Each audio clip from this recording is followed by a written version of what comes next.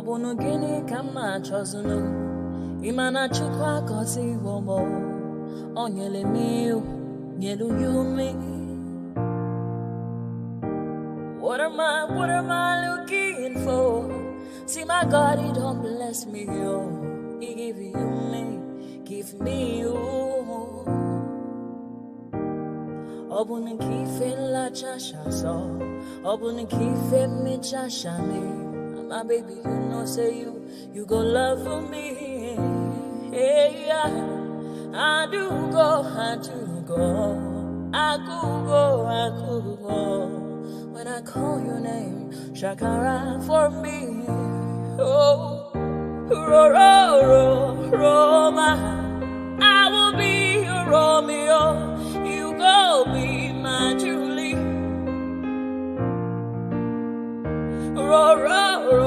Roma, I will be your Romeo. You go be my Julia. Oh, give me your love and I'll go run away. Show me your love and I'll go use you play. Carry me, go me, I go follow you way. Follow you, they go. Maka munagi, me and you. Okwa munagi, my baby and me and you. Me and you. Okwa munagi, my baby, oh. Obuzi kife la chasha so. Obuni kife la chasha me, oh. My baby, you know, say you go love me. I do go. I could go. When I call your name, Shakara for me. Oh, I wish I go back to the old days when I used to be the kid in the 3rd grade, playing in the street with my homies all day. Cause we live so fast, now we can't relate. We come a long way, money can't wait. And no worry about a thing, happy all days. This is how we live, we cannot complain. And nobody leave, keep the old plans. Hey, when I'm better, Mingari Zuda Kari Party. Ko domin moni domin darti yo goto fone borni bucket as a party and when I'm better min garti min gari zude kadi party ko domin moni domin darti yo goto fone borni bucket as a party ay tuwa gamne weli focus souvenir film hanki wana hande hanki jamon bale sim min nyalla fije nangi jamon lengi mbade tin on sa kuran ala wura men ko jaro find sifti namo ala chifti ala ind idi now. I'm going to be president of this country, whether you like it or not, and I will preside over the affairs of this country, including presiding over you. I think you must start adjusting to that reality. The sooner you do that, the less chest pains you'll have when that reality comes. Okay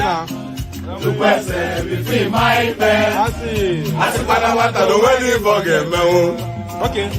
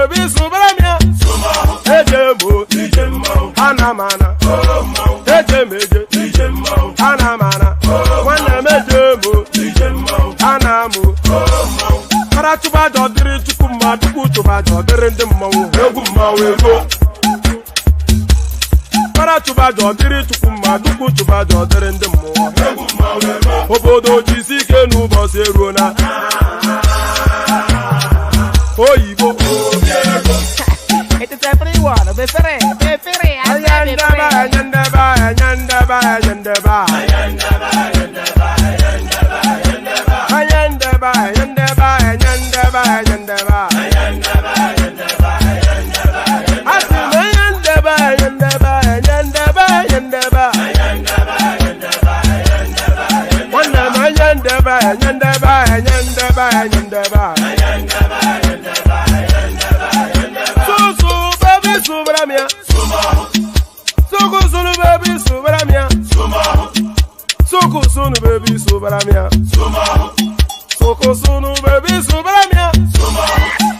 Ladies and gentlemen, sometimes you just have to act like you are drunk, like you are crazy.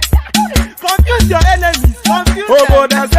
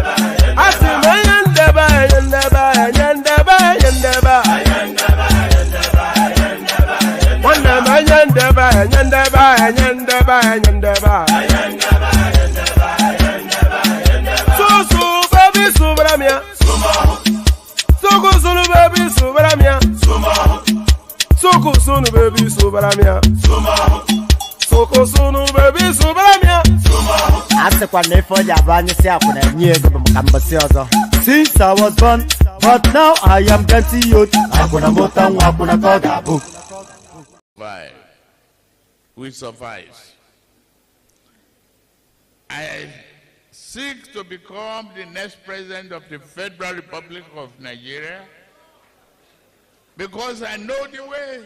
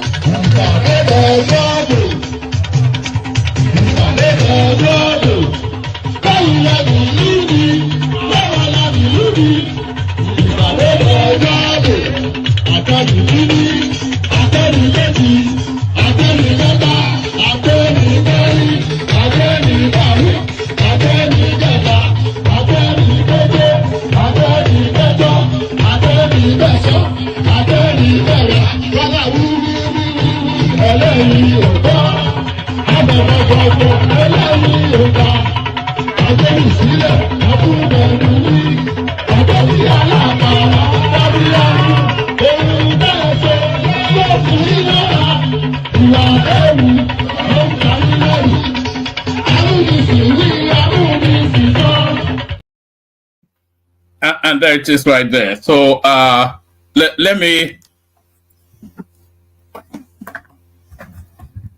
yes, let me actually flash this up before the session kicks off. That's Dups's session for Sunday.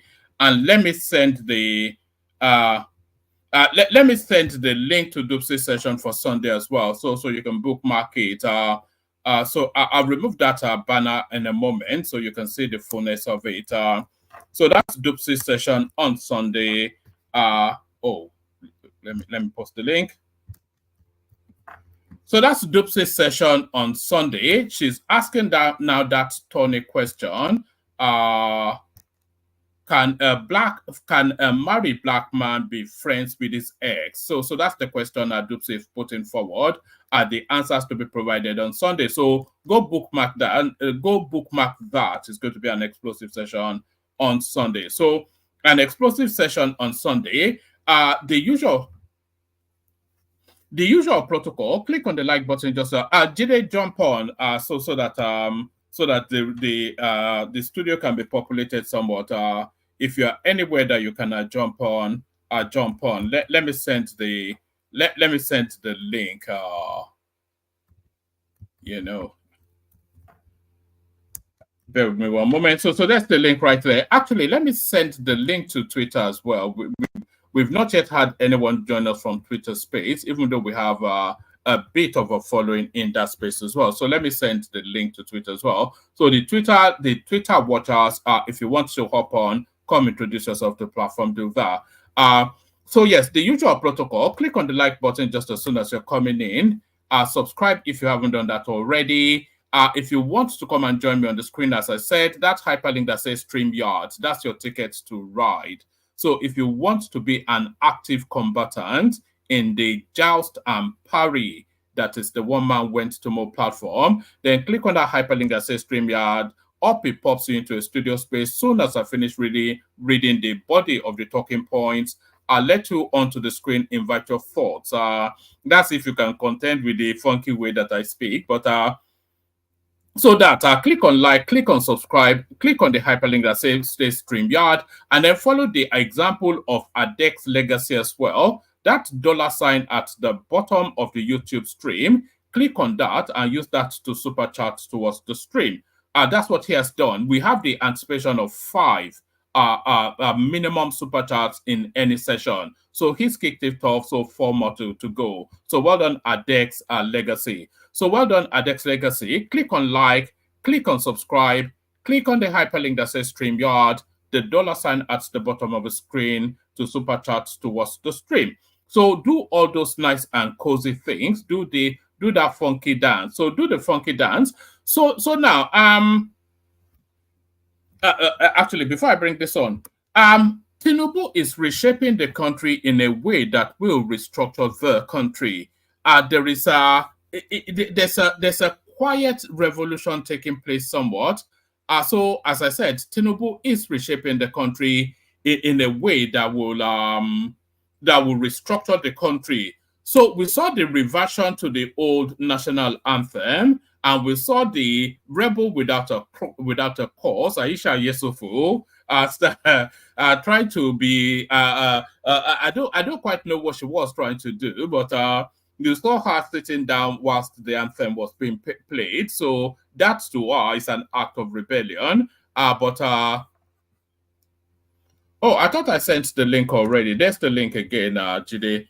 Hopefully that is the right link. Yes, that is the right link. Yeah, so you saw Aisha Yesufu sitting down during the recitation of the now. It's not we can't call it a new national anthem, of course, because it's the independence anthem. But we saw her sitting down. But as I said, the restructuring of the Nigerian state is a quiet revolution that is taking place in bite-sized chunks, as we're seeing. So we've reverted back to the independence national anthem, but that is not the last reversal we are going to experience under this Tinubu administration. Let me bring you this piece. This is unverified, but this is coming from Senator Shehu Sani. So let's kick it off with what Senator Shehu Sani has to say. It says a bill for an act to change the name of Nigeria too. And then he goes on to give us the list of possible names. This is somewhat of a jocular sort of thing, but I'm not quite sure if that bill is in the workings, but certainly a lot of bills are in the workings. National Assembly consider bill proposing return of Nigeria to regional government. So what does that mean? This is restructuring, by the way, with the reversal of the national anthem, but especially this now, if this is true, and there's a lot to suggest that it is true, because this is we've seen the draft bill of what this is looking like. We've seen the draft bill. So there's a lot to suggest that it is true. So if it is true, and every possibility that it is, then this is restructuring right here. National Assembly considers bill proposing return of Nigeria to regional government. So there it is right there. It's not even taking him a minute, and already everything turned upside down. Right, a bill proposing a return to regional government in Nigeria is before the National Assembly and is expected to be passed into law before October the 1st, 2024. So, I mean, it's a it's a heavy lift, you know, and I'm quite sure if that can pass, because that is a fundamental change to the country, a fundamental change to the country. So I'm not quite sure if that bill can pass at that rapid a speed. And if they revert to regional government, what are the composing regions of that regional government? Because the composition of the region changed from the independence three-way split to now a six-way split. So what will be the composition of that regional government? A bill proposing a return to regional government in Nigeria is before the National Assembly and is expected to be passed into law before October the 1st, 2024. I suspect that that might not be possible to be passed to law. Part of the draft bill circulating on social media, seen by correspondents, titled "A Bill for an Act to Substitute the Annexure of Decree 24 of 1999 with a new governance model for the Federal Republic of Nigeria." Although the identities of the sponsors of the bill were yet to be ascertained, the bill, when passed, will be cited as the Constitution of the Federal Republic of Nigeria New Governance Model for Nigeria Act 2024. The sponsors of the bill explained that the current Constitution of the Federal Republic of Nigeria 1999, as amended, is not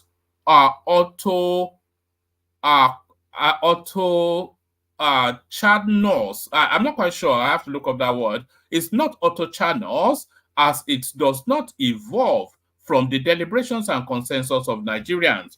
According to the advocate, the Constitution amendment would be subject to a yes-no vote in a referendum by the people of the Federal Republic of Nigeria. Part of the draft bill seen by correspondents are partly read. Part 1, preliminaries. Whereas Nigeria, its people and government have been governed under, let me take that from the top again. I don't quite like the flow. I'll speed through it. A bill proposing a return to regional government in Nigeria is before the National Assembly and is expected to pass into law before October 2024. That will be what in about, we're in June, July, August, September, October, within 5 months. Part of the draft bill circulating on social media, seen by correspondents, is titled "A Bill for an Act to Substitute the Annexure to Decree 24 of 1999 with a new governance model for the Federal Republic of Nigeria." Although the identities of the sponsors of the bill were yet to be ascertained, the bill, when passed, would be cited as the Constitution of the Federal Republic of Nigeria New Governance Model for Nigeria Act 2024. The sponsors of the bill explained that the current Constitution of the Federal Republic of Nigeria 1999, as amended, is not auto-channels, as it does not evolve from the deliberations and consensus of the Nigerian people. According to the advocates, the Constitution amendment will be subject to a yes-no vote in a referendum of the people of the Federal Republic of Nigeria. Part of the draft bill, as seen by correspondents on Friday, partly read. Part 1, preliminary. Whereas Nigeria, its people and government have been governed under Decree 24 of 1999 that was handed down by the then military government without the express consent of the people, despite the preamble of "We the People."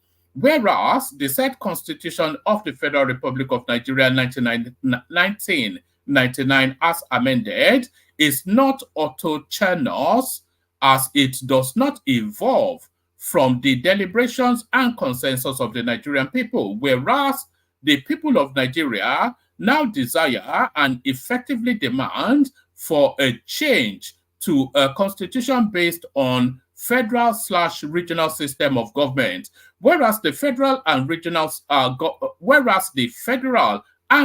governments are to operate within the provisions of this constitution. It is within the discretion of the ethnic blocs within the states that constitute a given region to aggregate or disaggregate as provinces, divisions, and districts, whilst being in control of their affairs without let or hindrance at whatever level of governance.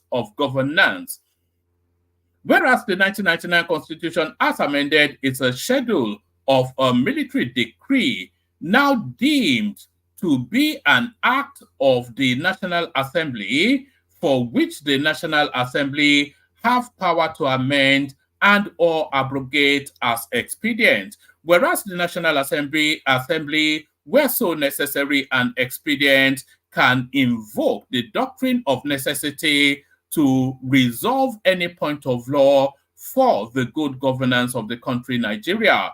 Part 2, substitution clause. The drafters proposed that the National Assembly shall invoke its inherent powers to expunge the schedule attached to Decree 24 of 1999, often referred to as 1999 Constitution as amended from the decree, which is now deemed to be an act of the National Assembly, to which the National Assembly have power to so do and replace, and on it goes. So, do you want the full? I might as well give you the fullness of it.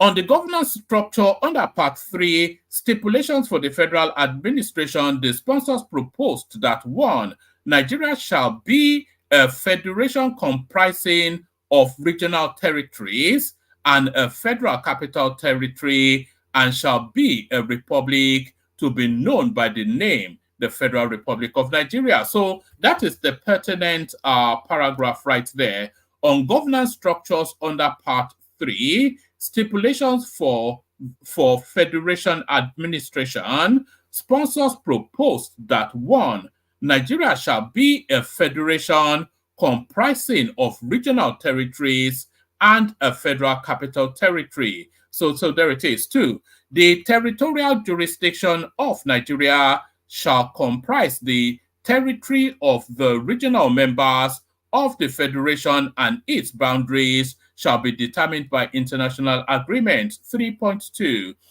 basis of the federation, every ethnic nationality and people in Nigeria has an unconditional right to self-determination within here delineated, within, that should be there, delineated territories. Number 2, the sovereignty, power, and authority to formulate the articles of association towards any reform of the central federal government of Nigeria at any other time shall lie jointly and severally with all the ethnic nationalities occupying their respective territories. Number 3, every ethnic nationality and people in Nigeria has the right to a full measure of self-government, which includes the right to establish institutions of government in the territory that it inhabits, and to equitable representation in the federal regional government. And number 4, ethnic nationalities or people, for the purpose of this constitution, is a group of people who have or share large measures of a common culture or similar customs, mutual intelligibility of language, belief in a common or related identity, a common psychological makeup, and who inhabit. So there it is right there. So there it is right there. The yeah, some people are telling me that this is fake news, and I'm inclined to lean towards concluding that it is fake news, because it's just too big a leap for it not to be fake news. It's too big a news for it not to be fake news. So that's Jide, this the link is there. So come join me in the studio. No one here so far. So it's too big a lift for it not to be fake news. But it's still worth reflecting on because it's been widely circulated. Let me actually let me see if I can let me bring something up to show you. It's been widely circulated. So if you look on your screen right there, that's what's being circulated. This is right from so close to 20 people sent me this.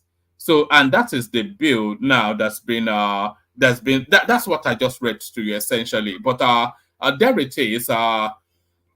Yay or nay. So yay or nay. So we go on from there to another one.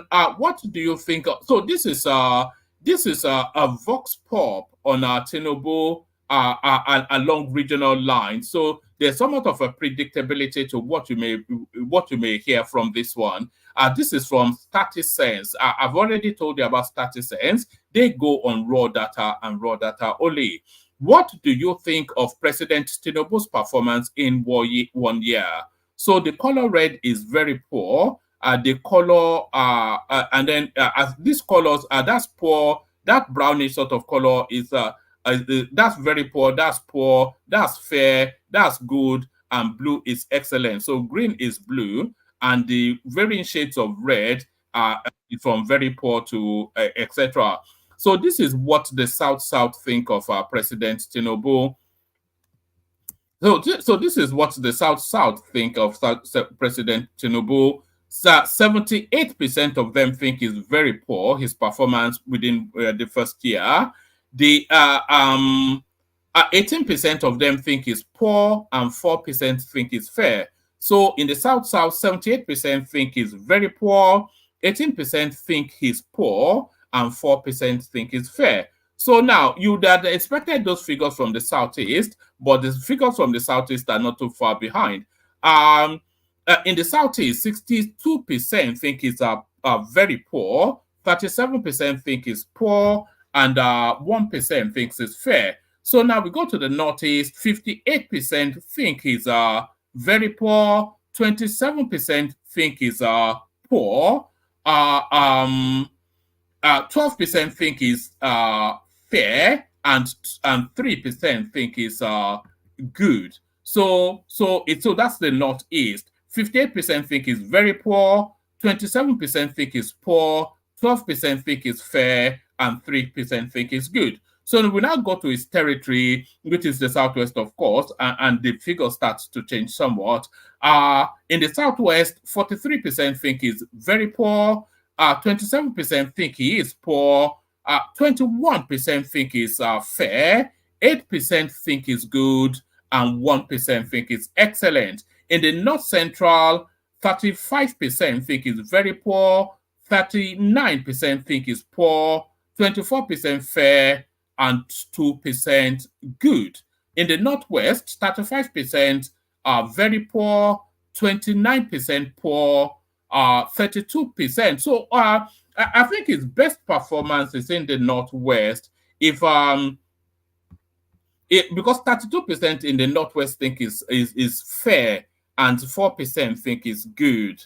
So that you'd have expected those figures for the Southwest, but his best performance is in the Northwest, and I think that is where the body of the population is. So that's somewhat of a snapshot of the Tinubu administration.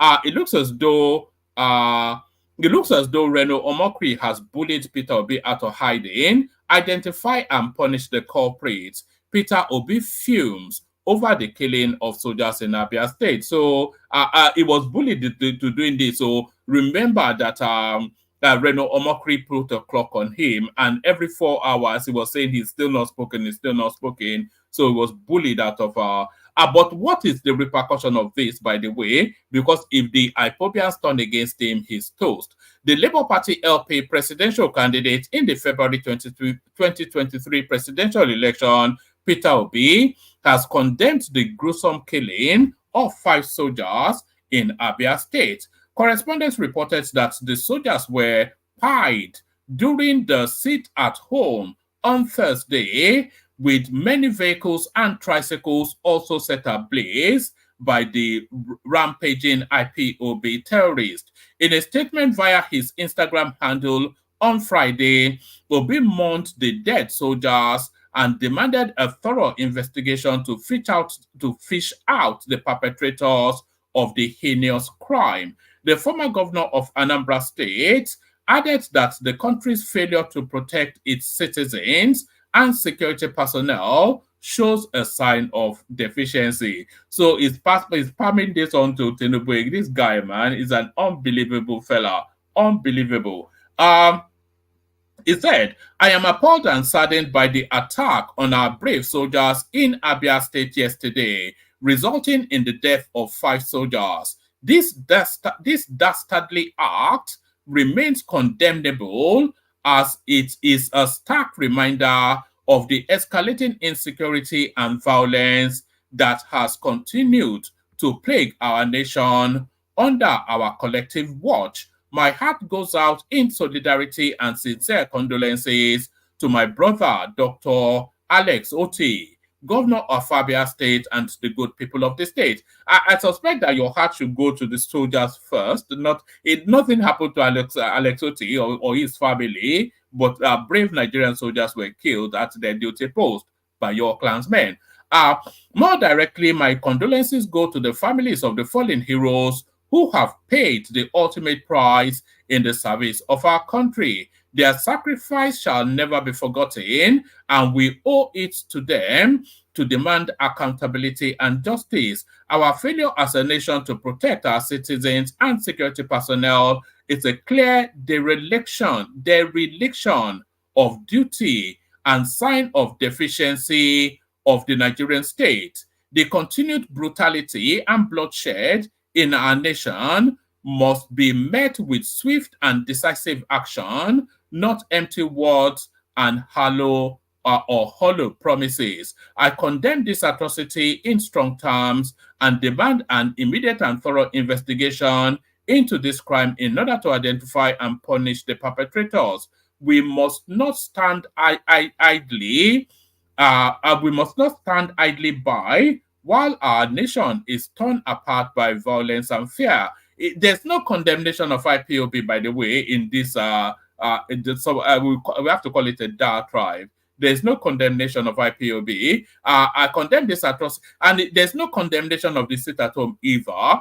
I condemn this atrocity in strong terms and demand an immediate and thorough investigation into this crime in order to identify and punish the perpetrators, the culprits. We must not stand idly by whilst our nation is torn apart by violence and fear. We will continue to push for a better future where our citizens and security forces are protected and valued. So that is Peter B, somewhat vague and ambiguous response to the goings on in the southeast. Tension as soldiers lay siege on Aba market short. Olomo kilo fomore e niaro. That's what we say in Yoruba land. Olomo kilo fomore e niaro. Tension is increasing in Abia State. Tension is increasing in Abia State as soldiers have taken over the city following the killing of 5 of their colleagues at a military checkpoint located in XYZ, wherever. Gunmen suspected to be enforcers of the sit-at-home order directed by the indigenous people of Biafra IPOB had attacked the checkpoint and killed 5 soldiers and burnt 2 patrol vans as well as their checkpoint. The tension over the killing has increased, with 2 military helicopters still hovering over Ogbo Hill area and environ. Correspondents gathered that the residents have resorted to scampering for safety whenever they sighted the several patrol team of soldiers who moved on top speed. We all know where that is headed. So there's that. Let me go from there to another one. Killing of soldiers in Abia State. Don't be fierce in your reprisal. Igbo elders beg soldiers. So yes, I think bloods will be shed there without a doubt. Tax committee proposes reduction in personal income tax for Nigerians earning less than 2 million naira a month. So yes, more monies in the pockets of Nigerians. This goes somewhat to insulating that narrative of the minimum wage. So that goes, and this again is that proposed bill that I just read you, like I said, is rife all over social media. Somebody is describing it as a fake news. Supreme Court grants accelerated hearing in federal government suit seeking local government autonomy. So this is part of the restructuring that I'm telling you is taking place at a rapid pace. So all of the heavy liftings that all previous administrations that they docked, Tinubu seems to be taking them head on.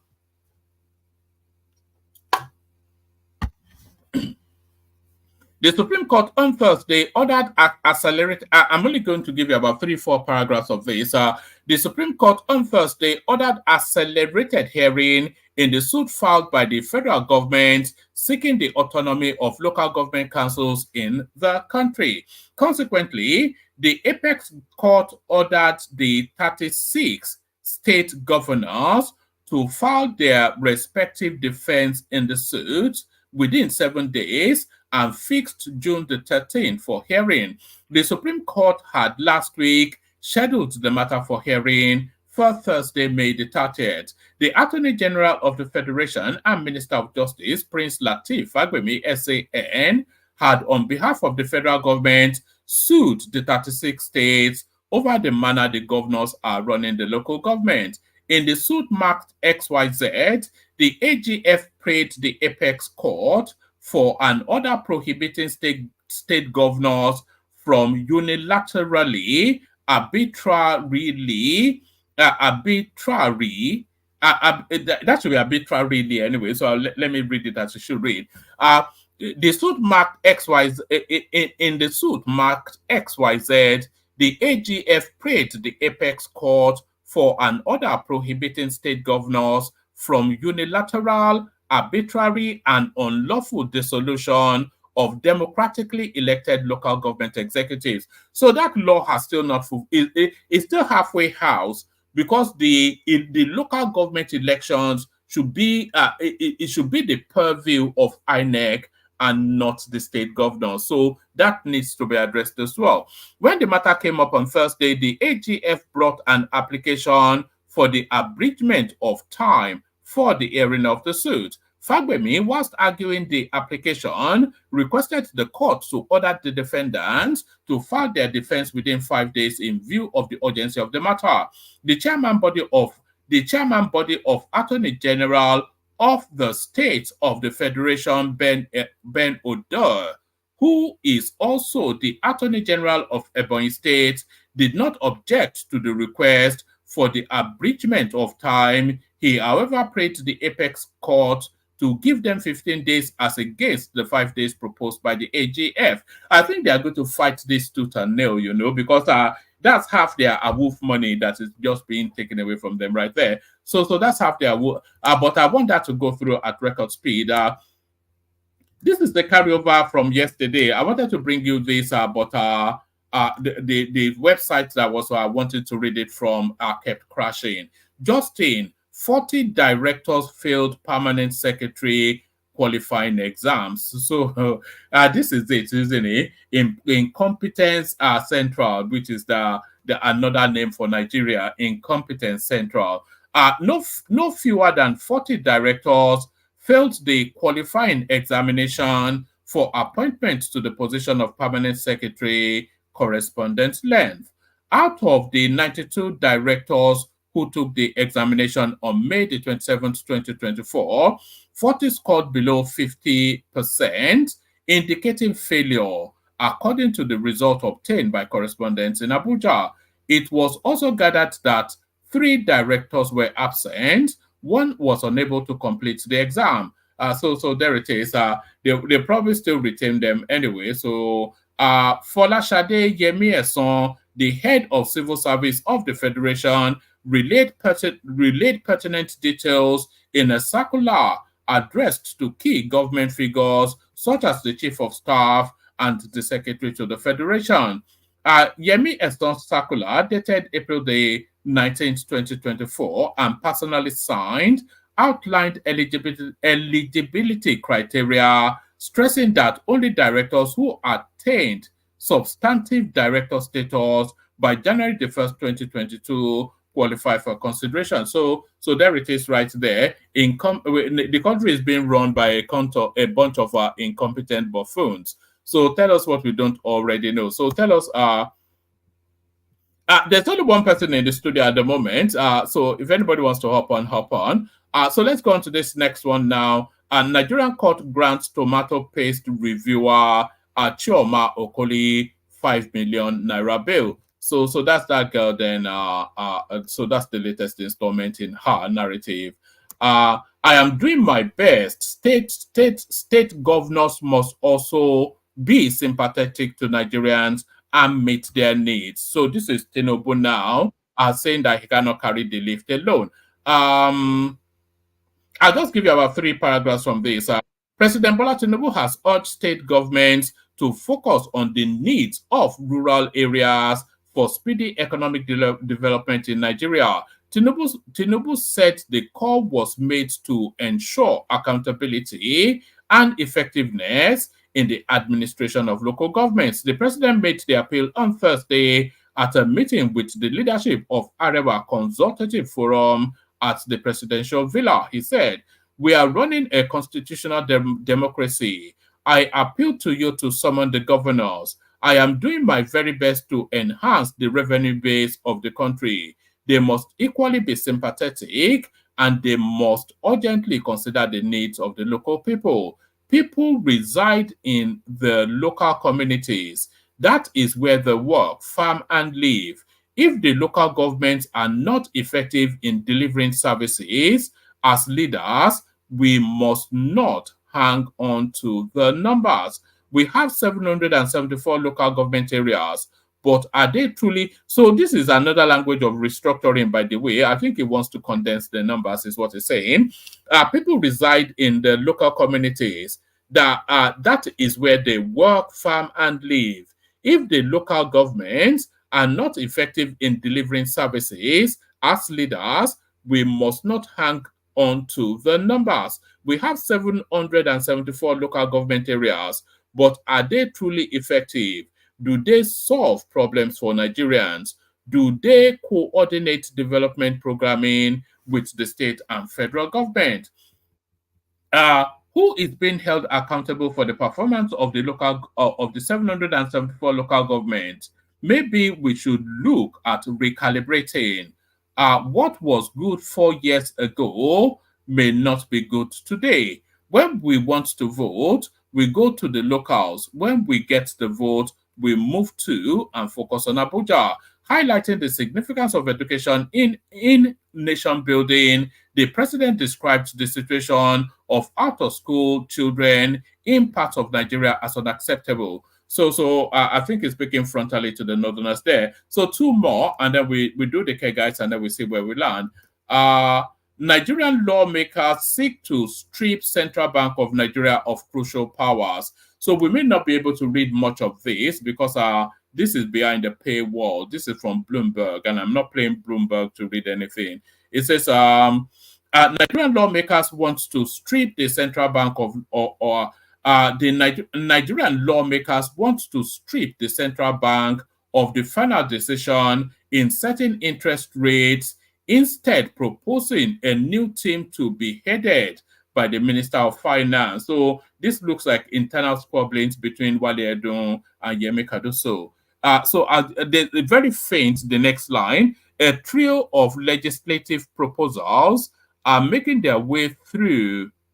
And that's the most I can see from there. So I think we get the gist of that. The last one is from Bloomberg as well. So the headline will probably tell you the most you get out of it. Nigerian panel seeks to slash number of taxes by 87%. So I think we got this already in a press briefing from is it Tunji Ojo or somebody like that? Whoever is no, it was Ayodele, whatever his name is, the the guy from the tax committee. Nigeria plans to reduce the number of levies in Africa's most populous nation by more than 87% in a bid to make it easier for residents to pay tax and boost revenue.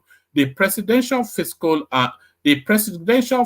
Policy and Tax Reforms Committee is seeking approval from lawmakers and the president to keep the income tax, value-added tax, property tax, custom duties, excise taxes, and that is the most I can read from that. But I think you get the gist of that as well. So yes, you get the gist of that. I played the Kegite music. We kicked the session off. Like I said, the room is barely populated, so it is a participatory sport. So if you want the session, then you have to be an active participant. But first, the Kegite. Only water, where they see ma.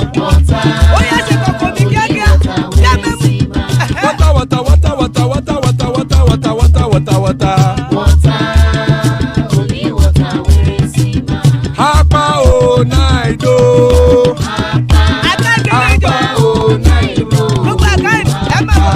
Hapa you don't come o.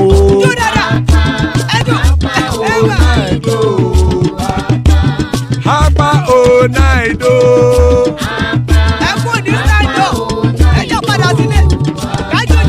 Oro kẹ̀kẹ́ ẹlẹ́mù yé o.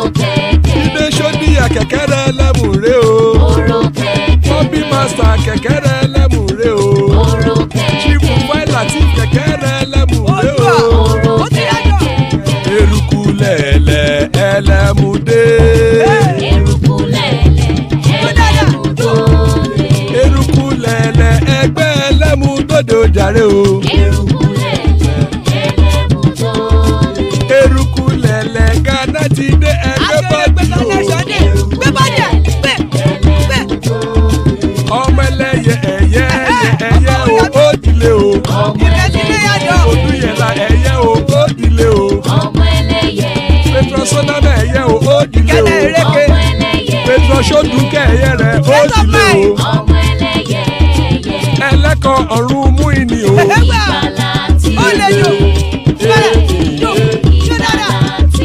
Àkùkọ ọ̀run mẹ́kọ̀.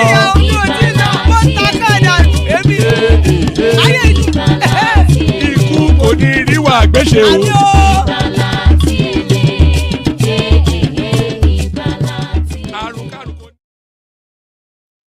And there it is right there. Ikuko Niru Agweshe, may death have nothing to do with us. So amen to that on behalf of myself and you, my friends. Amepo. So Ikuko Niru Agweshe, Ogweni joins us. Good to see you, Ogweni. The majestic King Emeka after a period away. Ekene joins us from Alaba. Jide joins us from somewhere, probably from Banana Island. So there it is. That's the assembled so far. More spaces. Anybody that wants to hop on. Super chatter so far. Alexander Gomez and Ayo. So we want to see that space going up, and Adex Legacy. So we want to see that space going up as we listen. And now to let's kick it off with our Ogweni. Ogweni, you're up first.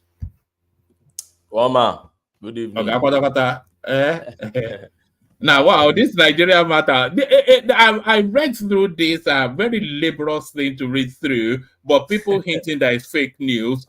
National Assembly consider bill proposing return of Nigeria to regional government. So I'm sure you've seen it. It's like wildfire. It's gone around social media. Wama, but I'm skeptical about believing anything I see on social media now. Although I still believe Sahara reporter to a great extent, and that's why I'll be holding at least a big credibility to the news. But I don't see how the government wants to achieve this one, if at all there's any bill like that. But let me first say that, do you know there are some numbers, or let me say several bills before the National Assembly that are just sleeping there? So there could be there are a lot of backlog of bills. Some you just hear the noise and they abandon it. Some inherited from the last session and nobody is pushing it further. Probably the senator that sponsored it gone, not returned to the house, and then nobody is pushing. What they do in developed countries is that they filter out bills like that, and then you try to look for senators that want to push it. If you don't push it, then it becomes part of your there's something they call it in legislative terms, and then you trash it. It's not. But what we do in Nigeria, we just keep it there in limbo. For instance, if you look at our what we call anti-gay law, anti-gay act, which is actually the law against homosexualities and others in Nigeria, you realize that Senator Domingo, that if I can recall, that proposed that act was referring to or referred to a bill that has been there like about I think about 8 years before he dusted it and then promoted it again. So we have a lot of backlogs of bills before the National Assembly. I won't be surprised if this one is just one of it.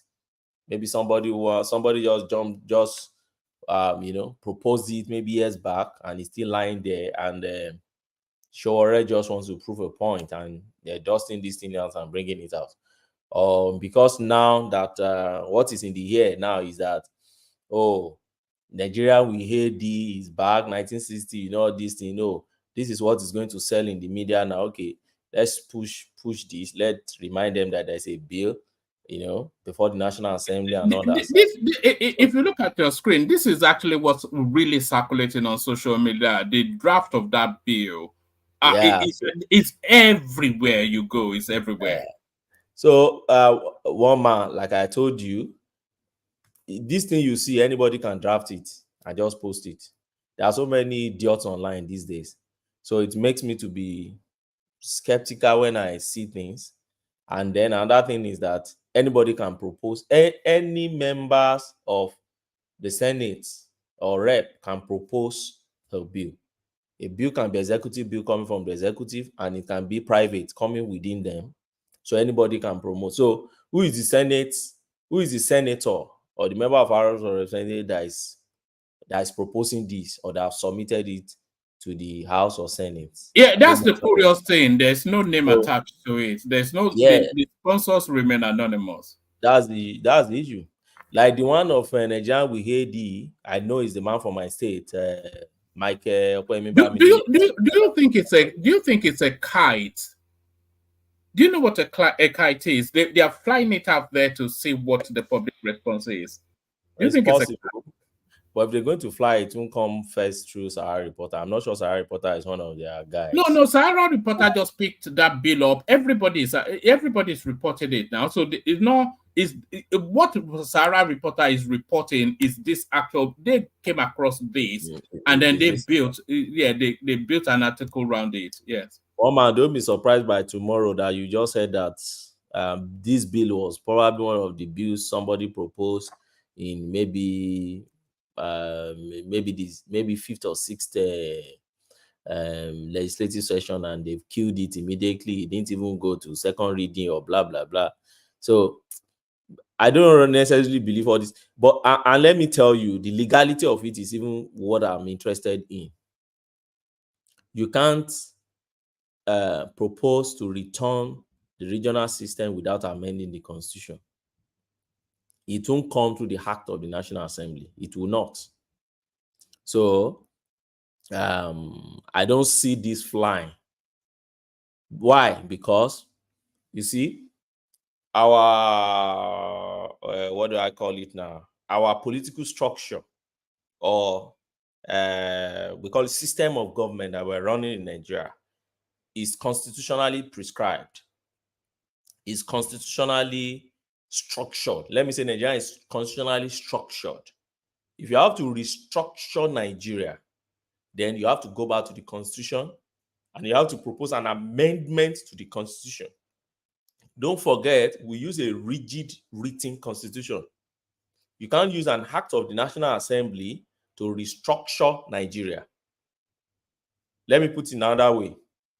Every political structure you see in Nigeria, be it at the federal, states, and then at the local government level, they are all established by the Constitution of Nigeria. You remember the 774 local government that we have in Nigeria. You remember Tinubu wanted to add more in his time, 1999 to 2007. What the Supreme Court heard in the decision that the federal government took state government to court, Lagos state government to court, was that you cannot restructure the political structure of Nigeria without amending the constitution. So you can't add to it, you can't subtract from it unless you amend the constitution. And they said, okay, the best Tinubu can do is what he's doing. He now converted all those things to what they have now.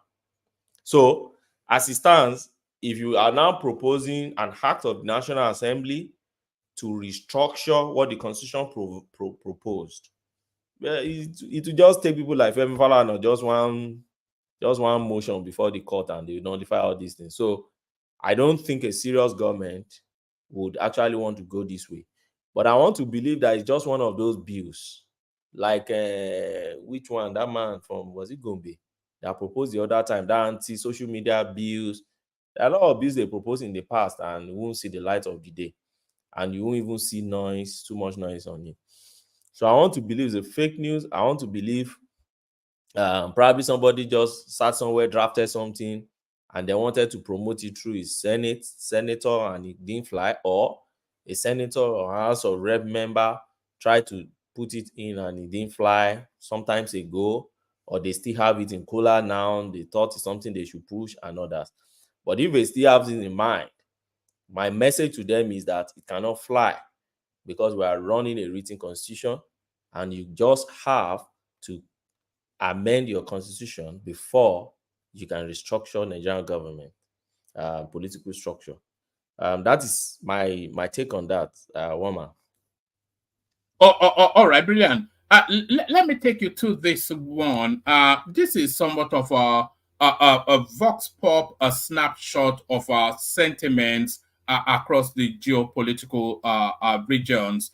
So scorecard for Tinubu after a year. The people in the South, they have no truck with him. But surprisingly, his highest approval rating is from the Northwest.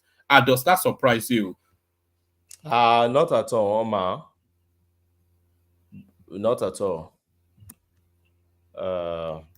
And I will tell you the reason. Because actually, its lowest ranking is in the South. 78% of them think it is useless, very poor, and 4% think it's doing a fair job. 62% Southeast are very poor. 1% think it's doing a fair job. 58% Northeast are very poor. 3% actually thinks it's doing a good job. 43% Southwest are very poor. Actually, 1% thinks it's doing excellent. 10% thinks it's doing good. But the North Central and the Northwest seems to be where his highest ratings are. This statistic is the one coming from StatiSense, right? Yes, coming from StatiSense, yes. Okay. In most cases, all these statistics, if you look at the numbers of sampling they're using, you realize there are just few sampling. At most, maybe 500 people voted in all these things, and then make their this thing known. Then if you break it down, also, for instance, South, you say 78%. No, sorry, Southeast. Where is Northeast? Northeast, you say 58%. So you may want to ask, okay, what are the parameters? What are the indices? What are the indicators? What did they look at? Is it in terms of security? Is it in terms of food security? Is it in terms of electricity provision? Or is it in terms of consistency? Or, a lot of things you really want to look at. So, and that's why for me, I said when I rate government, I don't like particular personalities, leaders. I don't like doing this, this general, how do I put it now? This using one brush, to just describe maybe somebody's 4 years, or like Tinubu now, maybe somebody's 1 year, I will just use one paragraph to describe what my understanding of what is happening is. I'm not that type because I'm a researcher. I know I should narrow things on parameter or indicators, indices, what are the fundamentals I'm looking at. So like Northeast now, if you look at, if it's issue of security you want to talk about in Northeast, there's an improvement, very visible one, improvement. Yes, I know it has started from towards the tail end of Buhari time. Zulum is trying so much in that axis, but there is not too much noise you hear about Boko Haram these days. That is being taken care of. So if you look at our indices or indicator, I expect Tinubu to score very well in the Northeast in terms of that.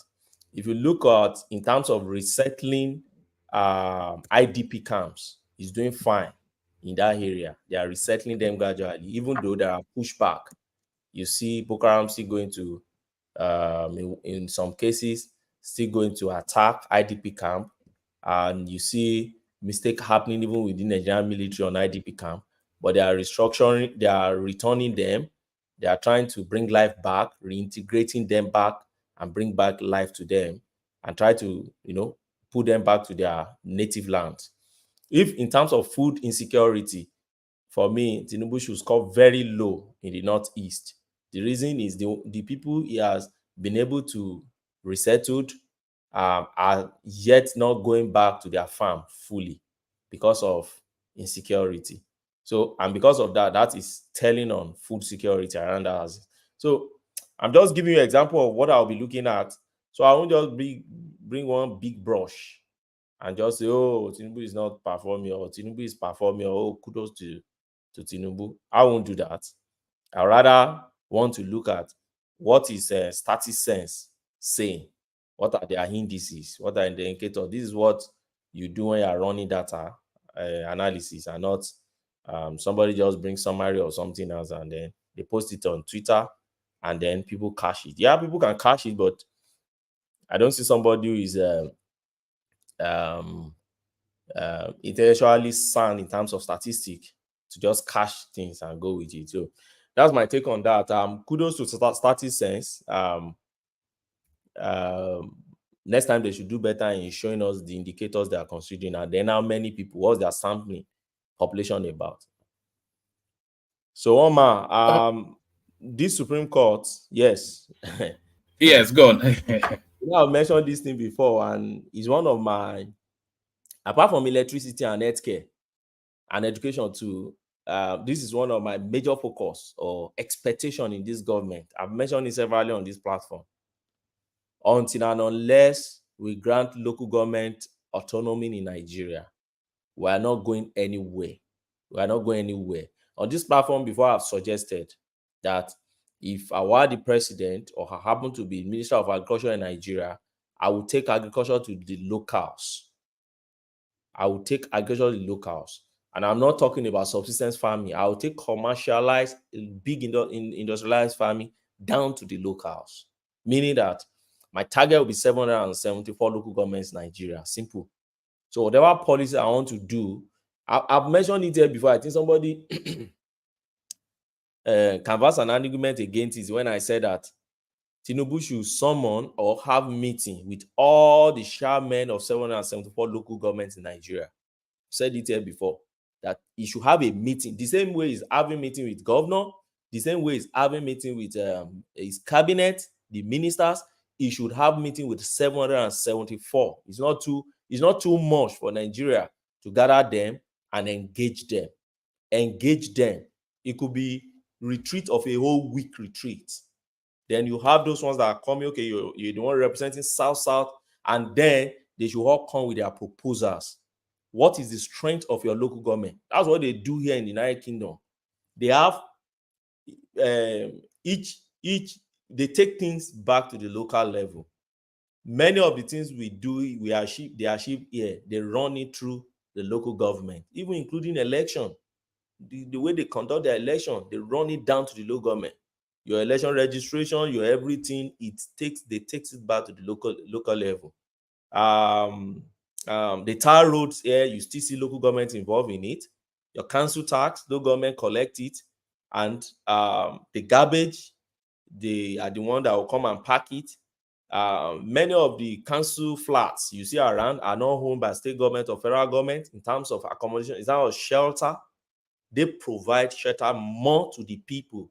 And when you want to get benefit and all these things, the Westminster don't just set up one humanitarian ministry the way we do, and then humanitarian ministry will start distributing or gathering data right from Abuja. They don't do that. Here, what they do is each local government has the data of who are the people around them, who are the people that want to be given benefits, allowances, and all these things. So if they want to get information or data about what is going on, birth rate, death rate, all those things, they run it through local government. And there are some basic maternity centers that are run by the local government. So that even primary school here, if they have to get a slot for your child to be enrolled into primary school, you run it through local government. You go to the local government website to go and apply. And then they know capacity of each primary school in your local government level. So they know where to enroll your child. They know where you are staying. They know the next primary school to where you are staying, the closest. And if you are not, if they realize that the closest is too is filled up, they know the next one they must get for you. They are the one regulating earth visitors, which in Nigeria we call shoes. They no longer function like earth visitors. All those environmental janitors in those days of environmental sanitation, local government run all those things. And today we still have them in Nigeria. But unfortunately, they are there just collecting salary without doing anything. If you go to my own local government, for instance, now, you go to the back of my own local government council, you see a lot of tractors that are wasting there. Rotting tractors that are wasting there.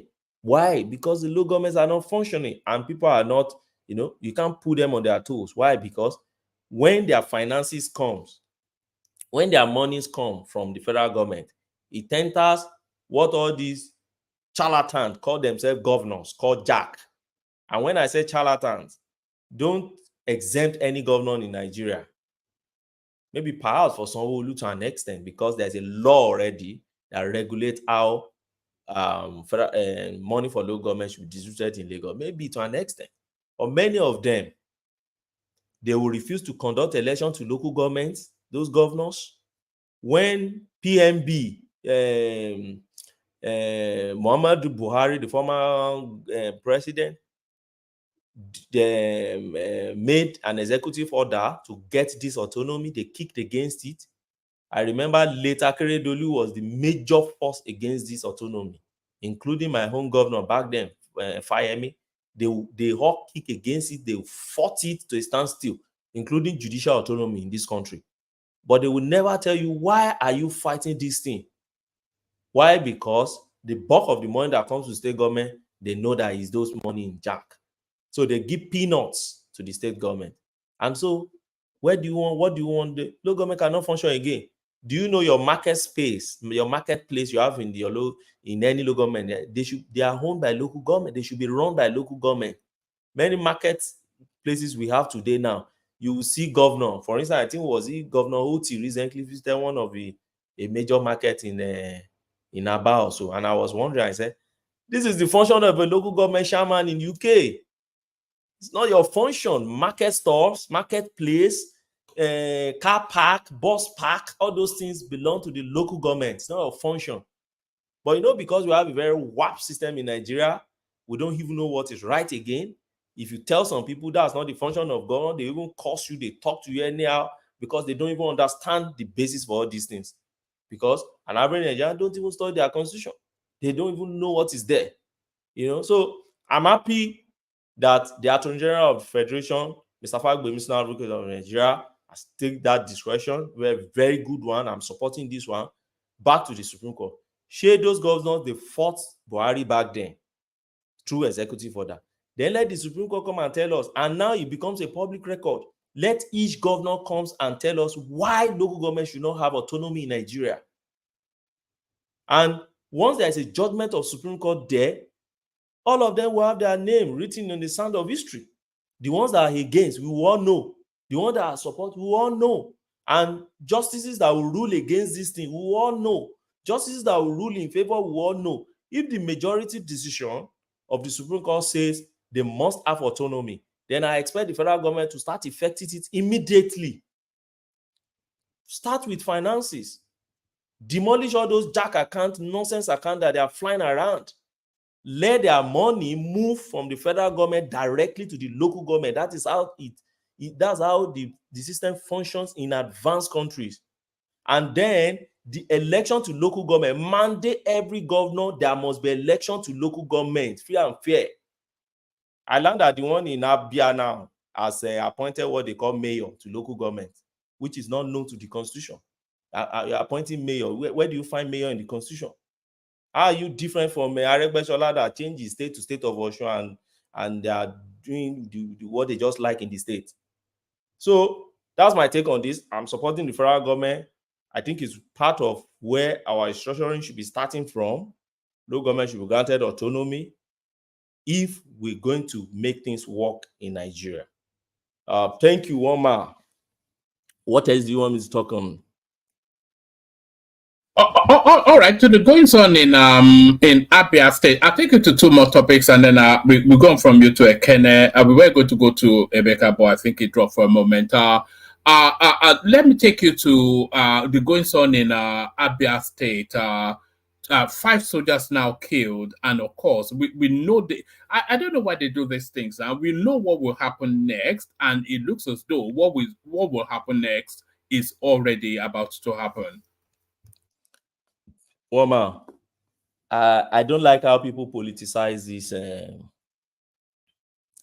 soldiers that were killed in Aba. The reason is this: they kill soldiers regularly in Nigeria. They kill police. Don't let me say they pile these people regularly in Nigeria. Unfortunately, the Nigerians that they work for find a way to glut, to grin, and even subtly happy when all this calamity happen to all these people. They transfer their aggression to the aggression that ordinarily should be against their political leaders or leadership. Some Nigerians would decide to transfer it to the military officers. Okay? And so it is a dysfunctional system and mentality too, that you see a soldier that is fighting for your country, a soldier that is defending your country. Yes, there are bad eggs among them, but collectively, you see them as bad. It's an institution. So when you now turn a soldier to people that you can buy anyhow in the street, then, and there's no security, same Nigerians will still come and complain about insecurity. You see the irony in our life. We will come back and complain about insecurity. And there's something I want to note. You see, I was privileged to be around them, to stay around them, Yobe, all those Damaturu Potiskum, to Mubi, Ubaskira, Michika, all those areas, Hong Song, Numa. I was staying around that side. I was staying particularly in Mubi and Yola when Boko Haram started in Nigeria. Started relatively 2006, 2007, that hit, till I left there around 2011, 12. And I handled some cases that are related to all these Boko Haram guys' cases. I remember back then, when you criticize, particularly then I used to attend this Equa church. That was this Equa church. I won't mention it. It's one of those Equa church back then in Yola. So on Sunday, when you leave the church and probably all those Meru and Co, you're engaging them. You see, they started like this, those guys back then. You see soldiers leaving their camp. When soldiers and police leave their camp, they off their uniform. When they are coming out from the bar, they off their uniform. Why? Because they started attacking soldiers, they started attacking police, they started attacking custom officers and any officer of the law in the country. And when you engage those Meruwa guys and co, you will see a subtle support from the populace. Okay, you see them they have this way of justifying what people were doing back then in all those UBAs. I'm talking about 2006 and 2007. In fact, in 2008, I attended one program in University of Maiduguri. It was this Christian Corpus fellowship program where we attended. And you know what? The last day of a particular program was when we were starting that program. I saw people burning, crying, wailing, and burning their certificates. Why? Because I think they don't buy that man now. One professor, the professor from the northern part of Nigeria, from that Maiduguri, the professor is one of the Pantami guys, one of those professors in the Middle East, came around to preach to them why Western education is bad, why it is an ram to our Western education, and all certificate that you have obtained from that knowledge that you have gained, you have to purge yourself and burn them. People were bringing out their certificate. I'm telling you why I witnessed bringing out certificate and they were burning it. Why? Because they had the support of their people. A university even gave them platform to hold what you can call retreats, open ground retreat. I'm telling you, 2008. But we can all see the product of that small baby that the communities and the societies were tendering, pampering, thinking they were against the federal government back then. And this is what is happening in the Southeast. I've never been shy to talk about it.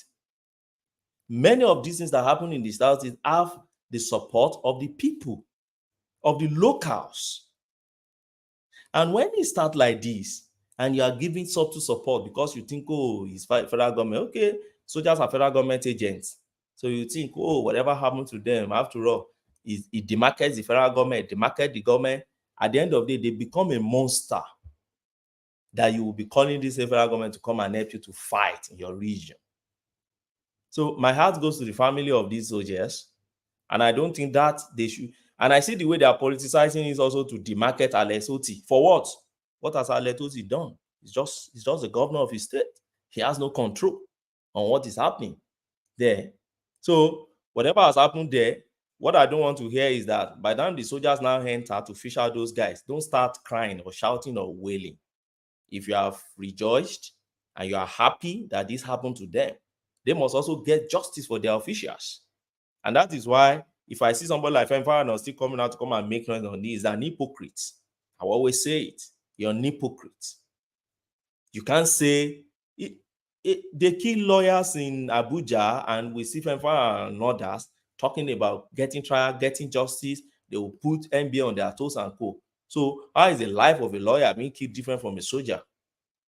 Not killed in war, but some civilians just laid siege and they killed them. You know? So for me, I wish Alex Oti well. I don't know how he's going to manage this situation. There have been every Monday sit at home. I don't know. I've not really heard him talk about it. I think in most cases he will just tell them it's not too good for the economy and others. I don't know the action he's taking. I know Enugu governor has taken action. There was a time like that. But I can remember what most of my brothers in the Southeast was talking about Enugu governor back then. Not all of them, but many of them are my friends. Do you, Peter B has to make commentaries on this as well? Bullied by Reno Mokri. You saw how Reno Mokri was tracking him on social media. I've seen.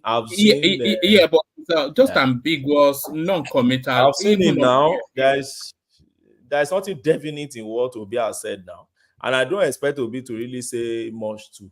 That's Obi. I don't know. I don't know why people have this. Do you think it's afraid of criticizing that space?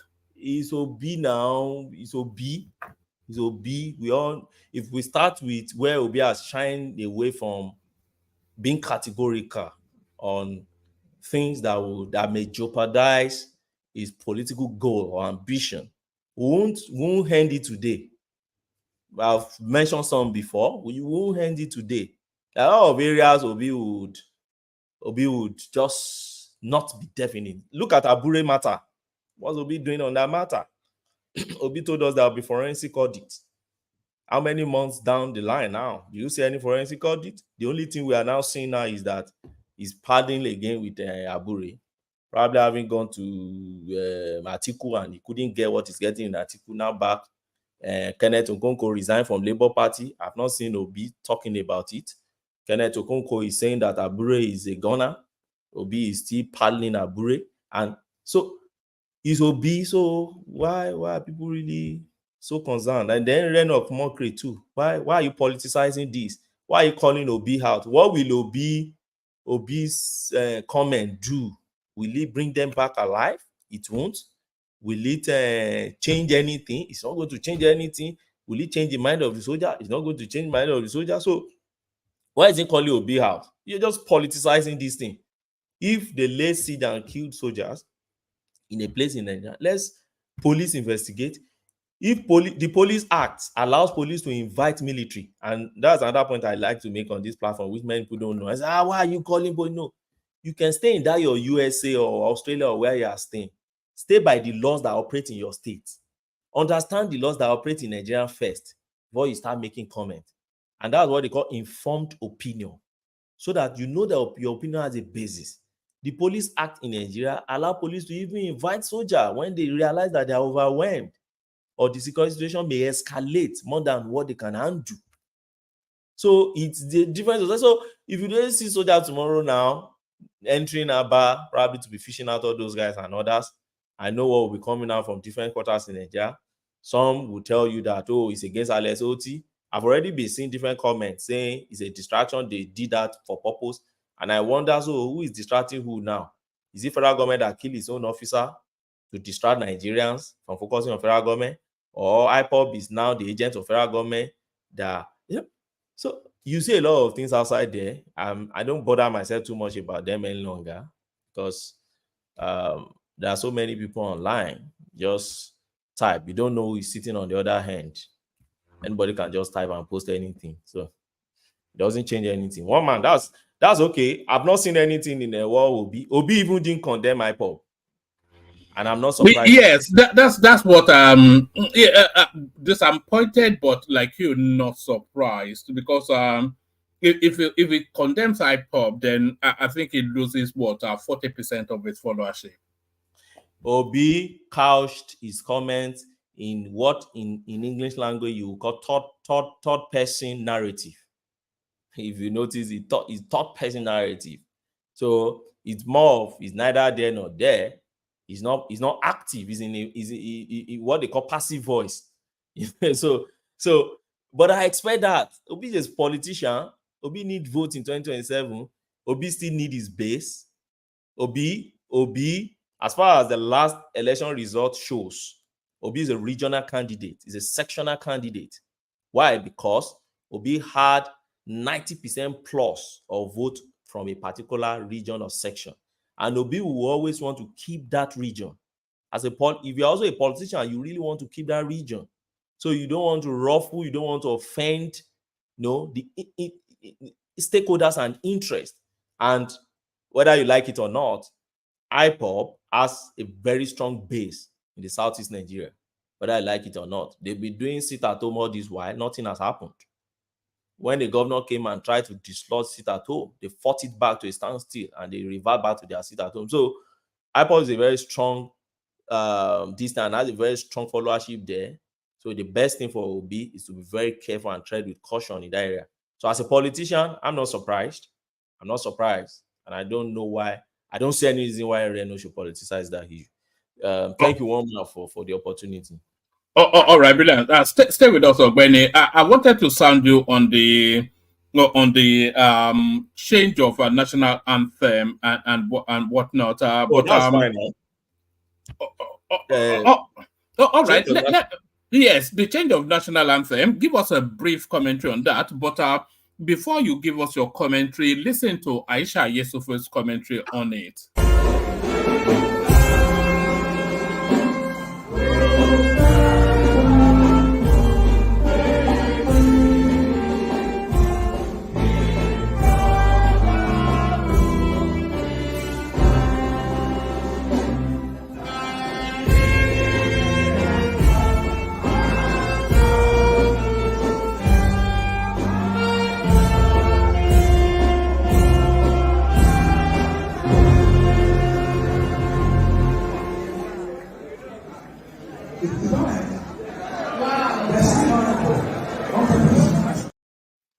we taking this no grief for anybody thing too far? Is that a disrespect to the government or the sovereignty of the nation, the anthem of the nation being played, and this rascal from the creeks are showing defiance by sitting down? One man, you see, why do we like? I don't. You see, yeah, it is important to recognize, and respect that not everyone can stand when the national anthem is played. I hope you know that. People with disability may face physical limitations. Yeah, no, she has no physical impediment, so she's not impaired. Yeah, Aisha Yesufu. Let her husband say that she's always jumping up and down, making noise everywhere. Let her husband says that one man. There are many people with physical disabilities everywhere around that may not tell you, and this does not mean they lack respect or patriotism. So rather, it just highlights the diversity of experiences and our ability within our communities. So for me, standing for the national anthem is a traditional way to show respect and unity. However, don't forget, respect and patriotism are not solely demonstrated through standing. So, like I said, those with disability can express their reference in other ways, such as probably through respectful silence, singing along, or placing their hand over their heart. That's what the convention, that's the general convention, even in developed nations. You don't have to stand all the time. And in a society that values inclusivity again and understanding, it's essential to acknowledge and accommodate different ways individuals can participate in, communal heart of respect. So true patriotism for me involves recognizing and valuing the contributions and presence of all citizens, including those with disabilities. And when I say disability, it's not only physical. There are mental disabilities. There are many disabilities around, and my exposure so far and my journey through different countries so far makes me to realize now that there are people we think that are normal in Nigeria. In fact, there are many activists who think they are normal in Nigeria. They are not really normal in the real sense. If they stay in the developed nation, they will be visiting their GP probably almost every month, okay, and be visiting inclusive center to take care of their mental health. In fact, I think statistics even show that many Nigerians have mental health issues that they don't treat them. Okay. Yeah, in the high percentages, yes. Yes, that's what statistics shows. So for me, Aisha Yesufu is just 1 out of 200 million Nigeria. The fact that she didn't stand doesn't mean she's not patriotic. After all, she's been shouting she's patriotic everywhere around, and she's been putting our government on toes, talking about government, talking about governance. That's another way you can show your patriotism, that you're sincere. We've seen her crying about Nigeria. We don't know. They said it's crocodile tears, but whether crocodile or dog tears, she has cried before about Nigeria and all these people, all these things around. So I don't think we should emphasize too much on what Aisha Yesufu is doing. After all, it was with OBS and all of them fighting, bring back our guests and push Jonathan away from government. Where are they today? The Buhari, she helped them to bring to power. What did Buhari give us in power? She's sponsoring another Obi to come and take over power, having failed with Buhari. So I don't, except for emergency political analysts that are just new in that space, that don't know his past activities, then they may be honoring whatever she's doing. If she likes, let them set exam for our children in school about Nigeria we hate, and let them say they don't want Nigeria if they won't fail their exam. So that's that for me. But about the national anthem itself, first and foremost, I don't see any reason why. First and foremost, it's not an executive bill. I'm happy about that. It's not coming from the presidency. It's a bill that came within the National Assembly. Senator, it's a Tinubu initiative. Was it an executive bill? Yeah, but it was his initiative. And I asked you, was it an executive bill? Listen to this. This was from 2 years ago. I saw. All right, you've said it already. All right. Does that thing translate to the bill? Who sponsored the bill? Was it executive? The answer is simple. The answer is no. It was a bill sponsored by my senator. It's a private bill sponsored by a senator from my state, not my constituency anyway. Michael Okoyemi Bamidele MOB. sponsored the bill, and it got to the House. It passed through first, second reading, and all those stages. There was a public hearing. I saw, what do you call this, Labour man, Michael Zekome, supporting it. The Attorney General of the Federation, who was there to represent the executive, that is the federal government of Nigeria, told them to do more wider consultation before passing such a law. If I have to say, if I have to say what was the mind of the presidency, I think the Attorney General of the Federation should be the mind of the presidency, and told them clearly, make more wider consultation before passing it. So, as far as I'm concerned, legislature doing their own. If you now ask me, is it to please the presidency? Maybe to please the president. Now, were oppositions in the National Assembly, where were they? Were they sleeping? I saw Senator Victor Hume, who I think is in Labour, right? Hume, former chairman of ABGA, defending this most inconsequential bill before Arise TV. And they asked him whether did he consult the people from his constituency before accepting the bill, and he said there is no need. You could imagine a Nigerian legislator say there is no need. Why will he need to consult the people from his country? In a developed country, that thing alone can recall you from the house. That you don't need to talk to your people before you're supporting or you're going against a particular legislation. So if anybody now put all the rally point on Tinubu, I wonder where did you get it from? Is it that you are not well informed, or is it you just like insinuations, or you just believe in people picking rumors around and say, he's the president? Yeah, I believe strongly that the presidency would actually be in support of it. Why? Because Tinubu also has been dreaming this all this while, and that is why that video showed up. But did he sponsor it? The answer is no. So did he pass through those guys? Yes. Now, another thing I want to talk about, let me talk about the bill itself. As far as I'm concerned, is the most inconsequential and I think most useless bill I've seen Nigerian National Assembly ever passed. For me, I thought the Public Health Act, or what did that one that passed during coronavirus that Gbajami last sponsor, I used to see it as the most useless one. I've seen another one that is most useless under Akpa bill. Now, people will ask me, why don't you say under Tinubu? Why should I say? We practice a representative democracy in Nigeria, and there are 2-3 tiers of government or organs. So is the National Assembly doing their playing naked in the market here, or dancing naked in the market? So should that be what should take their priority, or what should take their time in Nigeria, where people are crying of hunger, people are crying of electricity, poor supply, insecurity, health system is near collapse. In fact, it's collapsed. Medical doctors are leaving the country. Labor is shouting, increase our minimum wage. You increase it, they are saying it's not enough, add more. We've not said all those things. And National Assembly, the only thing they can think of is now national anthem. As far as I'm concerned, is a very useless bill. I don't see any. But if you now ask me, what about the anthem itself? I don't have a problem with the anthem itself.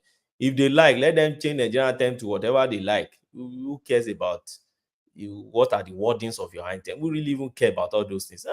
People don't really care. People just care more about what are you bringing home at the end of the day. Is government get you secured? Are you secured?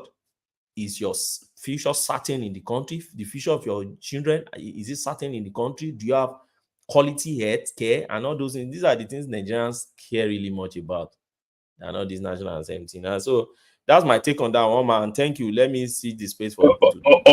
All right, brilliant, excellent. So that's the majestic Ogbeni. So thank you, Ogbeni. So we whiz round a bit quicker. Ogbeni had that length of time only because the room had not populated sufficiently, but the room populating now. Can I ask Ogbeni something, please? Yeah, go on. Ogbeni had that length of time. Let me interject a minute, one man. Yeah, go on. There's a bit of bounce back from Yeah, you. Obodi said Tinubu has no part to this. I mean, why did he sign it? If he doesn't want it, he wouldn't have signed it. So can you answer that? You can't make that kind of statement when Tinubu signed it. So he's part of it, whether you like it or not. So my answer is this: is Tinubu's constitutional duty to give assent to bills passed by the National Assembly. Now he has discretion to decide not to give assent. If you refuse to give assent, what your constitution states is that No, he doesn't have to. He doesn't have to accept it. He doesn't have to accept it. What section of the constitution are you quoting? What section are you relying on to make that assertion? Prestige, you have to mute YouTube. We are hearing ourselves back from you. What do you mean? I mean, a bill was brought to his desk. Yeah, so what section are you talking about that he shouldn't accept it? Oh no. Assent it.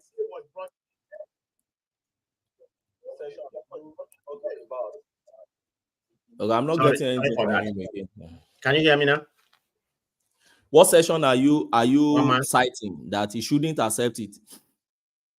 All right. Can you hear me now? One man. We can hear you, man of prestige. I mean, is it not three branch of government? I mean, when the Congress propose a bill and they sign it, they bring it to the president desk. He has the option to reject it or to sign it. So I mean, you know how the Congress work and the three branch of government. So don't exonerate the president. Whether he initiated the bill or not, I'm not privy to that. But we know where the bill came from the House or the Senate. Well, he signed it. Prestige, can you hear me?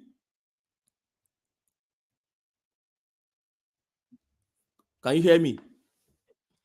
I think there's somewhat of a delay with Man of Prestige. But just respond to that. Let me get out and come back, one man. All right. All right. As we do that, let's go on to Emeka. We're going to go to Ekene, but just build right there and then. Let's go on to Emeka. Mekos. All right. Let's go to Jide. Woman, good morning. Yes, sir. Monique take off there, but they do pay program all the time. Currently, I can't feel program 21st audience coming. No, that's the way it goes now. We have to accommodate everybody, So yes, everybody welcome. I just feel that. Yeah, go on. I just feel that the program is basically for intellectuals. Okay, and no, we can't be exclusive to the exclusion of us. We have to accommodate every, If we make it too highbrow, then it will go above a lot of. We need to reach people now. If we make it too highbrow, then it will exclude too many people. Yes, I understand you, woman, but I feel that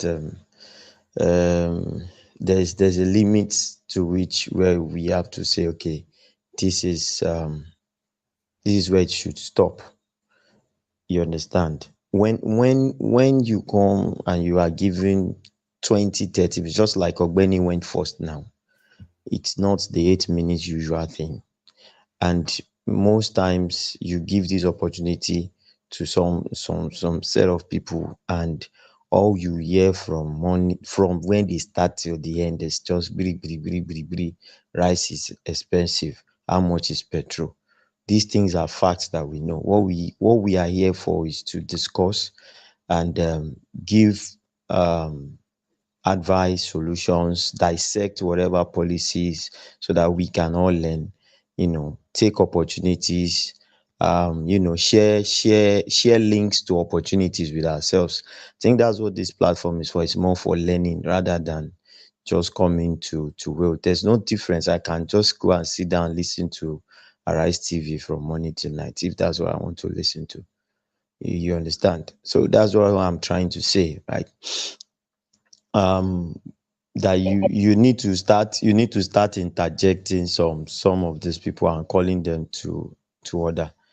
You understand? Now, Benny was speaking since morning. I didn't even want to interject him because I should cut off the opinions you don't like, but leave the ones that you do like. no. I'm not saying opinions I don't like. But okay, for what I'm saying is Ogbeni was talking since morning.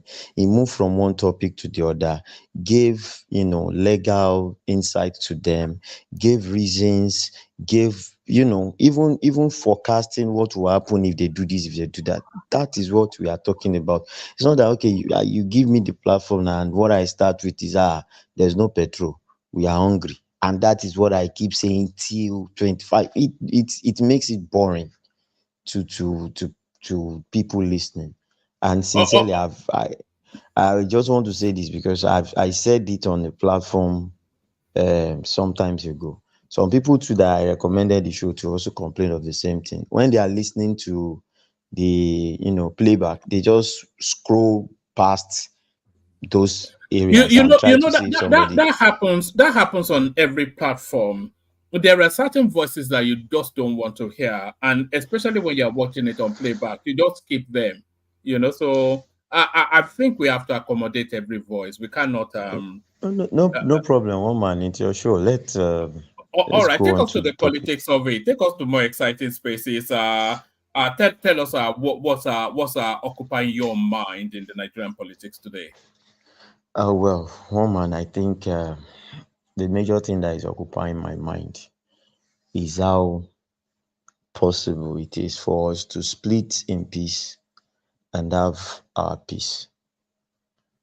Because I want to say this is the issue in the southeast is becoming a menace and is becoming something else. I say this not because Boko Haram did whatever they did in the north, and we condemned it.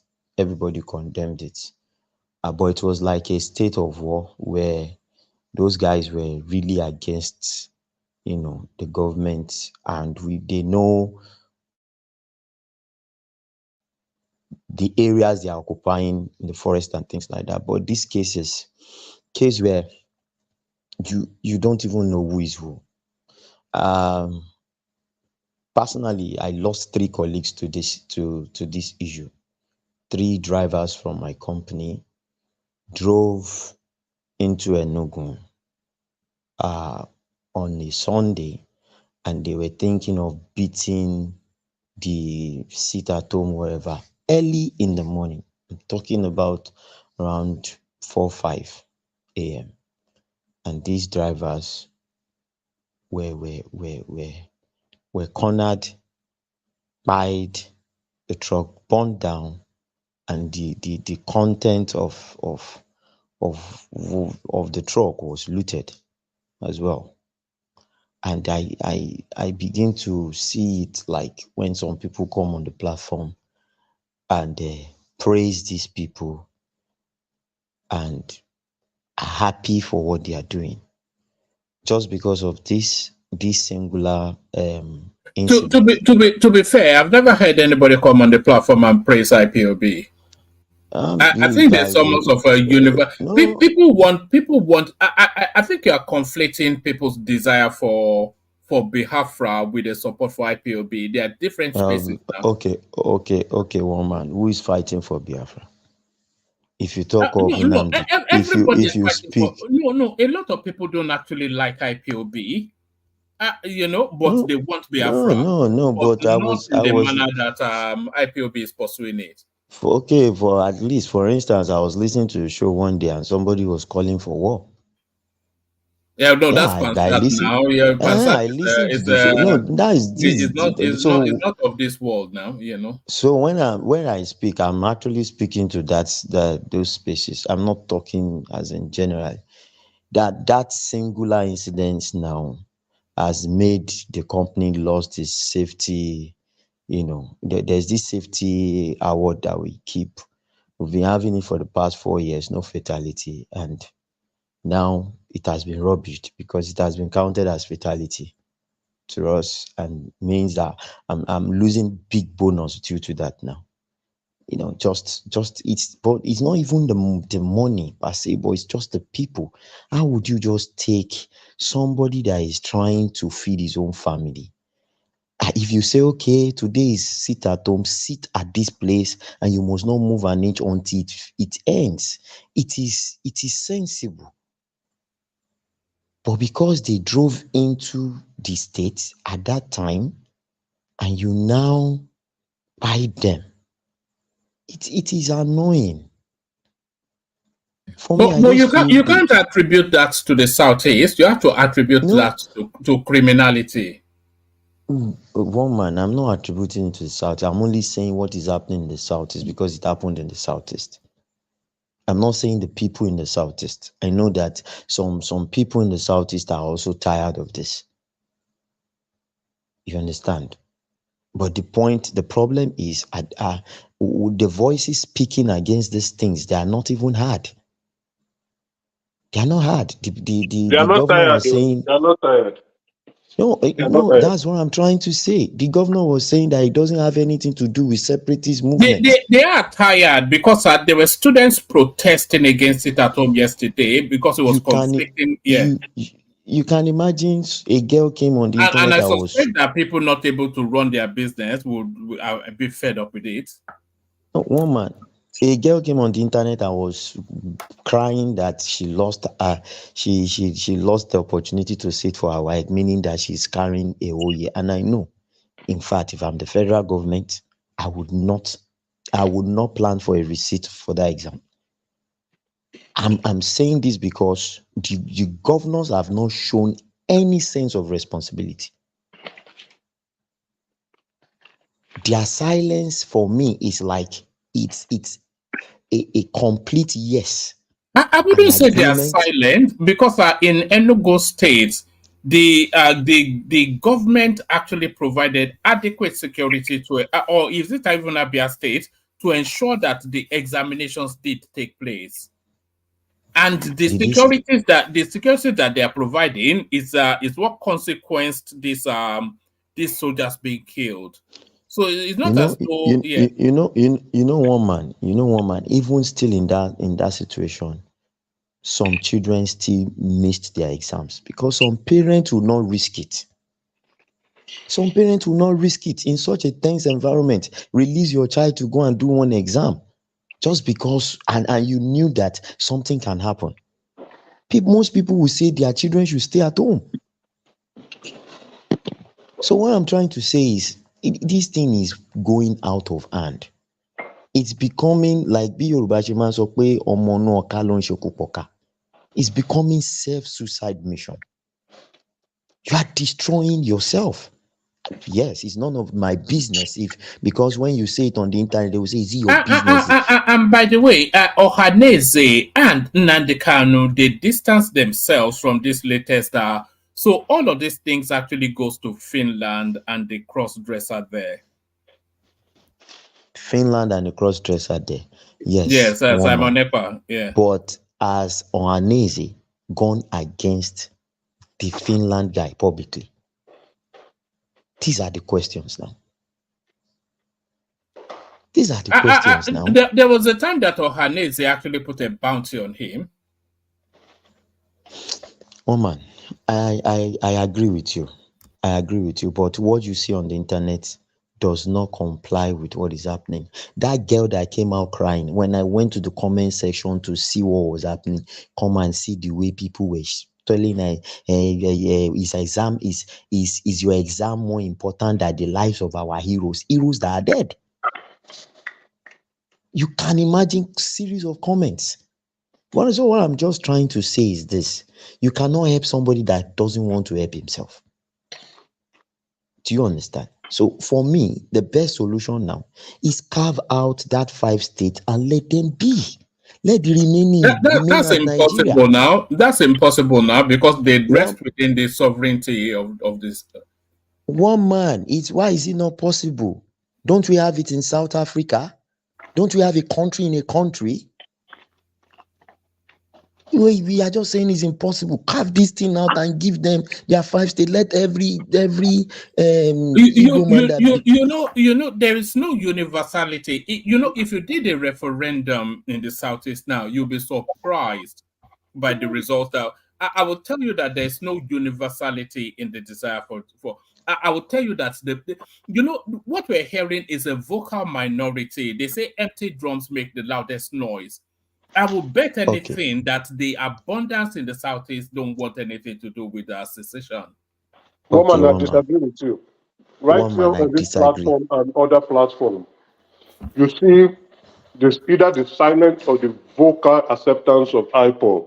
When I speak about the issues in the Southeast, this is one of the issues, and I'm being criticized. I'm being told I'm not Igbo. When I'm talking about these people are killing the Southeast economically, socially, spiritually, and physically. How can you not allow young kids to go to school and write their WAEC? Now they have to wait for another 1 year? Do you think there's universal support for that? Yes, in my view. If No, there's no, 90% support. No. There is 90%. For them to lock down the state. Hold on, one man. If there is no support, one man waits now. Let me land. Okay, all right. This is my region. If there is no support, the people will hit the streets. These people who are carrying arms, they would have. One man, please, wait, don't be angry. I'm a bit passionate about this. These people carrying arms, the people they will form vigilante group and carry their own arms and face them. There is support. As they support the Enugu governor when there was a stay at home? He went to the market and said, "You people should come out." What happened the next day? They protested against him. They protested against the governor. Woman, how can you tell me there is no support? This thing has been going on for years. For years. And you say there's no support? If something is wrong and people are saying they are suffering, at some point, then they should know what to do. They should hit the streets. There's support. They want it. They want the lockdown. They want the shutdown. They want the economic stagnation. They want the backwardness. They don't want to move forward. All because of what? Anyway, Jide, please go ahead. Backward, Mackie. How you go backward? No, I'm how you go backward? Woman. You know what? Hold on, Emeka. Hold on, Emeka. I mean, this is the problem I have with you. When you come here, you make a very generalized statement, like you put everybody in the same box, like the old Southeastern as a criminal. Everything that is wrong with the South. This is the problem I have with you. I don't really care where you come from. You can come from Umuahia. It doesn't matter. It didn't call them criminal now. It didn't say they are criminal. It didn't say they are criminal. He only said that they are in support of Biafra. He didn't call them criminal. He didn't call them criminal. He only said they are in support of Biafra. Don't be defending the indefensible. I know what I had. He's saying the fact, if they don't support the Biafran cause, why would they comply to stay at home all the time? Are you telling me the whole Southeast are one Biafra? Is that what you're telling me?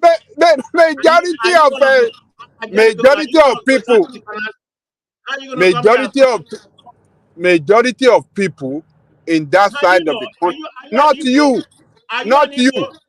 Hold on. People that reside there, majority of them, they want Biafra. What are you talking about? Oh. Don't tell me to hold on. I'm not touching because he was back. We don't need to argue about it. If they don't want it, why would they comply with sit at home for a long time? Why? Out of fear. They comply out of fear. You think like Emeka just said, if they want to confront and resist those criminals, you think they cannot receive them? You don't know what is going on in that part of the country. You are not saying the truth. You are not realistic. You are not saying the truth. You are not saying the truth. We are saying the minority of people may not support, but the majority of them support the stay at home. Majority support. Emeka, please. Let me answer the person that is talking. To the person that is talking, I don't know your name, but see, policing is local, and criminality is also local. I'm telling you that people in each community know members of this unknown government. But would they come out to say, call them out and say, government, these are the people causing problem in our community. We are tired. This person is part of them. This person is part of them. When the Yoruba Nation guys did what they did, remember that the what happened in the is it Oyiseyin abi okay, where was it? Woman. Ibadan. Those ones that they went and picked in the bush. Those ones that they went and picked in the bush somewhere in this Igangan or something. Igangan, very good. Oh, Yeah. It was the Ibarapa. It was the local people there, the residents there that said, no, so these people are not here for good. And they went and reported to the police, and they team up with the police, with vigilante, and they got those guys. They tracked them down and they got them. And that is it. But what we are saying is, you see, if you don't want this thing in your society, you go against it. But now you want federal government to come and do this thing. See, if I'm the federal government, I will be planting train everywhere when you are ready for progress in your zone, then we will come to you. Because I will not come and put maybe an airport there, and you go there and start killing people and kidnapping people. It doesn't make any sense. You guys are going against yourself. It is not even it is not painful to me that you are going against yourself. It is your brothers and your sister. But the life of people. I think you may be misreading it. I think you are can I come in? But let me just say this. I think a lot of people actually assess that situation of the news and of the headlines. I think that what is going on in the Southeast is no more than acts of criminality. Nnamdi Kanu has distanced himself from it. The Ohanese distances themselves from it. The state governors tried their best to curb it, but the excesses of particularly that chap in Finland is what is manifesting there. Are you saying the people are complicit? I'm saying no. I'm saying the people are in fear. That's what I think. Yeah. When did sit at home start? Or did he start under Nnamdi Kanu? It started under Nnamdi Kanu, but Nnamdi Kanu one man wait, please. Do you know that one day sit at home, locking down a whole city, a whole state, sit at home? Do you know how many people will die? People that need emergency health facility will not be able to leave their house. We are just looking at this thing from the basic view. This man cannot come and dissociate himself from it now. He started it. And everybody supporting him, they are accomplices. And that's why he said the Ohanese, they are part of them. Nobody can come and say I'm not part of them now, because they want Nnamdi Kanu out now. Ohanese doesn't support it at all. No, what I'm saying is Nnamdi Kanu now can now say he's not part of them because he wants his way out of where he is. He can now say he's condemning it. Did he not start it? No, he started it as a form of a political protest. But then the debilitation of political protest. One man. I don't know why. Can I hear? Come in.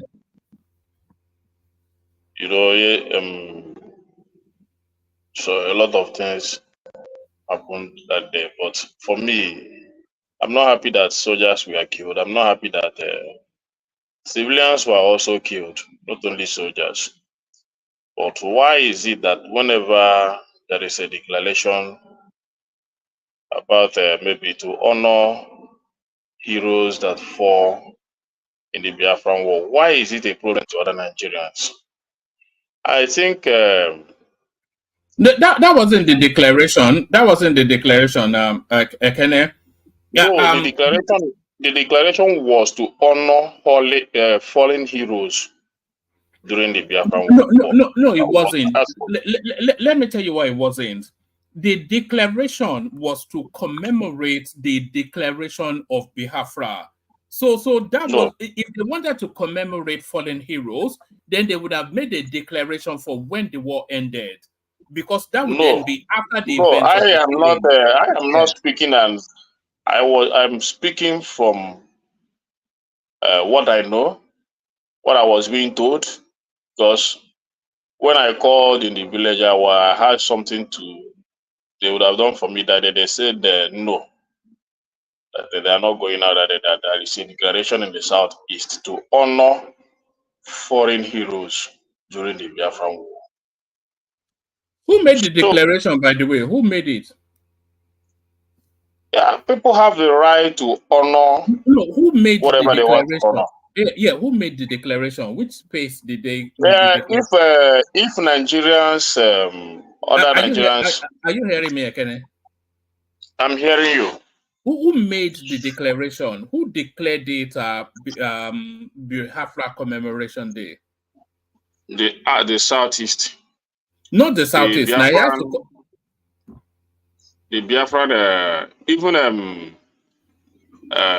everybody you know in the Southeast, you cannot deny the spirit of Biafra. IPOB. It was IPOB, wasn't it? Whether IPOB or whatever, nobody can deny the spirit of Biafra. So if Jide here is shouting and talking about without knowing that there is a Biafra or a Biafra war that have ever existed, then you are deceiving yourself also. One man, so you can hear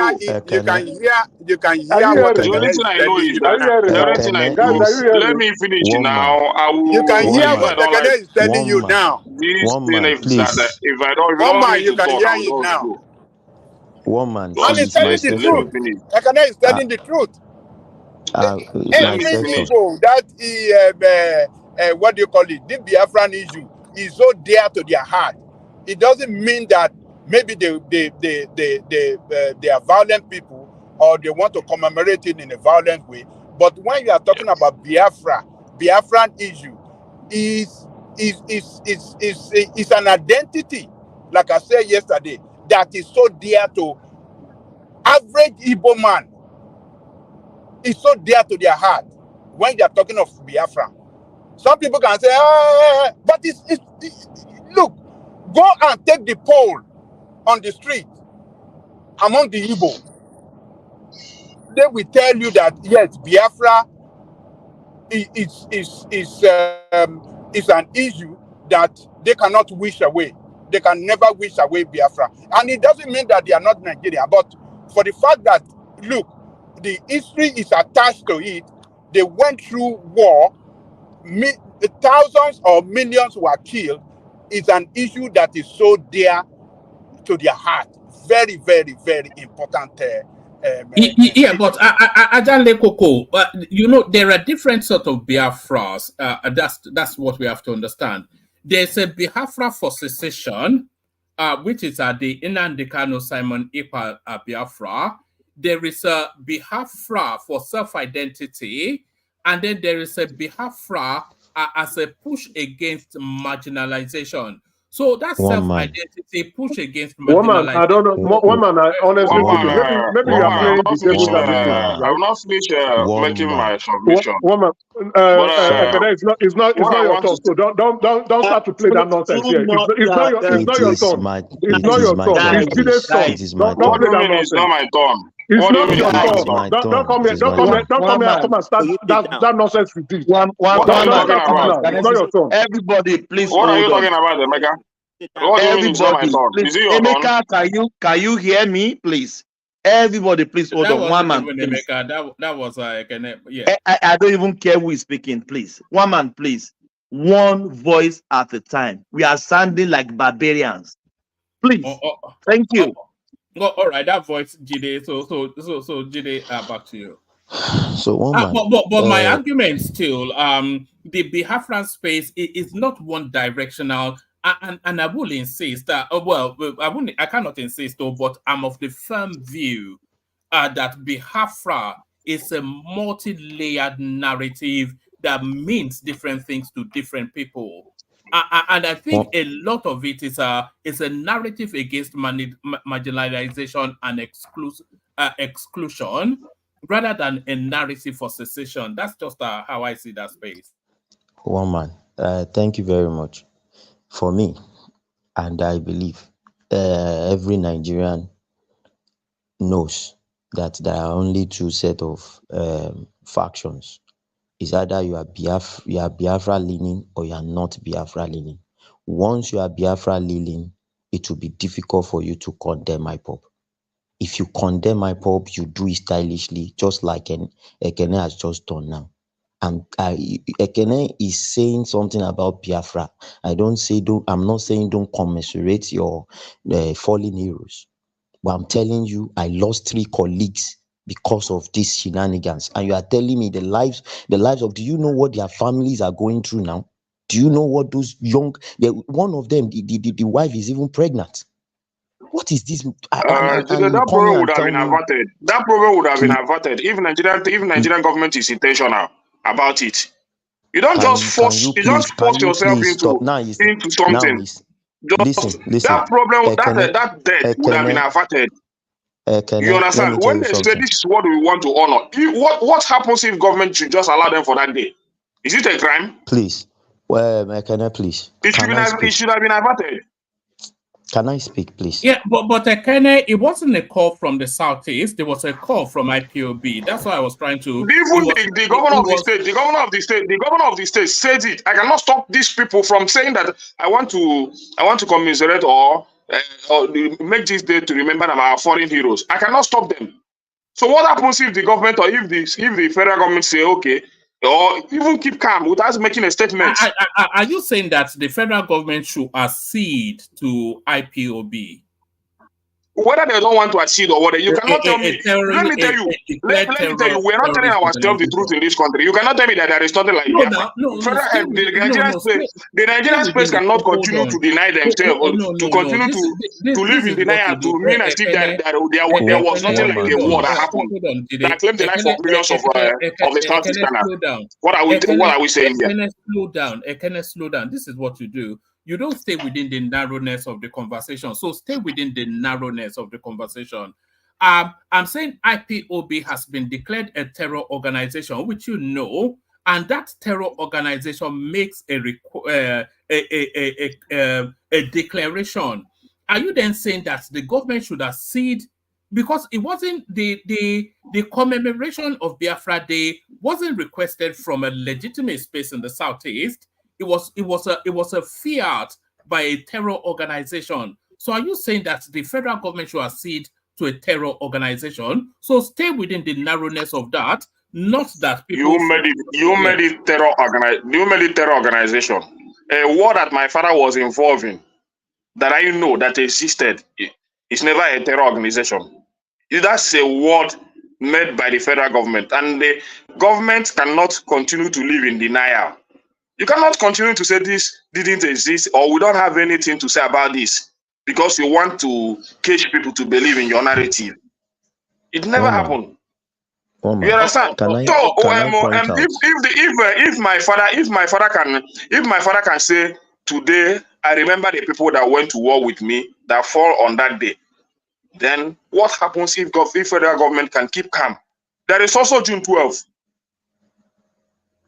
So all these things are done just for a purpose. All right. That purpose would have been averted. Just that we'll have clueless government. I'm sorry for the loss of the life of soldiers, but that's because of the recklessness of how we think in this nation. You respect other people's view. That's how we live. All right. Thank you, Ekene. Let Jide take the floor back and make after him, and then we come to Ekene. Jide, back to you. Okay, woman, you see, the sensitivity of this matter is this. The government understands this thing. The government knows. The government, acknowledges that there is Biafra. If not, Buhari will not pay the pension of all the soldiers that went into that war. Even from the other side. Was it not documented that he paid it? No, but now it is not all the Southeast governors coming together or senators coming together to say, okay, let us use this day to celebrate our people that died during this war. It is one useless guy in Finland that is not partaking in the war, that doesn't know how people get fight on a daily basis, that declared this thing, and everybody in the Southeast follows suit. And Ekene wants the government to bow to the authority of this prime minister of Biafra. And we need to understand some things. There are legality in everything we do. It's not everything is not by emotions or by the way it sounds. When the government was paying those soldiers, even the ones that fought against the Nigerian government, why didn't the Southeast say, okay, don't pay us, we are not part of you? It shows that the government understands and recognizes them. Even we that we are talking, we know there was a war. And we know that there are Biafran soldiers that died. And if you say, okay, the Southeast says, okay, today is the day we want to celebrate, let it be legal. You don't just wake up in the morning and say tomorrow is the day you want to do it, and therefore everything has to be grounded. Now, okay, even if there is a seat at home. If people that planned themselves coming down before get to your borders, you tell them to stay there. Stay there until the seat at home is over. Then you go, they go and do their businesses. It's not that. Can I ask you a question? Yes, Baba. Can I ask you a question? Do we have Memorable Day in Nigeria as one of our holidays? Memorable Day, the day for to commemorate our fallen heroes. Do we have it? Yes, we have day for our fallen. Yes. We have day for our fallen heroes. Okay. Yes. Why can't we on that same day allow the Biafran too, to have the same day for a fallen hero in that part of the country? Okay, sorry, Jide. That fallen hero day is a catch-all fallen hero now. So if the Biafrans want to commemorate the Biafran fallen heroes, they can commemorate it on that day too. I think January the 15th.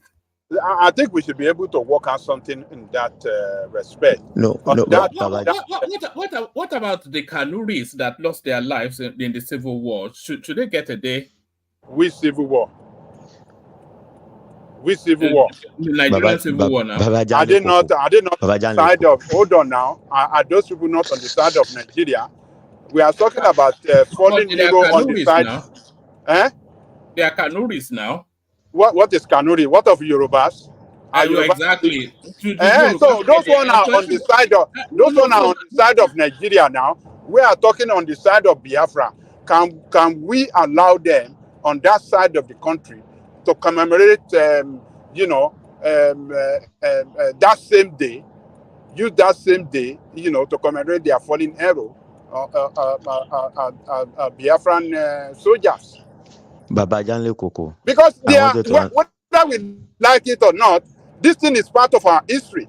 You can say, yes, no vanquish, no victor. But this thing, we have to be very, very careful the way we handle this thing and let them be happy. Let them, millions of people lost their father, their mother, their uncle, their parents and stuff like that. So they should be able to have a day to commemorate their those fallen heroes on their side too. Baba Janle Koko. For me, I said because like I said yesterday, in America fought Civil War, the Confederate flag is still legal in the United States. If you hang up from Confederate flag in your house, they're not going to come after you. Police will not come and kill you. Nobody will arrest you. It's not an offense. But in Nigeria, when anybody put on anything that is that is identified with Biafran flag or Biafran district, they will pick you up and go and put you in jail. It's wrong. Baba Janle Koko. You see, your argument is right, and at the same time, I can't say it is not, it is wrong, but there is two sides to it. This thing is simple. I don't have issues with when they want to commemorate their day. There's no issue with that. Okay? And I don't think the government... Can you hear me? Sorry. Let me land my point, please. Let me land my point. And I don't think the government itself has any issue with it. Because if the government can pay soldiers and their pensions, I don't think they have issues with it. The two sides of it is this. Did you come legally to the government through the proper arms of government to say, okay, on so day, we at this end want to celebrate our fallen heroes? That's number one. Number two, for the day you picked, Babajan Lekoko, January, would they agree to celebrate it on that day, or it is this day, which was the day the war was declared, that they want to celebrate it? Fine, I don't have issues with the two, but they have to come to the table with the government. If it is their governors and their senators that have moved this motion and it has been agreed and it has been signed into law that this particular day is or declared by the federal government that this particular, nobody will fight. Nobody, even they will do their commemoration. It will be televised. All of us will even watch it. But the problem is that is not what happened. An illegal instruction from one prime minister from somewhere, and they started buying people. That is what we are saying. It is not about what the day or not the day. I don't care. I don't even think any Nigerian bloody cares. Even the flag, you can wear the flag anywhere you want to go, as long as, okay, you have agreed to say, okay, now we are Nigerians. This is just a part of our memory. It's just a part of our history. We will not forget them. We will honor them. We'll continue to remember them. Fine. But it's not that you have a gang of or a group of people that are constantly disturbing the nation and flying this flag. Wait, can we allow Jide to finish his, or else we will be here 1 hour? Yes, Jide, bring that Biafran topic to. So for me, what is painful to me is the fact that I lost 3 colleagues, and the ripple effect on everybody. Even the wives of those people. Now, I don't even know how they want to survive. These are just, if they are even contract staff, they're not even earning big. So we need to tell ourselves the truth. These things have to stop. If they have declared a sit at home, anybody coming into your area during that sit at home, lock them outside your gate and say, we're having a sit at home. Leave them. They will stay there. When you are done, they will go and do their business. Not that because they are at your borders, you now take all of them and you buy them and destroy their properties. It's not done. We are no longer behaving like humans, and anybody that defends it is not human. How will you defend such a thing?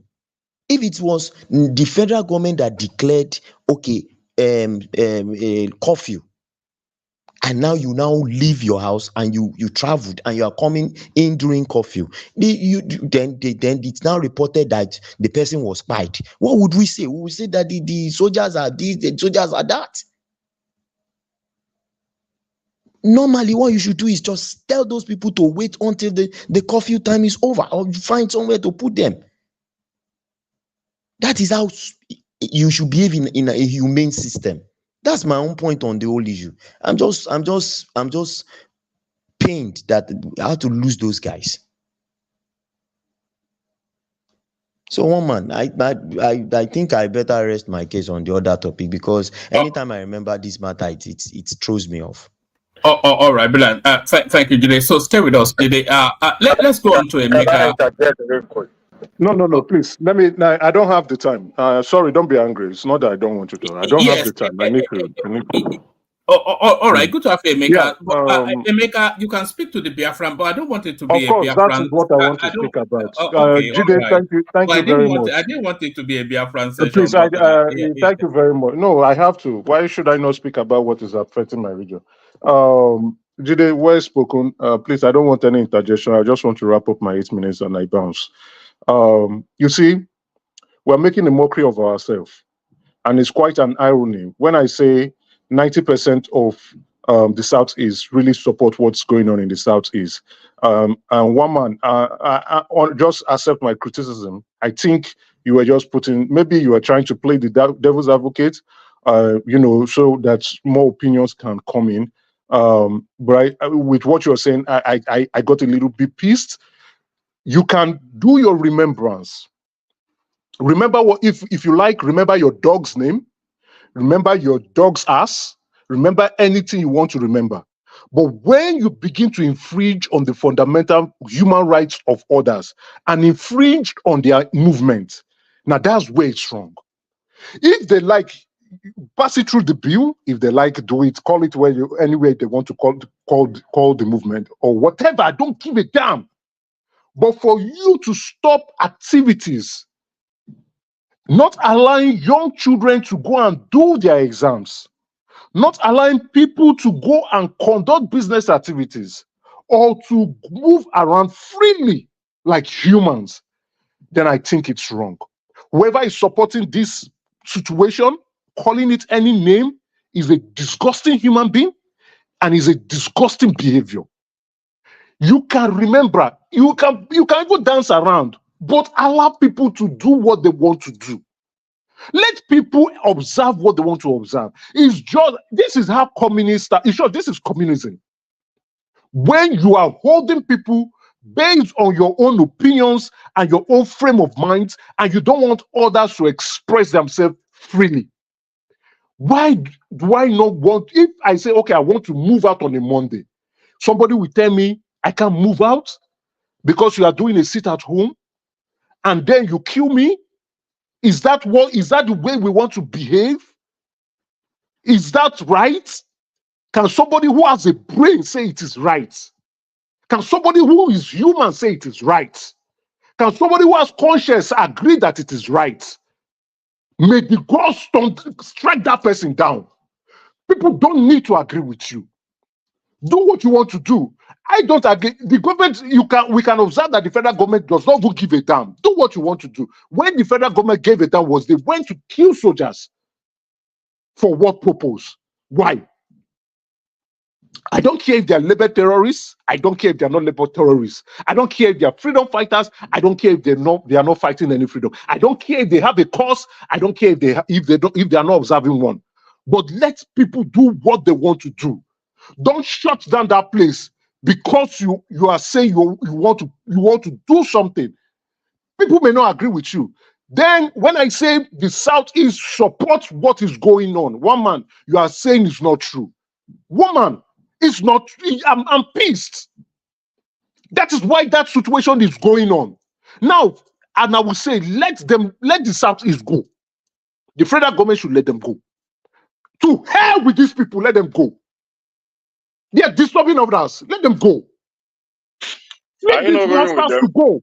Are you not going to go with them? You, shut up, bro. Let me talk myself. Please keep quiet. Let the Southeast You will go with them now. That is the point I want to tell you. Are you not going to go with them? My friend, please keep quiet. I am not going with the Southeast because that's ridiculous. I cannot enjoy Nigeria. I cannot no one go. I beg. I'm not going because it's stupid. You have people. Please, one man, can you tell these people to shut up? One man, please, can you tell these people? Can you tell these people to shut up? Emeka said he didn't want interjections. Carry on, Emeka. Now let them go. Let them go. I'm not joining them. Let them go. Where you have people with arms controlling activities, I want to see how they will prosper. Hypocrisy in this. The other day I was forced to stop one man, please, can you mute this guy? One man, can you mute him, please? One man, please, can you mute him? Today you now give him that room. Nobody should interject him. One man, can you mute him? Let me just be watching hypocrisy. Hold on, Ekene. You come after him, but sometimes you have to read the mood. Emeka is not in the mood to be interjected. I'm not in that mood. I am not in that mood. I am pissed. I'm upset. Let them go. Let me see how they will prosper.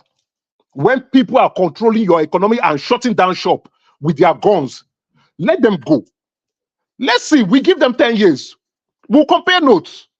Those who don't want to go with them are free to go and join Nigeria. Those who want to go, leave them to be. I think it's about that time. Let them go. If I would tell the president, sign it, let them go. There's no need for war. There's no need for anything. Go. Leave Nigeria and get out. Go and set yourself up. Go and do whatever you want to do. This nonsense is ridiculous. So we convert Ekene to Yoruba because Ekene no one leave Nigeria. No, Ekene has to join them.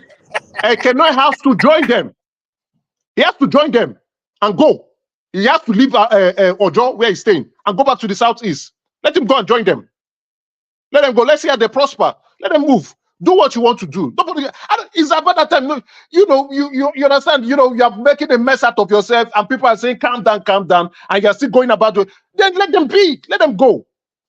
I think that's what the president will say. If I'm the president, I will come out and I'll say, "Come, this is nonsense. We are looking for what we want to do. If you are wanted to be creating a menace in the society, then go. Get out. We are not. Nobody is fighting you. So just leave that place. Put a border. You want to come to Nigeria? You have a visa. You go to an embassy if you will allow Nigeria to have an embassy in your place. But we'll put the border. Don't come. Don't step your foot. Go and sort your problem. Let's see how they prosper. This nonsense just needs to stop. They've allowed madmen to control the situation in the southeast. Madmen are not controlling the situation in the southeast. Let's see how the things will move. You want sovereignty? Go and get it. Take it and move. You want to be on your own, you want to be a country of your own self-determination? No problem. Go. Get out. Move. But to stop people from doing what they want to do is equally wrong. Go. They are trying to tell the South to follow them. No, the South said, no, we don't know you people. You people carry your wala and go. Equatorial people are saying, no, we are not Igbos. You carry your wala and go. Let them go. Let them go. Worst case, I sell my property there. Sell my property to join. Sell the land, carry the profits, go where I want to go. Let them go. They are stupid. They are useless. They are foolish. Let them go and do. Even if they want to prosper, let them be prospering on their own. Even if the milk and honey is dropping there, let the milk and honey drop on there. Let them just go. Leave them to go. Leave them to go. Please, enough is enough. School children cannot go to school. They can't write their WAEC because of stupidity. You have to remember what is wrong with you allowing people to do what they want to do. You can dance around and remember people you want to remember. Dance around and move around and protest the way you want to protest. But to shut down shop, shut down the states, and when people are trying to move, you kill them. This is the height of it. Let them just go. Instantly, once they allow, I don't denounce instantly. I'm not going to waste time because this is stupidity in the highest order. I denounce straight. I don't give a damn. I don't care. You are supporting terrorists. You are supporting misbehavior. You are supporting idiots. Then go away. Thank you, one man. I think enough is enough. Let's let these idiots go and let them go and sort their problem. Thank you. Bye-bye. Is there any point asking you about any other topics, Emeka, or are you just too angry? No, I don't get. I'm not in the mood to talk about anything. I'm not in the mood to talk about anything. I don't want to talk about anything. He must leave Alaba Shore. He must leave Alaba Shore and go and join them and get out of Nigeria and go to the southeast. Morris is also talking. Morris, go to Owerri, go to the southeast, leave Nigeria alone. Go and form your own country, form Biafra, stay Biafra, enjoy your money there, enjoy your wealth there, enjoy your oil, enjoy your water, enjoy everything, do what you want to do, just go. We get distancing title for you for Alaba. All right, Ekene, you are up next. One man. What I want to say is that I still not support the killing that happened in the southeast, especially the soldiers that lost their life. You don't support. Go and listen to what you said. You did not support. I didn't interject you now. Organ now. You don't start again. What is your problem? Listen to what you said. Listen to the nonsense. What is your problem now? You don't start again. My problem is you are supporting criminality. You are supporting people who are killing people, who are making the Southeast to be bad, who are making the Southeast to not move forward. You are supporting stupidity. Close that shop in Alabama. You are in Nigeria, you are benefiting from Nigeria. Close that shop in Nigeria. Tell this boy to shut up. Let me speak. Tell this boy to shut up. Let me speak. Close I didn't your use it shop directly. in Nigeria and go to the southeast. All right. One man, Emeka, tell this boy to shut up. Let me speak. hold on, Ekene. Emeka, extend him the same courtesy he extended you. Let him. Ekene. What I want to tell him is all the nonsense he's saying. Let him close the One shop man, and tell go to the this boy to let southeast. me speak. Or Tell else this boy he's to a let me stupid man. speak. Or else he's a hypocrite. Or else he's a useless man. Or else he's supporting criminality. Close your shop down and go to the southeast. I'm gonna stay there. One man, and tell stop this this boy to nonsense you let are me doing. speak. All right, thank you. Ekene, you're up next. So, but what I want to say is that Nigeria are living in denial. They don't want to tell themselves the truth. You know what these guys are feeling about? Why not give them that opportunity to express themselves on that day? It's nothing too much to ask, especially for the peace of the nation. So, whatever is saying, the only thing I know is that whoever that calls his husband a madman, when people call him or her a madman, let him not be angry. You understand? When you say that your husband is a madman, and people also call you a madman, don't be angry. Some people claim to be Igbo, say they are Igbo, and all that and all that. And when you call yourself a madman, you are saying that we are stupid, we are this, we don't know anything, we do this and we do that. So when you come out on the street and people call you a madman or you are stupid, as somebody that come from that region also that you are calling stupid, don't be angry. That is it. It's my region, it's my state, it's my country. I know the criminality that happens there, but why won't the federal government do what is right? Don't just live as if nothing existed. That's what the government is doing. You live as if nothing existed. You live as if there was never a war. You live as if people never lost their life. 3 million people, more than, never lost their life in that region. You live as if nothing happened. Tell me which day that the government has ever called a round table and say, for this purpose, for this reason, what are we going to do? At least for the peace, or to just say what happened on the Biafra war, let's know how to sort it out. It never happened. You want to enforce rules, this and this, just to make people believe that nothing happened. There was never a war. It's a lie. People fought for the war. My father fought for it. A lot of them fought for it. You can't just come and tell him, man, go and see that you never fought any war. It never happened like that. So let us tell ourselves the truth. It's not because of it's happening to this region today. Yeah, we know that Igbo people fought. They came out brutally, faced that war. Maybe I don't know how it happened, but it's a war. Should Nigeria not recognize it? Is that too much difficult? In the space we are today, even in this our small space that we do business, if we lost there is people will come found us in that space. We also have a day to remember them. Just in this our small space, that day you don't open markets. You go to your house, then come for the ceremony. We do it here. And if any of these founders die, that day is not a market day. Ekene, you are a terrorist The past administration in that our space, the past administration in our space came out and said, we are going to be honoring. Let me finish. We are going to be honoring our founders in this market on this day, and we are doing it. So if the whole Southeast say, and this is not the first time they are honoring this thing, no, it's just that this one turned out to be like this. This is not the first time. So why, if they really want it to honor their foreign heroes on that date, why not give it to them? It's a war. It's not a fight. It's a war. You don't just because you want people to know that there is nothing like Biafra, nothing like this and this, nothing like you don't. No matter how you want to paint it, there is a Biafra, there is a war. Every Nigerian must recognize that there is a Biafra and there is a war. It is not a hidden war. It's not a hidden war. So stop living in denial. Stop saying nothing happened. Stop saying no constitution to back it up. Stop saying people never fought. Stop saying don't discuss this in our constitution. Don't discuss this in our history. That's what we are doing as Nigerians. And you cannot just wave it away. You do the right thing and people follow.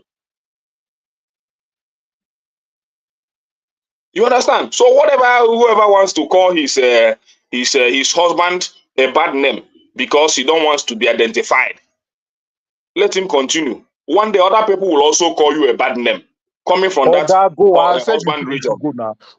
I'm not, people who want to go. Me, I'm not going to be. I know join you now. Don't go. Nobody is forcing anybody to go. Prince, don't worry. When they are leaving, I will sell the land to you. Nobody.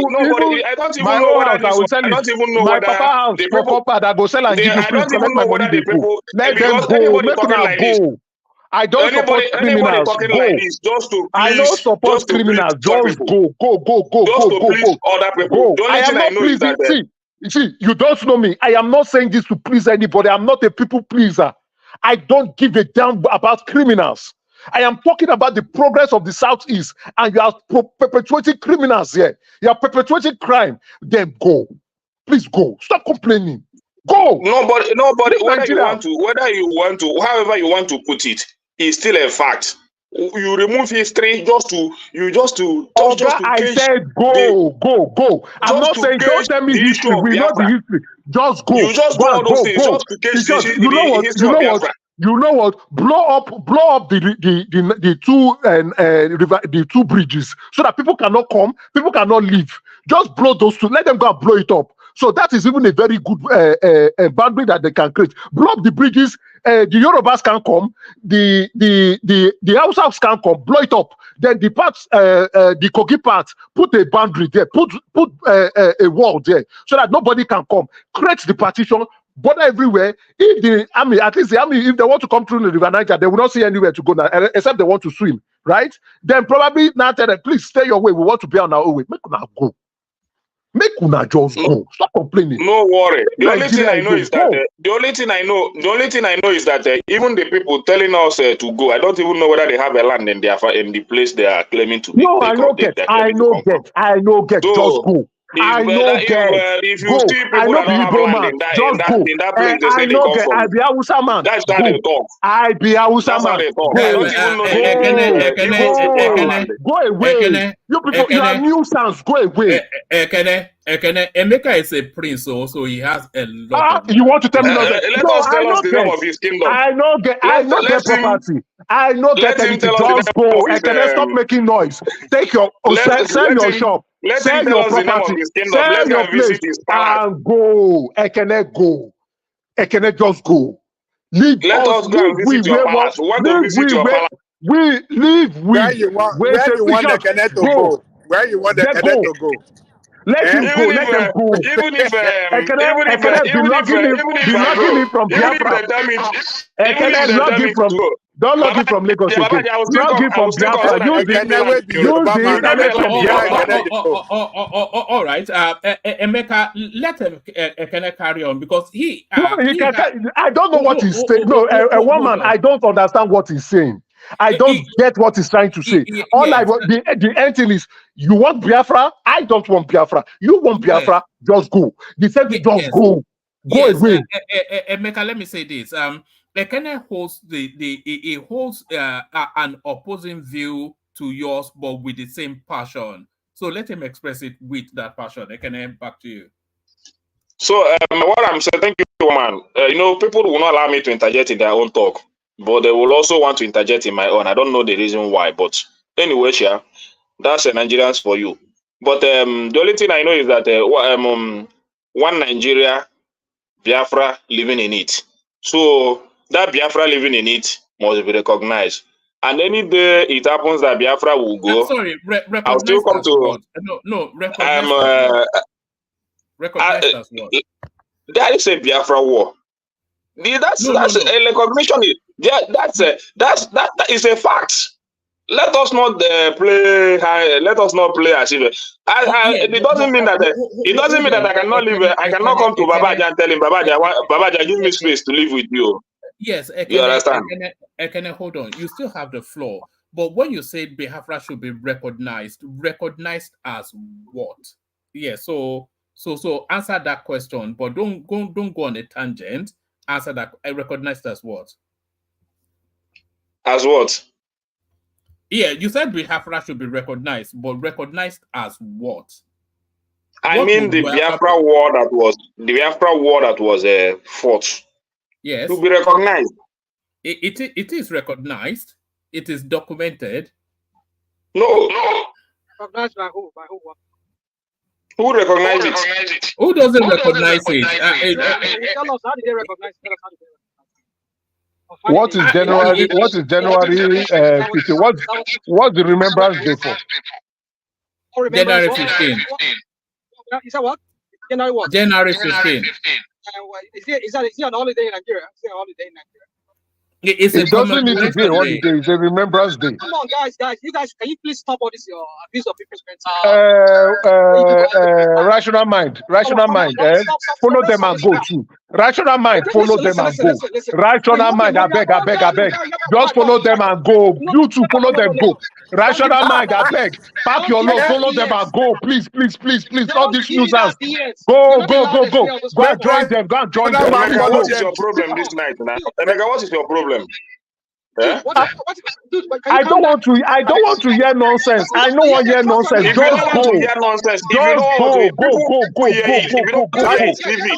off.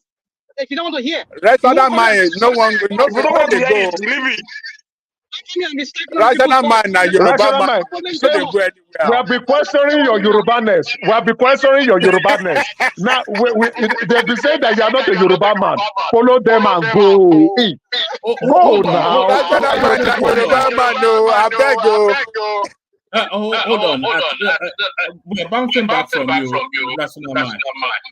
Yes. Adaleboko, are you saying we should substitute Rational Mind for Emeka? Is that what you're saying? We had him over to Ekene and we did. I don't mind you as long as those people are misbehaving. I don't claim Nigeria straight one time. Let them go. Their problem is too much. I'm tired. Let them just go. Choma was saying that I don't recognize the people who lost their life. Of course I do. But you don't stop progress from happening. You don't stop young children from going to school. You don't stop people from conducting their businesses. You don't stop people from writing their exams just because you don't kill people. You don't kill people. So Emeka, you are trying to shugaba Rational Mind to Igbo land. Yes, let him go. He's an Igbo man. Let him go. Let him go. Let him join them. He's not a Yoruba man. Let him go. Come on, don't stop. Rational mind is hypophobia. Always Yoruba, questioning people's Yoruba-ness or whatever. No, I'm beginning to question it now. He's an hypophobia. Little thing. This Jide and everybody with people hypophobia. What do you mean? The hypophobia is what? Indigenous people of Biafra. What do you mean? Yes, now we agree. But you guys agree with you. We agree. Who gave you that sense of attack in you?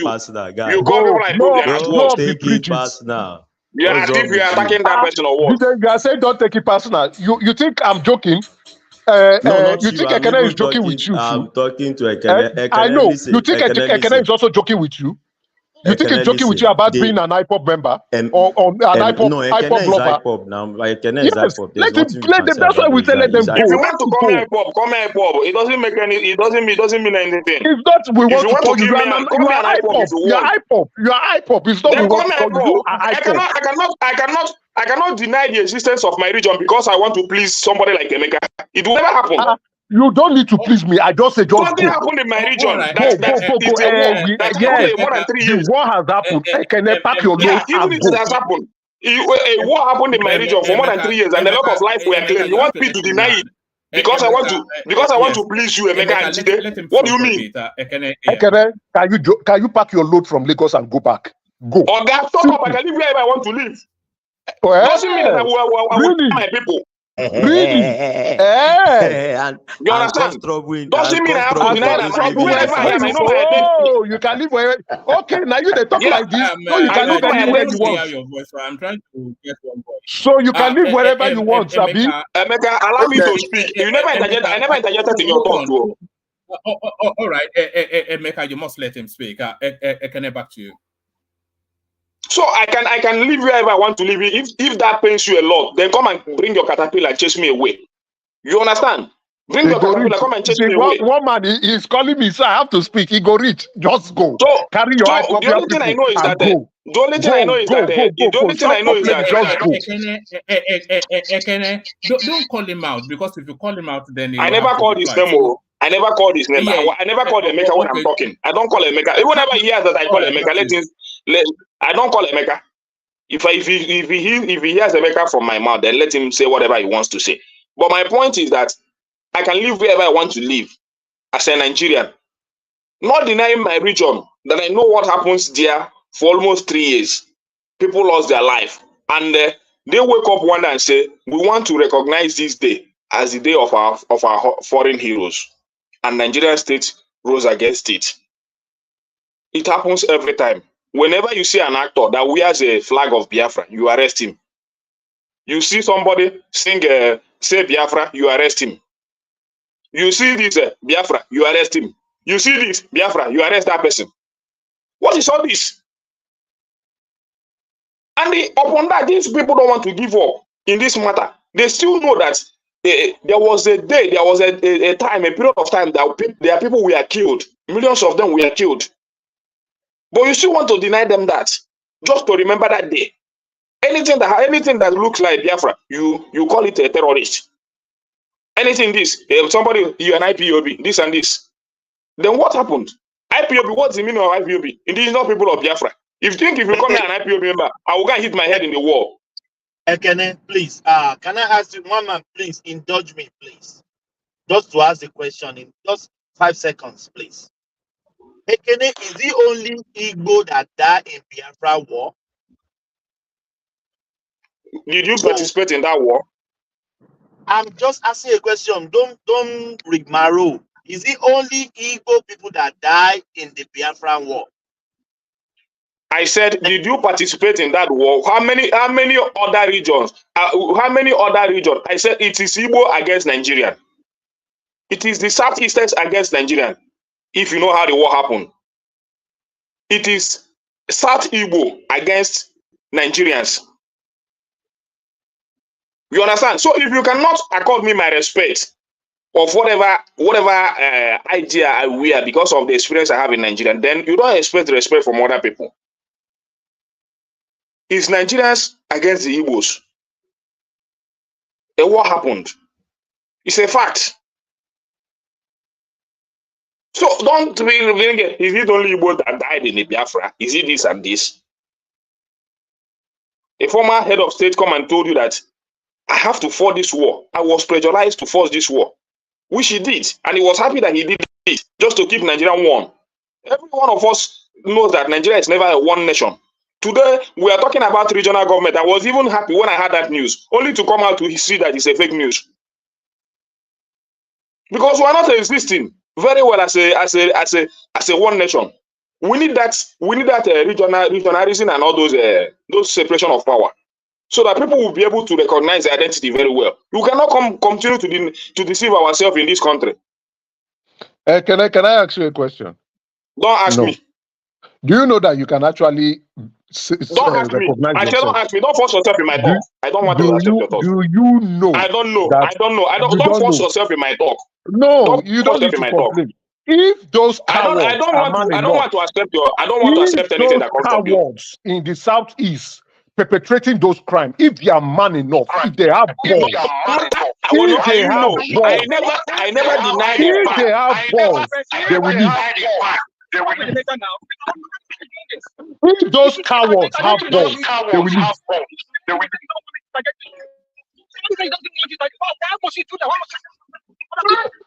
You two, rational mind, follow them and go too.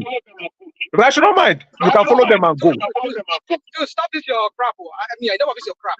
It's not crap. Rational mind, rational mind. Please, with due respect, with due respect, you don't know how pained I am. With due respect, I know you are not a Yoruba man. I know you are not a Yoruba man, but with due respect, you don't know how pained I am. So when you come into this matter, it gets me a bit upset. But I know you are not a Yoruba man. But if you want to be an Igbo man too, you want to be an IPOP man, then grow your balls and join them and go. Declare yourself a country. Go. I don't think anybody wants. I think the rest of Nigerians are pissed off with the nonsense with IPOP and IPOP loving individuals. Let them just go. Rational mind, follow them and go. Thank you. All right, bring it on, Mekene, and then we're going to man up prestige. So one man, what I say is that I continue to say it. The people that say that we should go, I don't think they even have land in Igbo land. So if they have land, they won't be sounding like that. And you can continue to call your husband a madman. So if you call your husband a madman, you should also say, you should also know that you also any woman that calls his, I don't even know why this guy will not allow me to speak. I don't even know why this guy. I think this guy is educated. Why can't he respect the simple rule? Strong men. I thought he was a first class. I thought he had a first class in degree. Please, can you bring this guy? Yeah? I think this guy was. I thought this guy said he had a first class. Yeah? I just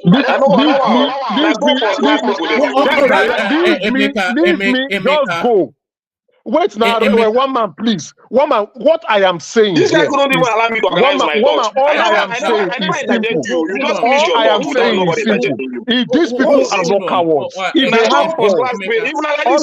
have it doesn't matter. It doesn't matter. All I am saying, if you people are not cowards, if you are not cowards, if you have balls, if you call yourself a man, if you are truly a man, they don't even have manners. They don't even have manners. With the long certificate they carry about, they don't even have manners. With all the documents and everything, they don't even have manners. Ekene, this is simple. Tomorrow, Ekene, this is very simple. Tomorrow, wake up, go to the southeast, go and declare the southeast as Biafra. If you people have balls and you are not cowards, declare that place as Biafra. Let the Nigerian army leave that place alone and let you people be. Biafra loving people and IPOP. Go away. Leave Nigeria. Emeka, let me just say this. You fervently disagree with Ekene. I think that's clear. But I think the audience, just judging by the comment section, they want to hear from him. So let them hear from him, whether you agree or not. Ekene, back to you. So one man, I still maintain the fact that the federal government should do something about it. Iron out some, because ever since all this issue has been going on in the southeast, I never had a day that the government came together and said, what are we going to do about this? It just wave it off. You cannot continue to behave like that as a nation. There must be a day to come together and say, what are we going to do to solve this problem? Instead of fighting, using military, using police and all this stuff. That's what I think the federal government that really want the unity of this country should do. But if you continue to tell people this never happened, kill them. Don't stop them from celebrating anything. Don't allow them to talk about Biafra. It's a wrong approach to me. I'm not saying that everything in that narrative is very good. Biafra, whatever. I'm not saying it's very. I know there is some criminalities in it. But at least let the federal government have a round table. Discuss it. Make a proper conclusion. If it's just giving them that one day or two, they give it to them. It will not stop the existence of Nigeria. Calling them IPOP or whatever name you want to call them will not. It doesn't make any sense. You create a narrative. They are IPOP. They are terrorists. They are this. They are that. As if no war ever happened. It's a wrong approach. So let's really build a united nation if we really want one. Recognize everyone's diversity. What happened in this environment Recognize it. What happened in this environment? Recognize it. Respect each other. Don't try to the military or whatever force you want to use because you know you can do that, or you think they cannot fight back. It's a wrong approach to me. One more, thank you.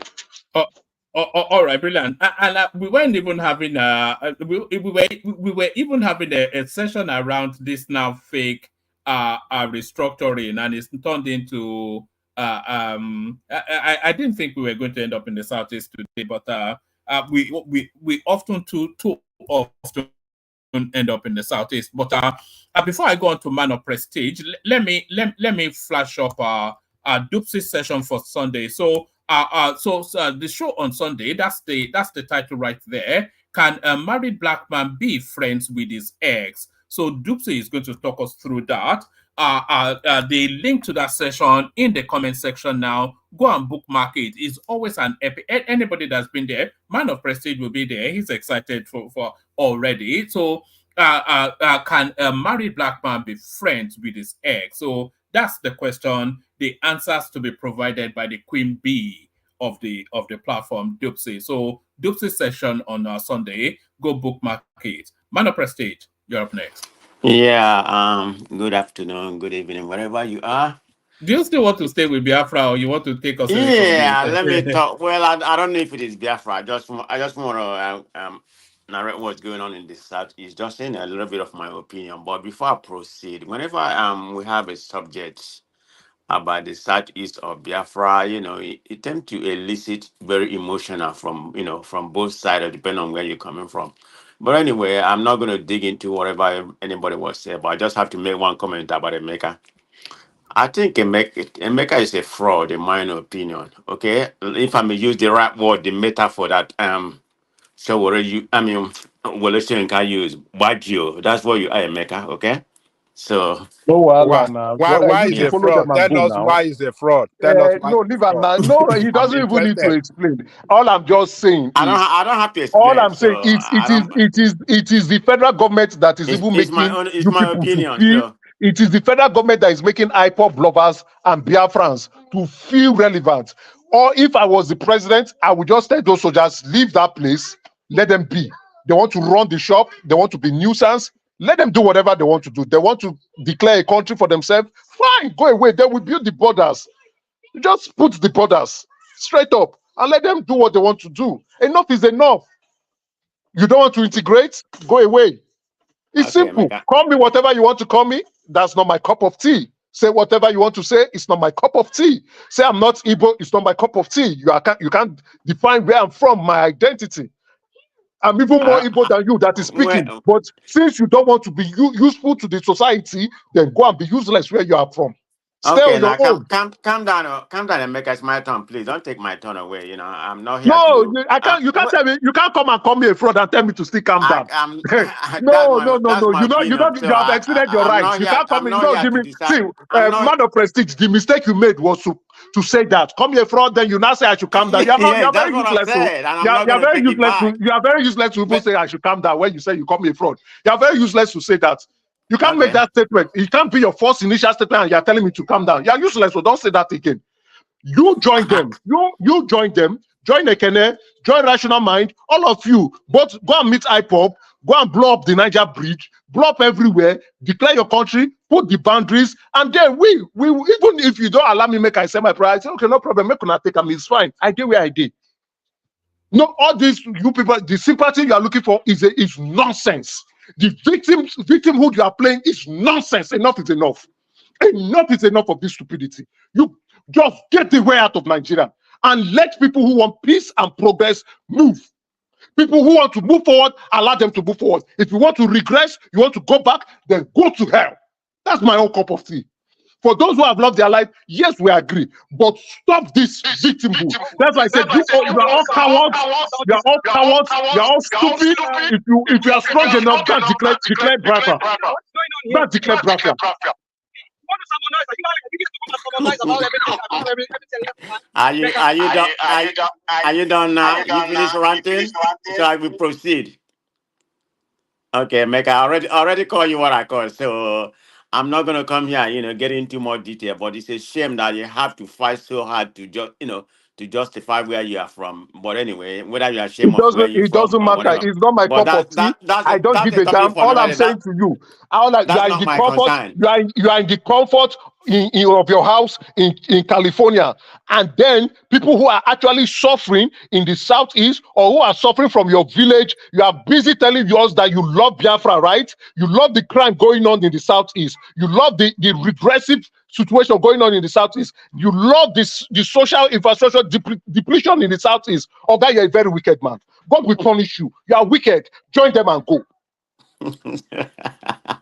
Okay. So can I go on now, one man? And please don't interject me anymore. You had you took some of my time, but that's okay. I have no issue.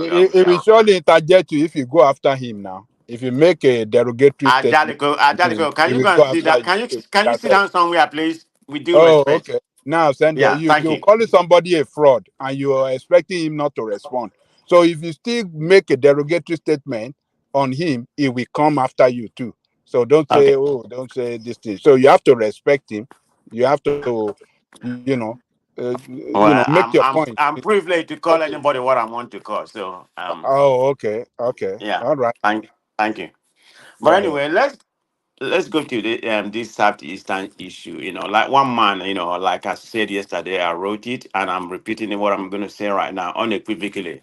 I condemn what transpired in Abia, whether it's 3 or 5, because there has not been an accurate account. It doesn't really matter.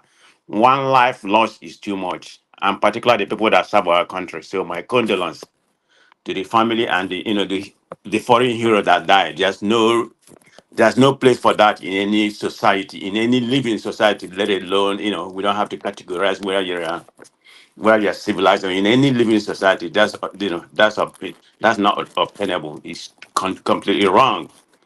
But I was looking at some video, that coming out from that part Abia today about, because sometimes news from Nigeria, I don't know if it is fake or real, wherever people just make up something. A lot of people was taking about a video. People are crying, running for their life. They are loading women in the truck. I cannot certain that, if that's true. But what I had coming from the one of the soldier, it seemed like they're going to deal with them, trying to find ascertain exactly what happened. Any means necessary. But what is any means necessary?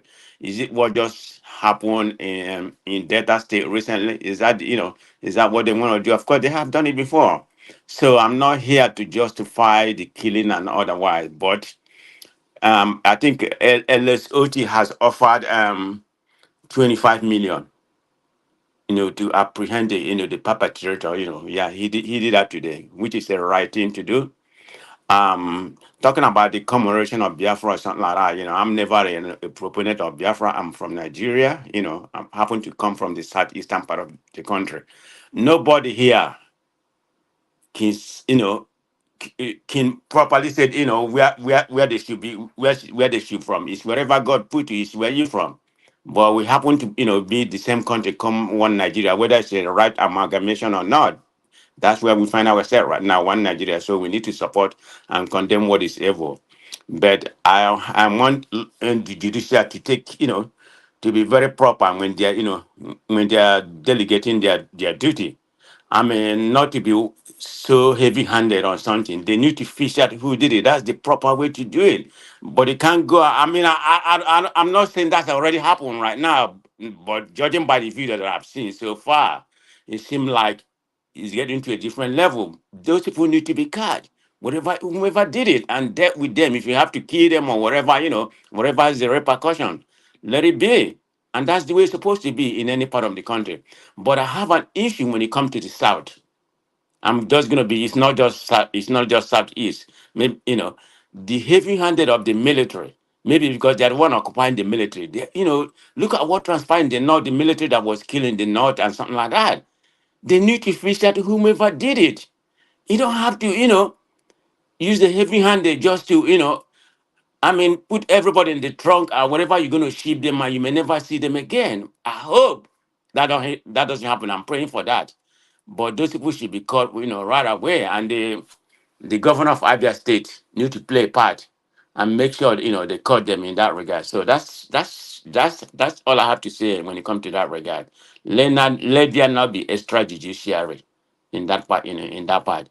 So speaking about whatever they are commemorating, I don't really know exactly if it is Biafra or the fallen hero. So let's just assume it's the fallen hero.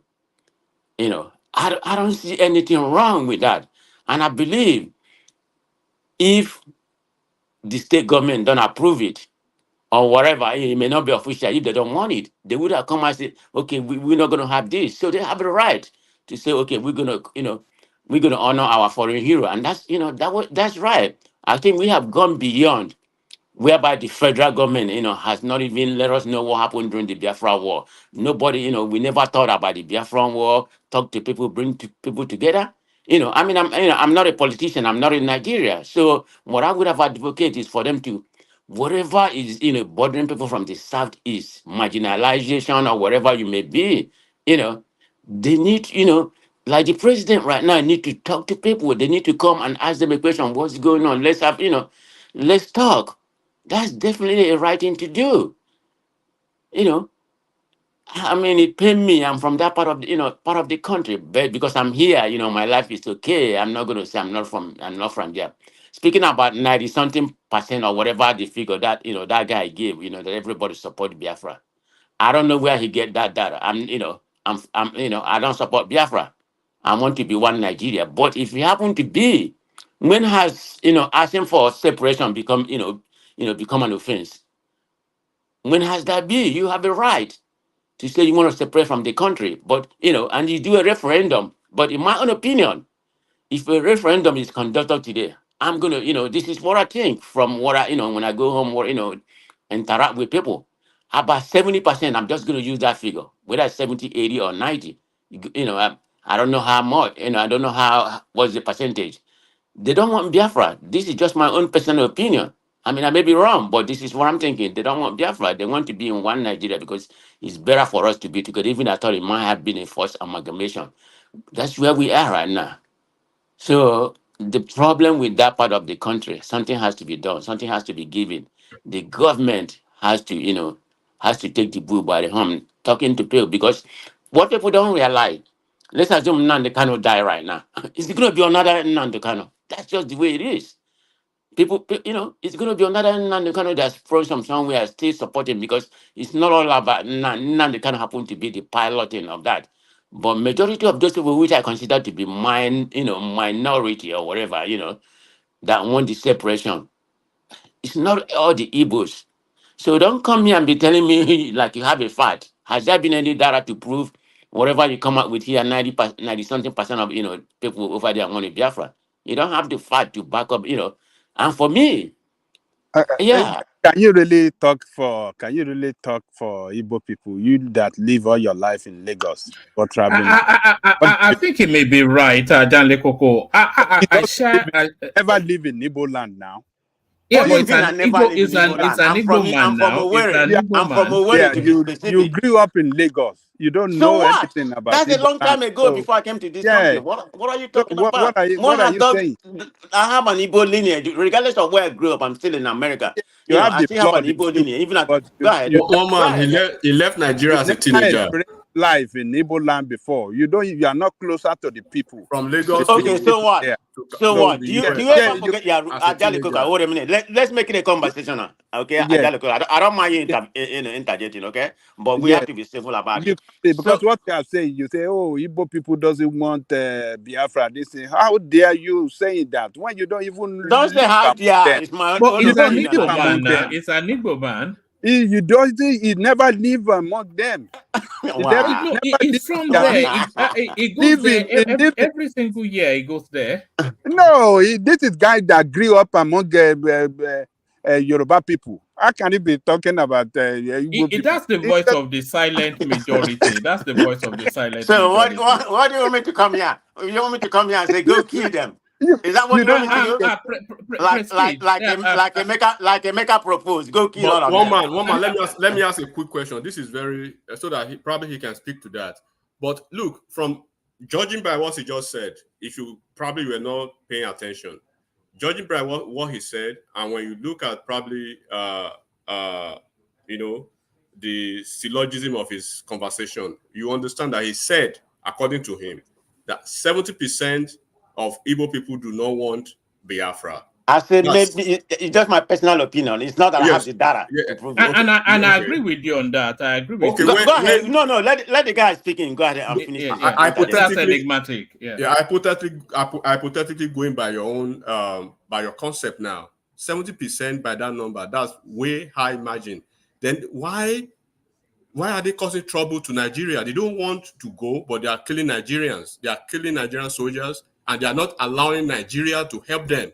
Because I could remember vividly, Buhari had to basically hands down on their matter, on their case, and he just left them alone to do what they wanted to do. Because you cannot help some people who are not ready to be helped, right? We've had previous administration, they will find a way to try to help them, but they are the one who will sabotage the efforts of the government. Buhari moved in that time, then they changed the narrative on Buhari completely until he left them alone. Now they've killed 5 soldiers when a sitting governor, Alex Oti, was saying he was going to leave IPOB to do their thing. And somebody was saying they should have conversation. Do you know why America does not have interaction, conversation, and negotiation with terrorists? And you guys have not even taken a position on this IPOB. The last time I checked, they haven't officially been identified as terrorists in the world nation. That's in Nigerian context. And okay, but they're in Nigeria. This is the double standard, and this is the confusion that you guys because you brought that up. So I need to clarify that. Whether it's double standard, that's your opinion. Hold on, because I thought you wanted to interject, not to take my time. I'm not taking your time, because you guys will not listen to the truth. The thing is that you accuse who made it the authority about what's truth? Okay. So if you're gonna become because I don't really want to interact. I don't really want to interact with you. That's okay. I don't have the energy. I don't have the energy for that. I understand. So I'm not gonna die in Nigerian shake. Okay. I don't have time for that. I'm only here to make my comment. Right? That's it. I mean, it's my own opinion, whether you like it or not. Let me talk to the platform then. Listen a second. How are you gonna talk to it's my turn, and I have the right to subjugate you. I have the right to subjugate you for not intercepting. Go ahead. Bye. Go. Man of Prestige, can you give me 1 minute? Man of Prestige, good evening to you. How are you? Man of Prestige, can I say something? Yeah, go ahead. Hold on. Let the guy, rational man, hold on. I don't mind the interjection, but in as far as it's civil, let the guy that say man of Prestige, let him interject, then rational mind. Yeah, that's my turn. Man of Prestige, I can go ahead. Yes. Yeah, man of Prestige. What I want to say is I thought it was the guy first. I don't know before rational mind. I don't mind. If one man permit it, I'm okay with it. No. You said the order. You said I can't go first. So you said the order. Who's the guy that just said hi, man of Prestige? I want him to. That was Akin. Okay, Akin. Go ahead, Akin. So man of Prestige. I had you call out Emeka earlier on. You called him a fraud, right? Yes, I did. But when I listened to you 2 minutes later, you were given a different perspective of what actually happened in Abia State. However, hold on. What did I say? How did I say what actually happened? Like I'm there or I know what the fact. I didn't say what happened. I was just talking about what transpired. Let me land the point real quick. So you condemned the acts of terrorism or act of terror that happened in Abia State. However, you still went ahead and called someone a fraud just because he's condemning IPOB. He's not in tune with what is happening in southeastern Nigeria, right? So my own interpretation of what you just did is like double standard. You get it? No, it's not a double standard. You don't know the history of Emeka and I. It's dating back to Niger Watch. No, okay. That was hold on. Let me finish. Yeah. Dating back to Niger Watch. Are you insinuating that this man dating back to Niger Watch and then fraud? Before is that what you are insinuating? Before they exile him from that platform, you know, that's an obedient platform. You know, I mean, I don't, you know. So I mean, if you want to join with the Kumbaya, you can go to that kind of platform. He doesn't want the truth. Hold on. If you want to go to a Kumbaya platform, dancing yo back and forth. Can you be quiet and let me land and you be quiet and talk your mind. Oh my God! One man, I think I'm a leave. Talk to me. I'm a leave because I don't have time for this shenanigan. Okay. Man of Prestige, talk to me. I'm listening. Just hold on. Just hold on. All right, everybody steady down. Man of Prestige has the floor, so let him coordinate the conversation he wants. Man of Prestige, back to you. Yeah, go ahead. I want Akim to finish what he was saying. Okay, thanks a lot, Man of Prestige. So when you call somebody a fraud and you turn around and you try to condemn what happened, and of course you kind of support them, I believe about 40%, in a way that you do not want the government to not do this and not do that. If everybody like myself and of course others out there listening to you, they will have trouble understanding where you are. Where do you stand? Okay, so I want to know, for example, right? I believe when Shoyinka condemned what the Obedient were doing, a lot of people from the Southeast, they look at it as a ethnic, or they look at him as ethnic bigots. Okay, however, if you are calling someone who is, of course, a Southeasterner like you, like yourself, okay, if you call him a fraud, that tells me that you are 100% in support of what actually transpired. So you think I'm in line, align myself with whatever happening in the South is that's how you interpret, or you're in fear, of course. No, You're in fear because I never said this. That's an inference you just made. No, hold on. So, but that's fine. That's your opinion. No, hold on, man. I'm confused where you stand because I want to know: are you in support of it or you are condemning it wholeheartedly? Okay. Support of what? Support of what? You need to be specific. Support of what? What happened? What just transpired in I just said it. What is it? Do you have your listening ear on? I just said it and unequivocally condemn the killing of whether it's 1, 2, or 3, or 5. It doesn't matter. So that is wrong. You can't be going around killing our soldiers. All right. Hold on, rational mind. Okay, Akin has addressed that. Just to manage the time. Hear from rational mind, Prestige, and then start to bring it on. Thank you, man. Let's go to the BS. A lot of you come here and dish out BS to some of us. I mean, look at Akin. I mean, some of us will do selective listening here. Somebody came here. I jumped on this matter when I found out that this guy was just interjecting. This guy won't allow this guy talk. And the next thing, oh, you are an IPOP, you're an Igbo, you are this, you are doubting your Yorubaness. And then Akin had the guts to be asking somebody because somebody doubted Emeka's Igbo-ness. But you did not see that. You did not hear that. Oh, we are dispensable, right? Right?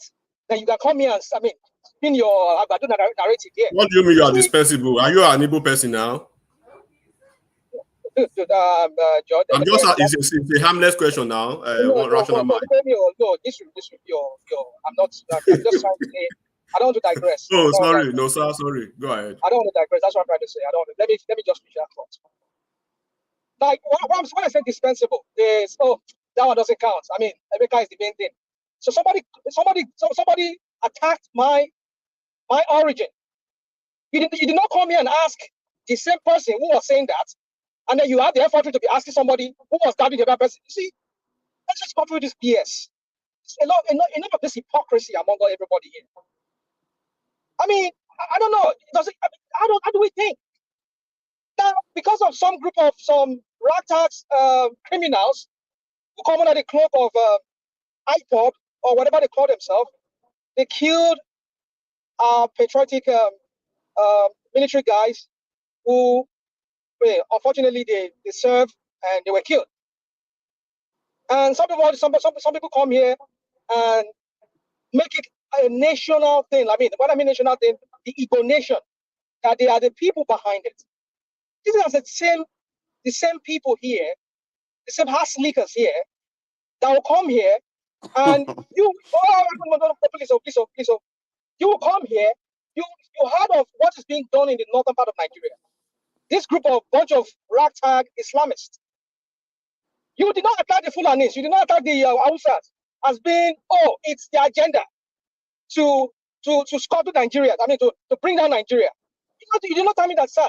And we've been fighting this war with these ragtag Islamists who come under the guise of, oh, we are fighting a jihad.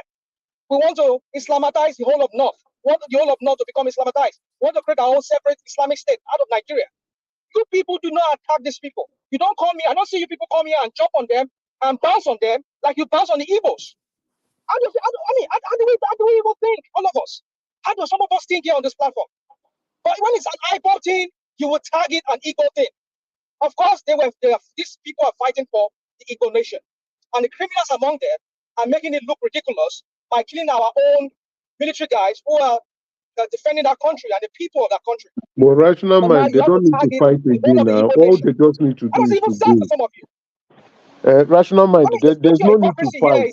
There's no need to fight. When it happens to Southeast, everybody know how to speak English and how to defend federal government. It's not easy. We know many soldiers has died in the north. There's Nobody no talk about it. Let me take But by this Boko Haram and all this stuff, none of them come to defend. None of them come to talk about it.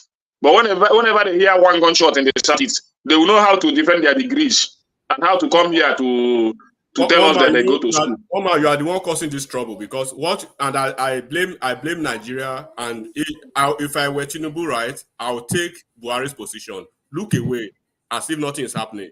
Because when you speak to it, they will blame you for speaking about it. No, no, one man is not causing any trouble. I didn't even, it was Jide that actually brought up the topic. It wasn't even a topic enigmatic. Is it enigmatic? I would have just signed. Let them just go. But they have senators who can declare whatever they want. No, they can ignore the senators. The senators don't want to go. They want to still remain in Nigeria. Just take the hype of them. Let them go. Simple. There's no need to complain. Nigeria will try to help. They will blame Nigeria. Nigeria will say, okay, there's no need to complain here. Just go. When you ask them, they won't tell you where they belong. They will be up and down, yo. They don't have a stand. That's why I say they are cowards now. Let them declare Biafra and go. Leave Nigeria. Just go. Now, if they paint themselves, they say make them go. They call me fraud. They call me this. If they vex them, see, one man. If they vex them, I say make them go. They call me fraud. They call me this. I am not Igbo. I'm not from Umuahia. I'm not this. No wahala. Go. Don't be what you want. IPOP lovers and Biafra lovers. Go. Hold on. Rational mind, follow them too and go. Rational mind, follow them and go. You are not a Yoruba man. Rational mind, you know you are not a Yoruba man. Go. Let's have some order. Rational mind, hold on. Rational mind, hold on. Just to manage both the conversation and the people waiting, let Prestige have his floor back. So Prestige, just take us along as we were. Thank you very much. So the first question I can pose to me, like I'm being interrogated on this platform, but that's fine. We're all here, to talk or give our own personal opinion. I mean, the word, when I use the word fraud or guadio, I say it's a metaphor from Wole. So having said that, I mean every word that I said, because not even what he narrated today. I've been following Emeka for how long? Like I said, it's not about 2 years. It's just his narrative. Yeah, he may come from there. That's not my problem. If you call him out, he will respond. You can come from the mass or whatever you want to be. It don't make any difference to me. It's not going to put something in my mind. I will still prosper the way I'm prospering. So all those are nonsense. So I stand by my word. It's a broad statement when you want to categorize people. You put them in one basket, forgetting just it's a minor section of the country, minor population of that part of the country that is doing this nonsense. And whether our governor doesn't have the gut to checkmate them, maybe invite federal government, you negotiate and everything. So I still stand by my word. I'm not going to take it back. So if you like, go hit the transformer. The person that I call or somebody defending him. I don't give a deal about that. So I'm going to come here and express my opinion. whether you like it or not, and nobody can stop you. The only person that can stop me from saying what I want to say or remove me is, is one man. He's the owner of the platform. But any other person, we have equal right. So having said that, I think, like I was saying before, there shouldn't be extrajudiciary in that case. Yes, there's a way, when you break the law, there's a way to, to go about it. Go through with the due process. Of course, we don't have due process. Nobody's is above the law. But in Nigeria case, there's a lot of people above the law.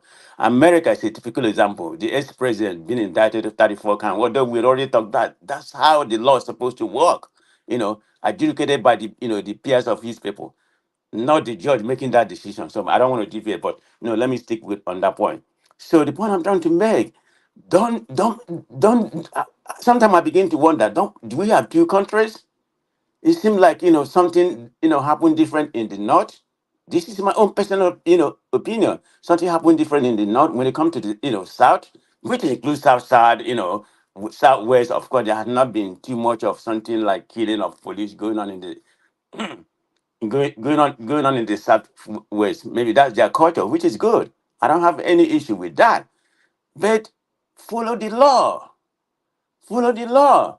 And I don't know what soldiers is doing. But when he made a comment, which make some validity to that military and the police, they work together because it's a different space compared to where I'm calling from right now. So if that's what we have, that's what we have. So I condemn it again with that missing word. And I hope they guide them, not to waste more time. Let them guide them and deal with them. But don't be playing you know, partial judiciary from different part of the country. Because in the north, in the last 2 months or 3 months, do you know how many soldiers they have acquired in that part of the country? Undeniable whether it's they call them terrorists or henchman or whatever, but they're part of that country, and nobody's held accountable. Even what happened like a year or 2 years ago, when the terrorists invaded the Kaduna, the military base, up to today, we don't know what happened. That has never been accounted. But if it happened anywhere, in the south, believe me, it's going to be extra, particularly in the southeast. Let's not miss a word about it. You know, there's a different, way different way they treat, the southeast. I'm not, you can't deny that. So that's what I'm not going to talk too much about, right? So that one man for that topic. That's all I have to say. Can I talk about the independent? Can I talk about the national anthem? Just a briefly. You can talk about the national Okay. anthem, or you can open the space on this story that somebody just sent in. Let me present it to you, and then Okay. you make the choice. It says, Cross River demolishes historic monolith, replaces it with statue of Jesus. So this is one of the things that really gets my blood boiling.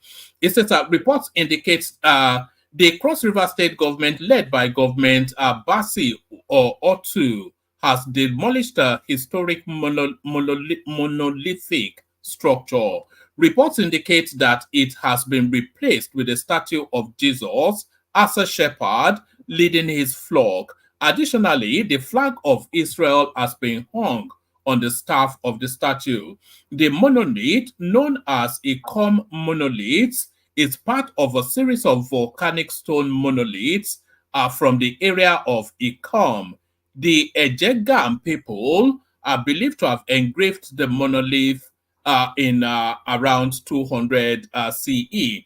So these are the images now. So that's the monolith, and that is the replacement right there. So I'm not sure that just give us your immediate response to this, because hopefully this is not true, because it will be quite sad. Yeah, thank you very much. I've still want to talk about the national anthem, but anyway, this is very sad. The Nigerian government or whatever they're doing, if they have their priority missed. Why is this so important? Why are they changing it to Jesus Christ? You know, I mean, Nigeria is a secular state. I don't know how many percentage of people there are, Muslim, or I know it's probably more Christian, than Muslim. If there's any Muslim, there, in Cross River. because it's there in terms of demarcation between between Muslim and the Christians. That's probably what's applicable in the southeast or that part of the south. So I just thought this is rubbish. I don't know the purpose of that. I mean, did they go through the House of Assembly to approve this or something like that? But that's Nigeria for you. I mean, the governor can pretty much do whatever he wants. So that's what I have to say. I don't have more detail to say or read more, see the historical background, then I can be able to comment. So that's it for that. But let me go back to the national anthem. We already flogged this national anthem problem, how it originated, who sponsored it or something like that. But the issue I have, like Obeni said, um, Tinubu have no hand to that. That is completely wrong. Whether it's been dedicated about different theory that's been coming out, whether it's been dedicated about against Obasanjo or because this is what they want to do. I mean, I don't like the national anthem. I think we should stick with whatever we have right now. Because if we look at where that national anthem originated, which is our colonial master, and we still want to maintain that. Is it not time we emancipate ourselves from this colonial master? The imperialist, ideology they instituted in Nigeria. It's about time we eliminate them. So when you say that Tinubu didn't play a part to that or something like that, no, I completely agree with you. I completely disagree with you. That is 100% wrong.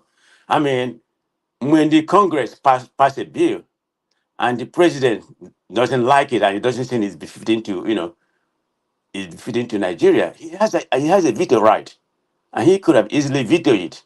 So we can come here and speculate that he's the one that initiated it or not, but we know who sponsored it. It was a rep. I've forgotten his name that sponsored this bill. So either way, the president is part of the people that are behind this, because he signed it. He has a veto, right, and he never utilized it, so he's okay with it. Um, I'm not. I don't have that much to say. We're already flogging whether it's good or not good. Maybe the sound is better or something like that, But we are going back to imperialism, in my own opinion, because a lot of people that was born, the Gen Z don't know much about this. They don't know much about this national anthem, that they brought back today. I mean, how's that going to solve the problem of Nigeria? Is it the main priority? I think what is so alarming is is the anger way this was accomplished within 2 days or whatever. I mean, nothing like this has ever happened in any bill that was brought up. I mean, the suffering of the people and something like that. In one mind, you just laid out the percentage of people, that is, doesn't agree with this government. I mean, that's pretty high. I mean, everything is so wrong in Nigeria right now. You don't even know what to do. So that's my problem. I just need to, counter the narrative that Tinubu is not aware of it. I mean, the person that spoke earlier, whether being a lawyer, you suppose, you know that unless, for your own sentiment, because you say you are not a PC person, you have to Tinubu. So you are being very sentimental about that. So let's come here and speak the truth. That's all I have to So say about somebody that. really said that Tinubu is not aware of the new national anthem. Well, I don't know if that, and I don't want to put word in his mouth. And he's here. I wouldn't say he wasn't aware. It was his idea. It was his idea. I was So, Well, right. So what he I just put mean, the pen like, there. I mean, we don't have any fact to back whether Who it's right does or wrong. that? But we can insinuate, Can I say judging by his something? former narrative. yeah, hold on for Woman. Ogwene. Yeah, Ogwene. You know, Yeah. I don't interject unnecessarily. I believe. Yeah, I'm glad you're interjecting about that But area because of Tinubu. because you call my name, you can't even stop me because you call my name. No, go And ahead. I don't have any problem. Go ahead and interject. the practice on this platform is when you call somebody out, comes to explain. Yeah. I Because expect and you. I I see you expect you to also come in because I see you also I misleading. purposely did that. Go ahead. Yeah. And I see you also misleading Ekene. You're saying what I did not say. I'm not saying Tinubu is not aware of it. I told you Tinubu fulfilled his constitutional duty by giving an assent to a bill passed by the National Assembly. This is not his first assent, and this is not his first bill that will give an assent to. And I also told you that you have different types of bills that goes to the National Assembly. Executive bills is the one that come from the presidency. This bill is not an executive bill. This bill was sponsored as a private bill by one of the legislators. We know his name. I know you keep saying you don't know the person, that we know his name. I can't remember his name because somebody flashed it me I ago. will But remind that's you, not you are relevant. in We know the Nigeria. person is from southwest, Yeah, So, he's from but that's Ekiti. not relevant about who he came from. So I my think it is. quarrel with you is the assertion you made. I I'm don't want to put coming. word in your mouth. Yes, you mislead. You either misconceive or deliberately misrepresented that assertion, and that's why I'm here to correct.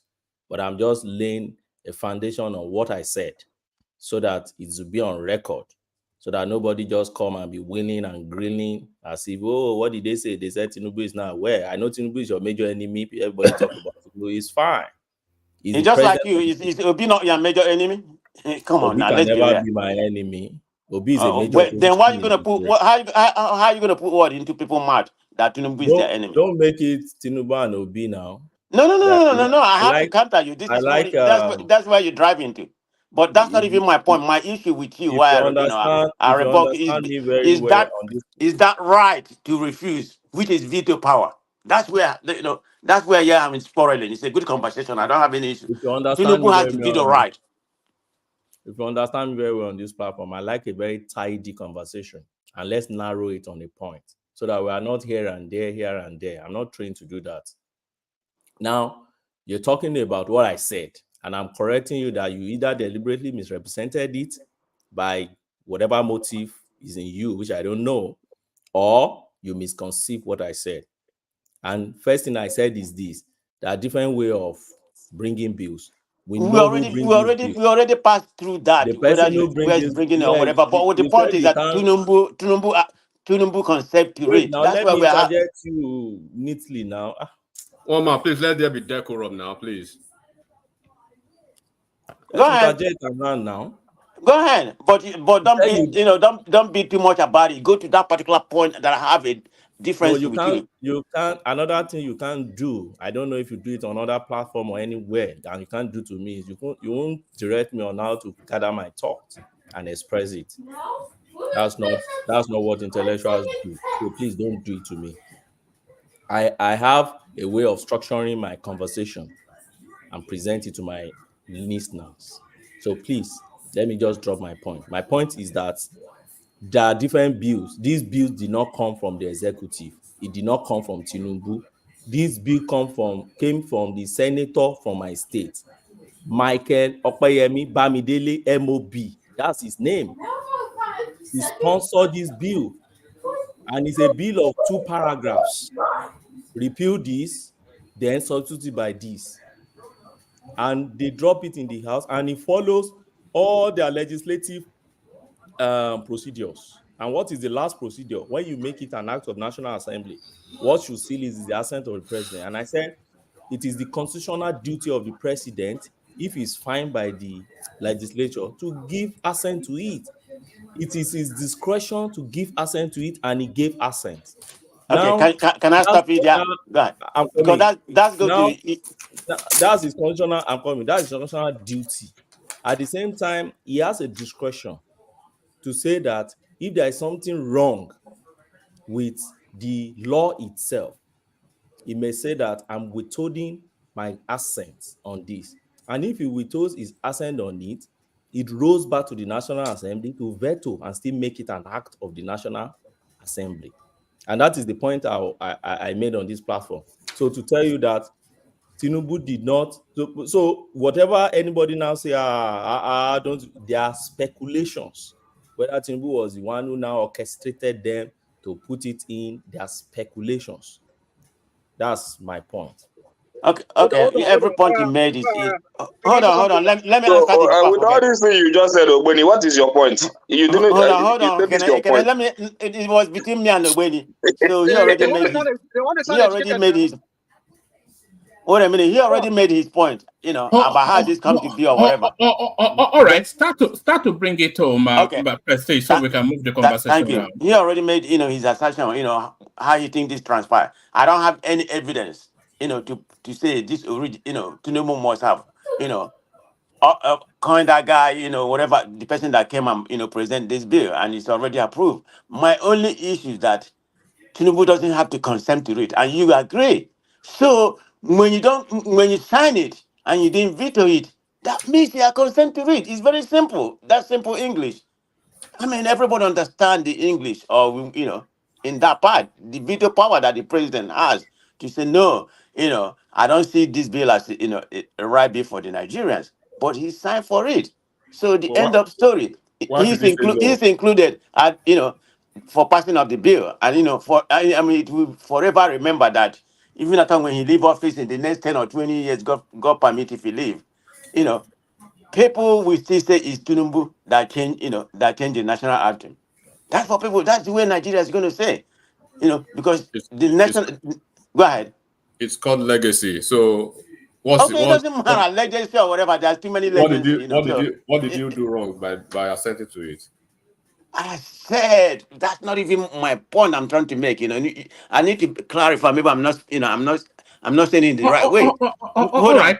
I'm going to round up. Let Clarify. me let me let me Yeah. finish on that. Just I to don't move want it people round. to Yeah. label me to label me to a particular area, because that's not my point. Whether he agree with it, but is the assertion that he doesn't know. It's just a bill from the house, so it's okay. He can sign it regardless. No, he's not compared to sign it. Like I said, three branches of the government, and this came in, from the other two branch. He can say no, I don't want it, and veto it. So it's pretty clear.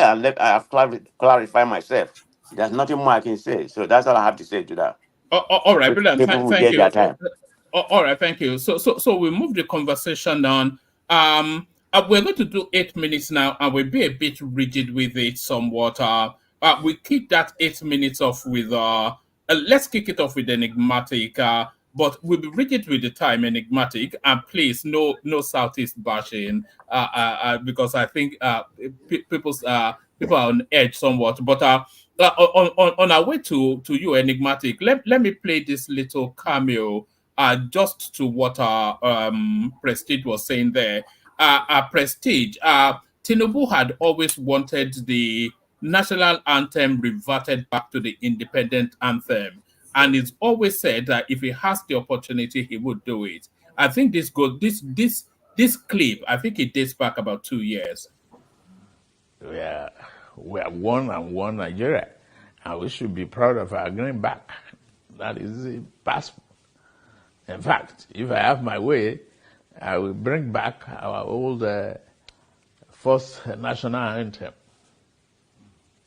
That describes us much, much better. I don't know why we change it. It's about service. It's about diversity. It's about commitment, the value and nation building. So that is my message. Thank you, one man. I've just made this comment. Then in summary of what I'm saying, you see that tape vindicate me about the veto or not veto. So let's just let that bury any kind of narrative of any conversation, depending on where you come from. That Tinubu is not part of this bill. It's pretty clear. He made a comment there. Of course, he wasn't the president at that time. So let's. And your Prestige, you are still deliberately mispresenting what I said. Why are you like this? Why am I deliberately, you what are, you said? And you do it a lot on Dr. Damage's thing. Forget about this. Is not Dr. Damage. No. So, it's characteristic of you. I need to call you out on it. You can sick of me. I get sick of you too. So it's not that I'm not aware of some of that. Hold on. It didn't say it's sick of you. It said it's characteristics of you. Mm-hmm. I didn't Oh, say okay. I didn't hear him right. I thought they said your whose network in US is always very clear. Don't go there, okay? Don't try to rubbish me thinking that my network is bad. Don't go there. Don't go there. I'm from the tech land, where I live. It's a tech land. So we don't have any problem. Man of Prestige, can you hear all these? We are the can you hear these European people trying to mock you? Look at this European. The economy of California is bigger than all European countries put together. It's the 6th largest economy in the world. Look at this European talking to you like this. about my internet or that kind of stuff. I can afford it. Maybe we just kick them out right now, including one man. Let's kick all of them out right now. All America will even America, take over everywhere. that are bash here, it's all good. It's all politics. So let's not die on their politics. Don't forget to. Huh? It used to be British colony. Don't forget to. Okay, that's okay. Okay. All right, one man. In order for the time, to move ahead, go ahead and continue, please, with Maki. I think it was any Maki you're talking about. Thank you. Yeah, it's me. Yeah, I'm joking, Jasha. Yeah, me no need. So, one man, thank you for the opportunity. Thank you for the listeners, and thank you for Nigerians who still believe in Nigerians. I'm not talking to IPOBs now, and I'm not talking to people who are confused about where they belong. So you are either a Nigerian or you are not a Nigerian. So and you either love Nigeria or you hate Nigeria. So you can't actually pick and choose where you belong. And when we say we want to be patriotic as real Nigerians, then we shouldn't be speaking from both sides of our mouth. Nobody should get it confused, and nobody should get it twisted. We are not talking about a situation that is just happening a year ago or 2 months ago, right? Unknown gunmen shouldn't be a conversation. Nothing like unknown gunmen. Unknown gunmen is a facade. We saw what happened in Oyo State.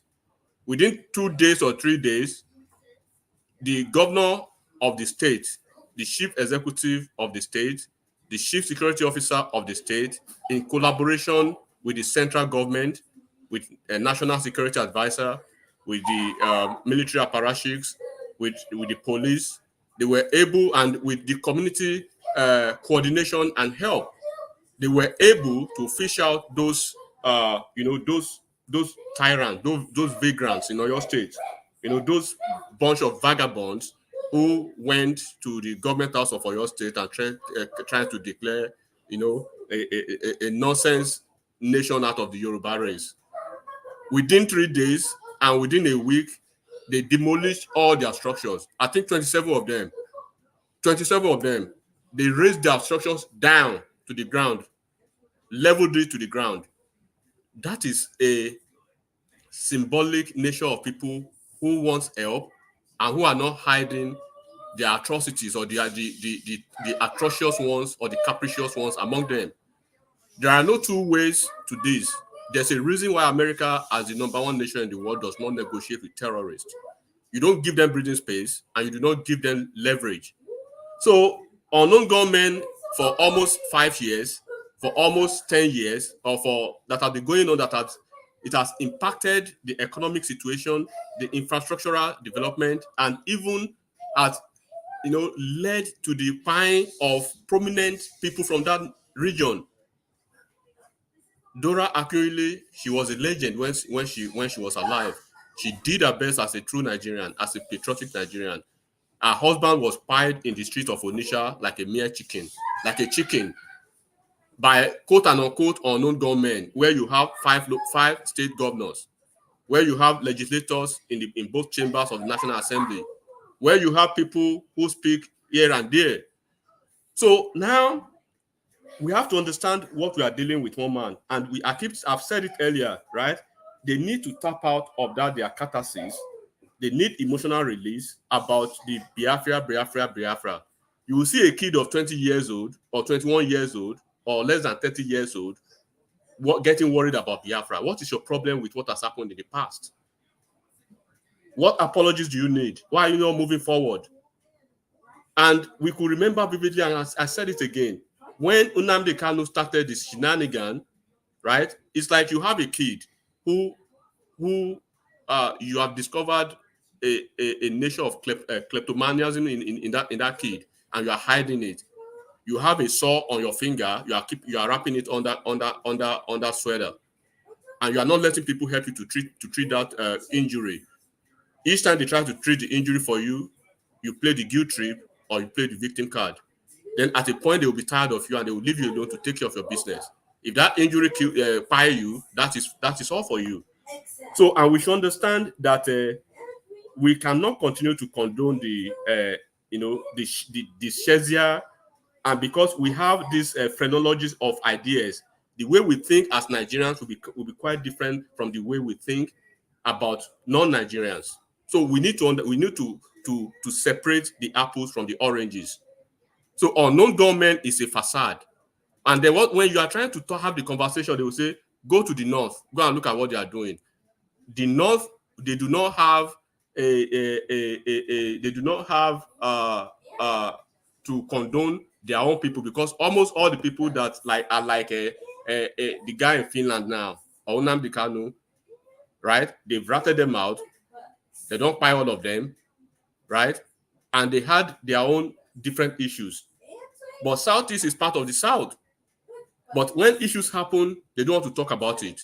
Just look at the graveyard silence that pervaded the entire media space yesterday, until Atiku Abubakar, a northerner, broke the silence today. Peter Obi did not say anything. When Peter Obi will speak, he brushed aside by ensuring that carefully he did not mention anything IPOB, and that is supposed to be a leader.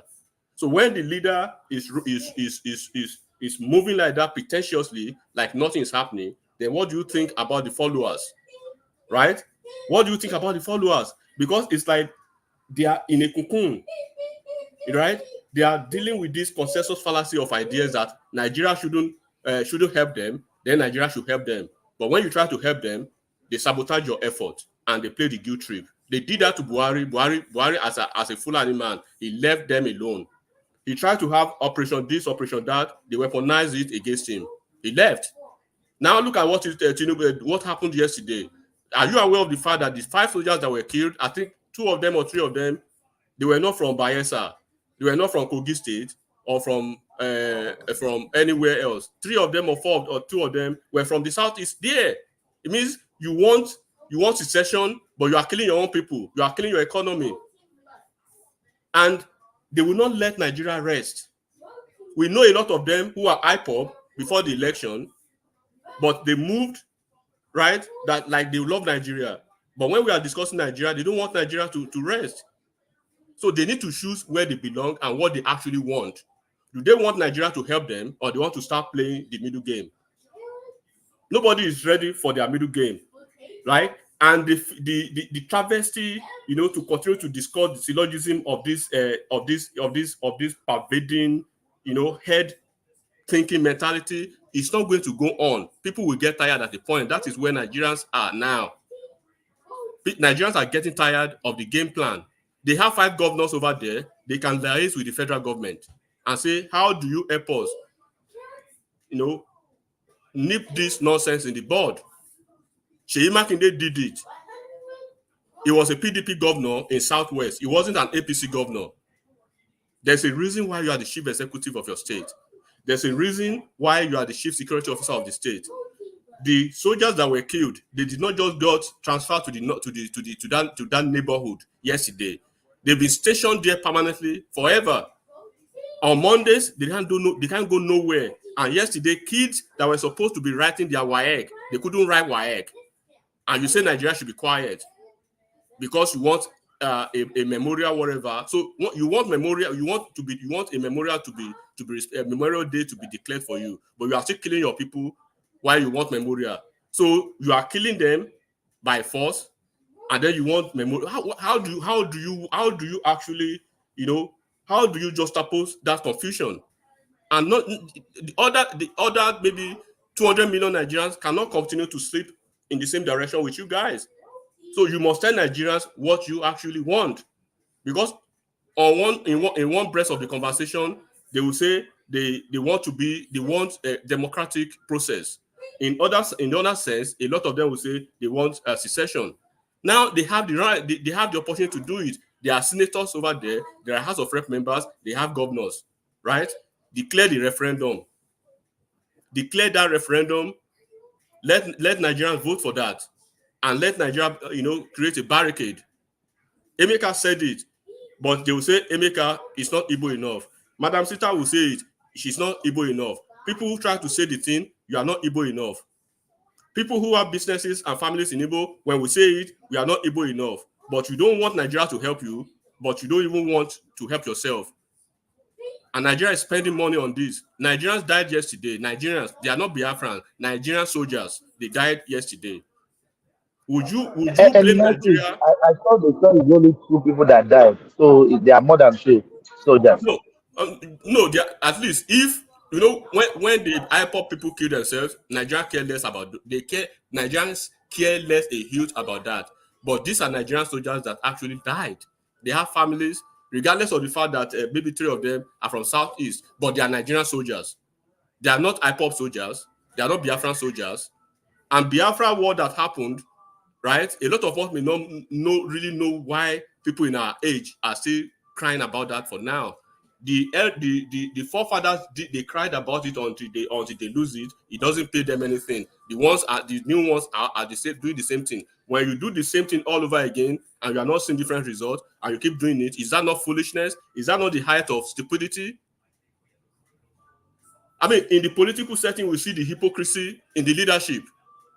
And the youth that are supposed to rise up and go against this terrorist group, they will say, "Oh, Nigeria has not yet declared them terrorists. They've not declared them terrorists, but on Mondays you can't do nothing, and they want to add another day to it, and it's affecting the economic prowess of that region. And it's still part of Nigeria. Nigeria has to deal with it. And when Nigeria rises up to say we want to deal with this thing, then they weaponize the guilt trip, they sabotage the whole effort. So, you know, when it is clear that, okay, they've taken a position that we are leaving Nigeria, then Nigeria will know what Nigeria is dealing with. But until they do that, they are still part of Nigeria and we'll continue talking about it. If they don't want to talk about it, other Nigerians will talk about it. Like me, I will continue to talk about it. You cannot have a leader who was quiet yesterday and it takes a Fulani man, Atiku Abubakar. So enigmatic, you just mentioned a point now. You talk about the youth. So the youth that are stepping back instead of calling out the old ones that caused it in the past. They are carrying on from the mistakes of the elders. So why do you think the youth are not confrontational against this Biafran thing? Why do you think they are stepping back and not? It is called Mudra. It's more or less like a mutual administrative societal high mindset of a consensus fallacy of ideas, because they can't detach themselves from what they've been. It's more or less like an hereditary of this coinage of guilt. Nigeria does not own any region. The youth are supporting it on one side, and those same youth, as we see them all over the internet, supporting Obi for president. God bless. That's where the confusion. That's where patriotic Nigerians are confused. Obi himself is confused. Obi does not want to call out IPOB so that he won't lose the IPOB people in his group. Obi does not want to call out IPOB because, quote and unquote, he said IPOB. Look, listen, IPOB are not terrorists, right? They are not criminals. I live with them. That's what Obi said. So he has taken a position in the middle. And you cannot take a position in that middle and you think Nigeria will make you president. You don't do that. So he cannot reverse, his statement, and he can't move forward. If he does reverse that statement, he lose the base for the IPOB, like Pansat, like Ekene that said it's IPOB, and a lot of IPOB that moved to obedient, right? And then when he takes the another route to move forward, right, he will lose Nigerians who are looking at him somehow. So that's why when things happen in the Southeast, he will be quiet. I said, Babaja, he took Atiku Abubakar, a Fulani man, to say something, to speak something, to write out openly about the carnage yesterday and the chaos and the killing of those soldiers. Then after 2 hours later, Peter Obi came to do to write something. And when you look at almost all the 6 threads that Peter Obi shunned out, he carefully ensured he did not mention anything IPOB. In the first paragraph of article, he mentioned IPOB maybe twice. Obi did not mention IPOB in like 7 paragraphs, and he has always taken that position. And you think Nigerians are stupid and not seeing that? So that is when Nigerians get suspicious, right? Before the election, you were saying Biafra, urging on this Nnamdi Kanu, and the leaders will be pretending as if they are not seeing it. I just gave an example of what happened in Oyo State. Sunday Igboho came back from wherever he was. He was already running mad, running crazy in the southeast and in the southwest. Those political leaders and the Obas told him, look, we are not doing this nonsense with you. If you do anyhow, you see anyhow. Did he not run back to his Germany? That is what we call leadership. That's what we call take a stand, take a position. There's no reason to negotiate with terrorists. Enigmatic. All right, Can you just suppose it with what he did in your state? He took a bold step. He's an PDP person, but he took a bold step when those charlatans come to the secretariat to cause their menace. He took a bold step as the leader of the state. Thomas, look. Enigmatic, use that response to bring it home. So we go on to rational mind. Okay, anyone can continue to be cavalier about the chaos. They can be insouciant about the chaos. They can be supercilious about the chaos. They can be pretentious as much as they want about the chaos. They can be resort themselves to false equivalence about what is happening in the north. Why can't you see what happened in Ibadan and they quelled it within a week and use that as a template? Why should you will call the northerners, you will call them slaves, but when it suits your narrative, you want to juxtapose what is happening over there as against what should you even be having that false equivalence in the first instance if you want development in your area? Are you seeing tell me one progress that is going on there because of Nnamdi Kanu and Simon Ekpa? You are leading a revolution, but you are not on ground. You are a general that is hiding in Europe, commanding people to be destabilizing your own region. So is there any sense in that? You are a father of a house. You are destabilizing your home. You are turning your kids against your wife. You are turning your wife against your kids. You are turning your relatives against everybody. But you are staying in your neighbor's house, causing that chaos. And then you want your neighbor to help you, or you want the central government to help you. How will they help you when you've not helped your situation? So ọ̀rọ̀ dàbí ọ̀rọ̀ amúkún tó kọ ọwọ́ ìsàbẹ̀ agbádá ni tó jẹ́ kó rí tó jẹ́ kó help òun. I've said it earlier, when you are injured, when you keep it in between, you don't want people to help you until that injury kills you, then that is your fault. So Buhari tried it, he left them alone. Tinubu has started. Tinubu will find a way, solution to do it if the governors can work with him, but not with the statement that Alex Oti made yesterday that I will leave IPOB to do their thing. How would you do that as a governor? Why would you make that kind of statement as a governor? There was no pushback. There was no resistance. It's like you just wave the white flag. Come to my land and do whatever you want. Do not let kids who are supposed to be writing WAEC write WAEC. But people cannot see this thing. They will basically say it's a tribal war or it's a tribal thing. Yes, it is, because this is Nigeria. This is not Biafra. This is not IPOB. This is not Yoruba Nation. This is not Arewa. It is called Nigeria for a reason. Because one, it's a shame. The missing link is that chain. When that chain is missing, then there is no Nigeria. It's dragging down, the Nigeria in us. So you are either in Nigeria or you are at IPOB. You have to find a way where you belong. Don't be confusing people all about. Oma, let me leave it at that. And nobody should blame the federal government because you cannot continue to kill soldiers every damn time. And you call them unknown gunmen for 5 years, unknown gunmen, and they live within the community and they kill prominent citizens of that place and they are still unknown gunmen. That is shameless, one man. All right, that's the majestic Enigmatic on this. So thank you, Enigmatic. Rational Mind, you're up next.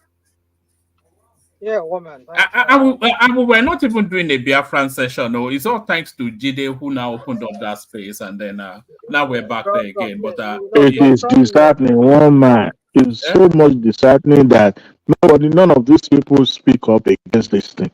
We are all stakeholders in Nigeria. Southeast belongs to everybody, not just to I beg the you, I beg Kenneth and the you. like. You people like to sound like No, go and sit okay. down, man. Go and sit down. Where No, have you don't been all sit this down. while? Go back to under your rock. You Go people sit down somewhere. you people are so pretentious.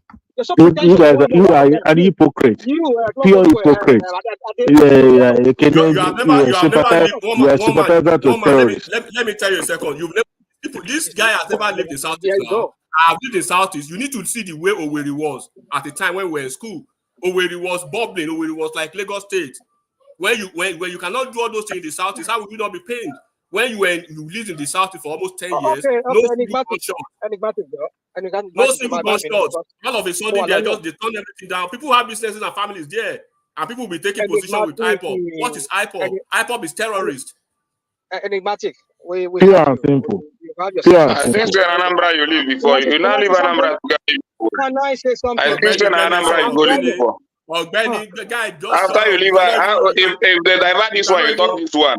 Before you said you live in Anambra, you school in Anambra State. Now you school in Owerri.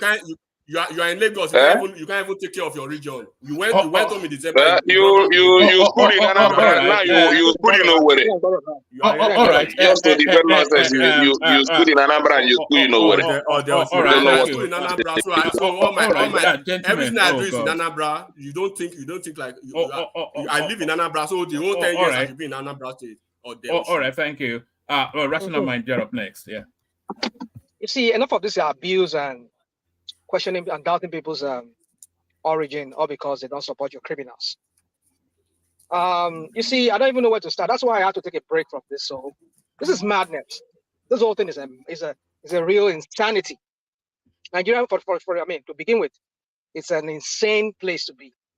That is why some of us come here and we would expect that some of us, maybe having traveled out of that country, living in a sinner climb, that's probably would we rewire our mental view. But apparently some of us on this platform, I don't know. It's like Nigeria never left us. It's the same. There's the same mental issue that some people left that country with. That's what they still come and even they live abroad, they come here and spew.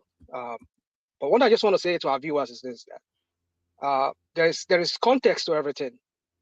No matter what narrative anybody comes here and spin here, you should look at look at how it all began. That will give you a context as to why certain people behave in certain ways. I'm not here to condone criminality. I'm somebody who believes in law and order, and I live in a country where, at least in a place where law and order is a priority. That is why things works here. It's because at least to some extent, there's a little bit of sanity here because there's a law and order. There's a law, an application of law that regulates insanity. When you don't have law and order, the opposite of it would be anarchy. And anarchy brew, or it fosters some form of insanity in itself. So people should always look at context. However, some people come here, have beef with the Biafrans, how it all began. You need to look at the context. You also look at the context of those people who have put a resistance towards that Biafra. When I mean people, I mean in Nigerian states. Who are these people? Are they beneficiary of that business enterprise called Nigeria? Some people come here and brandish this word. Sometimes, in fact, some words have even lost their losters. How do I say? They've lost their real meaning, because some people come here and brandish words and they use high-sounding language and make it sound like maybe they are so educated or whatever. I'll be here. I just want to say hi to one man. Thank you for the opportunity. I'll be back again. Ogbeni, hello, Odaro. Rational might speak to issue. Don't be going around trying to be fine to people. All right, speak to issue at hand. Speak to issue at hand. You won't tell me it's my time. Don't be pretending. All right. Let him free flow for a moment. Even if you don't agree with this, yes. Well, back to you. Because you are wasting time. Speak to issue. Don't be fine to somebody speaking grammar. That is none So of the issue. Why do you have to refer to people using the grammar? Speak to the issue. No, for me, I'm not your people that comes here and speak grammar just to deceive Nigerians. I will speak in the way Nigerians will understand me, even if I use my The English. complex right, Oga. Even the grammar self, who they want impressed with the grammar? What are they using grammar? Who they want impressed? It's okay. Ekene, Mr. English. You want me to speak to the point? Mr. English. Let us hear. Who they want impressed with the grammar? The grammar not even Mr. grammar English. self. The Go sit grammar down, not go even sit grammar down. Let self. us hear. Who they want impressed? I don't It's okay. May I continue because these are people they go start to talk now. They Ekene, attack you. next month I dey come Lagos. See what I talk about. See what I'm talking about now. Guys, I'm on the road because I still have to drive about almost Don't like worry, an when hour. I do for you, don't worry. You have to take him out for Isewu when he comes. Yeah. Nothing that happen. Let's say don't call me. I'm there for you and there for you, Benny. Because I have to drive 150 miles. I'm still on the road driving back to my place for the weekend. You don't need to tell us how many miles now. Yeah, I just want to get done because I don't want to be driving at night like that because no, where we I'm sorry. Ain't the man sound any pay go Harvard let it lotto. You see, that's exactly what I was just saying. You see, he knows who he's referring to. So my point is this, one man. You see, we're not moving forward in that country. Patriotism is not. You cannot force people to be patriotic. Patriotism, countries where people are patriotic. You see that again. I talk about context. Context is almost everything. Context is almost everything. Some of us we can talk about patriotism here in America because America works for the average Americans. People are patriotic because they are made to believe, they're made to feel as part of a system. I mean, it's what they call universal suffrage. People believe that they have one vote and their vote will count. But all of these things we talk about in these Senate climbs, or let me just use the word Senate climb to some extent, like where we live, it's not something, Nigeria, you don't find that in Nigeria. Nigeria is insanity.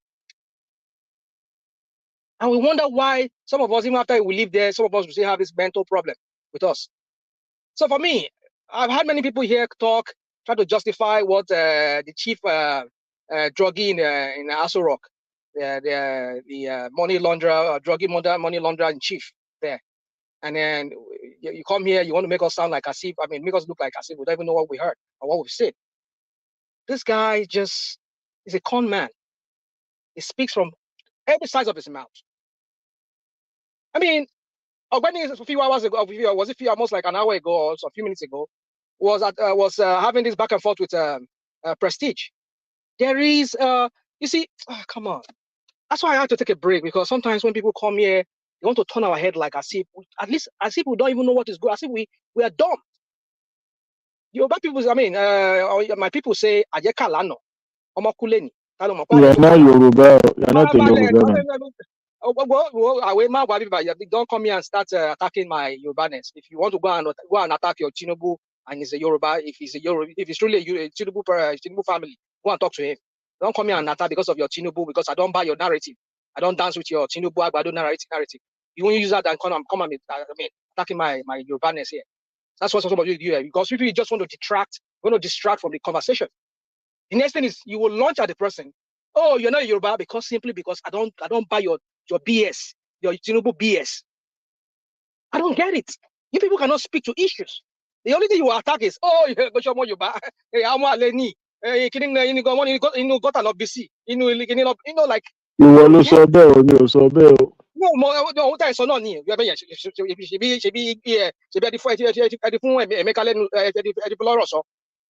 sort of say me. Am I a Yoruba? So let's leave that. So my point is this: let's talk about issues. Let's stop attacking people's origin, because they don't agree with you. They don't buy your BS of Tinubu, BS of Yoruba Nation, whatever crap. Somebody was just a few minutes ago was telling us about how Tinubu. You see, there's so many things I can talk about. It's like time will fail me because I only have like few minutes to talk. So my point is this: is that Tinubu speaks from every side of his mouth. I said, why I'm using that, why I'm saying that is because There's an email, there's a video at which woman you played that surfaced recently that Tinubu already has said it that, it is, in fact, there was, even during his, what's it called? His interaction with the Arewas or whatever recently, was it today? He was saying that, it's his priority. He has said it. There's a clip. We never knew about this clip. It surfaced recently that he said, he would have wished that, what's it called? We bring back the whole national anthem. And all because of this so-called, their facade patriotism that they tout around, they brandish around. Patriotism because of what? Because of Tinubu. You won't tell me how to, that's why I said Nigeria is an insane place to be. You can't tell me about patriotism when the country does not, look at it. People die on the daily there in that country. But when we talk about the army, I'm not talking about the army, the Nigerian military are not important. Don't get me wrong. But when it's those people that they use as their, what's it called in this game of chess? Their knights that defends them, because Tinubu, for him, he needs the military to defend him, to guide him and his family and other criminals like himself. So when any of them die, because you've attacked Nigerian state. How about the ordinary Nigerians that are dying on the daily? That the terrorists are killing everywhere. That we're seeing people. People. Why are the police guide? Is police not supposed to guide the people? No, the police, the military, the security agencies are only guiding the criminals in government. You and I, we don't, I'm not going to say you and I, at least me and some other people, we don't count. And you want me to be patriotic? Come on, what are you talking about? I don't even know where, some of you are, you talk about patriotism. How does patriotism does not happen in vacuum? It's about what the country gives that makes people to want to die for the country.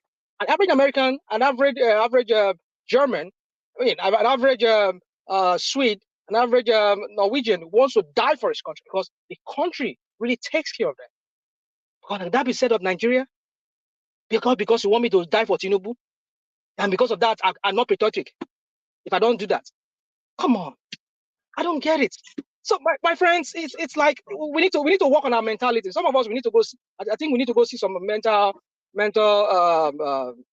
health workers to take care of us mentally. Because I don't know, some of us. Can you give me a minute? Okay, go on, please. 1 more minute, because I have so many things I want to say. I don't know. Yeah, just this patriotic issue. You know, when people come here to talk about patriotism, I laugh. Who is more patriotic?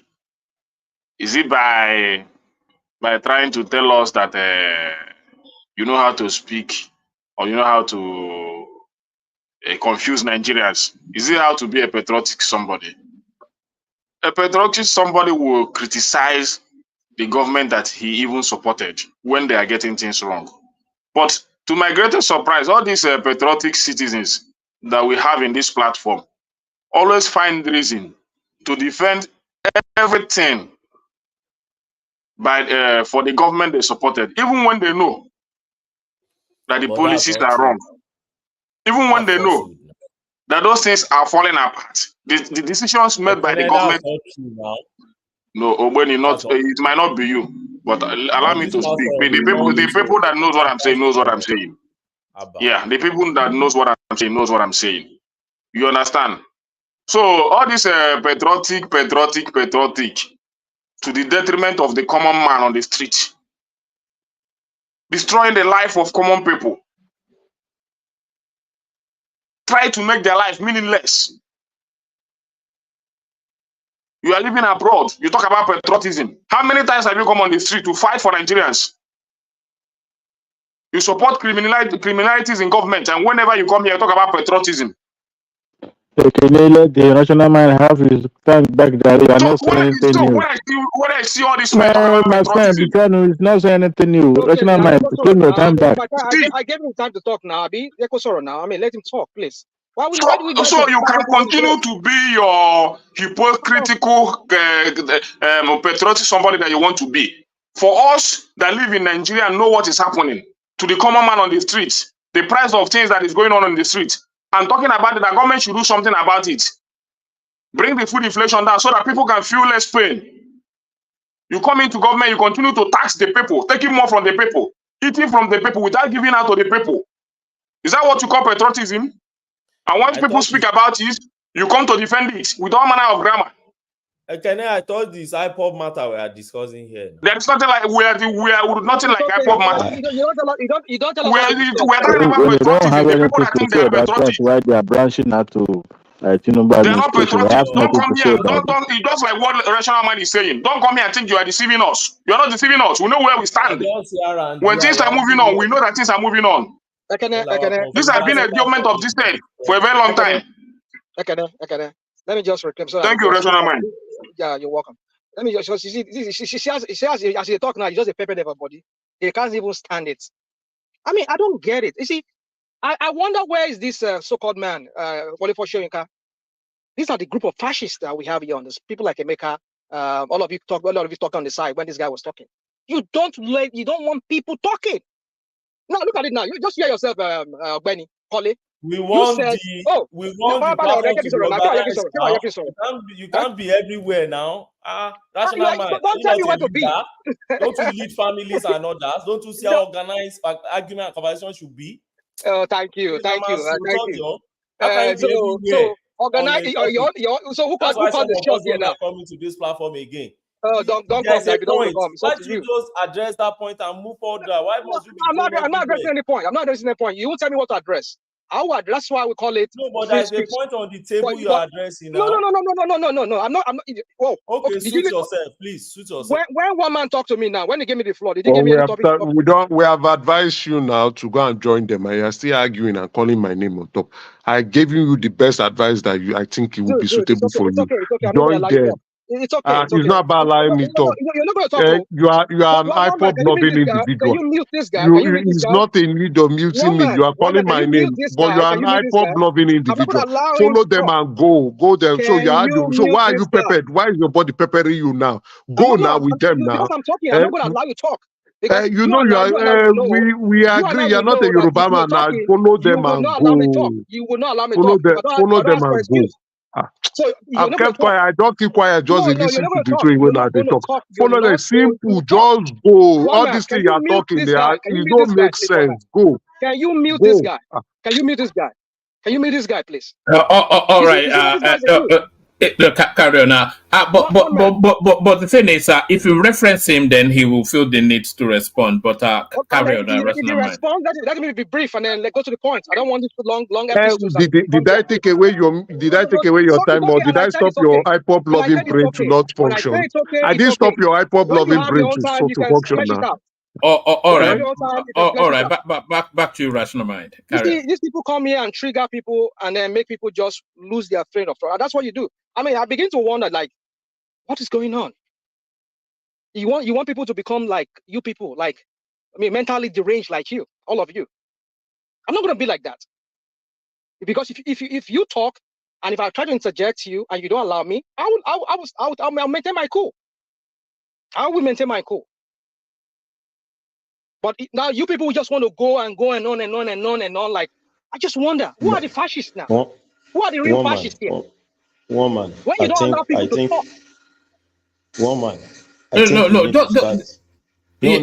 want to say something to you, please. I think you need to start covering some things. You cannot call all of us mentally derailed. You should control whatever you say. Oh, so when somebody was calling other people, you cannot say we are mentally derailed. It's okay. I did not insult anybody. It's okay. Please. Okay. Did I call your name? Is your name mentally deranged? Did I call your name? All right, back to your rational mind. Carry on. Come on, what is wrong with these guys? What is wrong with them? Everything triggers you. Oto Roman Koro. You made a general statement. You made a general statement. You are now saying you are not talking to me. What do you mean? So is your name general? Is your name? All right. Let's rational mind flow. Come on, don't stop this. Don't start this your BS with me. I won't take this your BS with me. I won't take it tonight. So my point is this, woman. Just to address somebody, is it Kole? One man did not give me any topic to talk about. He said free flow, and I free flow.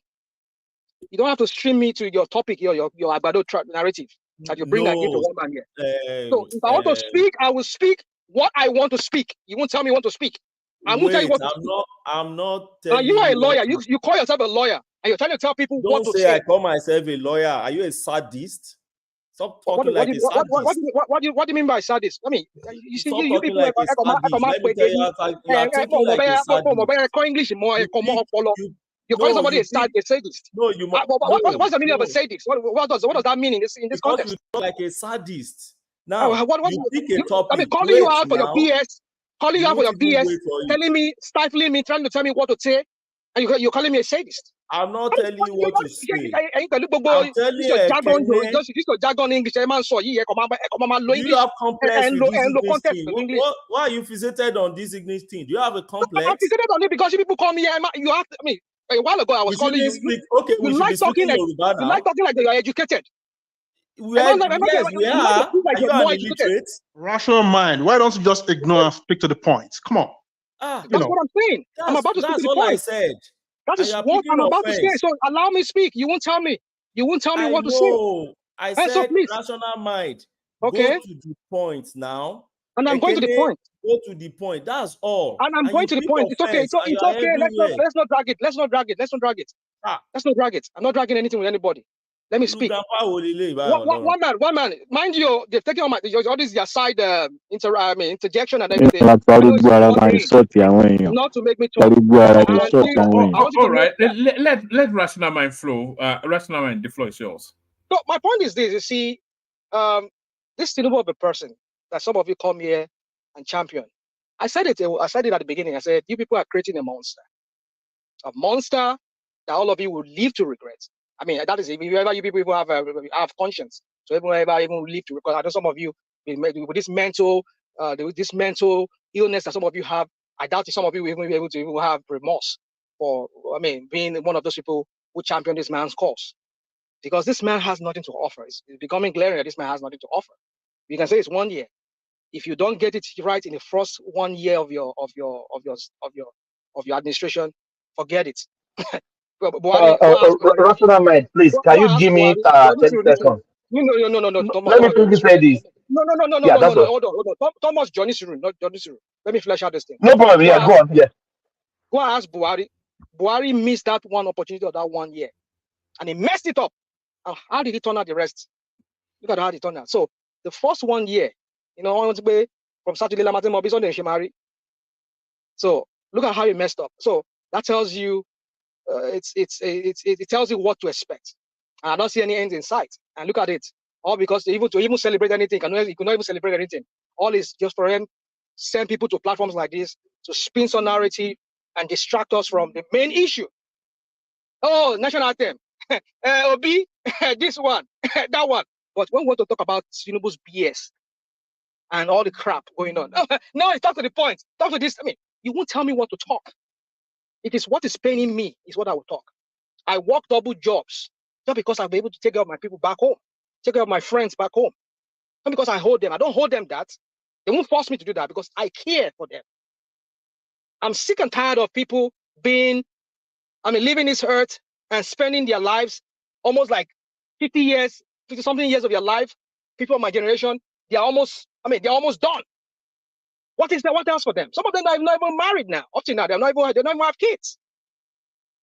All because of that silly country called Nigeria that was never meant to work for Nigerians, but to work for some criminals who has always find a way of recycling themselves every year.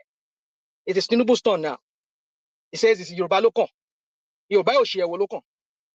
Yoruba Titiye. Àwọn criminals be Egbe Lokon abi. So that they is their own time now to dip your hand into the national coffers. And of course, they have started already. 1 trillion for the Lekki, the road that leads to nowhere. Did you not hear what Asari Dokubo said? It's a turn by turn. Yeah, of course. Rational mind. Can you give me 30 seconds, please, if you don't mind? Yes, please. I'm not coming after you. Don't take it personal. But one man, I think we are turning to some platform now that people just insult people on the platform and you kept quiet. Rational man said in his own word that we are mad on this platform. And you kept quiet. One man, it's no. We no. I just want to get out of this place. No, you can't say people are mad that they should go and see their doctor because they are speaking their mind. One man, no, I can't. No, I can't take it. One man, please, let's speak to the issue. Let's stop this name calling. Let's stop insulting people. No, one man. No, I can't take it. You know, I mean, as I'm speaking like this. No, one man, rational mind, please. Let me learn, please. Please. You can't say people should go and we are mad. No, you can't say that now. You Okay, can't say that can because I address it now? we don't agree with Tinubu or we don't agree with Obi. No, Okay, can you I can't address it say now? that. You are elder Can I person. You address it can't say now? that. I think you make your point. No, you Can I can't address say it? that. One man, I'm Can hungry I address you because I now? expected you to stop him. Can I say Please, something? thank you. Can I say something Yeah, now? go on. Thank you. You have the floor. You don't need to say All something. right. You have the floor. 1 second, rational mind. Thomas, it's been somewhat of a full moon sort of session today. It's like a full moon. For all of the languages that we've heard previously, it'll be hypocritical of me then to stop rational mind. People have said all manners of things now, so it's just one of those sessions. That's what I was. It's like That's what I Nobody has full moon. called anybody on the platform mad Here you person. go. Here you No, go. Here you go. one man. Here you go. You know me. People can back themselves, but no, rational mind, no. And I won't take that. And Can I address I you? hold you in, I Can I hold you address in you? high esteem. I Can I don't expect you to say that. Please. can I address I'm you not one mad word? at you. I'm Thomas, not coming after you, but everyone here is I have fine. to say my mind. Yeah, go on, please. All right. Point taken, Thomas. Rational, back to you. One And man. moderate the language, otherwise, Okay, all right. Thomas will flog you. You see, Thomas. When I say some of us are hypocrites here, that would include you, Thomas. And I think one man even brought it up. And he was being polite to you about it. That both of you work together. But I will say to your face, you are being an hypocrite. Because some people have also used some vulgar, some even foul language here. Somebody here was referring to me as not being a Yoruba. Meaning, if I say I'm a Yoruba, then I'm a fraud. Or I'm a Omale Yoruba. Without even saying it out. He's saying that I'm Omale in a sense. Well, I didn't see that rage in you. I didn't see this outrage or this so-called righteous indignation that you're now displaying now. I never see you say that. And when somebody had to come into the matter, that was Akin. He just discarded me like and he was like, because somebody that called me a fraud. Somebody called him a fraud. And then the next thing is I can remember that somebody is being an hypocrite. Come on. But you guys were joking. You guys were joking on this. You are not you buy this thing now. You always joke about it here now. It was a joke to now. Hold on. If this guy said it, it was a joke. So why would I take it so serious? Why would I take it? Babadale Koko, we even joke. All of you joke about these things here now. Sorry, Kole. You now make it a serious thing. I have never once doubted your Yorubaness. Okay? I have never once doubted your Yorubaness. They joke about these things. I know we joke about it. I know we joke about it. You have the right. You have the right to the position you always take. I appreciate that, and of course I respect that. Right? No matter what anybody called you in the past about your Yorubaness, I don't take that personal. The point I was speaking to earlier on was I wanted to know the position of man of prestige. Okay, because I never heard him spoke like that before. You understand? So if I challenged him based on what he said, based on what he called Emeka, that was genuine. That was germane. I mean, I wasn't just saying it because I wanted to speak. No, I was saying it just to confirm where he stands, because he is kind of, it's confusing me, and of course others that were listening earlier on. Okay. All right. Okay. All right. Yeah. So yeah, but my point is just my general point is that we just need to okay, it's okay. Let me not overflog it. It's okay. It's fine. But the point is, let's stop this hypocrisy. That's just how I would want to say. They've hijacked your mind, Abby. They've hijacked your mind. That was what Kulata did the other day last time I was here.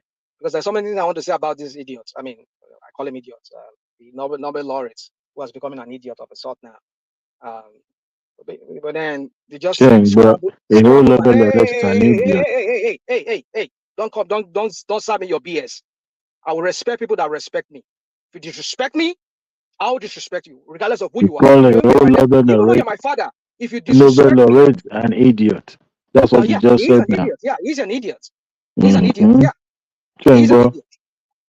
What or I'm not here for your Yoruba crap or whatever crap you want to your Tinubu Agbado crap. If I don't dance to your Tinubu and all those minions of Tinubu like yourself that comes here and talk about Obi and whatever, don't for that try to stifle my voice. It's my voice. I have my voice and I have to speak.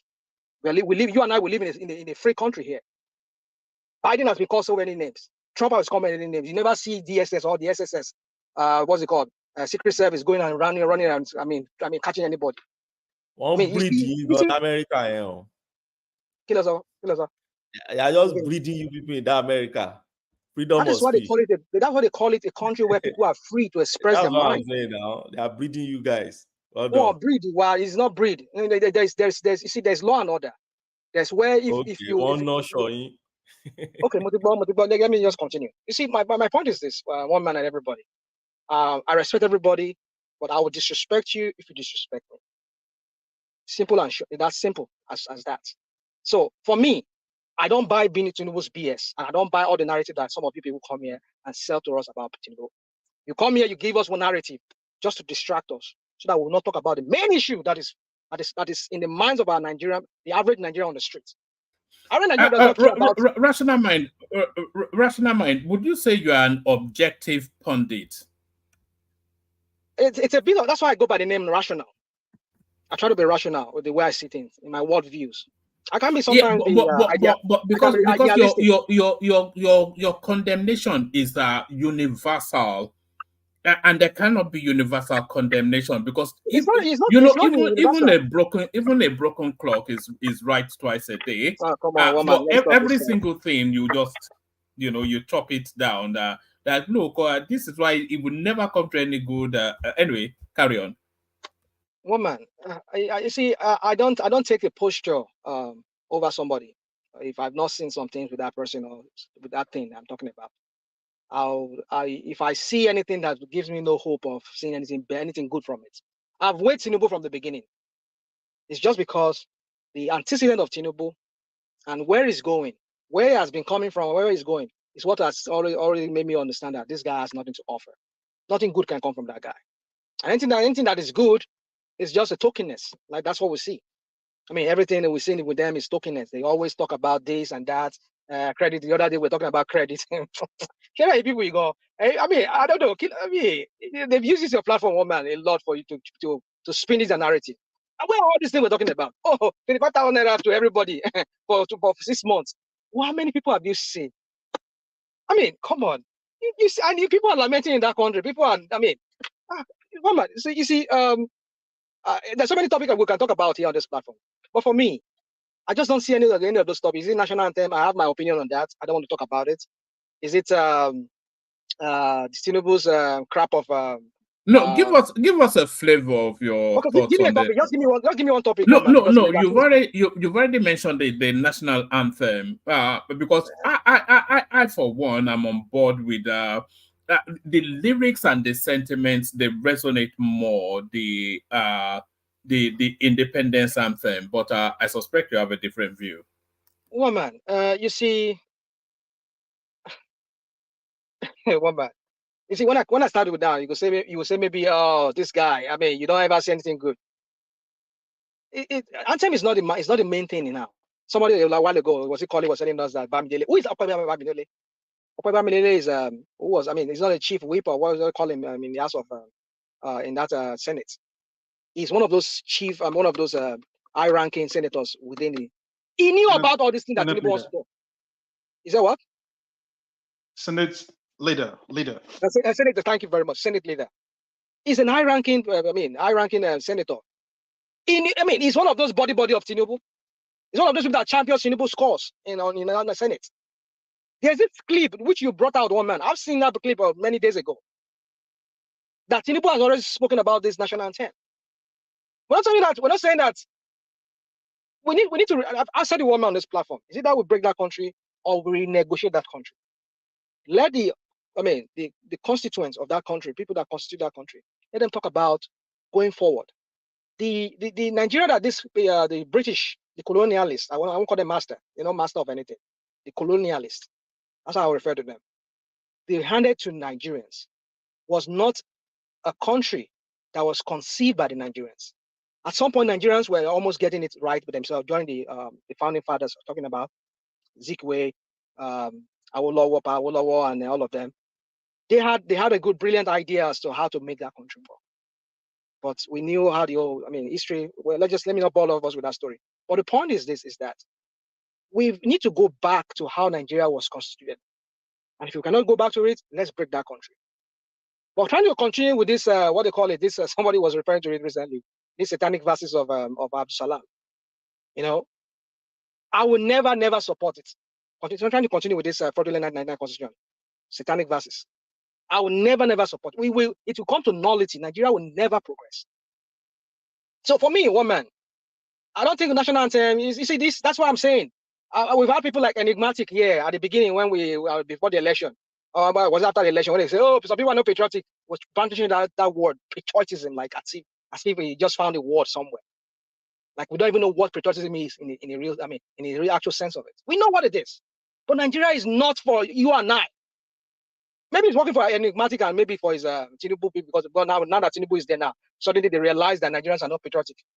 Well, when he was attacking, what's it called? When they were in the opposition, attacking the PDP, were they patriotic? When they were in the opposition, they were talking all kinds of things. They were going to set up their own parallel government and all of that. Where was that patriotism in there? Now, suddenly because Tinubu is there now, all of you come here. But you see, oh man, you see, that's why I said I don't even know where to start with all these people. I have your people. I have you people's time. Always, I know that man. I have things to talk about you people. I will go on a debate with any of you people. But the point is, I just don't have the time because it only causes me more headache because there's no way you can win wars with people like the Agbado people. So one man, for me, if you want to talk about patriotism, we need to redesign that country and maybe do our own national anthem. Maybe not the one we had, the one we had before they turned it on this one, the Nigeria Rise of Compatriots. Maybe not that. Maybe another one. But the thing is this: you cannot force people to be patriotic with just some kind of music or some kind of national anthem. It's not about national anthem. It's about what did you make of Aisha Yesufu sitting down during a rendition of the national anthem? Do you think she should be jailed for that? Woman, you see, I would say she should be jailed for that. One reason is because same way I will not allow my own kids to be jailed if they say they don't want to sing. You and I we've had some private conversation now. Some of my kids are not. They don't salute the flag because their mom is a Jehovah's Witness. So they also go with her, and then they don't do that. So if like they say they don't want to salute the flag, why would I say they should get them arrested? They said if somebody say his own conscience does not allow them to do that because they see it as idolatry or whatever they call it.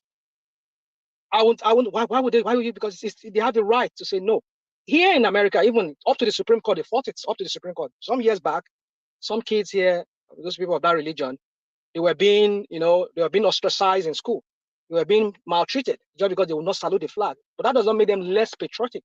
Not because they hate America, because it's just because of some kind of religious beliefs. And the Supreme Court said, yeah, they have the right to say they don't want to. So the point is this. Let's not start this monster. You see, this is what we're trying to do here. Just because this lady says he does not agree, or because he believes that the way Nigeria is constituted is not. Have you had? Here in America, there's some people who don't pay tax. They don't pay tax. They call themselves something free nation, something like that. I think that's the word they go. They don't pay tax to IRS. I don't know how they do it. I don't know how they dodge their tax. They don't even pay. They said they are something free nation or something like that. They can roam from one state to another state here in America. For that reason, they don't say they are enemy of the nation. And these people are very, very patriotic. You see them with the American flag, but they don't pay Uncle Sam. So you see, some of us come here, maybe because level of some of us, our exposure. I'm not saying because I'm more exposed than anybody here. But if you've gone ahead out there, you've seen it all, or you've seen it to an extent, your worldview will change. I would say because of Aisha Yesufu who sat down during the course of this new national anthem. It's because she doesn't believe that national anthem represents her or her feeling towards being a patriotic Nigeria. So for that reason, don't let these Agbado people use a platform to start some kind of discussion whereby they start saying people like me who say no to that national anthem, then I should be ostracized. I should be treated as an enemy of the country or an unpatriotic person. No, does not make me less patriotic. Just because I don't agree with that national anthem. Those are some people who say for religious reasons they will not salute the flag or they will not sing national anthem. So one man, please, let's not start certain things. Certain conversations should not be started because you are breeding fascists. Some of them are on this platform. And they will come here and they will rail on people like myself or Aisha Yesufu or any other person for maybe not even politically. Maybe they are even politically neutral. But for some religious reasons, they said no. They will label them like what happened look at what happened in the Nazis era among the Nazis. I can't even pronounce it. The Nazi Germany. Because some people they just want to think differently from being Nazis. Nazis. They because of that, they were sent to concentration camps. And history has it documented today. Their name, if you go to like places like Frankfurt or like Berlin, you see their names in some of those concentration camps or the walls in Berlin there. You see it there. People who died for their own belief. So woman, let's not start some conversation because when you give them this, it's like you're throwing a bone to dogs. They will launch at it.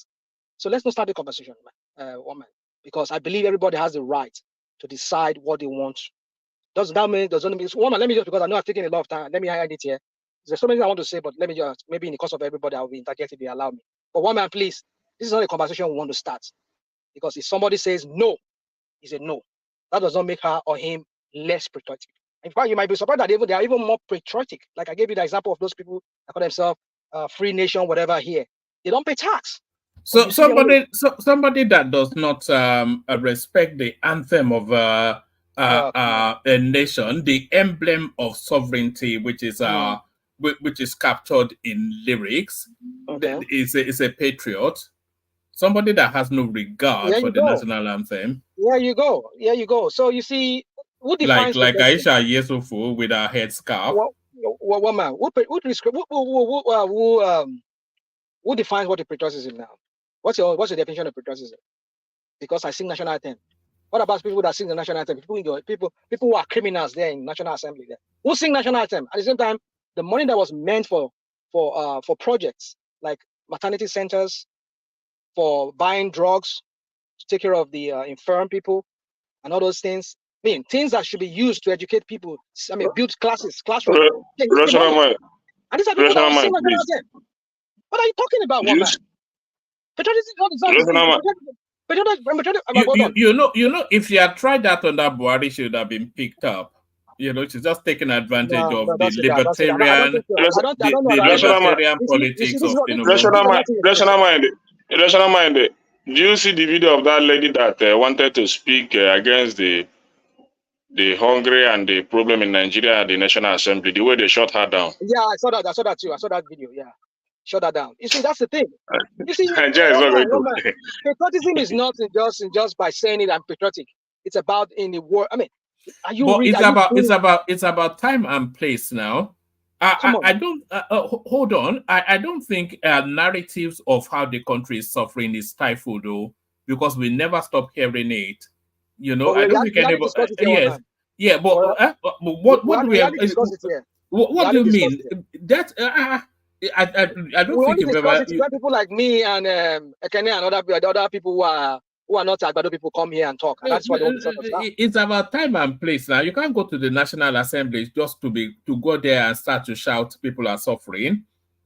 You know, they know people are suffering. So it's about time and place. It's about time and place. As a member, hold on. As a member, as a member of the House of Rep or the Senate, she stood up. She said she wants to have her own word.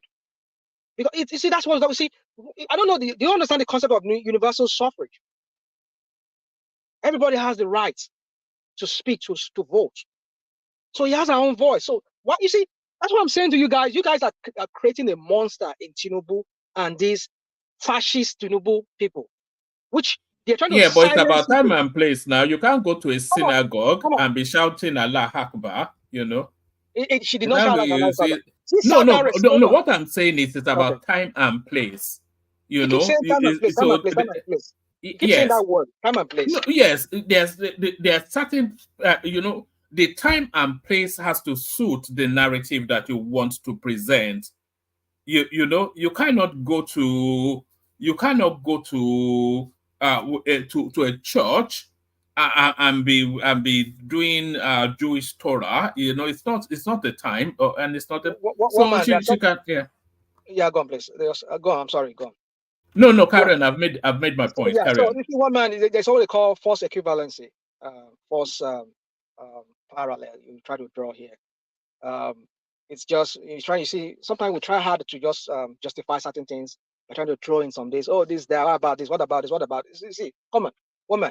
The point is this: you need to understand that people have the right to existence.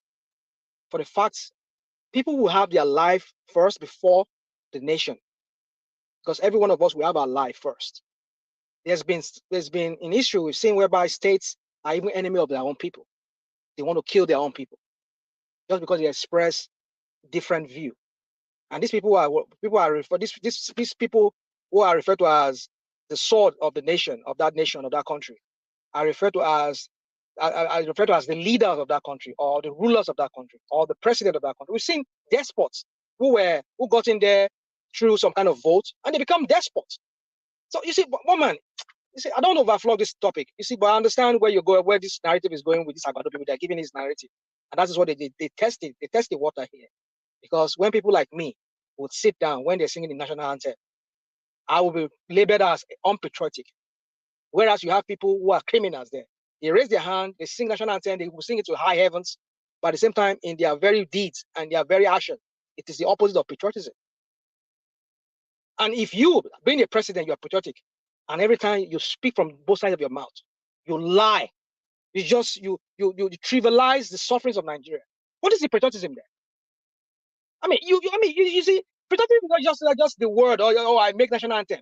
Woman, let me just let other people I'm getting to that area now where I start sounding ridiculous. But woman, the point is this.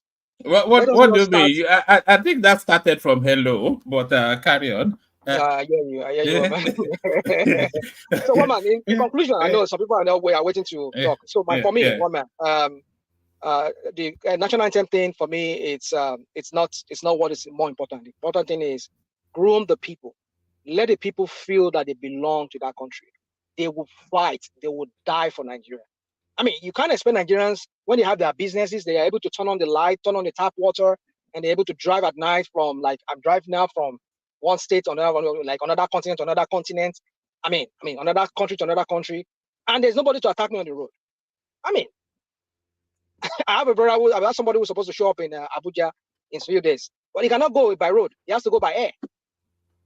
So you wonder, what country is that? What kind of a country is that where you cannot even drive?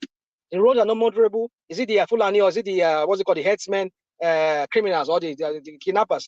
You have to be afraid of that.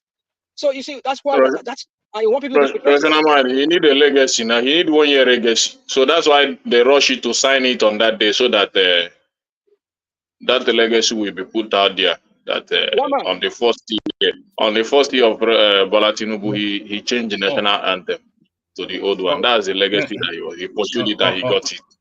Because I never see a bill as fast as that one. Can I let him land so that we can bring somebody else in? Yeah. Thank you so much. You see, I know the other Agbado people, they are waiting for us. So let them talk so that we can attack them too. So guys, I have no ill feeling towards anybody. It's just I respect you if you respect me. I know everybody here we're all here to talk about how we feel about the country, but we should not try and stifle other people. We can question people's view. At least do that respectfully without trying to, French people say, rabaisse. I mean, diminish them, bring them low. You mean without telling them that they're not right in the head? Well, I mean, yeah, I know, I'm guilty of that. I know I said that, but my point is this. My point is this. It's just Hey, when rational people, mind, you should apologize. You should apologize. no, I'm not going to apologize. You I've should apologize right apologized now. too much. Yeah. Somebody has called me. Somebody called me. I mean, somebody called me recently and said, "Watch." I said, please stop this apology that you always give these Agbado people on the platform. It's becoming ridiculous. How many of them? How many times? Some of them. Somebody was saying that. How many times have these people offended you? Have they even called? I mean, they even apologized to you. So stop that. I'm not going to do that anymore. And I took that word. I'm not going to do that anymore because I'm one of those people that apologize a lot on this platform when I do something wrong, or I feel like maybe I hurt somebody's feeling. No more anymore. No more. So far, no one has insulted you. Well, if you say that, I won't agree with you on that. But I'll just say, Akin, it's a pleasure knowing everybody and talking to everybody. But I would not. Just before you land, I have a question. I have a question for you.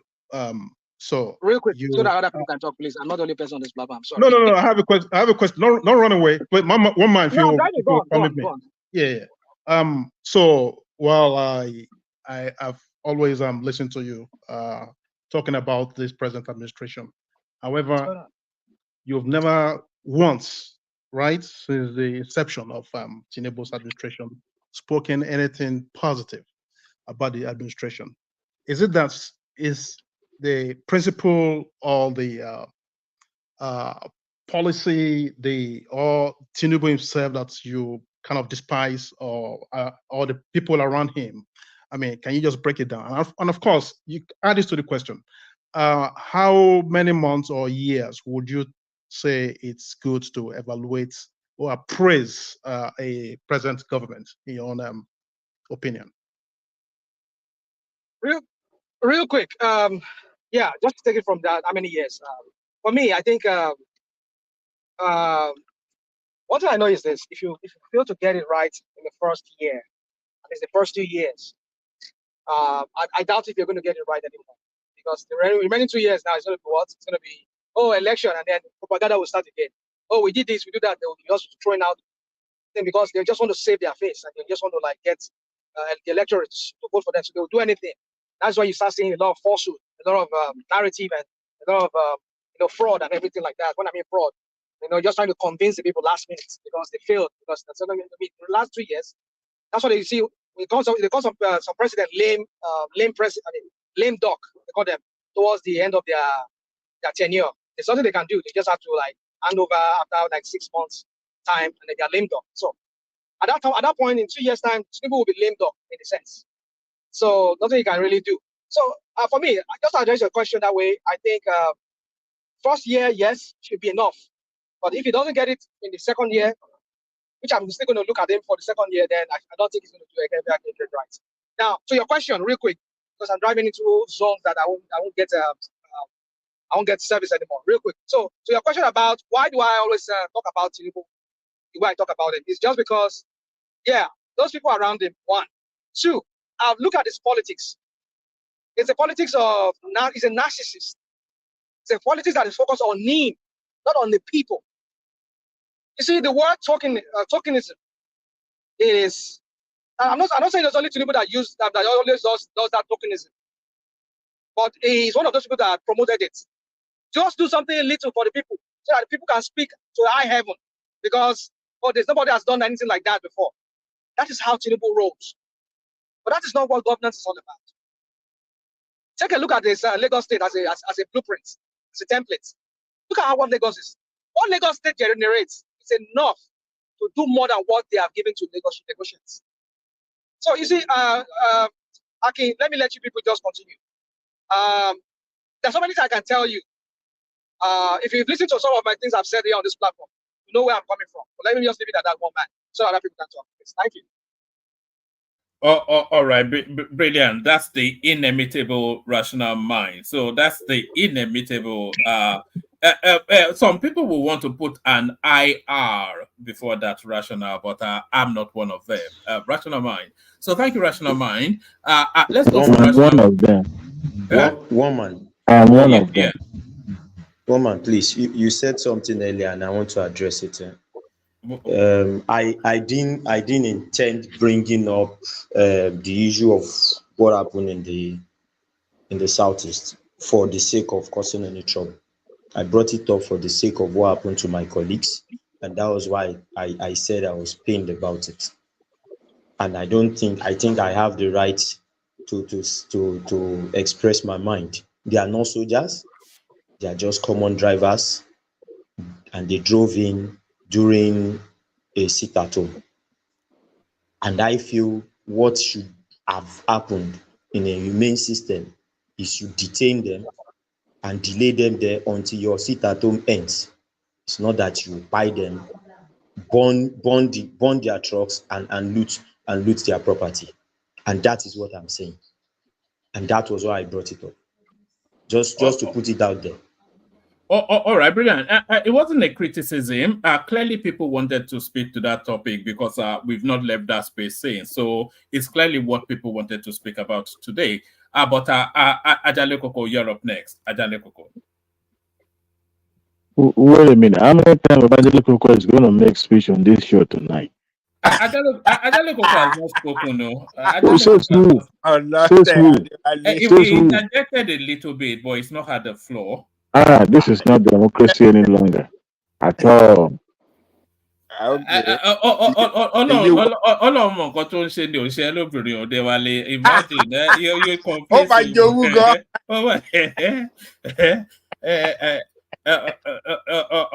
all right, Ajale Koko, you're up next. Yeah, thank you, woman. So what's the topic of the day? Actually, several topics, but perhaps you want to speak to this monolith in Cross River State. So Cross River government demolishes historic monolith structure, replaces with a statue of Jesus Christ. So I'm a Christian too, but I'm not sure that I approve of this. Yeah, I mean, what are you making of that? This is something that goes back thousands of years. It reminds you of what those Talibans were doing when they took over. Is that not shocking? Yeah. Greetings to our listeners around the world. Click on the like button, share and subscribe if you haven't done so. You see, I said yesterday that people in the position of leadership at all level of government in Nigeria are not great thinkers. They are not people with a sense of their history. So that is why I think this action taken, that is what justifies this action taken by this man. This is an historical status that define the origin of the people in that area. Maybe religiously, or maybe how do you describe it? Spiritually, or culturally, traditionally, and because you are in a position of power to preserve, that should have been used to preserve the history.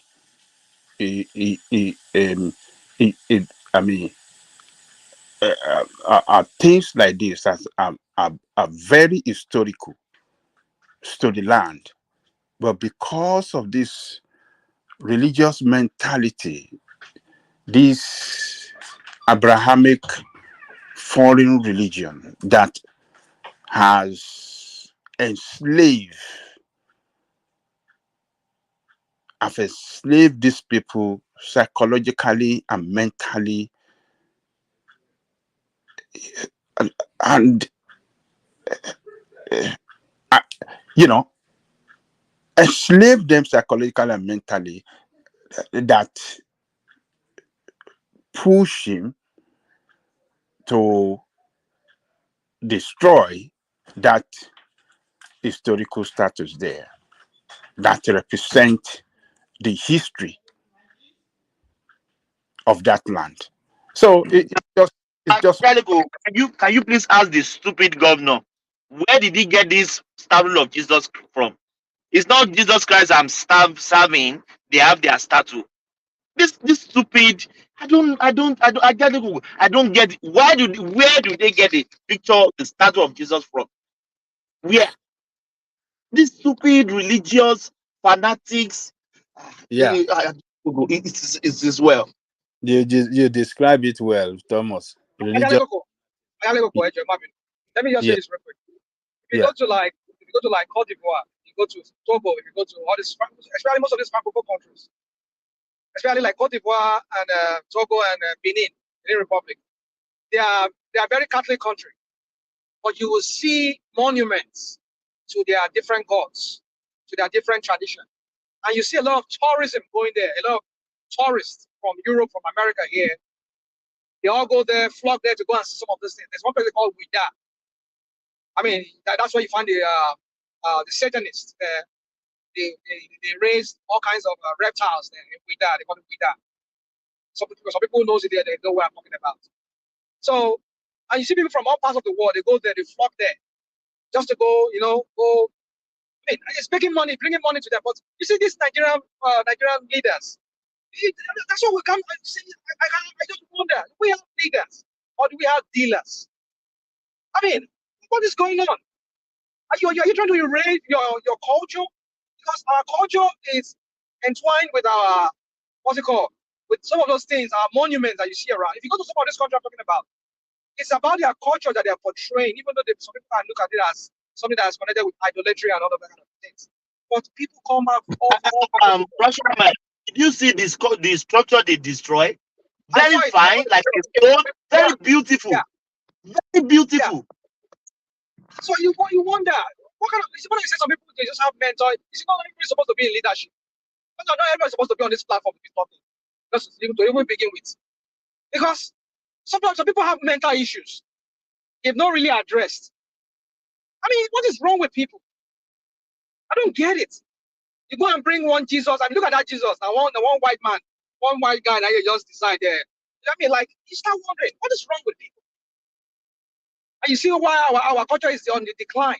It's like a rapid decline. Our children don't even know how to speak our languages. They don't even know anything about our culture. So you wonder. And I see Africa getting swallowed up by this westernized thing and this Abrahamic. I'm not saying it's wrong to have faith in God or to be Christian, but I'm just saying that. I gotta go. Sorry. Go on. Yeah. You see, yeah. This it is sad that this sculpture that should have been preserved, should have been,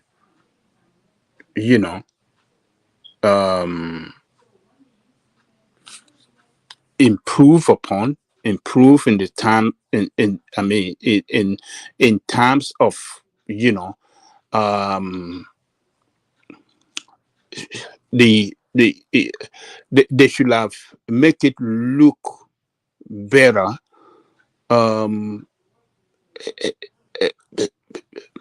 in such a way that they can market it, they can promote it for tourism and use it to generate revenue for the state. A revenue that will be useful for the development of the people and the state. But when you have leaders that are not thinkers, leaders that does not know don't have sense of their origin and their history. Leaders that what they know is that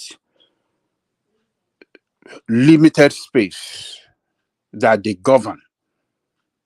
Leaders that have not been out of the country to see the way things is done, run, and the way that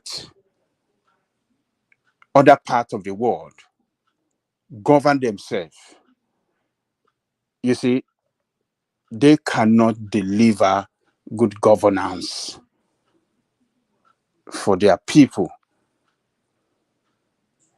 And on top of it, leaders that are religious. Sorry, why are we not making forex on tourism? Ajale Koko, at the back of my mom's plot in Adoawaye, if you are going to Iseyin, there is a lake, there is a mountain there, the second in the whole world. Endless Oyiboto, the white man that entered that place, the two of them perished there. Endless. It doesn't have end. There are many things to make at the back of my mom's plot. They call it Okeyake. Google it now. Just Google Okeyake at Iseyin. We have many things to make. There are some countries they don't even have anything. It's only tourists. They make money. What? I don't get this. I don't get it. I get what is in this Australia. We have many tourist attraction in that country. I'm saying this, Okeyake, that's the second in the whole world. Endless mountain, deep water that doesn't dry. Ajale Koko. This is where with that country. I don't get. Oh, it's the leadership. You see, when we are saying here, and sometimes some people, particularly our friend Simba, we say, oh, leaders come from the people. You see, when you don't have the right people in the position of leadership, they cannot lead well. They cannot deliver good governance. They cannot, take their people out of poverty. They cannot govern well. So now, this sculpture that the ancestors of that land took their time and their ingenuity to build and put on the ground for hundreds of years, only for one stupid Christian fanatic, or what did they call them, to come and destroy it, because it's in a position of power to do that, and nobody gonna check him. Nobody can ask him anything. Nobody. Are we really sure we are practicing democracy? How could that happen? As that thing constitute a threat to the peace of the state, to the peace and tranquility of that state? Why did he go after that thing to destroy it, to pull it down, only to put the, what do you call it? The symbol of Jesus Christ. What? Are we practicing democracy? You see, don't let us deceive ourselves. We are not practicing democracy. Sorry to say, if you don't mind. On the museum side, I think those statues look like rational mind. They actually look alike. Is this still there? Yeah, they look alike. Rational Ajande Koko, if they had removed it and taken it to a museum, that would still have been unacceptable. But to destroy it, that's unforgivable. I mean, this is something that's been there for hundreds and hundreds of years. I mean, something that these great heroes of the past took their time to build. This sculpture you are seeing here represents something, but it represents something. So what represents the people of Cross Rivers more? This sculpture to your right, or the image of Jesus Christ and a flock? I mean, that is why I'm saying these people are not great thinkers. They are not fit to lead. No sense of history at all of who they are as people. I mean, look at this beautiful structure here. Look at it, one man, for God's sake. Look at this thing. Do you look at this thing, for God's sake? There's a better version. That's it captured in video form. Imagine that. That's been destroyed. How were they able to even do this? What did they climb? Look at it. Look at how. Look at the height of it. How were they able to do this? I mean, how were they able to put this on the ground? How were they able to, sculpture this thing and look so beautiful like this? How were they able to do it? And one man, crazy man, with his team of useless people around him, saying they are governing the state, just came and bulldozed and destroyed it. And the people in that community, allow it to happen. Please. Yes, go ahead. Can I interject? Yes. Okay. You see, these people, I have always said it here, that the biggest problem we have in this country is religion. Okay. If anybody that is conversant with Calabar very well would know that there are several roundabouts with sculptures, different kind of sculptures. I don't know if this guy has any sense of responsibility, because if he's going to demolish, he's going to have to demolish all of them, because most of them have art and craft that looks like, ancient, something that reminds you of ancient civilizations and things like that. So maybe he's going to demolish everything and start putting the statue of Pope and everything everywhere. These guys are just a nuisance. A nuisance.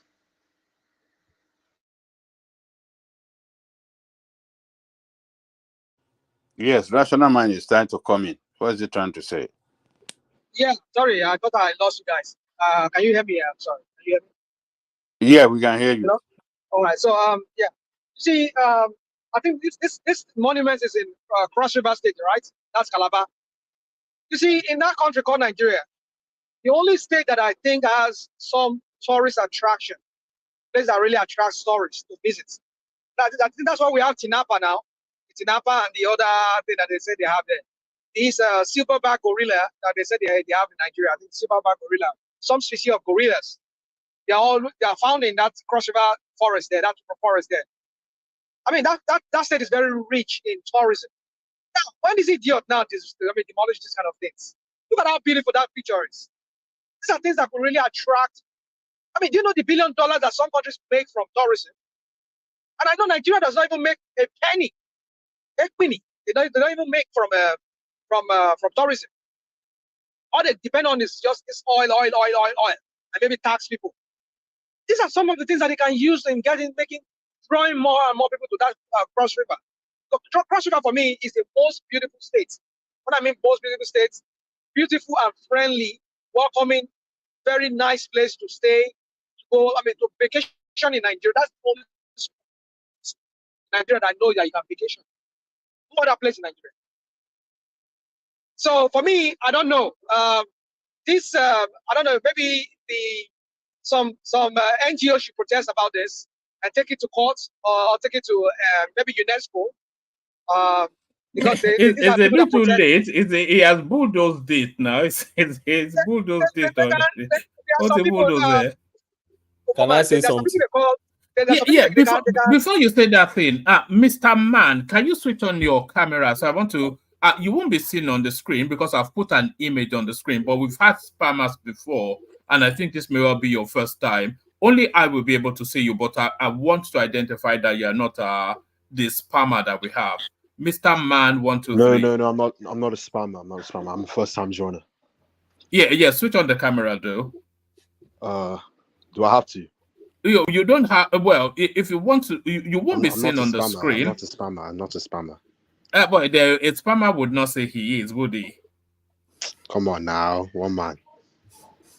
Just switch it on so I don't have to remove it. I don't want to remove you because I'm always canvassing for new voices. All right. I'll turn my camera on. Yeah, let me just see your head. Yes, you're not okay. Yeah, you can switch it back off. All right. All right. Thank you. Yeah, carry on. Sorry, Yeah, I'll soon leave. Let me just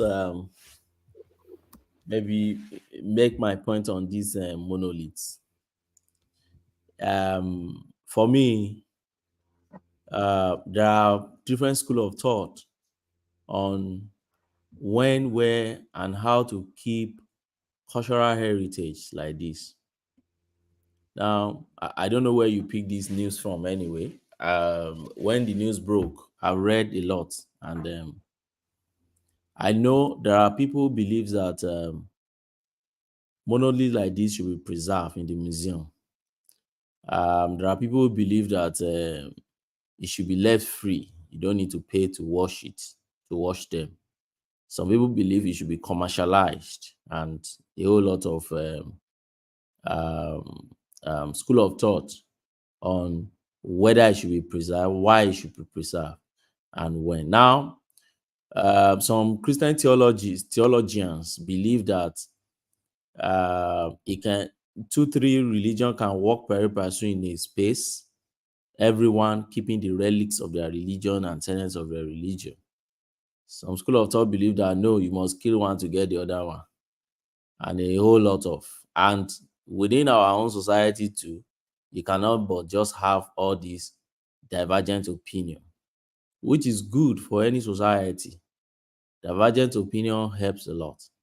The first question I would like to ask, which I've searched I can't get online, is before this governor did this, did he go to the House of Assembly first? Did his people accept it? First, you agree with me, this monarchy doesn't belong to any of us. It belongs, as far as I'm concerned, from Ekiti. It's Cross River. Whatever they want to do with their monolith, they should do it. That's the beauty of federalism. You stay in your space, you deal with your own cultural heritage. I deal with my own cultural heritage. It's not within the federal exclusive list. It's within the state, and that is why Edo State, via Benin City today, will always be fighting that whatever relics you are bringing from Edinburgh, from UK, you must bring it to the local level. It doesn't belong to the federal government. So our Cross River people okay with it? Did their representative at the House of Assembly say, yes, we want this thing demolished? If they want, so be it. It's their culture. They are raising their own culture. It's not my culture. It's there. Now, but I read some things online too that says that they moved these monoliths to Calabar Museum in whole residency, and that is where it's being preserved. If that is the case, I don't see any hula baloo about it. It means they want to commercialize it. If the problem we have is that they are substituting with what they call Statute of Jesus, and by the way, I'm not one of those who believe that Jesus has an image or statutes that is still left in the world. I don't believe that, but some Christian denominations believe that. Fine. If the majority of them in the states believe, and this is the same point I made when They said Tinubu is releasing 90 billion for some Muslims to travel and all those things. Well, if it's the state government that is sponsoring it and their people want it, so be it. That is beauty of democracy. What your people want is what you do. Is it not against the constitution of the country that the state fund should not be used for religious interests or anything that has to do with religion? Is it not clearly stated in our law as a secular state that knows religion? Hold on. Johnny Coco. Mm. Where have you seen that in the customary law in Nigeria? It's not there. That's why I'm trying to. I want to. It's not there. You can't just say something Nigeria without proof have now. pygmy commission in which the federal You can't just say that without some type of evidence to back it So up. let me try to enlighten. There is Nigerian Pygmy Commission in which the Nigerian government can sponsor some of they sponsor both Muslims and Christians to both Saudi Arabia and Israel. There's a commission under the presidency and backed by law. So no, you everything I've been saying, all of this, why they are the sponsor that I just laugh because they have been gazetted and nothing you can do about it. Simba, so that's it. I said it here that there is Hajj Commission Act. It's an act of the National Assembly that established the Hajj. But people don't read up to that. I brought it to the fore that day. I even sent a link that people should read it. Of course. I've sent it they won't do the research and they just castigate them or something like that. It's under the Constitution of Nigeria that it has a privilege to sponsor that. So what can you do? I remember when I was addressing this issue, I mentioned the cathedral that Akwa Ibom under Pabio spent almost 60 billion to build. It's a Christian cathedral built there.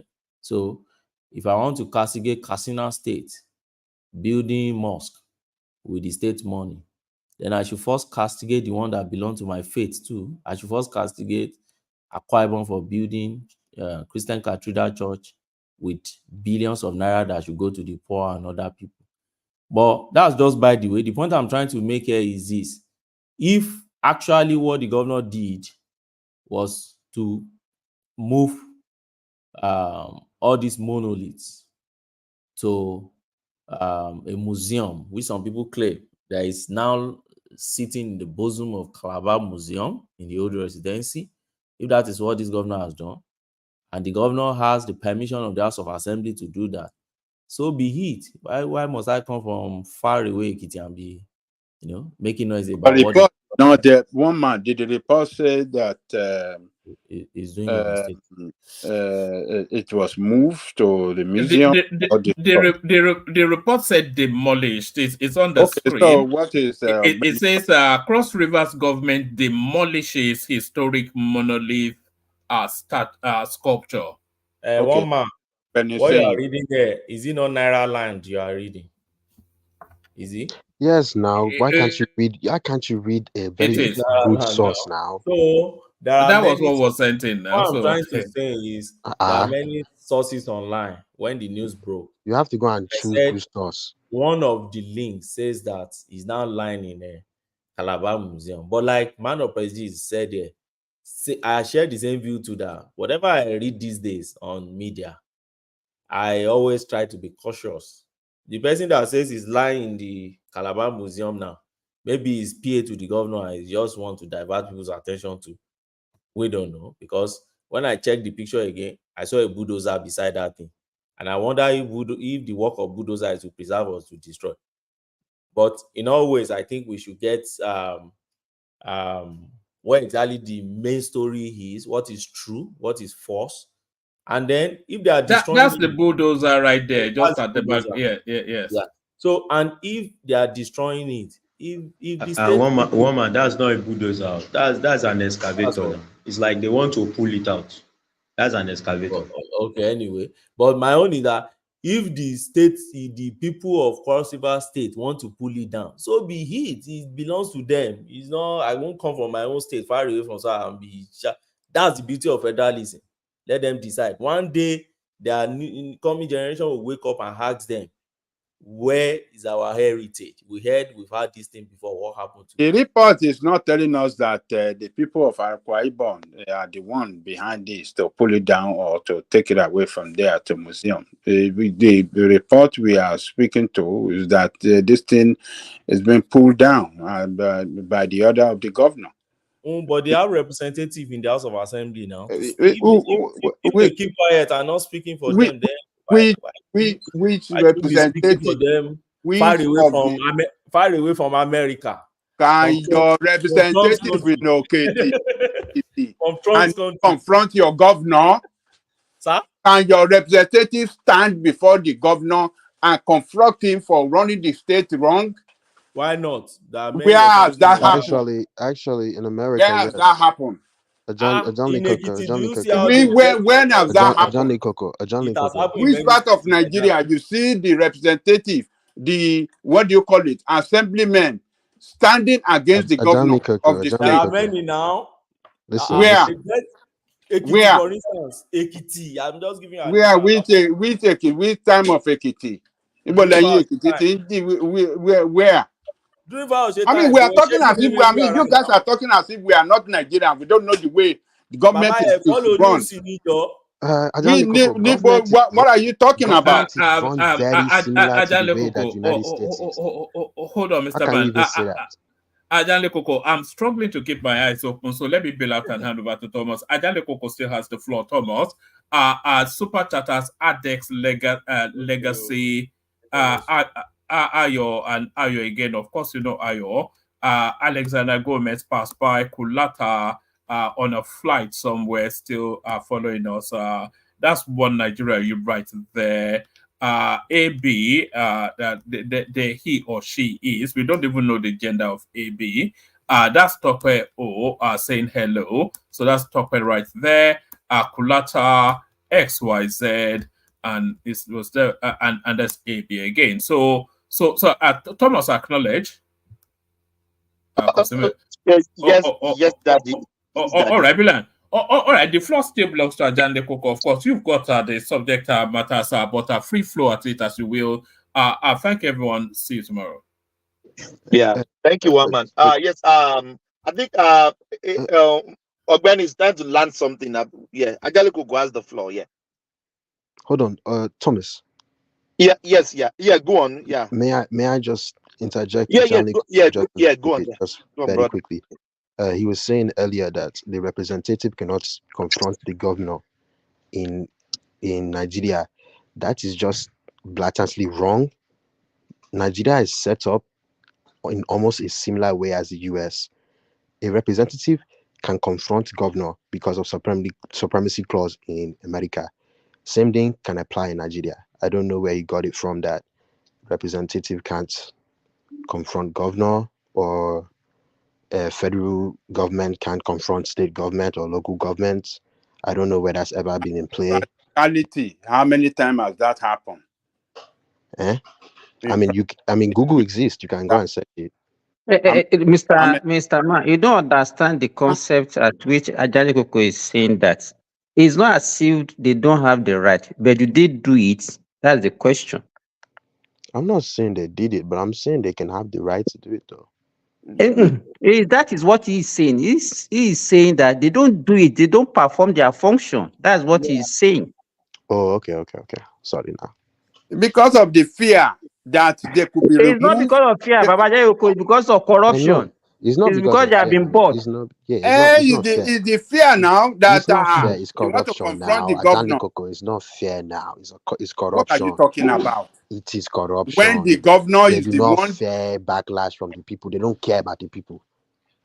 Baba Ajanle Koko, I want to ask you a question. Have you ever have a chance to meet state legislator wherever you go to Nigeria or anytime?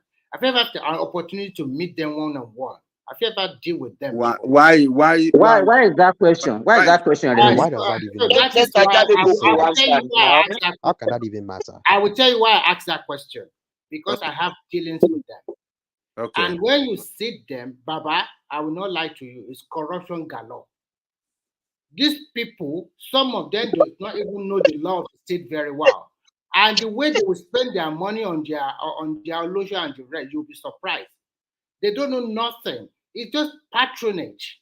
I followed this governor from time immemorial, and they will choose him. You are going to go to State of Assembly, go and represent your local government or your particular section. Only few of them know their right. Most of them, they were chosen by. Remy, should we call the white to come and colonize us again so that our head can be straight? So, Babajale Koko, you don't know Nigeria. You don't know Nigeria at all. What fear? It's because of money now. Go there and I'll tell you what to do. Because I want to contest. I don't have money to contest. He has the money to sponsor me. I would anything. Okay. Now you say. Let me help you with something.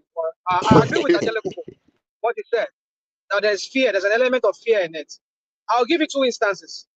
Look at what happened to that House of Rep member who went to buy form against Wike. Wike had him jailed. He had him jailed. And so many other people who were running for House of Rep members. Rational mind. What did he do? What did he do? You can't just jail somebody now. What did he have against him? Has he committed any crime that he was hiding before? You can't just jail me just because I was against him. Let him land. Let him land.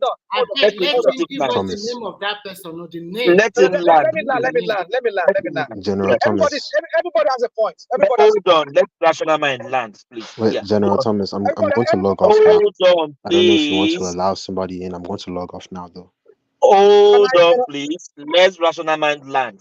The voice I want to hear is rational mind, please. Yeah.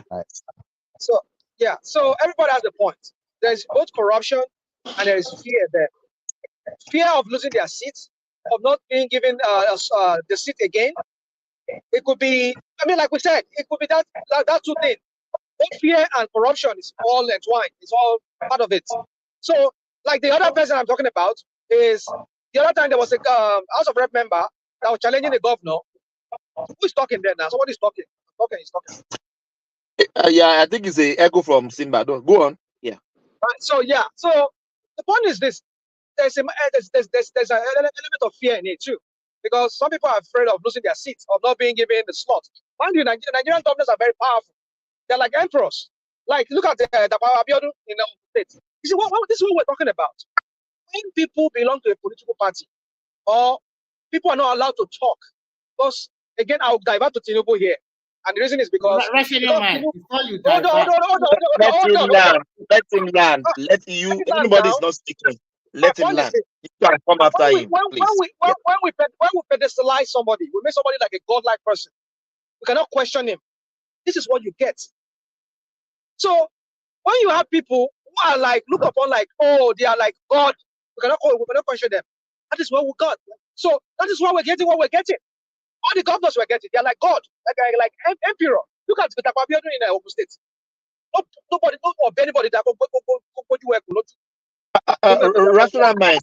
Yeah, before Remy come in, rational mind. I'm in your direction. If they did local government election in Lagos State and APC won all the states, all the seats, is that democracy? I just hold my head sometimes.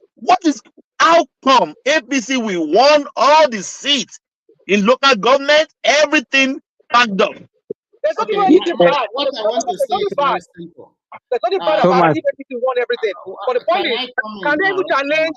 Can they challenge Sanwo-Olu? Say, Sanwo-Olu, local government, what now? They cannot do that. Rational mind. What I want to ask you is very simple because it's fear, my brother. It's fear. Let me talk now. You don't know what I want to ask you. You just make a very grave allegation against a former governor of Rivers State. You said because the governor does not like the guy, he jailed him. What I'm asking you, because I like to be objective and factual, I just want you to give us the name of that legislator that because it fell out with Wike jailing. Can you give us a name? Because calm down. It's high time when you talk. Always back it by fact, for God's sake. because it's not Come on, good. come on. You cannot do it. I don't know Your voice is cracking. Your voice is what, cracking. if what I said, He's is not what driving. is He's there out there in the driving. public This is domain. why.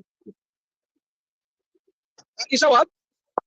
I said you are driving. You are braking. I said you are driving. That's why you are braking. Oh yeah, yeah. Sorry, I'm sorry, guys. I will suggest that next time, don't make a statement that like you're 100% sure. Boy, You can say you read it come on. somewhere. Don't give me this. No. I want you to be. Because I know you. I want you to be factual. I'm not here to fight you. We are just here to learn. We are here to learn. Please, for God's sake. Next time, don't give me that BS. I don't want to hear that. I don't want to hear that. Don't give me. Don't give me. Come on, supply BS. Go and do your due diligence. Go and do it. Okay. Rational mind, sorry. Rational mind. There is an element Rational of mind. fear there. What Sorry, please go. rational mind? What Remy is saying, just get it. You made a statement that he was jailed, and even earlier when I asked you, they say we will call for equity. No, just wait now, because if you don't have any, I can't just be jailed just because I maybe work against you or do I don't something like your against you. face. You I don't don't like like your my face. face. You understand? If I They have rope him not up with committed, something now. eh? The governor will rope him up with something and use that to. Definitely, maybe he knew his secret. Maybe the guy had done something that they have covered for him before. Who does he have secret? Who does he have secret? No, just wait now. It's not like any secret. If I wait now, Papa Jale Koko, you can what kind of? I didn't carry drug. I didn't do anything sinister. Is that everybody? No, wait now. Just be reason. But why are we arguing? Why are we arguing on this issue? It's irrelevant. All we need to do is to go on Google and Google River State, right? I don't know what we're arguing because we go on Google and Google River State. Especially Remy like to do that thing. We'll be asking you for what's it called? Your marriage certificate. Rational say mind. You are married. Where's your marriage certificate? What are you talking about? Okay, let other people talk. We have heard you, Baba. No, but let other people talk. So if you marry, claim that you married. If rational mind is refusing to give a name, right? All we need to do is to go on Google and ask Google what happened, right? So we can debunk whatever he's telling us. It's as simple as that. But in terms of the concept, you cannot just Google without a parameter. You just you Google and bring it to him and say, "Hey, rational mind, take your mind." Give us I mean, I don't know how to. You know what I'm trying to say. You cannot just make a kind of general statement like that. I get your point. You're right. You're right on that. Yeah. But what I'm saying is, if he's refusing to do that, let's just move on because there you go. Yes, let's move on. Yep. Don't worry, he will make another one soon. Don't worry, it's like that. You continue Okay. to Continue. All right. So as I was saying, the governors in Nigeria, they are the one holding that country back. They are like terror. It terrorizes everybody. It terrorizes the assemblymen, the judge in the state, the civil servant. They have amassed so much power to themselves. They've arrogated so much power to themselves that whoever that try to challenge their authority, they will hack that person down.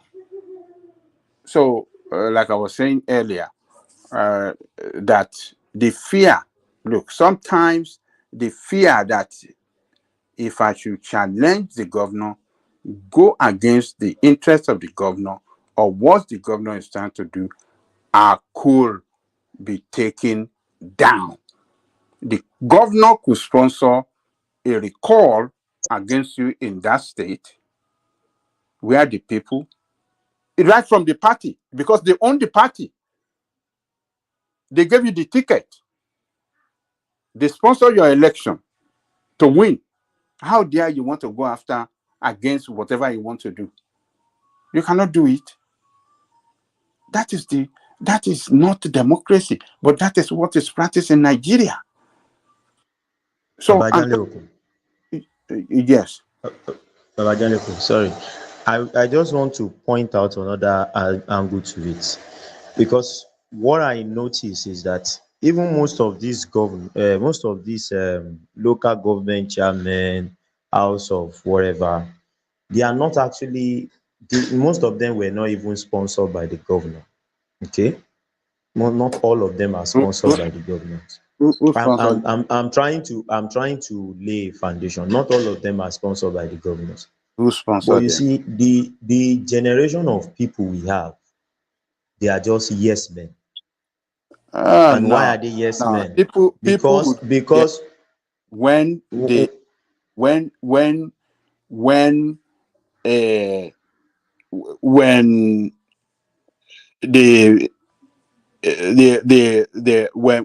when they how do I describe it? People will be yes to people that feed them, people that make them to be who they are.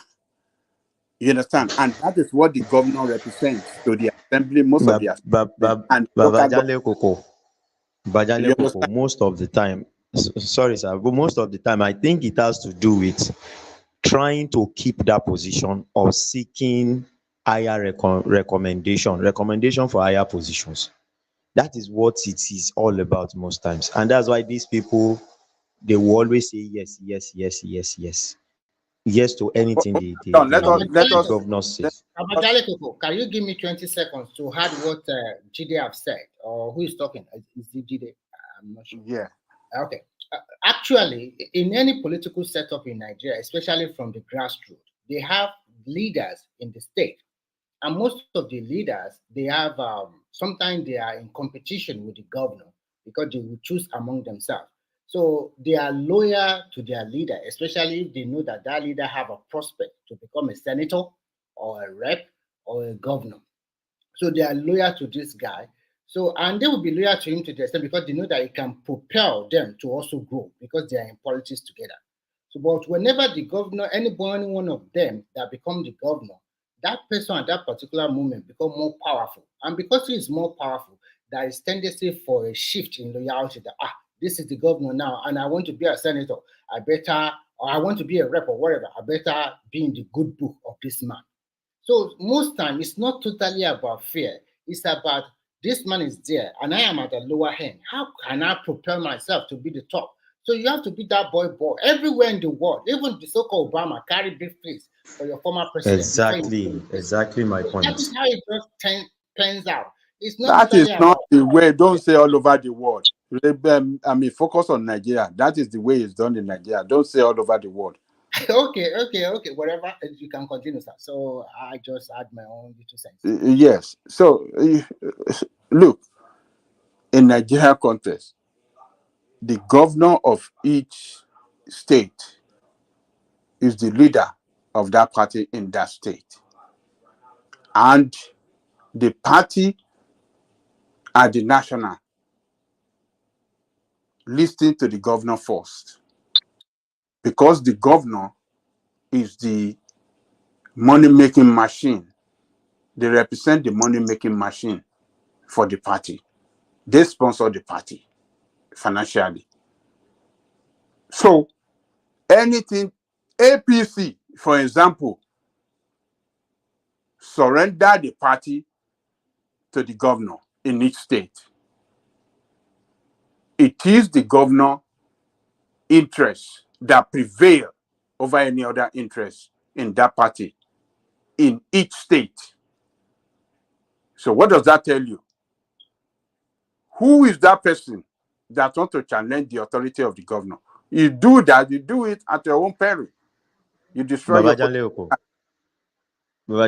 Don't forget that we have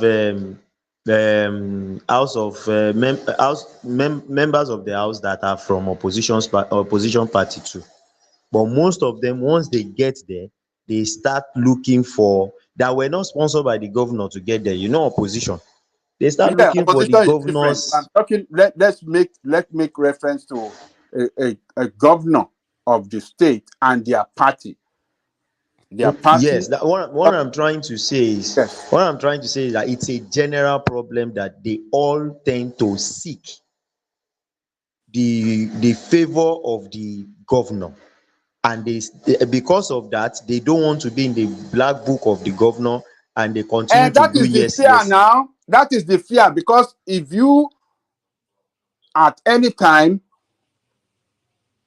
go contrary to what the governor is trying to do, even though it is clear that what the governor is trying to do is bad for the state, huh? You'll be gone in a matter of time.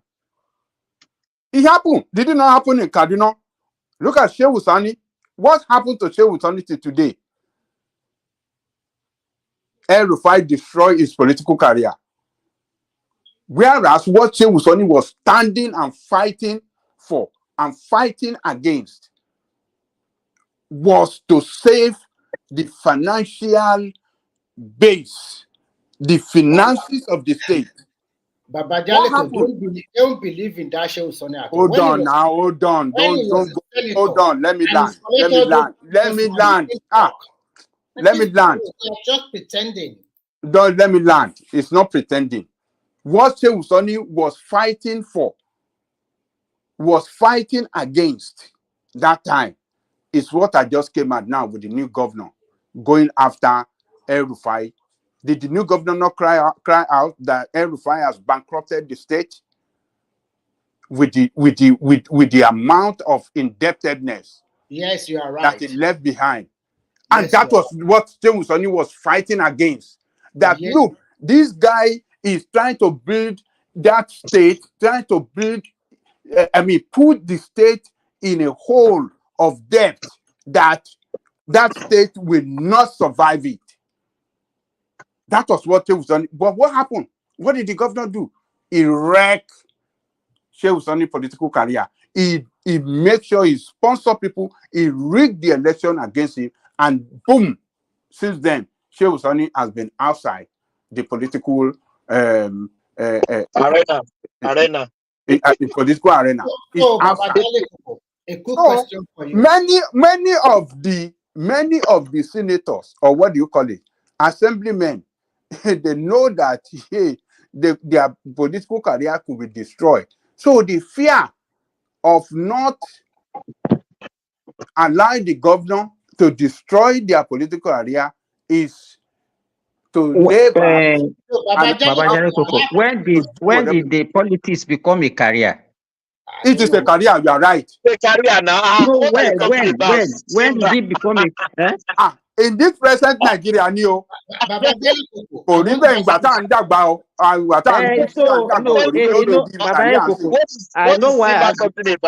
It's a career now. No, just hold on. It shouldn't be, and it's because we lack integrity. And that's what. Simba, you know just that. Just hold on. If that means we don't have people of integrity again. Yes. Why should politics be a career? You're supposed to have your job, and if you have your job, you have your source of income. You don't need to bend for anybody. You can hear your view, and you not fear anybody. Yes. So, yes. I have a question for you. Oh, yes. Why do people go to school and study political science? Look at the rubbish. Look at the rubbish. Rational mind is saying. So, if you study political science, you must be a politician. Is that what you mean? And you claim that you have so many degrees? People go to school to become political science. They don't do political science to become a politician. I beg, keep quiet. Some people do that. Yeah, some people do that. Yeah, some people do that. So if you write political science, must you be a politician? If you write political science, that does not mean that you will be a politician. It's not a professional thing. Am I argue everything? You argue very the minute thing. Some people go to school to become. I know. I have a cousin who studied political science in LAG, University of Lagos. He's a counselor. Study what? He was a counselor in Lagos. Study what? Counselor in Lagos. Political science. What are you saying? I can't get you. He said he has a Study cousin political, that study political science. study That is Hey, now. political Baba Jayoko, did you agree with this rubbish that Rational Man is talking about? That if you oh my study political, science, Yeah, you're a yeah, yeah, politician. you go again. Yeah, you go again. Yeah, you go. You question No, everything. no, Everything no, is No, a no, question. no. Simba, But let me say. but Simba. Simba, Rational Man didn't say if you study. Please hold on. Rational Man didn't say if you study a political science, you must be a politician. He didn't say that. He said, What did he say? yeah. What did he say? Maybe He he want said to be his he advocate. knew.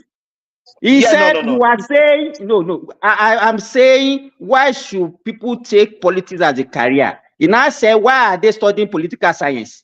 So what do you mean? So what do you think he mean? Yeah, and he's citing an example of a family member that he If you have knew. somebody, let me tell you, if you have somebody that read political science and become a politician, it's not by virtue of being a read No. Simba, you don't need to be political science. All our politicians do they study political science? But you are supporting what he's saying. You want to support him. That is what rational mind is saying. I don't even know. I don't know. I don't know your understanding of what he's talking about, Sha. Just continue. Let's move on. Remy is trying to ask a question. Yeah, go on. Yeah, Remy. My question about Jali Kuku, you made mention of what RFI did with all of the money it borrowed in Kaduna for various development, and which is affecting the state now. So my question to you now is this: we have known now that Abia State Governor Alex Oti has borrowed a lot of money. So what will happen when we leave government also? So I want you to juxtapose it with what happened. Because this is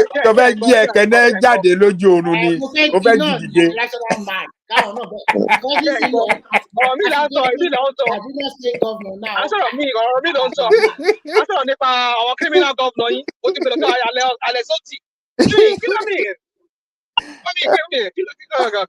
Come on. I mean, Rational mind, what you could jí ẹ̀kẹ́nẹ́ wọ́n ní kò lọ jí kó wá sọ̀rọ̀. Baba Jale Koko, ẹ má dá sọ̀rọ̀ yìí o.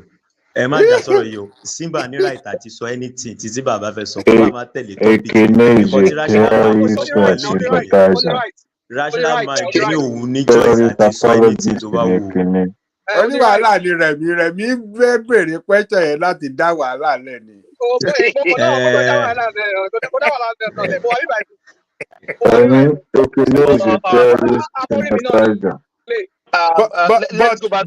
to answer that question, Remy, what that question,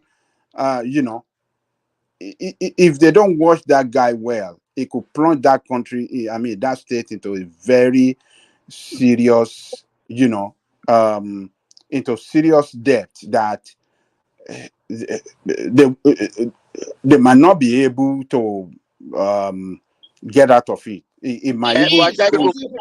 Is he utilizing? Please hold on. Is he utilizing the money which he's borrowing? That's another question to ask. Well, you utilize the money now. It's just for development of Kaduna State. So what are you talking here, Thomas? No. I'm talking of Alex Oti. Hold on. I'm talking of Alex Oti. It's also negotiating for another one soon. Another one will come. No. Oh, you are not listening to me. Hold on, please. Is he utilizing the money he's borrowing? Is there any changes? Is there infrastructure? So we can use it to back up its loan. What we are saying, Thomas, is this.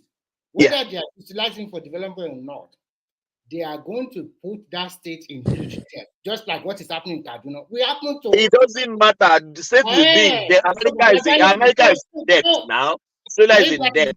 Then if that is the case, you don't need to castigate and refine them. Well, I think any investment that the government is doing with a borrowed money should be something that would pay them back, that should bring some sort of economic prosperity to that space so that it can sort of pay back the loan. But if it's not paying back, if you are borrowing it so that the next governor will come and pay it, then you start having problems. Because now, even with the big allocations that they are getting now, most governors are not performing because a lot of them are in huge debt. I don't know how that Kaduna guy wants to do it. And even them too will still embezzle and still get more debt. So that's the problem. Jide, I think we are all making mistake, because even what you just said now, I saw a clip of this lawyer, what is the name of this, Falan, and he was talking to people. He was talking about, okay, they are sharing trillions of naira, 1.7 trillion, 1.5 trillion. But what we should be looking at, okay, 1.5 trillion naira today, because whatever project any state want to do, we are not even supposed to be costing our project in naira again because of the volatility of that naira. If you are looking at the value of 1.5 trillion, it's not as if I'm making case for them. Our revenue generally in terms of dollar, has it increased? That's the question we're supposed to ask ourselves. And whatever project we want to do is supposed to be in dollar. Because most of the things you are going to use for your project are going to be imported. Even the things that are produced locally are valued in terms of dollar. And that's why the food price and everything has increased. So if you are looking at, want to look at the gross money, okay, we said our budget is 27 trillion. How much is that in dollar? What we are talking about, probably is not up to, maybe it's not up to 20. Our budget is even smaller. Why are you comparing it to dollar? It's smaller in terms of dollar now than it's smaller. That's what I'm saying. So if somebody is now, we are not spending dollar. We are not wait spending now. our currency dollar.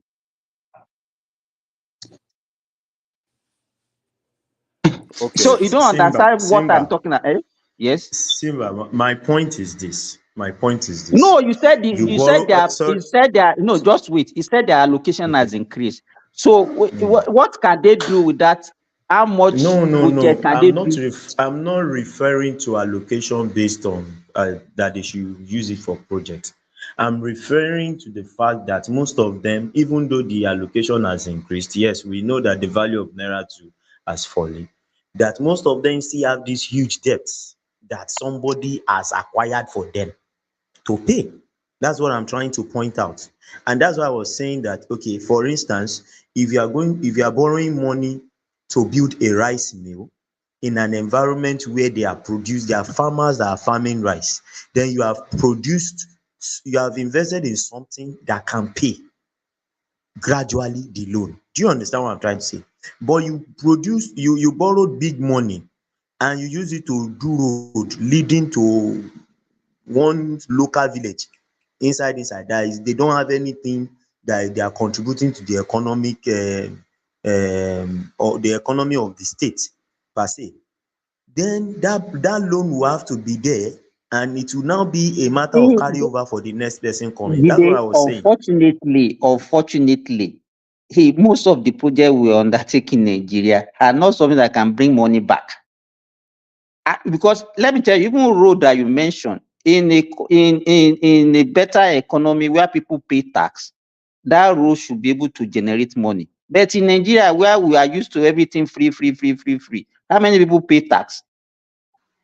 Do you understand what I'm saying? I understand you, but for instance, so now, if you as a governor, if you look at it, let me say this: if you look at it, what are the projects that we even clamor for in Nigeria? We clamor for road, bridges, education, and all those things. Those are not things that will bring immediate money. It's just like a long-term investment that is not something that you can say will pay for that money. So that is why. Simba, this is my point. Let me tell you, if you invest in the rice mill, hold on. Wait, let me point out something. Let me point out something. Even on that road, we need to look at it. If, for instance, now, if you want to tax or you want to toll Lagos-Ibadan Express, you know the vehicular movement on that road. You know you will be making some. I don't know why they did not toll it, sir. They should have told it. You understand? You know you'll be making something out of it because of the number of people passing it on that, or you say you are towing the third mainland bridge. But now you go and build one road from, for instance, let me use my state, from Ado Ekiti to Iropora Ekiti in Ekiti State. somewhere where maybe in a day gone, you have like maybe 30 vehicles going that route and coming back. And so what is the economic importance of that road? What is that road adding to your even if you tow it, what would it add? That's what I'm saying. So are you saying that if you are a governor, so such people, they don't deserve to have such road? Is that what you are saying? No. You see, so what you are saying that they should not borrow money. If they don't have money to do it, they should abandon. They should not borrow money to undergo and such I'm not project. saying they should not borrow money. It is logical. This thing is logical. Even in human life, you cannot borrow money and say you want to throw a party. You don't borrow money for such frivolous things. You borrow money for investment, business that you know will come back and bring you something. That's what you borrow money for. That's what I'm saying. Most of these things, these roads that we are talking about, these roads that they are building here and there, most of them are just doing it just to say, okay, let them see us. But if you look at it, what is the critical thing? What is the planning, the organization, the survey that has gone into it before they go into construction of that You road? are You see right. that they I have understand nothing. what you are saying, but unfortunately, that is who we are. That is what even our people are looking for. Even the masses, that's what they are looking for. Nobody is okay. If you want to toll, let me tell you, let them go and put a toll gate between Lagos and Ibadan Expressway and come and see the reaction of Nigeria. They want free. No. You will Simba, see how people will they will react, come. but People are rational man will come and say, hey, come and see now. Why I've been must it be telling you, told? this guy is Why an must it be told? Simba, can I ask you a question? Why must it Yes. be told? Okay. You're saying that people will react. Definitely. Look, yes, listen. People must react, and that's human nature. We have to react, whether it's nice, whether it's in our own favor or. Are you not paying road fee? One second. So I mean, if the roads have been told, right? People who cannot pay because of maybe financial need or stuff like that, they can always use alternate roads. There are alternate roads, right? So why must everybody want to use the toll roads? It's not possible. I mean, even here where we live, sometimes maybe the toll is just too high. You go use the other route. So I think. Yeah, continue. Let Kaki finish now. Let him finish. Relax. Let me land it. But I think it's going to be in our favor. It's going to be in everyone's favor that most of these roads in Nigeria have been tolled. Those who cannot pay the tolls use alternate routes. Okay. Right? It's as simple as this. I want to bring an alternative one. All right. Like here, what they do is that we don't pay road toll. The road are not toll, but yearly you pay a road tax, and the road tax you pay is according to the vehicle you are driving, the engine capacity, and so many other factors. It's the federal government of here that will now tell you this is the actual amount you are going to pay. So if you are using 4 or 5 cars, that means you are paying road tax for 5 vehicles. And so, by virtue of this, the Remy, sorry. What you are saying, I don't know the type of government that they practice in where you stay. In Nigeria, it cannot work because we have 3 tiers of government. Don't practice No, wait, because if local government construct a road and state constructs road, federal government constructs road, so who will collect that tax? I relax. I don't know. What I just want to say is this: before they are collecting a kind of road fee when you renew your vehicle license. In most Nigerian states, you have to pay a kind of fee to the local government. I think it's embedded in some of the fee you pay. But what I'm trying to say here is that, of course, I cannot compare Nigeria with this one because this is a small country compared to a very big country like Nigeria. But for accountability and for verification and for everything, it's going to be more easier because with your NIN number and BVN number and the car you have, tally with all these identification number they give you and the car you have in your disposal, this will give the government opportunity to collect more money from individuals that are wealthy. And then they can now say, if you register your vehicle, at least your vehicle have a registration number, maybe it's for your state, and then they will now know how much go to your state because this vehicle. It's not true. You know why? Like me. No, let me give you an example. Sorry. Most of my cars, all my car, I live in Kwara State, and all my cars are Lagos number. I know. I understand what I'm trying to say. What I'm trying to say is very simple. When they are distributing the money, the city or the state you registered your car, they will get the money more. Hey, but I use road, but I live in Kwara. That's where I know. Why can't you? Why didn't you register your car where you live? I know. Let me tell you the reason. Let me tell you the reason. I want to know. The reason is this. Let me tell you. If you have been living in one voice, please. Let's Simba land it. Yeah, Simba. If you have been living in Nigeria, let me tell you, if you are traveling with your vehicle with a Lagos number, for security reason and even for the police harassment, if they see Lagos number in Kano, or they see your number, they will stop you. If they see your number in Kano, they will harass you. But if they see Lagos number, they will not be able to place you, whether you are a Kano indigenous or you are just visiting. You understand? So if you are using Abuja, please let him land, Remy. Please let him. Remy always be calm now. Please. Yeah. So if you are using Abuja number or Lagos number in Nigeria, they will not be able to please you. They will not even. They don't know who you are. Do you understand? So it's somehow secured. So that is the reason why I don't take Kwara, because if you see Kwara in Lagos or you see Kwara in Ondo, they will harass a lot of you. I think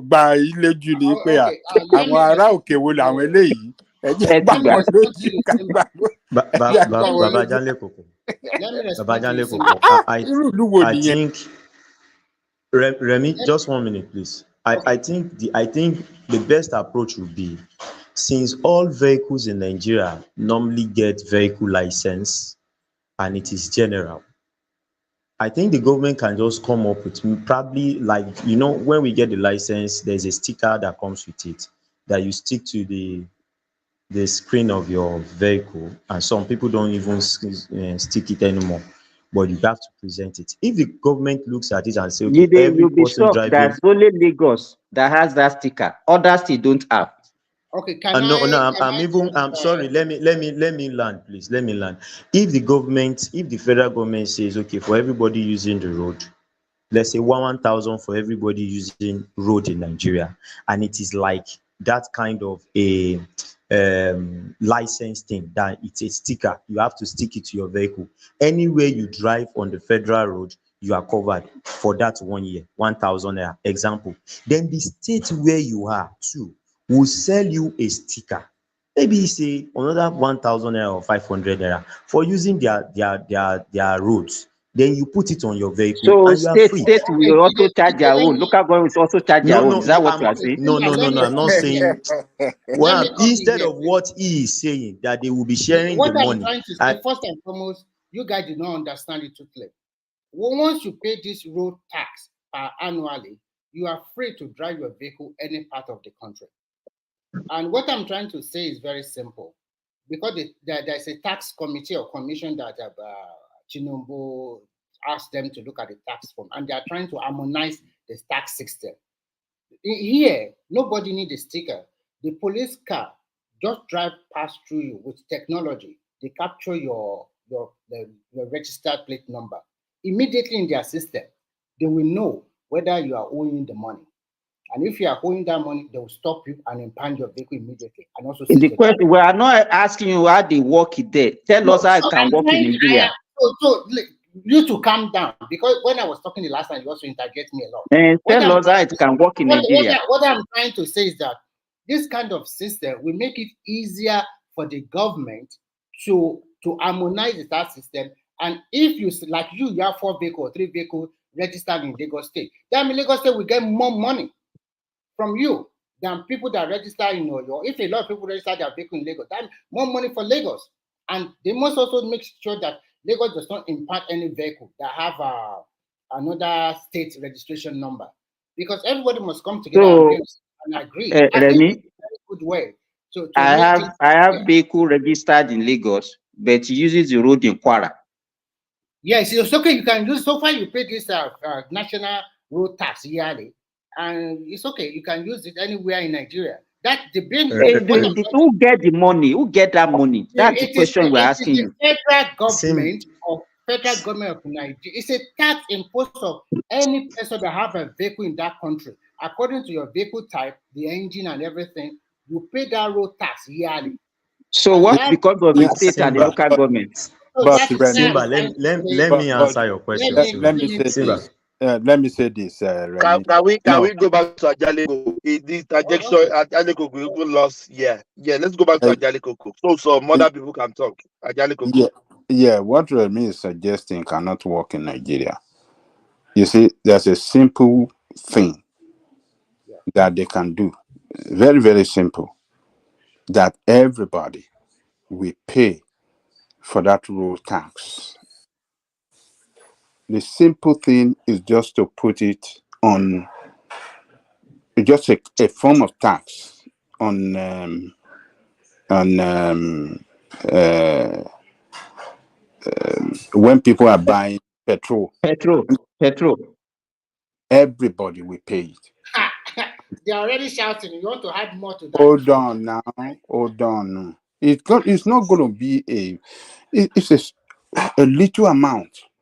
Maybe like 100 naira or depending on how many liters. It's going to be a little taxation that is not going to be too heavy or something that they want to tell, and that will turn to trillion So because how all will year they long, get their money? eh? How will the state get their money from this kind of tax? Because most of these petrol stations also belong to independent marketers. They are not working at private companies. They will get it now. I mean, when they deliver petrol to gas station, gas station will sell off that gas, and when they are making how do you do it?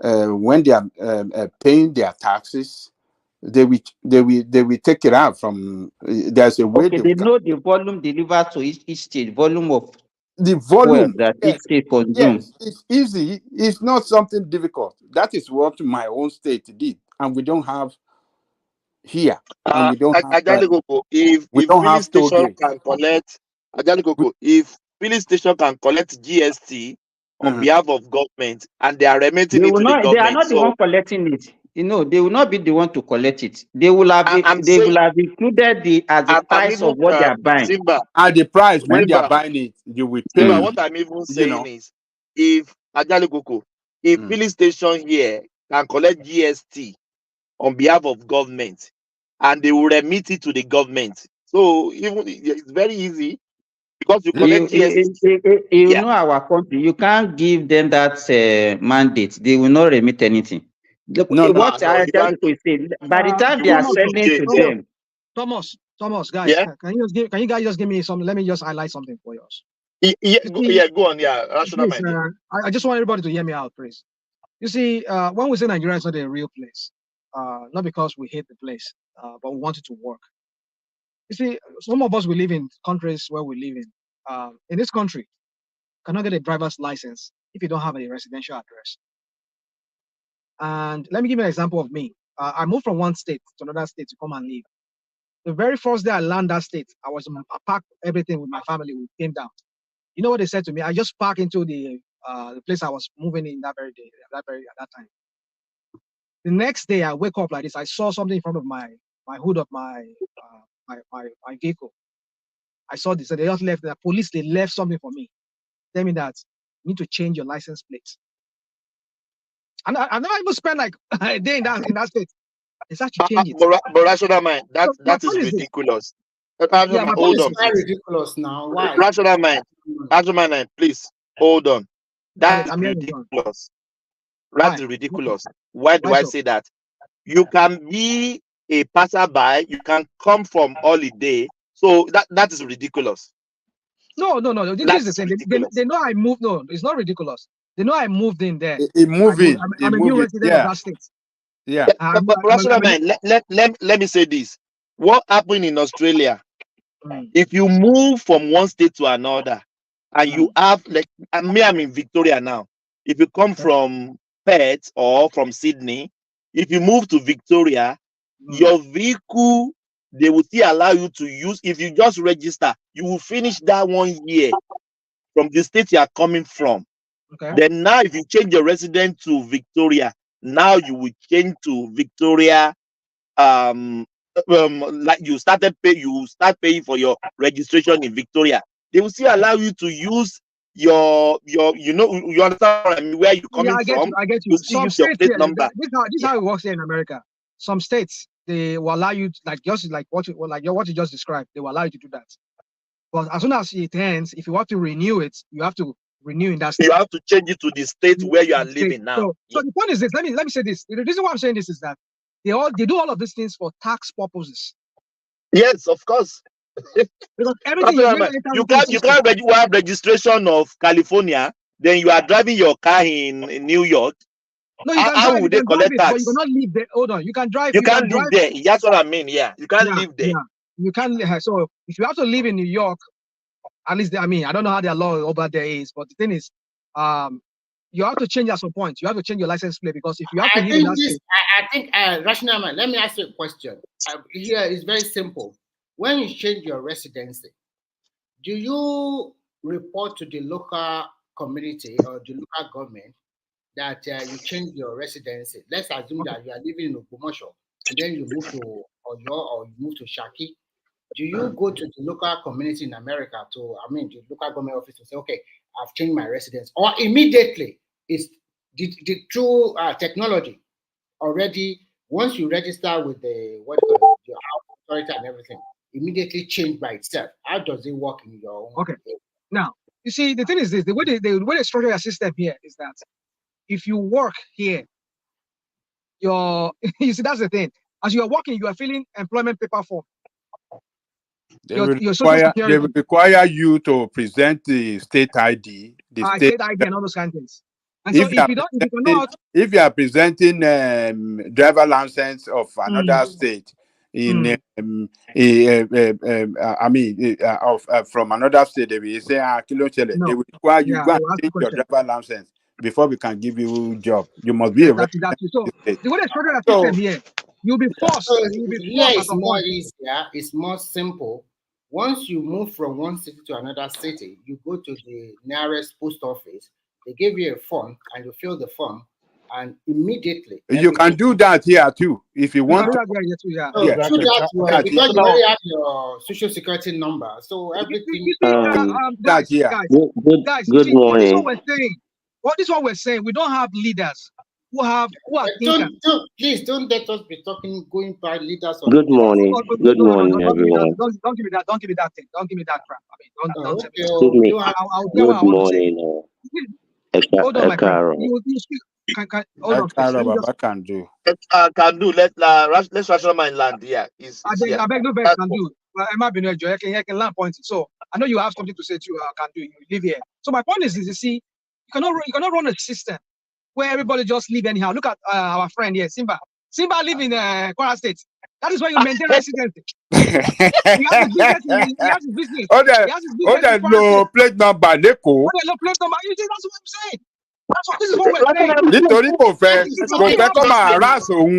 Lagos is very rich. Why will Lagos State not rich?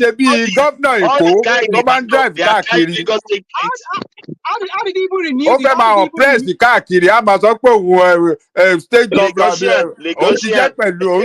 governor's office?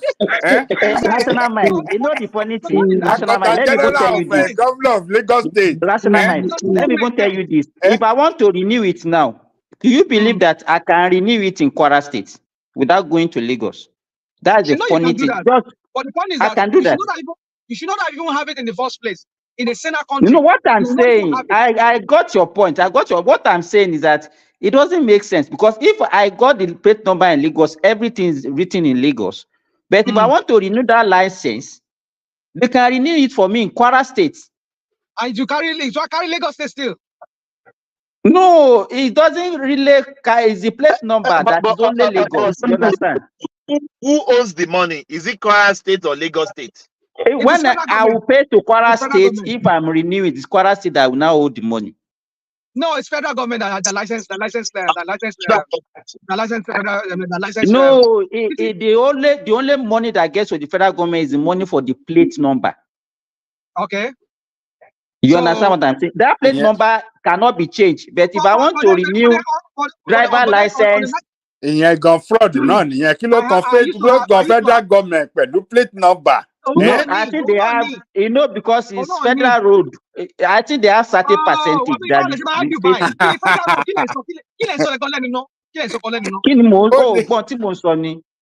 It's a federal road. And so what? I'm not saying I said federal road safety. The federal road safety lower in charge of. They are the one in charge of the plate number. Licensing, and licensing. State's supposed to be in charge of everything. Your license plate, sorry, on your driver's license, it says Federal Republic of Nigeria. It's Federal Republic of Nigeria driver's license. That's why I said driver's license and license plate. It's issued by the federal government of Nigeria. And if I'm governor of Lagos State today, are we? It's supposed to be state. Yes, supposed to be state. Yes. Yeah. If I'm governor of Lagos State, say I'm governor of Lagos State today, I will issue out. We will pass law that every resident of Lagos must carry Lagos State driver. That is how they make money. The federal is secondary in Lagos State. Lagos State driver license is number one. Good morning, Baba Jare Koko. We have to differentiate between drive for Kandu. Good morning. I haven't said anything since. Yeah, let's hear from Kandu. Good morning. What the Ajaki session? Baba Aja, ẹ káàárọ̀. Mo mọ̀ pé nǹkan tí Timba tó gbé wá yẹn mo mọ̀ bẹ́ẹ̀ tẹ́lẹ̀ ṣá. Nǹkan lè máa gbé. Baba Aja, ẹ káàárọ̀. Good morning, Kandu. Ẹ káàárọ̀. Ẹ káàárọ̀, all my elders in the house. Good morning. Àbí Kandu tún ti wà ní Nàìjíríà ni wo ni àárọ̀ Amẹ́ríkà. No, àárọ̀ kùtùkùtù la wà bí. I've been listening for quite a while. And now we Lagosians, we know those that are impersonating us all over the place that we need to go after their cars with their license plates that are not true Lagosians.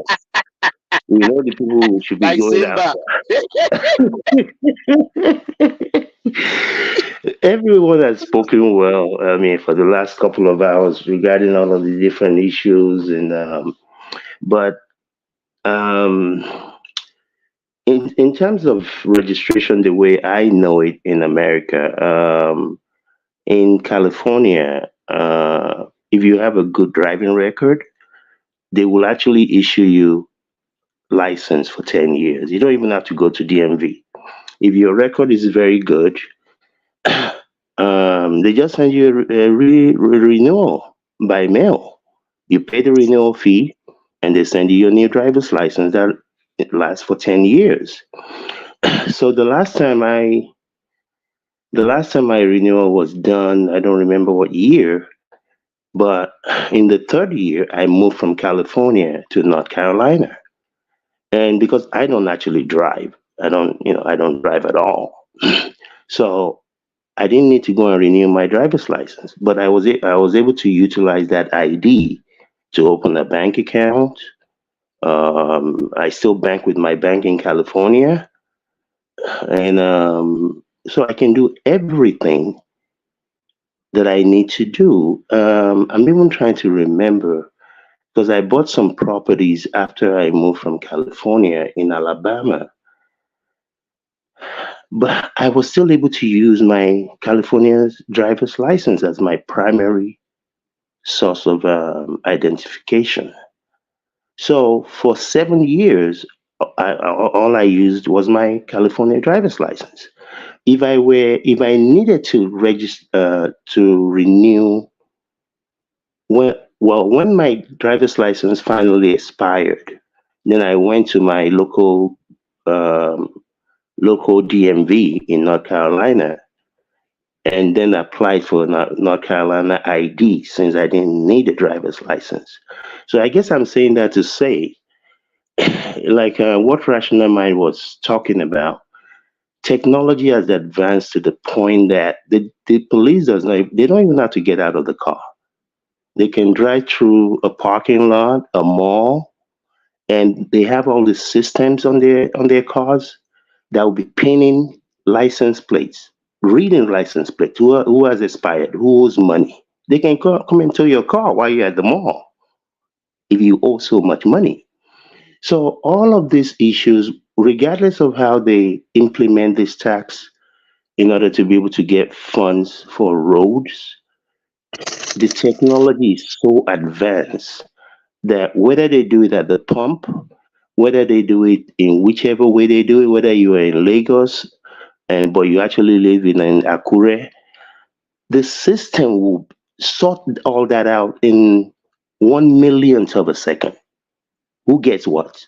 So even if let's say they make it a national thing and it's paid to the federal government, it should be able based on your what do they call I something number I am number. It should be able to discern. Okay, Mr. Chikudi is a Lagosian.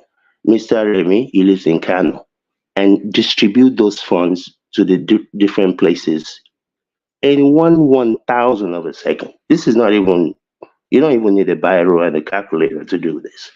So there Can are do, can ways. do, can Yes, do, sir. can do. Sorry Yes, for sir. interjecting you.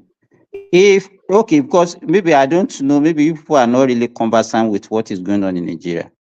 If I register, I'm a native of Osun State. I live in Kwara State. Yes, sir. My place of registration is not Osun, is Kwara, but my state of origin is Osun. So now I can relocate from Kwara. I can go to Lagos, and I'll still be using the same NIN.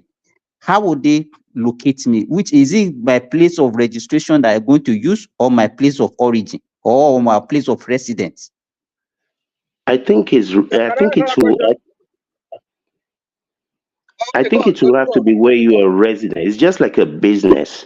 You can have a business. I mean, there are So, several. but it's not my place of residence. It will not be actually. It's not on the NIN. Because they can't use NIN to locate my place of residence.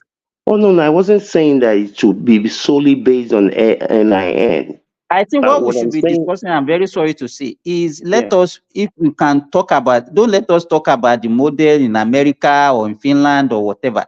We should be discussing about what can work in our country, looking at our circumstances.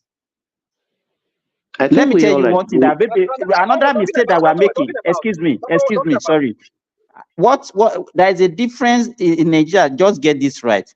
Driver license is exclusively federal. Vehicle license, that is what bears state.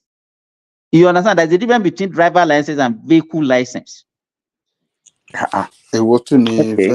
Yeah, but I think what I'm saying is That's even with those registration, differences that you vehicle do have, registration. Yes, Is it yes. vehicle registration that is vehicle license? Because license, yes, vehicle registration is eh, called is okay, but vehicle license. in either sense, be it, I mean, systems. I mean, we're not talking about your phone can do this. You don't need, yeah, you don't need AWS to do this. The system can discern. Okay, this one is for federal. This one is for state. This one is for local, without you having to go to three different places. Everything goes into one part. But wherever, just like you have businesses that are based in Lagos, but they have different subsidiaries in Kaduna, in Abakaliki. So where is the company domicile? Where the company is domicile is the base. So that's where they pay the majority of the taxes. But the subsets in all those other places, they have to pay locally to those places where they are operating as well. So it's not double taxation, it's just operational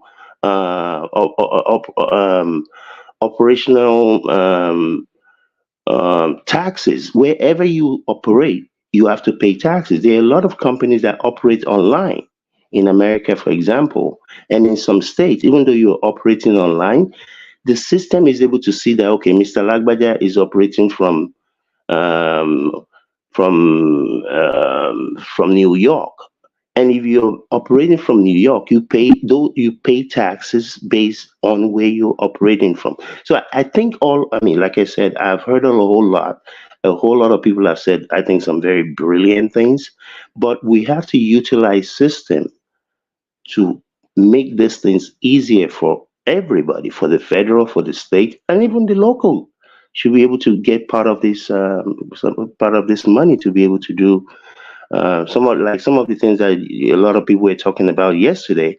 How local government used to have all these different operations before, but everything cannot be free. It takes money to run system. So people should not be taxed to death, but the way government makes money primarily is from taxation. Yeah, but the structure too. I mean, things have to be structured well so that taxation can be effectively, distributed or effectively collected. So Absolutely, we agree. I don't think there's anyone that's in disagreement with that. And I think you see the issuance of the driver license by the federal government. I think that is just how do I describe it? I think it's just it doesn't make sense to me because the government doesn't know anybody living in the state. You don't know it. It should be the responsibility of the state to issue driver license to people that reside in their state. And then it's actually a good thing for the state to be able to generate revenue. And then the city, the local government can do the vehicle registration or the vehicle license, as they call it, for local government to generate, because whoever that reside in the local government, yes, they can go and do the registration every year, and the driver license will be issued. Babaja. I think he got dropped. Simba. Yes. Simba. Yeah, I was saying something the other time, though everybody seemed not to get me, right? Yes, everybody has vehicle license and all these roadworthiness that you renew on a yearly basis. So what I'm saying is, though the problem with this style is just that it might not, and it boils down to enforcement, how it will capture all these transporters and all these NURTW guys and all those things, because even in Nigeria those guys don't have vehicle license, they don't have anything, and they use the road. They are the one that use the road most now. Yes, but I And feel that they there's don't a pay way. anything. But I feel that there is a way they can also be captured. And that's why I was saying that if when your license expires for the year and you are going to renew, and there is like maybe a 2,000 naira extra that you are paying to it, and 1,000 goes to the federal government and 1,000 go to the state where you did it. Okay, now it means that you have paid for the whole year, 1,000 naira for both. You have paid for the whole year. You can drive on any road, and it will just be like a part of your license, and it will be part of those documents that VIOs and road safeties will check. Jide, I think that would be the fastest way. Do you need to pay extra? Because the whole essence of renewal is not as if your license expire, it doesn't mean that you don't know how to drive again. But the whole essence of renewal is to generate money in the first place. So I don't think that. No, I understand. What we are saying is this. For instance, what we are saying is this. If you tow, for instance, I will go to Lekki now. If you tow Third Mainland Bridge, that means when I'm going to Third Mainland Bridge, I will pay a toll fee. When I'm coming back, I pay a toll fee. If I have to go tomorrow, I pay a toll fee. If the toll fee per day or per trip is 500 naira, we have toll gates that take up to like 500 naira. Okay, if the toll fee is 500 naira, by the time you are going in, you pay 500. If you are coming back, you pay 500. If you come tomorrow, you pay 500. So it becomes, for me, I think it becomes like burdensome on the general populace. But if we can just make it No, a not on general one-off populace, payment on for the whole year. specific. Let me on specific people, because by the time you ask everybody to be paying, some people don't even know Lagos, and then they will be paying for you. I understand, but for those So people that that one will don't be know a burden on general. Lagos, The one you are saying, the one that you are paying specifically is for you, because you are the one planning that road. You do business on that road. Somebody in Maiduguri who has never been to Lagos, you said should be charged for the same. No, I don't think that one will Yeah, work. what I'm but saying to you is that, but that let's look person at in it. Maiduguri, Somebody from but that person in Maduguri Maiduguri, is not going to go through that road 30 days in a row. If you're coming from Maduguri to Lagos and you have to pass that toll, maybe you do it a few days while you are in Lagos. But at the end of the day, I think this needs to be a little bit more comprehensive. And what I mean by that is this: just getting a driver's license. Okay, what about someone like me that doesn't drive? I don't have a driver's license. I have a state ID that identifies me. But because I don't actually drive, they're not generating any income from me. But I do go to other places either through Uber or through, whatever other means of transportation. So I'm still utilizing the road, even though I don't drive and I don't have a driver's license and I don't pay from that standpoint. And in New York, for example, you have untold millions of people that don't drive. They use the metro as their primary means of transportation because of the traffic. It's not because they cannot afford a car, but it just doesn't make sense to be in traffic. So there are millions of people in a place like New York, for example, and other places. I think someone mentioned earlier, I think it was Babaja or someone, that one of the ways they can make this equitable is to implement it into the surcharge at the gas station. It's not going to be a whole lot of money like he said. It's going to be, it could be 50 naira. But 50 naira here, 50 naira there, everyday people are, per Even one liter, naira, even per one whatever. naira, Yeah, even one naira. whatever that amount is. Because then it becomes equitable because those who don't even have a vehicle, but that do travel in a bus, on whatever other means of transportation, they are paying, whatever, quote unquote, their fair share. And those commercial buses and Uber drivers and all those other people, they need to be made to pay more. But because they utilize the road more than the average person and they're generating income from that. So I think we need to look at it from 30,000 square feet, 30,000 feet above, and see how do we get that space to be able to make as many people as possible pay, whether they actually own a car or they're just utilizing the transit system in one form or another. Yeah, you are correct, Kandu. That approach is good. Well, Simba, what I was saying the other time, even if the person doesn't use the Tom Milan Beach, the person has federal highway, federal roads on his own end, so that he's using. So even if he's in Kutu Wenji. So for me, I just feel like they should just look for a way to infuse it in such a way that almost everybody shares. And if everybody shares it, then the value will come down. Something as low as 15 naira, something as low as 20 naira, it's okay. I agree with you, but my problem is the sharing formula. You understand? Everything is not about the federal government. You understand? Okay, if the federal government are collecting that, how would the state collect their own? How would the local government collect their own?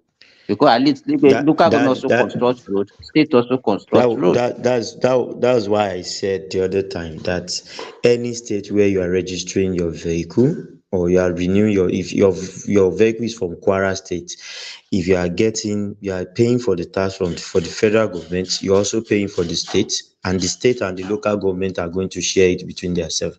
I think that is a more More feasible way to equitable go way. about it. Yeah.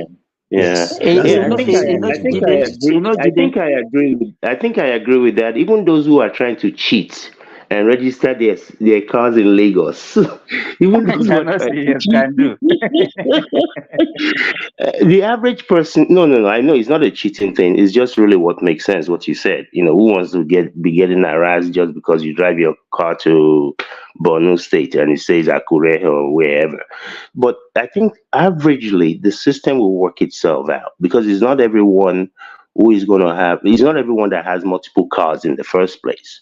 That they will go and register, in a different state. So ordinarily, I think the system will work itself out. So whether they want to base it on registration or your state of residence, because I think the taxes your state tax that you pay is based on your place of residence. If you say I reside in Lagos, are you actually reside in Kaduna? Well, I guess Kaduna is just going to be getting shortchanged Can do, because can what you do. said Oh, is Lagos. can do, can you hear Yes, me? sir. Yes, sir. Which was the reason why I wanted to ask you when you were saying that you use your 10 years Driver's Californian license. driver's Yes. license. So I don't want to put you on the spot, and if I'm Sure. putting you on the spot, just let me know. I won't have to ask you Sure. much question because the Sure. question will be if North Carolina, I think they should have some kind of income tax. Don't they have income tax? Yes, they Because do. because like California has both. They have both income tax and what's it Yes. called, sales tax. State. So if and one of the reasons why you have to register your license plate and have your driver's license at a state where you're domiciled is because Mm-hmm. for tax purposes and for some other Purposes. reasons. Yes. Yeah, because as soon as you enter that state and you want to work, like Angelico was trying to tell you say the other time, Yes. if you're looking for a job locally in that state, for Mm-hmm. tax, so are they able to your tax forms like every time you want to send your what's it called your tax refund to you. Right. Now my question is this: how did you navigate all those things? You stayed there. I'm sure you should be able to vote. If you have to vote, you have to send your what's it called they have to send your ballot papers to your residents and your banks and everything and your correspondence from people. How do you get those letters if you still maintain your California license? How did you do all of that? How did you navigate all those things that ordinarily would just make you, at some point, you just have to go and get a North Carolina driver's license so you can have an address? Because you cannot get the driver's license if you are not domiciled in that state. You cannot prove a residency in that state. They won't give you driver's license unless they won't give you license plates. So how were you able to navigate all of this? Okay, Bella Bini. First of all, I don't have a job. I haven't had one in 11 years. Everything that I have is ran through an LLC, so I don't have an income. So the LLC collects all this income and they're reinvested year after year. So you can call me a mini Trump. The LLC does not pay taxes as long as you reinvest that income. So it just gets reinvested. If the LLC is ever dissolved, hopefully I won't be around by then because the taxes that will be due will be insane. But as long as the LLC continues to reinvest and reinvent itself, the revenues, you just find another property or find some sort of a business to put it into. So how do I get an income? The LLC pays me. So this is just part of the tax system. And like I said before, I don't drive. I have a bad eye problem, so I can't get a driver's license. That's the reason. I can't read, you go to the DMV, you have to read those small letters. I can't read them. So I'm trying to see which was the other question. Income. No, I mean, I don't. it's okay. It's okay. I get it now. I understand why you were Yeah. able to navigate those things. Yeah, it's okay. Yeah. Yeah. Yeah. Okay, Ratnamed, I have a question for you. Okay, if you relocate from one state to the other, do you need to change your plate number. Yeah. So how it works is that your license. You see, the thing about the system here is that everything is synchronized. Like for example, now if you're driving on the road and your license plate is expired, when they come to you and they will tell you Does that your license license plate hold on. expired? Yeah, license plate Yes, expires. Yeah, yes, they do every year. it expires. You Yeah. change. You say they change to another one, or you just No, no, no. You just No, renew get on a, it's the paper. same no. number. You just get a Okay, sticker. tag. You Okay, get we a call it tag. Okay, sticker. that's what I want to understand. We call it So tag. the Yeah, same number. Okay. No, yeah, when I say expire, I mean the tag. They will give you a yeah. tag. The You put that tag. tag. Yeah. Yeah. So license tag that expire. So my point is this: is that if you go to DMV, if you give them a license plate number, if you give them your because even sometimes if you want to renew your what's it called your license plate, they will ask you for your driver's license. So everything is synchronized, so they can pull you up. Like for example, now You don't recently I went. understand my question. Let's say you are living in California, as Kandu said. Then maybe you now move from to North Carolina. You are now resident in North Carolina. You are working in North Carolina. Do you need to change the plate number Yeah, you have to change it. to the one Well, there's a from little North bit Carolina? there's a little bit of caveat to that, and what the caveat is this: your license plate expires every year. So let's say if I was driving, even though because of good driver's record, I don't have to renew my driver's license, but every 10 years. And as long as if you started out with a good driving record and you continue to have a good driving record, you don't ever have to go to DMV. They just send you to renewal automatically by mail.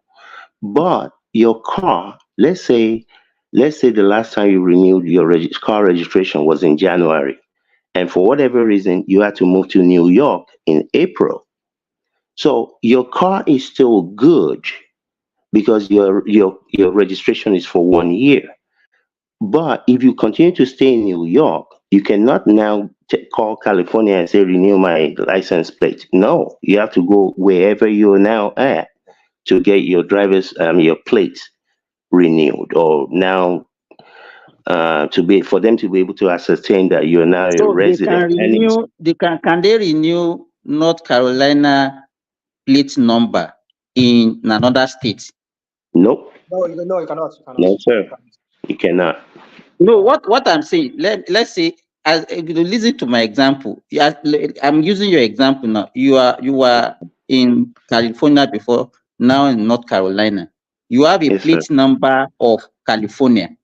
Now, Hmm. maybe you want to now. Do you need to change that plate number to that of North Carolina? That's my question. It's not about renewal or renewal. You need to change, since you are now resident in North Carolina. Is it Yes. allowed for you to continue using the plate number No. or No, of California? if you're not living in California, you have to surrender your California and now register for North Carolinas. Okay. Yes. Can I come in here, please? So It depends on that the means states. Yeah, it that depends on means the in state. United States. You can decide alone. No, it depends on the state. Sometimes some state like state of Oregon.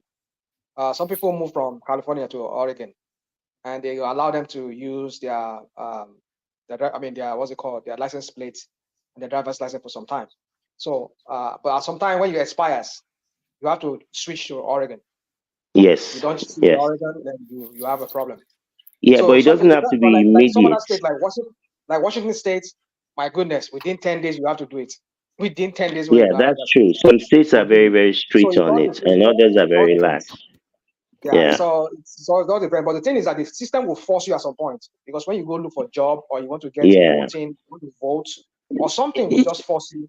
They will ask you to switch. Oh, and real quickly, rational mind. You see, I'm such a Nigerian that I've had the opportunity. I mean, I've been in this country for 35 or 36 years now, and I've always believed in Nigeria. There was even a time that my entire design and plan was to take whatever money I had and move to Nigeria and do fish farming. This I'm talking decades ago. So I've had the opportunity to become an American citizen, and I refused it. Even I had girlfriends; they were like, let's just get married. You can become a citizen. No, I'm a Nigerian. So I literally just become I just became an American citizen 2 years ago. Okay, I didn't I want to want become an That's a American. long journey for So you. I What's was, going on? What happened? I'm just trying to answer Rachinama's previous question. So I wasn't voting. I wasn't, so I couldn't vote. for clarity, I think the American Yeah. system is a little, I want for clarity. So what you guys are telling me now is that if you move from California to another place, maybe New York or wherever, and you hmm probably you drive there, then you need to change your license plate number. Yeah, to- yeah. At some point, you have to So do that. The okay, system will Yes, force sir. you. last. So if I move from New York after 3 months or 4 months, I'm tired of New York and I move to which state is very close to New York? I don't know. Give me a city or a state. I move to another state, maybe New Jersey. Pennsylvania, Vermont. Pennsylvania. Vermont. New Oh, Jersey. okay. So that means I have to change the plate number again, right? We'll just collect your money again, sir. Yes, sir. Oh my God! This system is capitalist to the core. My God. No, this is they But call it maximum. We call it Is it maximum. possible? Yes, sir. Is it possible to be living in one state and be working in another state? Yes. Then you have to take a train. But You cannot be yes, driving there every time. that is not going to last forever because every state wants that revenue. So you can do it for, at least as far as I know, you can do it for a So limited time, can but you eventually the can you system is going to catch up with you. Yes, sir. and rational mind? My question to you: let's say you're a businessman and you are traversing between New Jersey and New York, and you often go there, maybe monthly or whatever. You can stay in New York for 2 months or 3 months and then go back to your New Jersey. Another. Are you? Can you have two different license plate number? So when you are in New York, you put New York number, and when you go back to New Jersey number. I want to Okay, be you see, for clarity. Let me wait and hear rational mind first. Okay, go on. Go on. How is Go that on. going to work? Oh, okay. You want me to talk? You want me to say something? Yes, sir. Yes, sir. I want to hear you first. You see, the thing is this.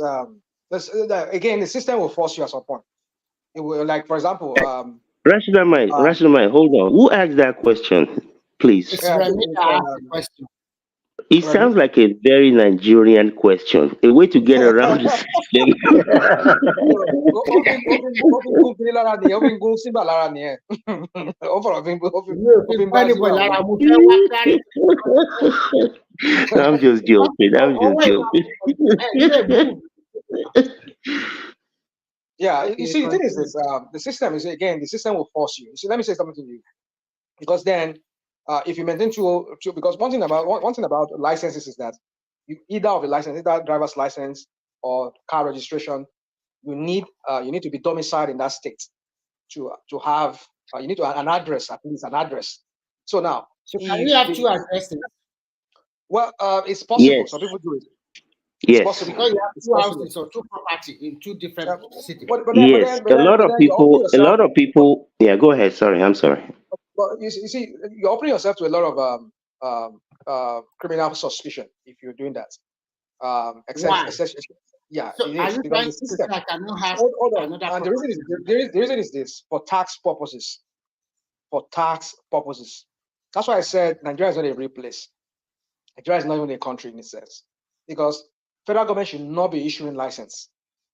And if federal government wants to answer the question very well. You said your registration card must carry your current address all the time. Hold on. You see, hold on. You see, people. I mean, again, we're going back to that NIN, because I heard Principal was bringing out that topic.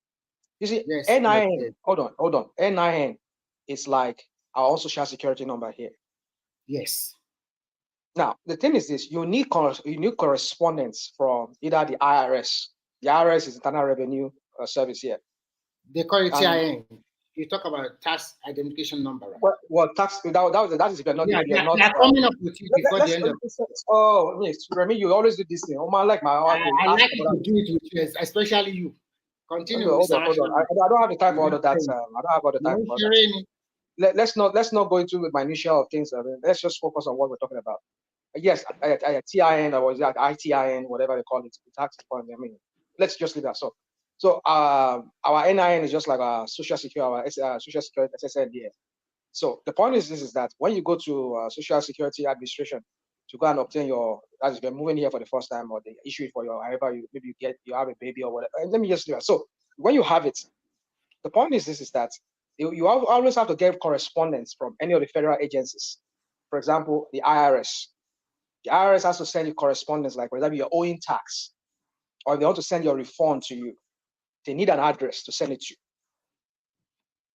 So if you're maintaining, and mind you, many states that have their own income tax too, just as the federal government has their income tax, they work side by side with IRS. That is why if there's a discrepancies in your federal tax, maybe you file some you file federal tax and there's a discrepancies from you that you did something different on your state tax, they will reject it. So from my own understanding, I think once you have your social security number, even if you have property all over United States of America, you need to be pinned to one of them. Yes, yeah, that's what I'm Yeah. trying to say. Everything will come out. let me give us all one that will, I guess, maybe a lot of people will be able to clearly understand. Like Donald Trump, for example, is a resident of Florida. He lives in New York. He's always lived in New York. But as a resident, is Florida. If he wants to vote, he has to go to Florida to vote. Biden is a resident of Vermont. He cannot vote in Washington, D.C. No, when Trump, it's time to vote. let me say, let me not say I'm correcting you, but let me say something. Yes. Trump has changed his residency. He only just maintained his Trump towers, but his residency is in Florida.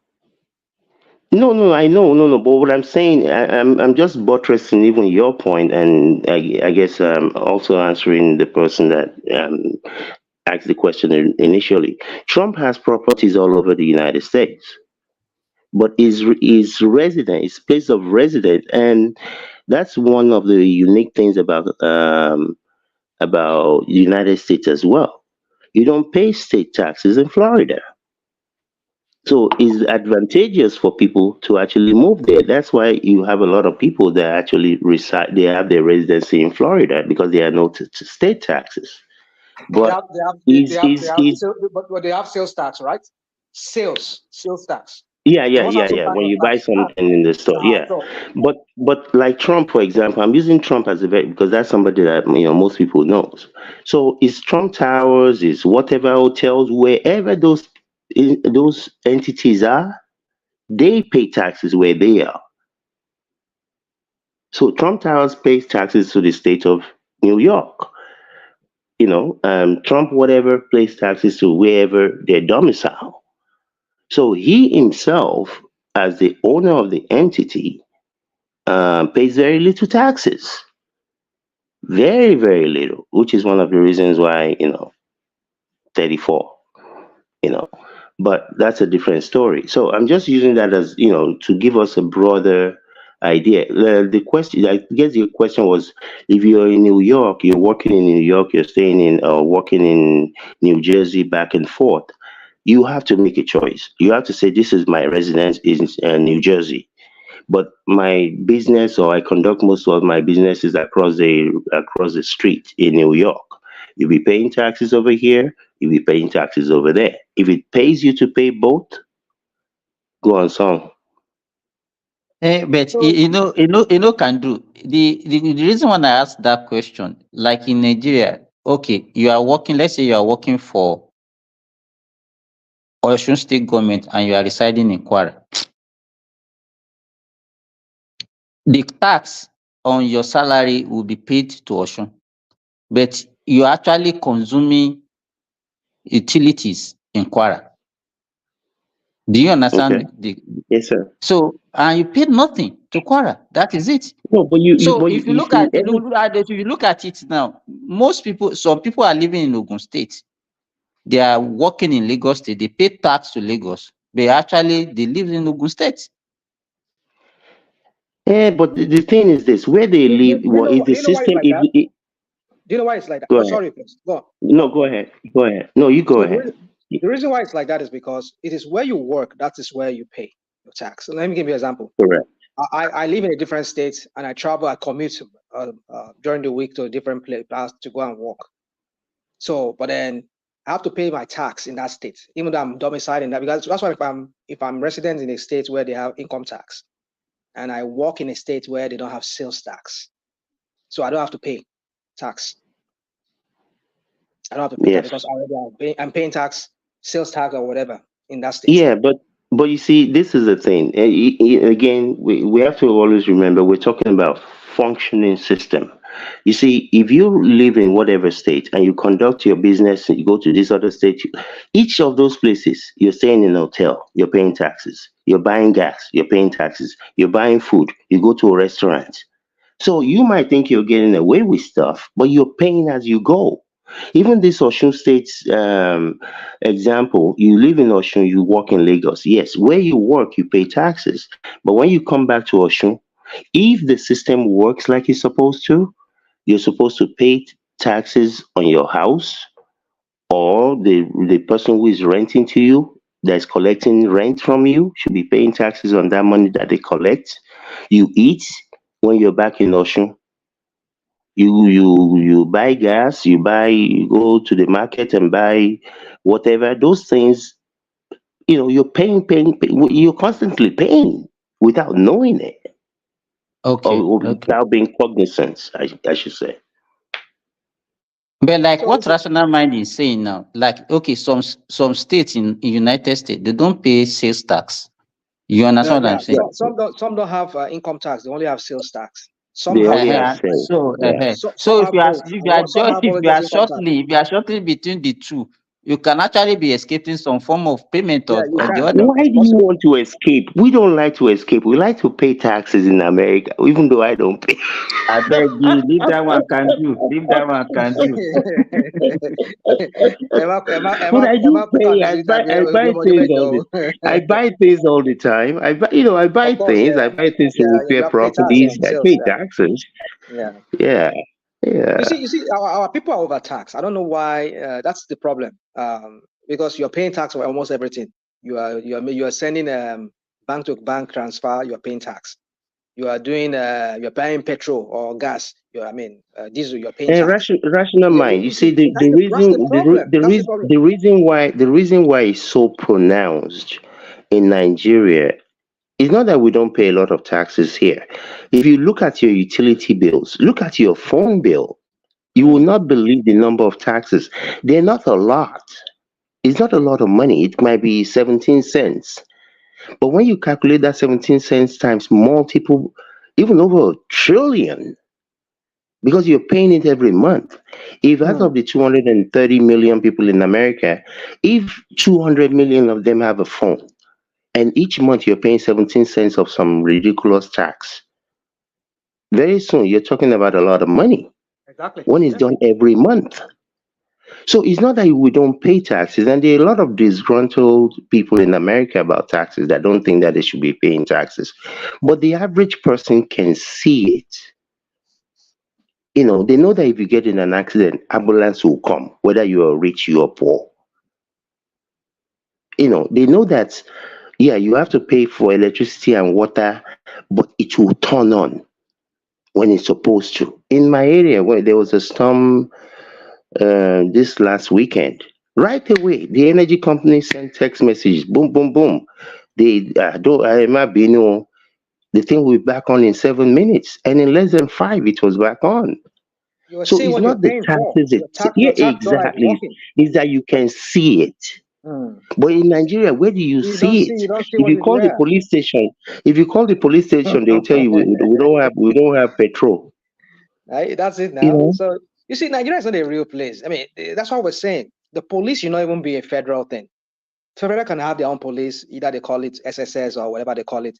But the state should be able to, because it's all this money they make from vehicle licensing and income tax. That's where they get. That's where they get the money. Property tax. That's where they get the money to be able to pay all these their law enforcement agencies like the police. I heard you talk about it not too long ago.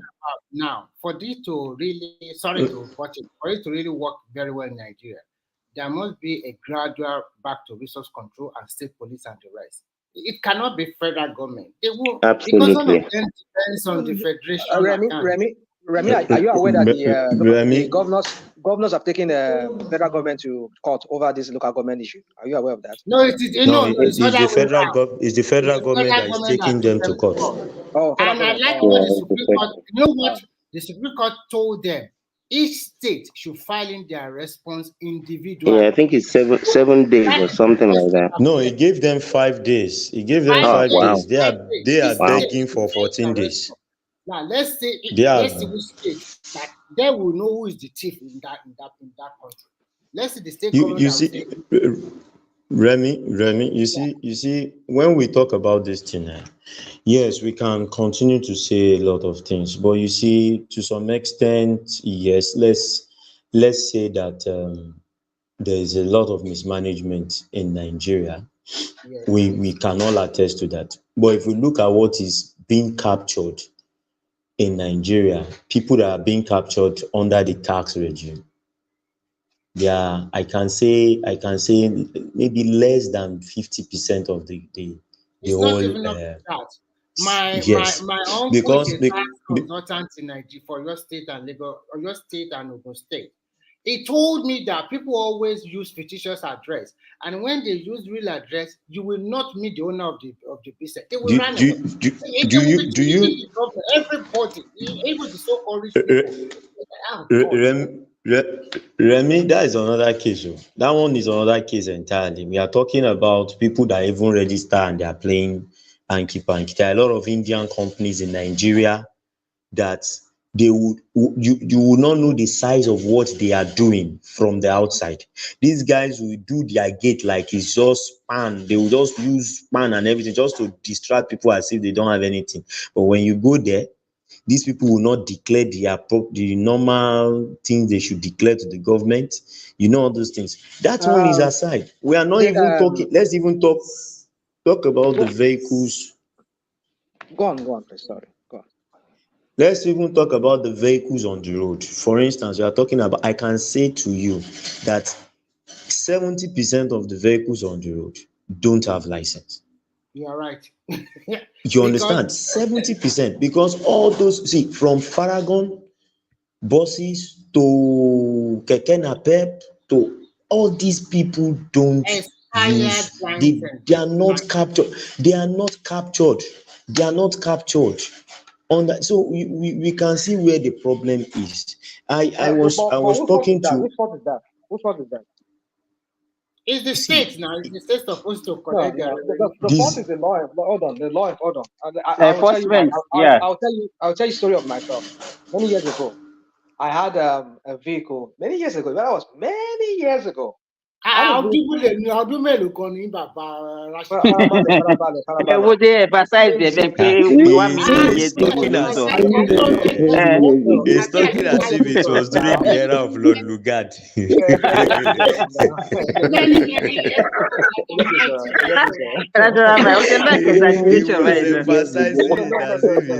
Many years ago, millions years ago. Many years ago. I had a car Can be that very funny. I drove for over a year. I mean, the license plate was expired. I mean, I was just driving like that. So whenever they stop me, a good journey.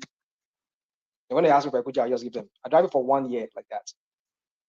So the but rational mind. What I used to tell people about that, let me tell you. One, usually you will not have peace of mind. Immediately you cite the law enforcement. Two, all those 10, 20 naira, 100 naira, 50 naira that you give them. By the time you sum it together, it will be better for you to have paid that money.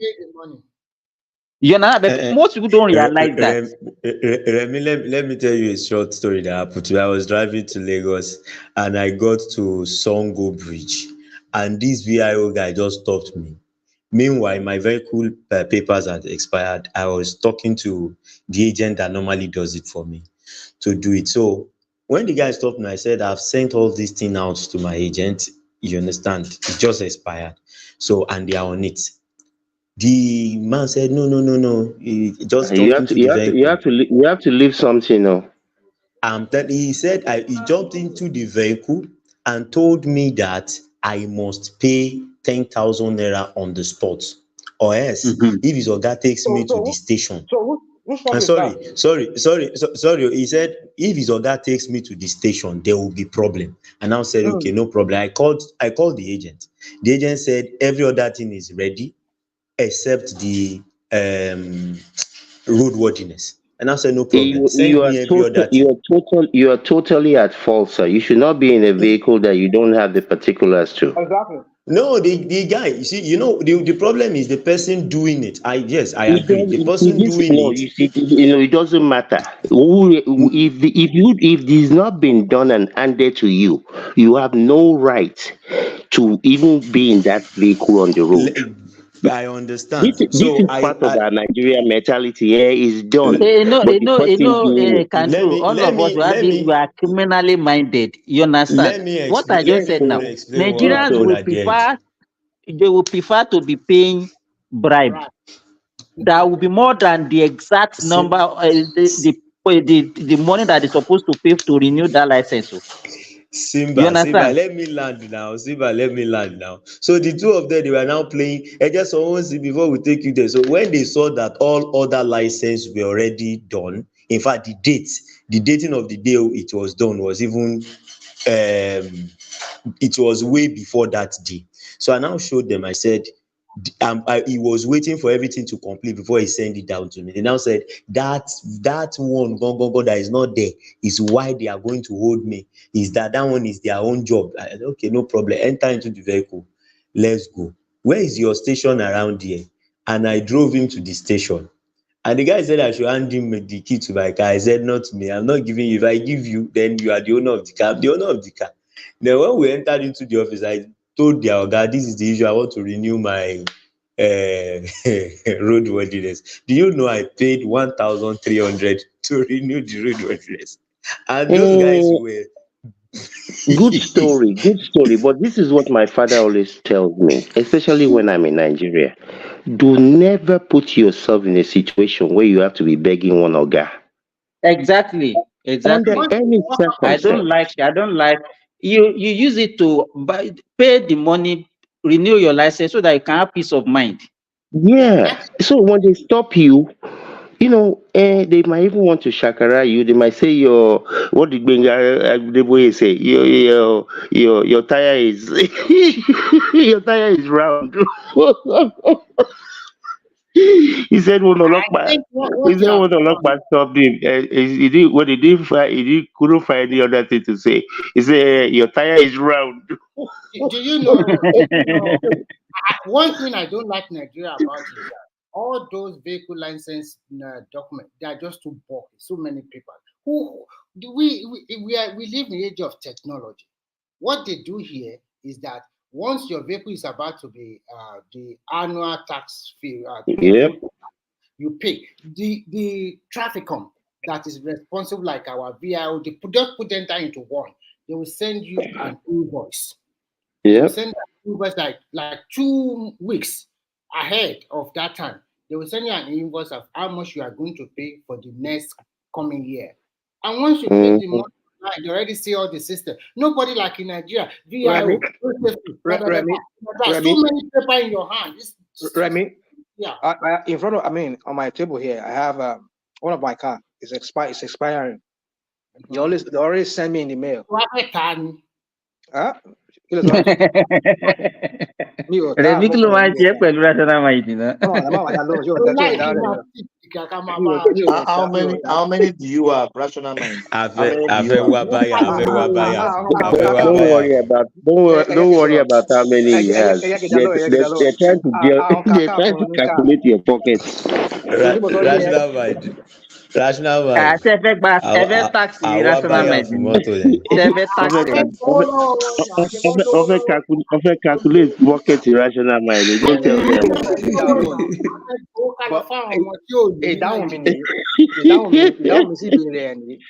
Àwọn kàkà fúnníkà àbí báwo ni máa sọ àwọn kàkà fúnníkà.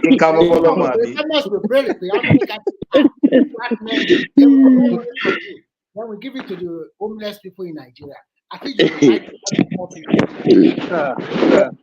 On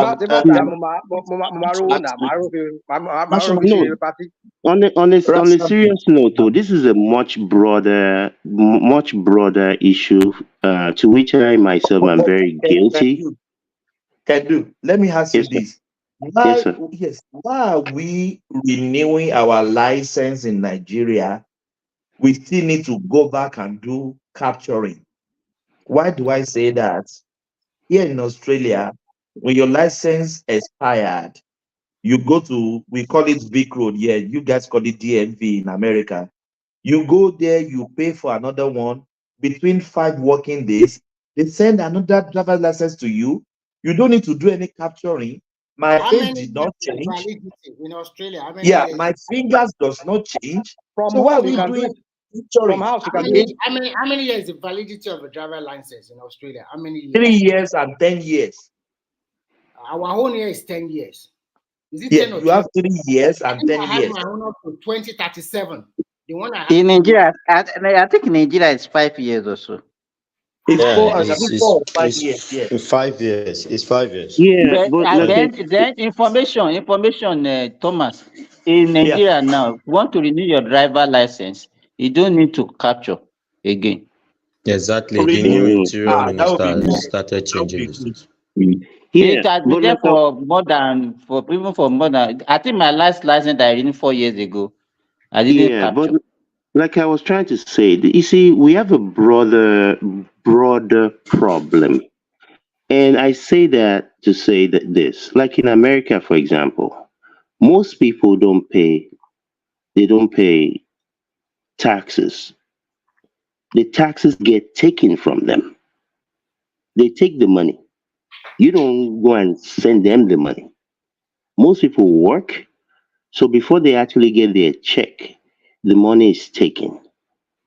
So if I can almost guarantee you that You even here guys in call it America, garnish. Garnish. They yeah, garnish yeah, your pay. they by force ní pàápàá. So if they did not do America, that, if it was voluntary, if they did made it like you come and send the money, trust me, most people will not do it.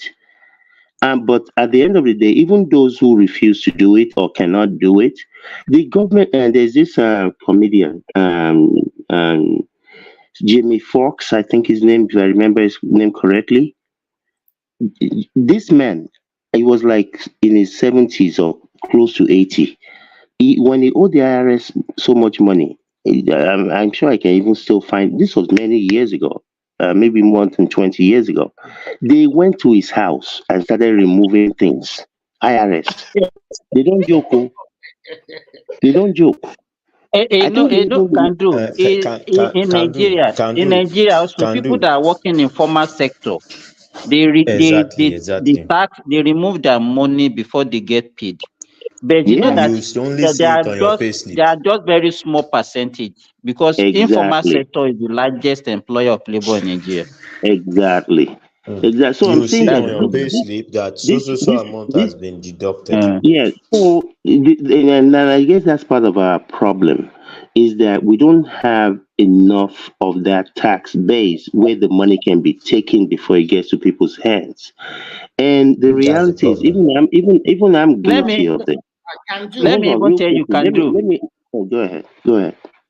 Okay, didn't mention something like that. Even most employer of labor in Nigeria, especially private sector, all those people that have industry, what they used to do, because the only way you can know their revenue is what the money that gets to what they declare in the as their income in Yeah. their corporate account. You understand? Mm-hmm. But you Yeah. discover that if you are doing business with them, some of them will now give them their own personal account number. Mm-hmm. You understand? If let's say I buy something from them now, instead of me paying to their corporate account, they will say I should pay to their personal account. By Yeah, that because way, they they are can already avoid the evading taxes. tax. Yeah. Exactly. Yeah. The only way, Simba, what you said now, what do you know what they do here? Because the government here, they have access to your income. They have access. You cannot dodge it from that angle.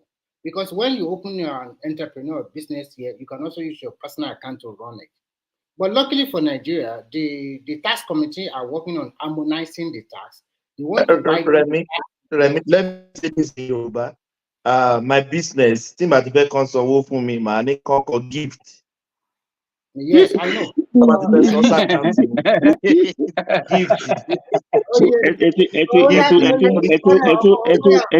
ẹ tún mú wà yìí débẹ̀ ẹ tún mú wà yìí dọ̀hún. My brother. God forbid, they will finish you with tax. You can see human being now. You know, let's say even where I am now, if you are opening an account, they will ask you. They will ask you for the purpose of that. What is the purpose of opening the account? You understand? So if you say it's for salary, and they now discover that other form of money is entering that account, they will close that account for you. They will close it. So you can see what they do here. What they But do in here Nigeria, you can even say the money is for salary, and you have already told them that your salary is 10,000. Even if 50,000 is entering every month, they will still something continue like that taking the is money. coming up now. Something like that is coming up now. It's coming I up. think the government, yes, the government reduce tax, whatever. The government is looking into accounts that's not that receives ẹ mọ̀ ipá accountant lẹ lọ fi ṣe president ẹ mọ̀ ipá ọmọ kan ṣe ń káàkiri. wọ́n ní account tó bá ti ń gba more than any account tó bá ti ń gba more than 2 million on a monthly basis báyìí sí, they are looking into it. They are looking into it as an income. As an income. So I don't think apart from maybe why wouldn't an account that is receiving 2 million be deemed an income? That is an income. That is what they are saying now. Yeah. Anything from 2 million and above now is deemed as income for anybody holding that account. Even for those ones that have informal sector like Mr. Kenneth Atalaba, they will also have a TI. So they will force them to go to the formal sector because Nigeria about 55 or 60% of our people are entrepreneurs in the informal sector. So they will force them because it's easy now because they have BAVN number, they have NIN number. The next thing is to give them with their TIN number, which is Mr. Kandu.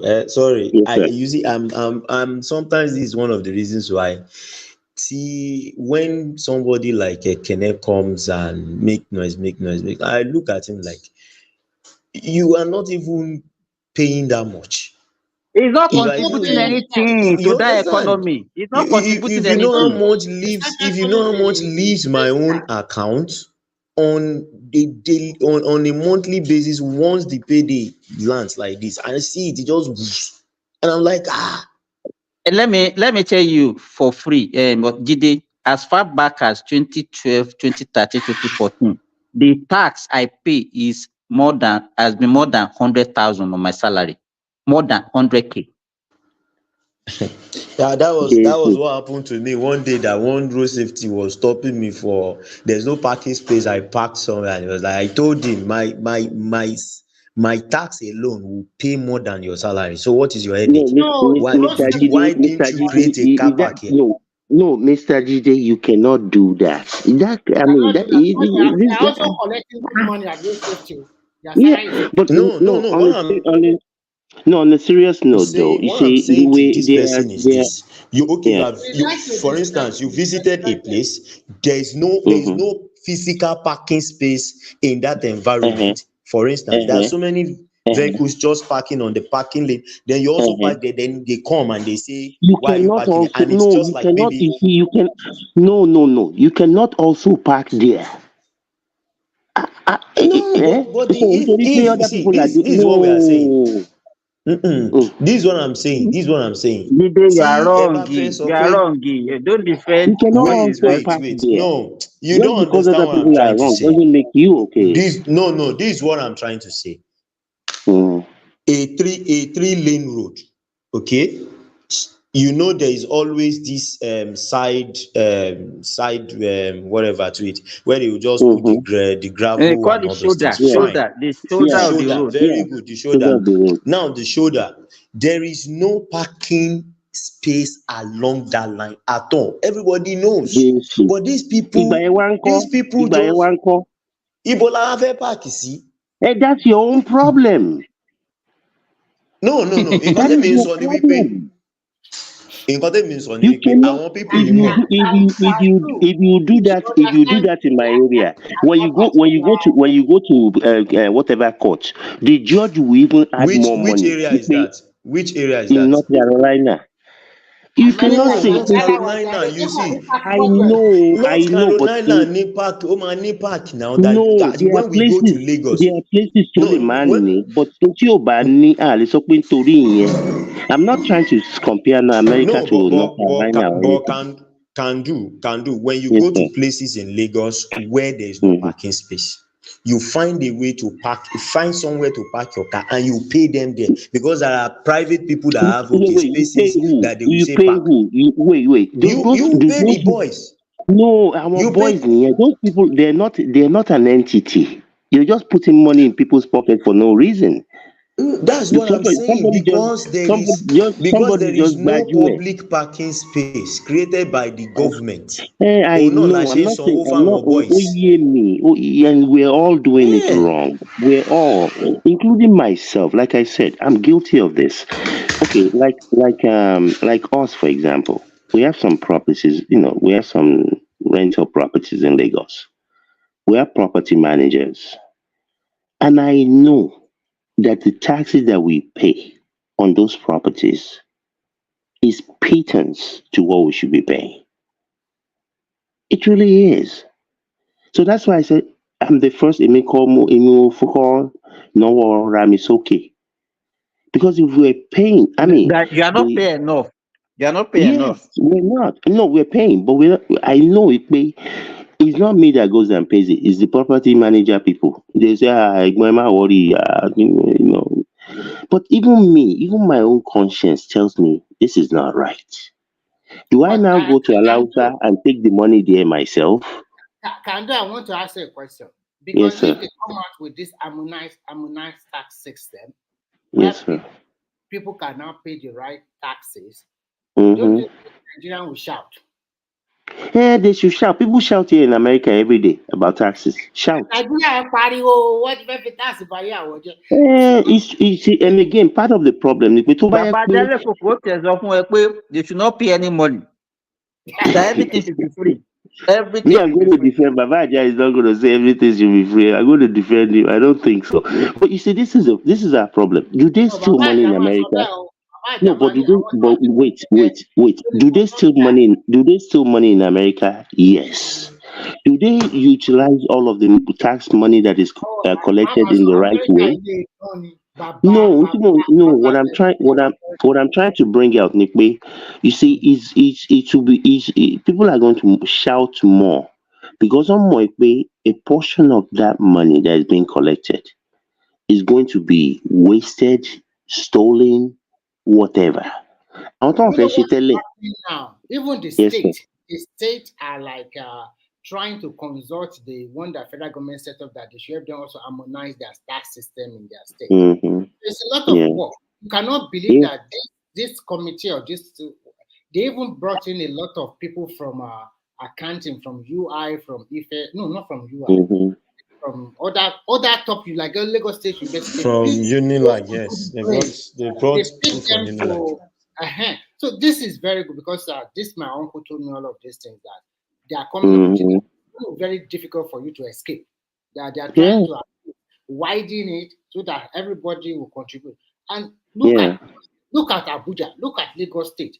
In fact, when I say Abuja nowadays, I'm just extremely happy. I mean, things are this YouTube.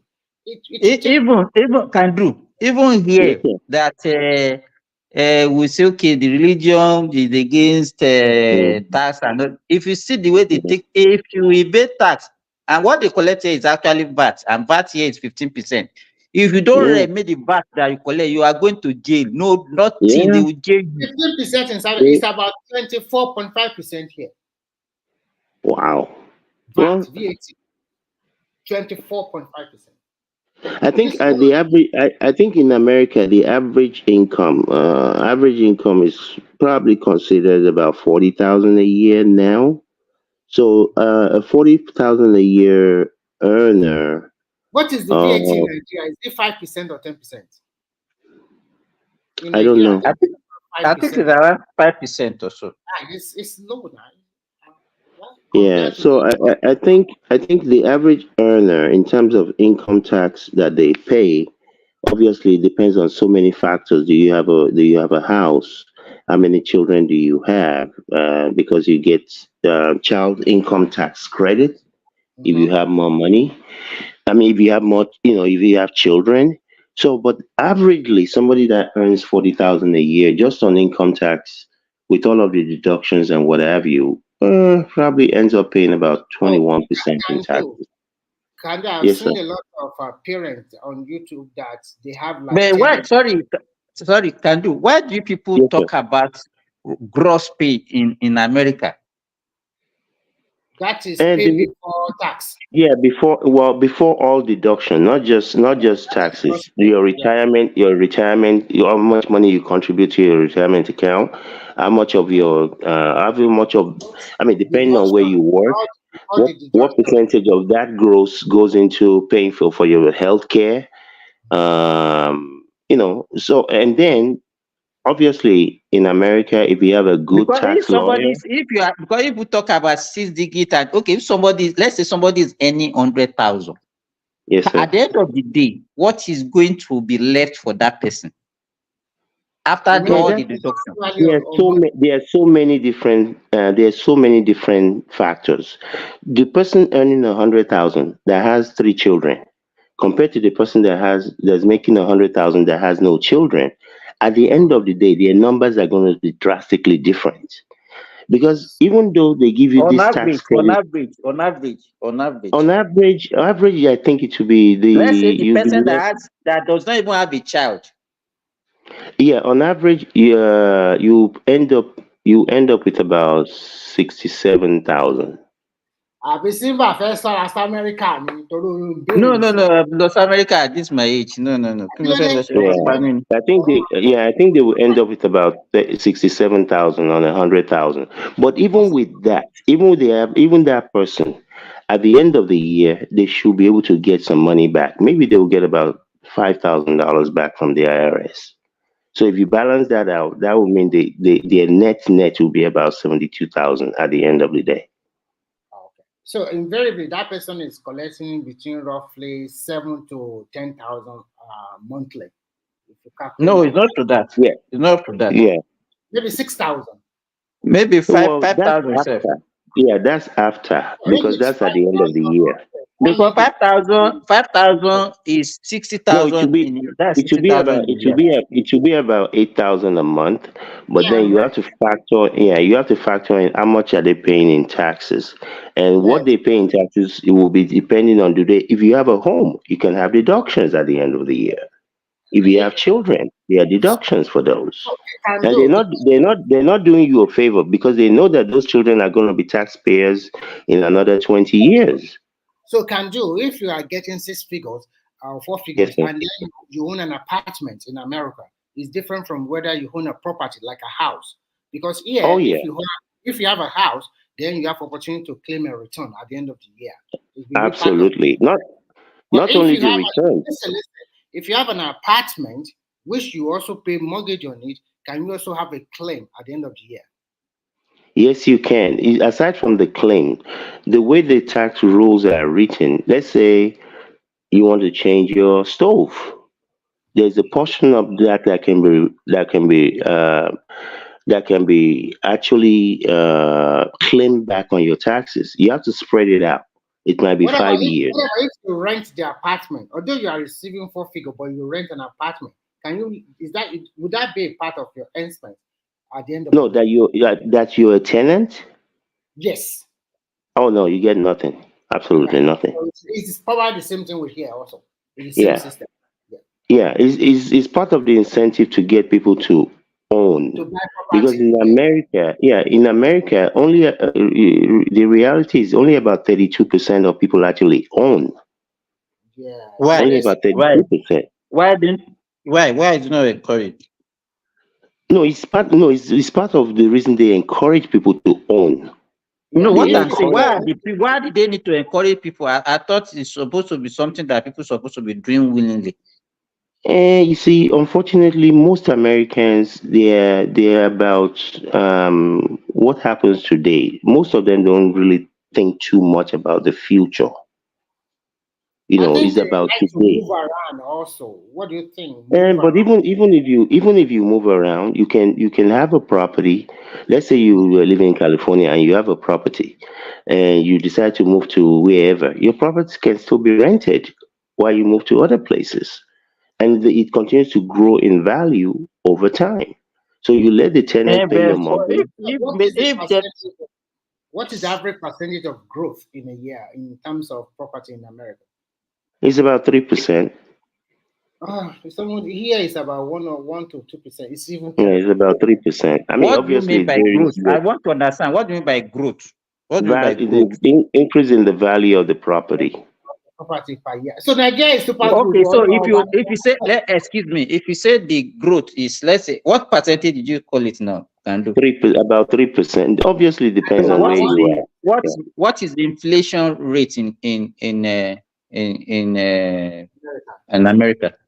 It has averaged about 3% for the last 7, 9 years. So Are you sure? if you say the growth is 3% on property and inflation is there any growth in the real sense of it? No. No, that's Because part we of the missed it. problem that we've been having is we've not really been growing that much. And if you look at our Because import, most of the things that people tag as growth is actually inflation. yes, exactly, and the inflation is actually that's why a lot of jobs, depending on where you work. I mean, I'm talking about average job. A lot of them will give you they will match your salary by by the rate of inflation. A lot of them, not everybody, but a good percentage of them. So you get a So salary increase, the last but you're not actually getting any increase. You're just matching inflation. for the last Exactly. 5 or 7 years in America, it has been relatively stable. No visible growth like that. Yes, that's What true. we are Yeah, seeing here. Oh yeah, wow. It- absolutely. Kanju, that is the Yes, mistake sir. that most people are making in Nigeria. yes. Let's say somebody buy a land, let's say even just let's say June last year for Mm-hmm. 2 million naira.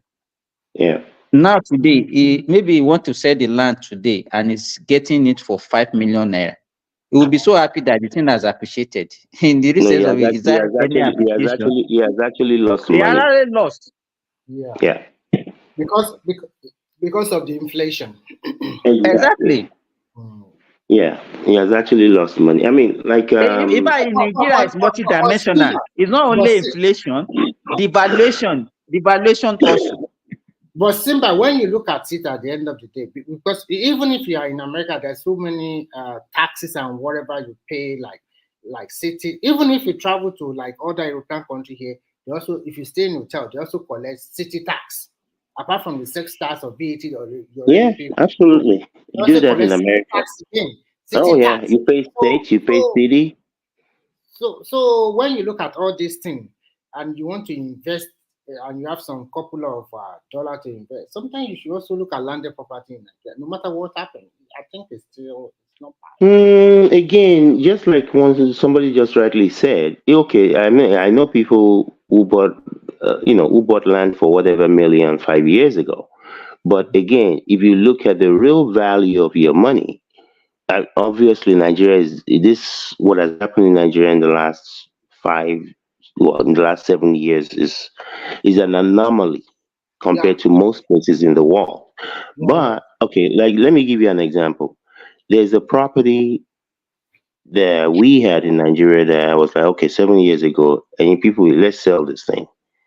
Somebody was offering us 100 million back then, 7 years ago, 8 years ago for it. If I had received my 100 million at that time, that would have been $500,000. If somebody offers me 200 million naira today for the same property, That 200 million is only what? No, that would have been 50. What am I saying? That would have been 50,000 back then. If somebody offers me 2 million today, that 2 million is only what? 2 million? Something like that? Is my numbers right? Somewhere around there, yeah. So the value of my asset has depreciated so much over that 7-year period. So the question, whether you are buying a property or you're going to go and invest in a business anywhere, part of your projection has to be, okay, this place that I'm going to, what are the numbers telling me things will be 5 years from now, 10 years from now? So those have at least in my head, those has to be part of the calculation. If I'm going to go and invest in Kenya right now, and if $1 to the Kenya shillings or whatever their money is 10 to 1 today, and the economic projection is telling that it's going to be 30 to 1 in 10 years or 5 years, I will really have to sit down with an accountant and try and figure out how we're going to make those numbers work. Can do. Is even Yes, the sir. problem is, doing business, you need to have brain, and you have to do a lot of calculations. Let me give you Absolutely. an example. I was listening to one sport analyst. He said when Alan Shearer was bought in 1995 by Newcastle from Blackburn, that he is worth that time. I think they bought him for 16 million pounds. Okay. That 16 million pounds today, Yeah. then is more than 200 million pounds today. Oh, absolutely. Yes. Real value. Yeah. Real value. So you look at it, because I remember those days when we used to buy TM shirts. We used to buy 4 for £100. How much is it today? Yeah. Yeah.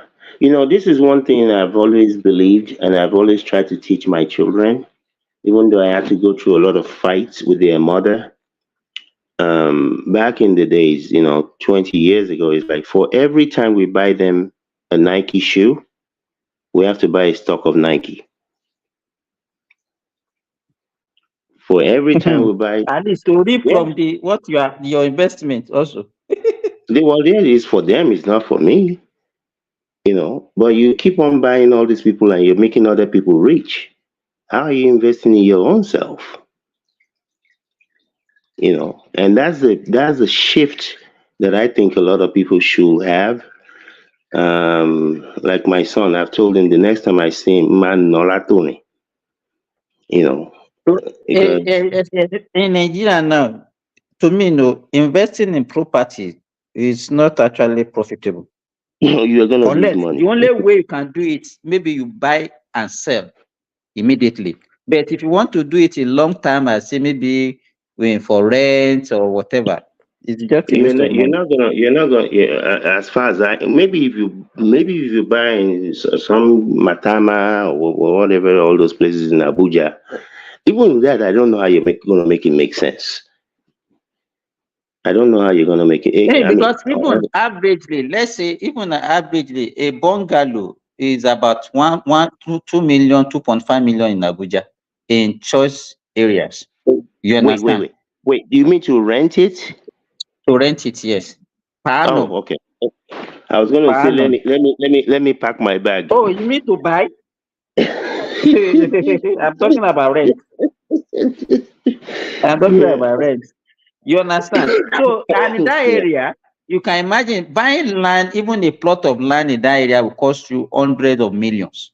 You see? Now, before you now say you cannot make it in your lifetime. You can't make any money. You can't. It's not possible. You'll be losing money.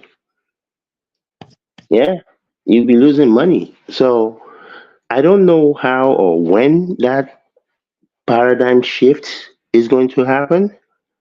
But even in Lagos, I was talking to somebody about 10 days ago. They're like, "Oh, I want to move to somewhere." I said, "Look, if you can figure out a way," because somebody told me of someone that was selling selling like it's the upper part of an apartment building.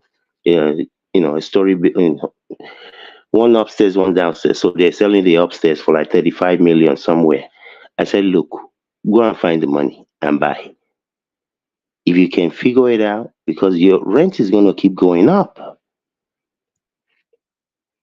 And since you decided you were gonna stay in Lagos, I said if I were you, I would go to my village somewhere and go and find a plot of land and build a bungalow, 2 bedroom or 3 bedroom, Do you and know call that, it a day. there is a big estate in Abuja now? It's now a ghost town. No, that is Really? empty. Yes. No, it's not the one. No, there are many. No, so many empty Nobody is houses. buying, But and they are not. what's the reason for that? It's Does because anybody know? it cost. The It cost cost. is too high, and nobody is buying, and those people are. Remy, when you are talking of Abuja, what about Lekki, Lagos? There are a lot of estates there that are empty. I think they are Empty. overpriced. And then you ask yourself, let me ask you a question. Sometimes you say this property developer in Lagos State or area, they will tell you to come and cover 16 million under 24 months. Are you kidding me? Yeah, she What? been some. They will say you spread. When you now hear the spread, they will say maybe maximum maybe 18 months. I say, is that a Thank spread? you. You are not talking about 5 years. You are not talking about 10 years. ẹ̀yin regular citizen kan ló ń sọ àwọn tó ń sọ 42 million láti rán ọmọ lọ sí school èyí àná ló ń bá sọ̀rọ̀ ẹ̀yin kọ́. Mélòó wà ní wọ́n ní Nàìjíríà ń gbà yẹn? That's the question. That's the question. How many are they? How many are And there? people will tell you, yeah, people have money. People have money in Nigeria. It's Some not people will one come and house. tell you, What I'm talking about yeah, is more than 50 duplexes. Remy, there is something that they are doing in Abuja now. They call it Centenary City. So the guy was not saying that okay, they have some houses that they are selling there, and then the minimum price is 110 million.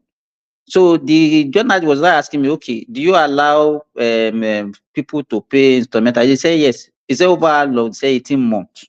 So you expect me to cover 110 million within 18 months? You know, the Is that the way they madness do it? the madness is that some people will come and tell you, it's because you are not rich. Simba, you are a doctor now. You are earning very well now. They'll come and tell you, wait, they'll come and tell you, $50,000 as if that's something that everybody does. Can do. I think there is a lot of waste in our system because of the fact that the person selling, most times when they value these properties, I just look at it, are they valuing it based on emotion? It's like when you just build something that you feel, this thing is beautiful, then you just say, the way it is looking, it should go for like 200 million.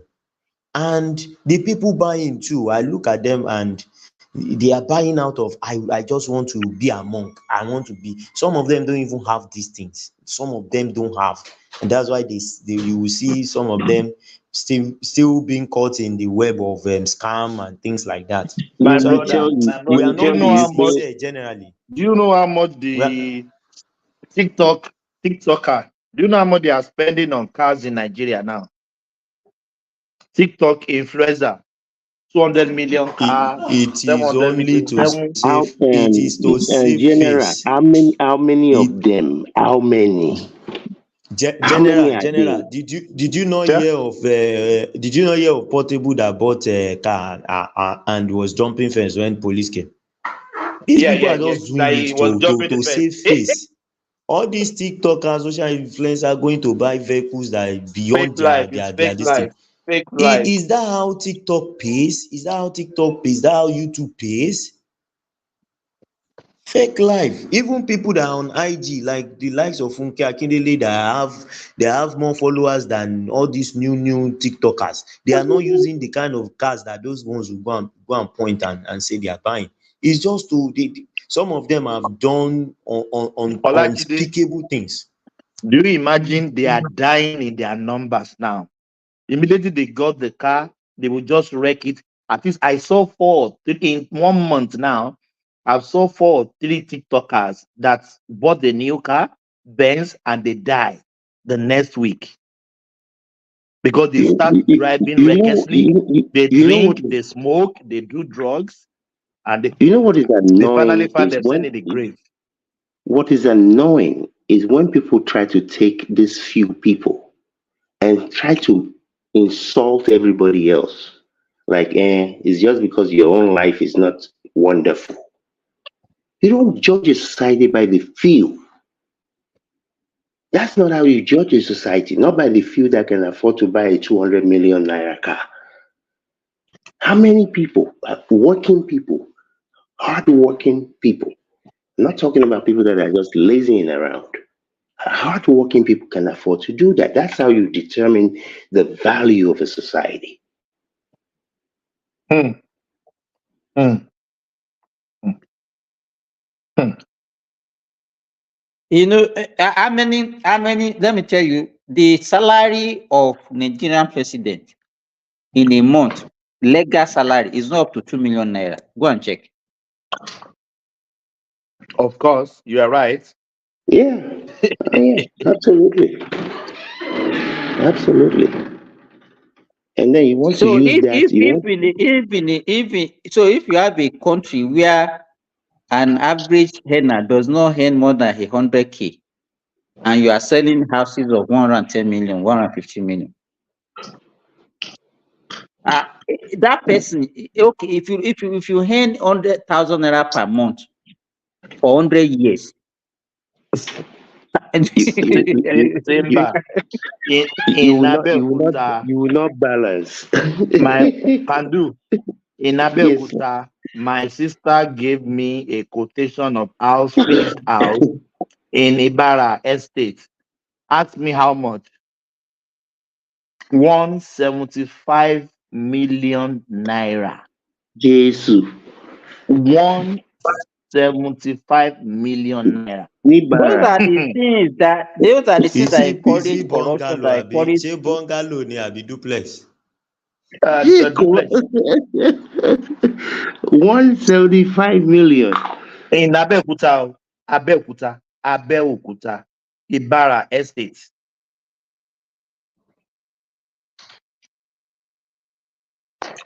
I just shook my head like this. I said, I've already got property here. It's not by force I have property in Nigeria. No. I have lands, but I'm General thinking of Thomas, developing it. But General, let me make you laugh. By virtue of where I work, that I work in a cement plant. When I was building my house, I now called an engineer to come and cost it. Okay, like what will it cost? He gave me the cost. So he told me the number of cement bags we were going to use. I now called somebody else, another engineer.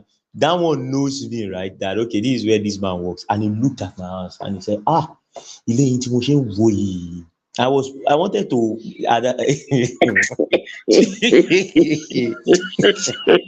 I'm already laughing. I haven't even know you can imagine that somebody will tell me that tóun ṣe ń wọlé mi yìí, a máa rà tó 160 bags láti fi ṣe dé ibi. Mo ní tá bá fẹ́ plaster nǹkan, ó ní bí 500 bags. Mo wò pé àwọn pípù yẹn ò fẹ́ gbọ́ pé bóyá abroad ló wà á bí ó ṣiṣẹ́ ní company kan. Bílì burúkú náà. Una go kill me this morning. Ilé ibi ṣe wò yìí. Ìyẹn gan wápà. Ìyẹn gan ti sọ mo wá ń sọ pé ṣé eléyìí rò pé wọ́n ń gbé sìmẹ́ǹtì fún 1 meter àti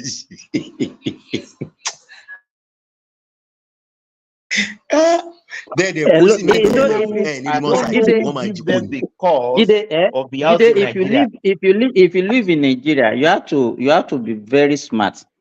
I remember when I was building my own house, when I wanted to do the tiling. So I have to get quotation from about 5 to 6 people. And the 6, all of them give me different quotation. I'm talking about not the amount of money that they are going to collect to. Okay, you have to buy this in surface area, this amount of tiles, that is what you will need. I gave it to the list, and then I supervised it. And if you see the amount of tiles that remain at the end of the day, So that means if it's not properly supervised and you give it to the highest person, it's going to steal. Exactly. Oh yeah. You see, there's something. I hate to say it. Mine is different. I ship all the ties from China because I got it at a very cheaper price, even laminated floor. So my wife supervised it. So Jide, I want to ask you a question. Are you still with Portland Elephant? Yes, it's not Lafarge, no? It's not Lafarge. Yes, it's Lafarge. I am. Please, do they still have a small dealership, or is it the big dealership they still have? It's still the big dealership stuff. So I did any go sorry to one of big dealership company any owó tó láyé yìí. Oh, there's small one more go low rárá. You know the way they do it. The whole of Lagos, Ogun State, and all others, they will just give it to one dealer. That's the way they do it. Yeah. So it's the one that why don't you want some dealership? Why don't you want some dealership, Remy? Because you want to be getting all the rebates, I went to Rico because I have a truck that time.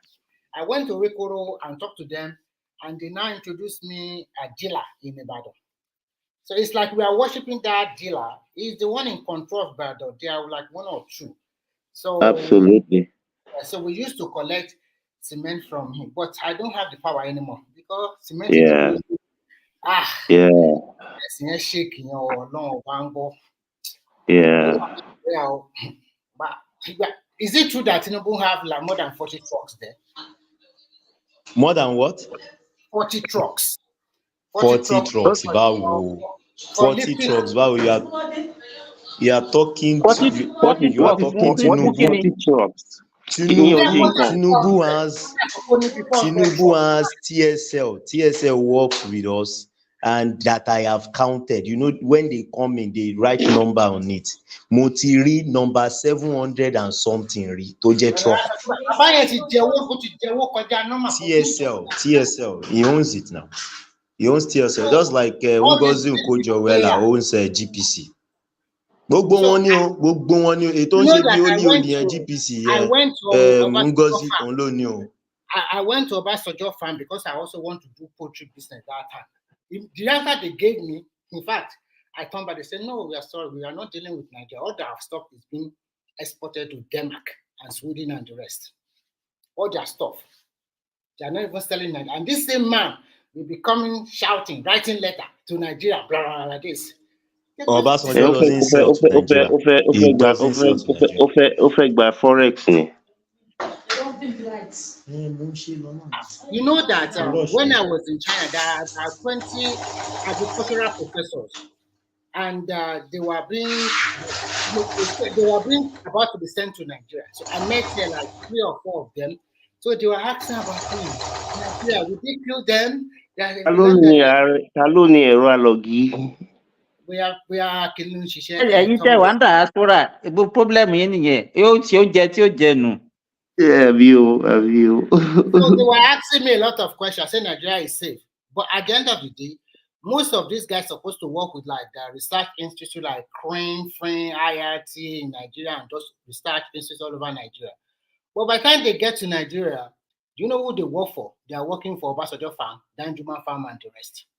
So sometimes I just wonder, sometimes it's not, I don't know how to pinpoint. So I don't have respect for some of these guys. They don't normally walk the talk. It's another policy, and that policy will favor them first before they even think about ordinary human being. It's almost like getting free. It's almost like getting free labor, free consultant. Remy. Yeah. Remy, sorry. The former house I lived before I moved into my own house, I was living with the PA to Baba Obasanjo on farms. Congratulations, Mr. Jide. That's a big achievement for anybody. Congratulations. I wanted to say something. I know. Okay, congratulations for having somebody influential. Living with somebody. His own house. Yani Yamuda. I know people that have been working, making millions on your rent today. So exactly. Can do yẹn ló wá máa ń so jẹ́ àmì lẹ́nu ẹ̀. Wà á gbọ́ pọ́n láwọn lọ rent lé ní Lẹ́kì 30 million 20 million. Máa ń ṣọ́ṣẹ́ fún bàbá wọn.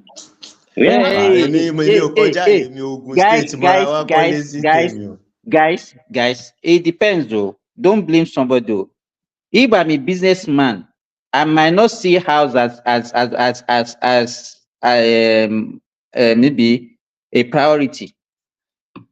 Having a house. Well, let me tell you, what do you gain by having a house of your own?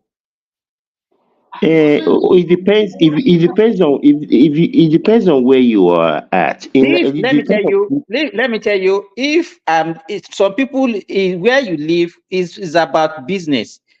People will ask you if you want to do business with them. Where do you stay? If the guy cannot afford Lekki to build a house in Lekki, to have a house, but he can afford the rent in Lekki, and it's helping him in his business because he uses it as like a status quo. In Nigeria, if you want to do business, people will look at the kind of car you use, the kind of clothes you wear, where you live. You understand? So I cannot blame. One has to look having at a house. Let me tell you, having a house it doesn't make, as far as I'm concerned, it just gives you that sense of ownership. I have my own house. I'm living in my own house. No. You see, the type let of me people give you for example. Let me give you for example. I have a friend who works in Lut. You understand? If you want to rent a house very close to Lut, you'll be paying like let's say 600,000 per annum to get a 3-bedroom flat to stay. But for the fact that okay, I want to own my own house, is not living in Ikorodu. You understand? He has to be commuting between Ikorodu and Lut. Does that make sense? It all depends. You see, the type of people I'm talking. It depends on your situation. So to me, you cannot be congratulating somebody, say because you have your own house. It depends. No, Emagbo to me. Sherry, the type of people I'm talking about. There's a guy, there's a person that I'm talking to in Lagos that is trying to jackpot. And part of his story that he was telling me, he used to do printing contract business with this state. He used to do printing contract with that state. There was a time he ship all of his cars from America. Now, he's so stuck, doesn't own a property. One of the things I advise him, please, where is Ogun State or your state or whatever? Number one, you're already 68 years old.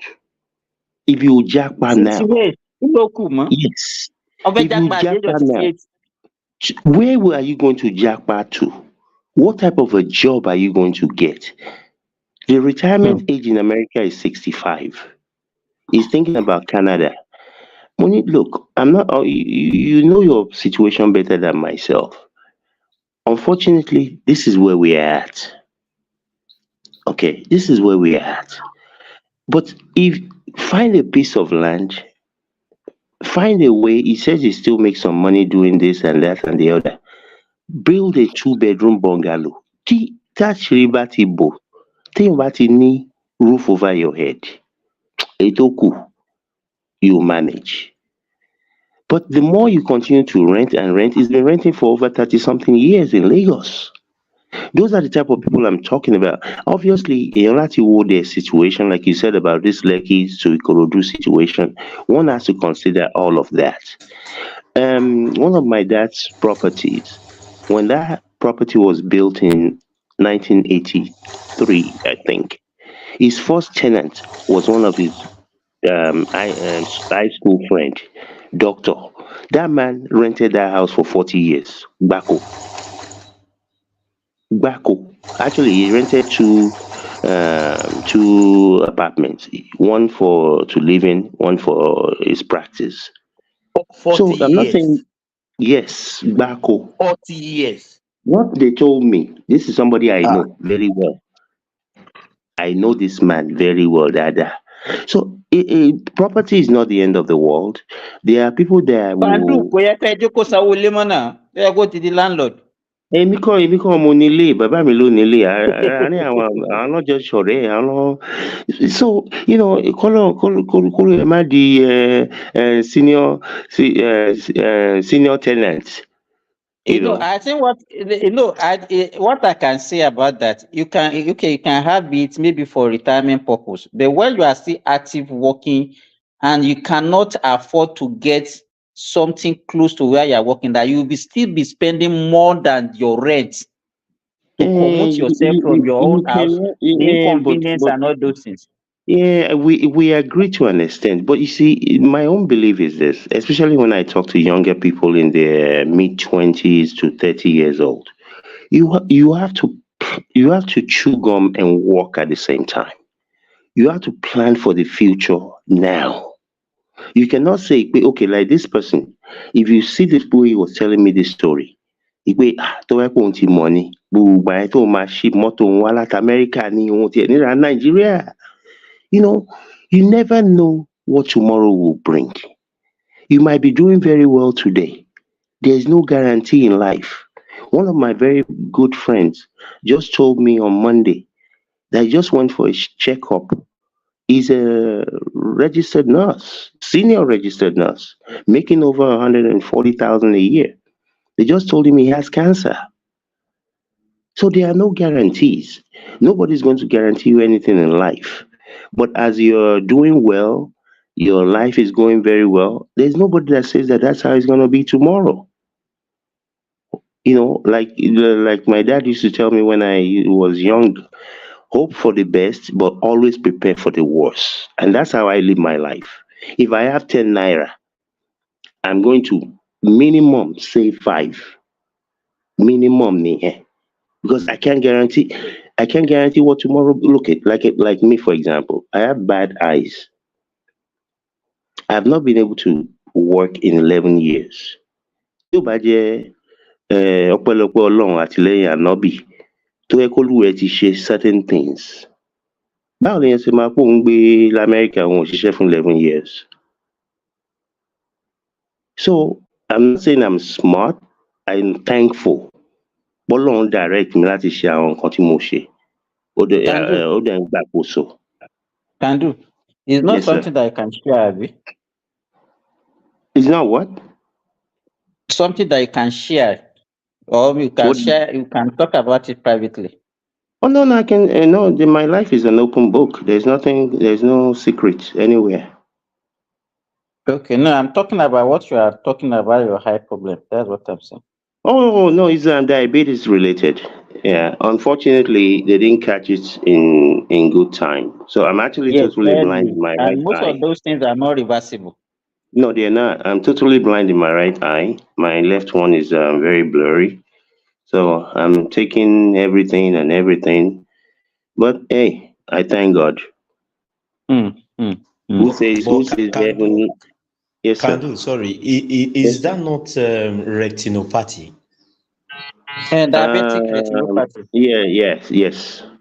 Yeah, because why I'm saying that is because my dad too had the same thing. Both eyes went, and we had to go replace. We did. I took him for surgery here in Nigeria. They replaced one of the lens in his eyes, so he was using that one. It was when I was now saying I would replace the other one that the thing now led to stroke. You understand, for him. So since then we've not been able to do the other one, but he's still using that one eye, and he has been managing with that one. No. Remy, Vide, when you talk about you replace a retinopathy is not a lens problem. So if the lens, that is glaucoma, and that is what do you call it, cataract. Yeah, that's cataract. He was diagnosed of retinopathy. In fact, can't replace retina cannot be replaced. Retina cannot be replaced. I think it's just the formative stage. You understand? So it started from the lens. Whether formative, just get it. Maybe you don't have a full grab of what actually, or maybe you have a multiple problem. Retinopathy, it has to do with the brain. You're talking to someone who works in that space. You want to tell me that somebody like Kandu let me tell you, if that procedure is available, he will have done it. He lives in US. You understand? Once you talk about diabetic It's retinopathy, been offered to me several Ikpapa. I mean, the way they even do it right now, the procedure is so simple, it's ridiculous. you use Lisa. Yeah, exactly. Yeah. I wake up every day. I thank God. Wherever you are, thank God for your own situation. But Sadu, why can't you try one? Because usually if you want to do a procedure on the eye, you don't do the two at a time because it can get wrong. So Correct. what people used to do is that you try one, if it work out, then you do the second one. Because let me tell you, one of the things I fear in my life is to go blind. Yeah. Because I don't think there's any life again when you cannot see. Well, you see, unfortunately for myself, um, at my own house, I have prepared myself that God forbid if that's where we get to. There are people that in this country that don't have any eye. They work every day. They do all kind of stuff. Obviously, nobody's hoping for that, but I'm prepared. I'm prepared. So God forbid that's where we. I'm doing so much. I have all kind of doctors. Those are the only places I actually go is doctor visit. I don't go anywhere else. But I can still do everything that I need to do. I'm on the computer every day, looking at charts, formatting charts, and all that stuff. So, yeah, I thank God for my own. Simba.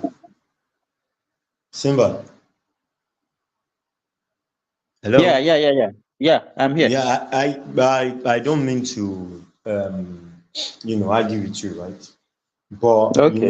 when that thing happened, it was a general issue that I had to carry him to several places, Lutz, UCH, my foundation, and things like that. And they say it was the same thing they diagnosed. He said he's suffering from retinopathy and that he has to go through some procedures and things like that. Well, what we noticed was that the there's a tiny lens. There's a tiny lens in between the black one. That very tiny one. You understand? That one was becoming somewhat. It was White. changing. So Yes, it white. was changed. Not really white. It was changing color. So when Mm. they now texted, they said that is still the formative stage. That after the process, they will still have to replace the lens. So that was what we did, and we did just one eye. And after we finished it, he was told not to shave his hair for 6 months. He was to sleep, is it on the left side or on the right side for 6 months? And the eye was shut totally for that 6 months. So it was Mm. gradually when we go to the clinic, when he was to open the eye, take him to the clinic, they will give him a darker lens. Again, the next one, one that is not as dark as the former one. I spent a lot of money on that process. So that was why I said retinopathy, because that was what all of them diagnosed. Okay. I now don't know, I didn't follow them into the place. I didn't know if they use laser technology or anything to No, It the should actually. have issue told you when what you they were mention using. lens, that's what I'm saying. That the problem of lens is different from problem of retina. Exactly. Ehen. Exactly. So when you mentioned that Totally two lens was different replaced, things. that was why I said no, it can't be retina. That's why I Right. said, because if you remove the Yeah. lens is different from retina. That's why I said maybe he has a multiple problem. That's In why fact, maybe Yeah. they just that thing was serious. So his blood Yeah. And sugar and was and around 456 blood sugar. yeah. And It the was thing. terrible. This is the other thing too. The experience is different. I went to the Biden Institute in California, where they have the best eye doctors all over the world come there. That's where they're located in close to Stanfordshire. And but experience levels with all these things differ. I'm not saying that you don't have, I mean, that they don't have pretty good eye doctors in Nigeria. I'm not saying that. But experience levels and tools as well can differ from place to place. Like my mom had this horrible cough. I mean, she went to every quote unquote high class hospital in Nigeria. They were diagnosing it to be this, diagnosing it to be that, diagnosing it to be the other. Finally, we decided to move her to Canada. One of my sisters was living in Canada back then, and even even our people, and they can this, that, and the other. Only to find out when she got to Canada, it was cancer, lung cancer. Somebody that's never smoked. I mean, I can't even tell you the type of money that was being spent in Nigeria for her to go here, go there, go there. All of that to just get to cancer. I mean, to just get to Canada, and they started, doing all their procedures and tests and all whatnot. It's lung cancer. So experience level and the tools that people have to It's make the actually, it's determination. not even, it's not about experience. You understand? It's about the tools. You understand? Yes. The issue here is this. By the time you see, then another thing is that some of our practitioners back home, they are very lazy in thinking. They just want to, maybe because of the number of patients, they just want to get rid of you quickly so that they will attend to another person. You understand? Because if you see a patient coming repeatedly, complaining of the same thing, then you can't be thinking of the common things. Absolutely. You Here, understand? Then here let me tell when you, you ordinary CT yeah, of the chest CT will scan. make that Yeah, diagnosis. yeah, yeah. But because in Nigeria, they as simple as CT is not readily available in every No, it's not. hospital, It's and because not. of the It's not. cost, another thing that used to affect us is we tend to even reason for the patient because we all of us who have this poverty mentality that okay, if I ask this patient to go and do this CT that will cost maybe 80,000 or 100,000 or 120,000. Show my lesson where. Somewhere. So Exactly. even most people will not even give you that option because they are already thinking for you that you might not be able to afford it. Yeah. So they'll just be giving you that thing simple happened to medication, me. hoping that the thing will resolve. Yeah. That thing happened to me on this my dad's case when they were before I finally left Ogun State to quickly go and attend to him. When they were still taking him around, those people were just like pushing them from one place to the until I now came around and they are now like, okay, this is his son. He's here to stand now. And when they now saw the son, they now say, I see that it is their mentality, like they've been drilling Owode. them as if they want lè sanwó yẹn. So but they Owode. wọ́n ní Wọ́n àpẹ dìde. eléyìí balẹ̀. In fact, no, Simba is absolutely right. That's the way they The reason. good thing is, there's good things. I just saw something, I think a couple of weeks ago. There are these two guys in Germany. They've just developed a CT scanner, that does this system that does CT scan and what's the other one? That is going to be 1/8 the cost of the average CT scanner. Okay, is So it MRI? yeah, MRI. Yeah, these two German guys, but it's not just them. It was a collaboration of a whole gang of people. But it was on this DW German channel thing that I saw it on. So that's going to help to reduce, make the availability of those systems all around the world a lot cheaper to attain. Because the But reality, are you aware of this thing also developed in Israel that this guy was promoting some times ago? Messi. the player Messi. Yes. Oh no, I don't know. So No, what this is? thing is just like a goggle. You understand what I'm saying? That you Mm, put.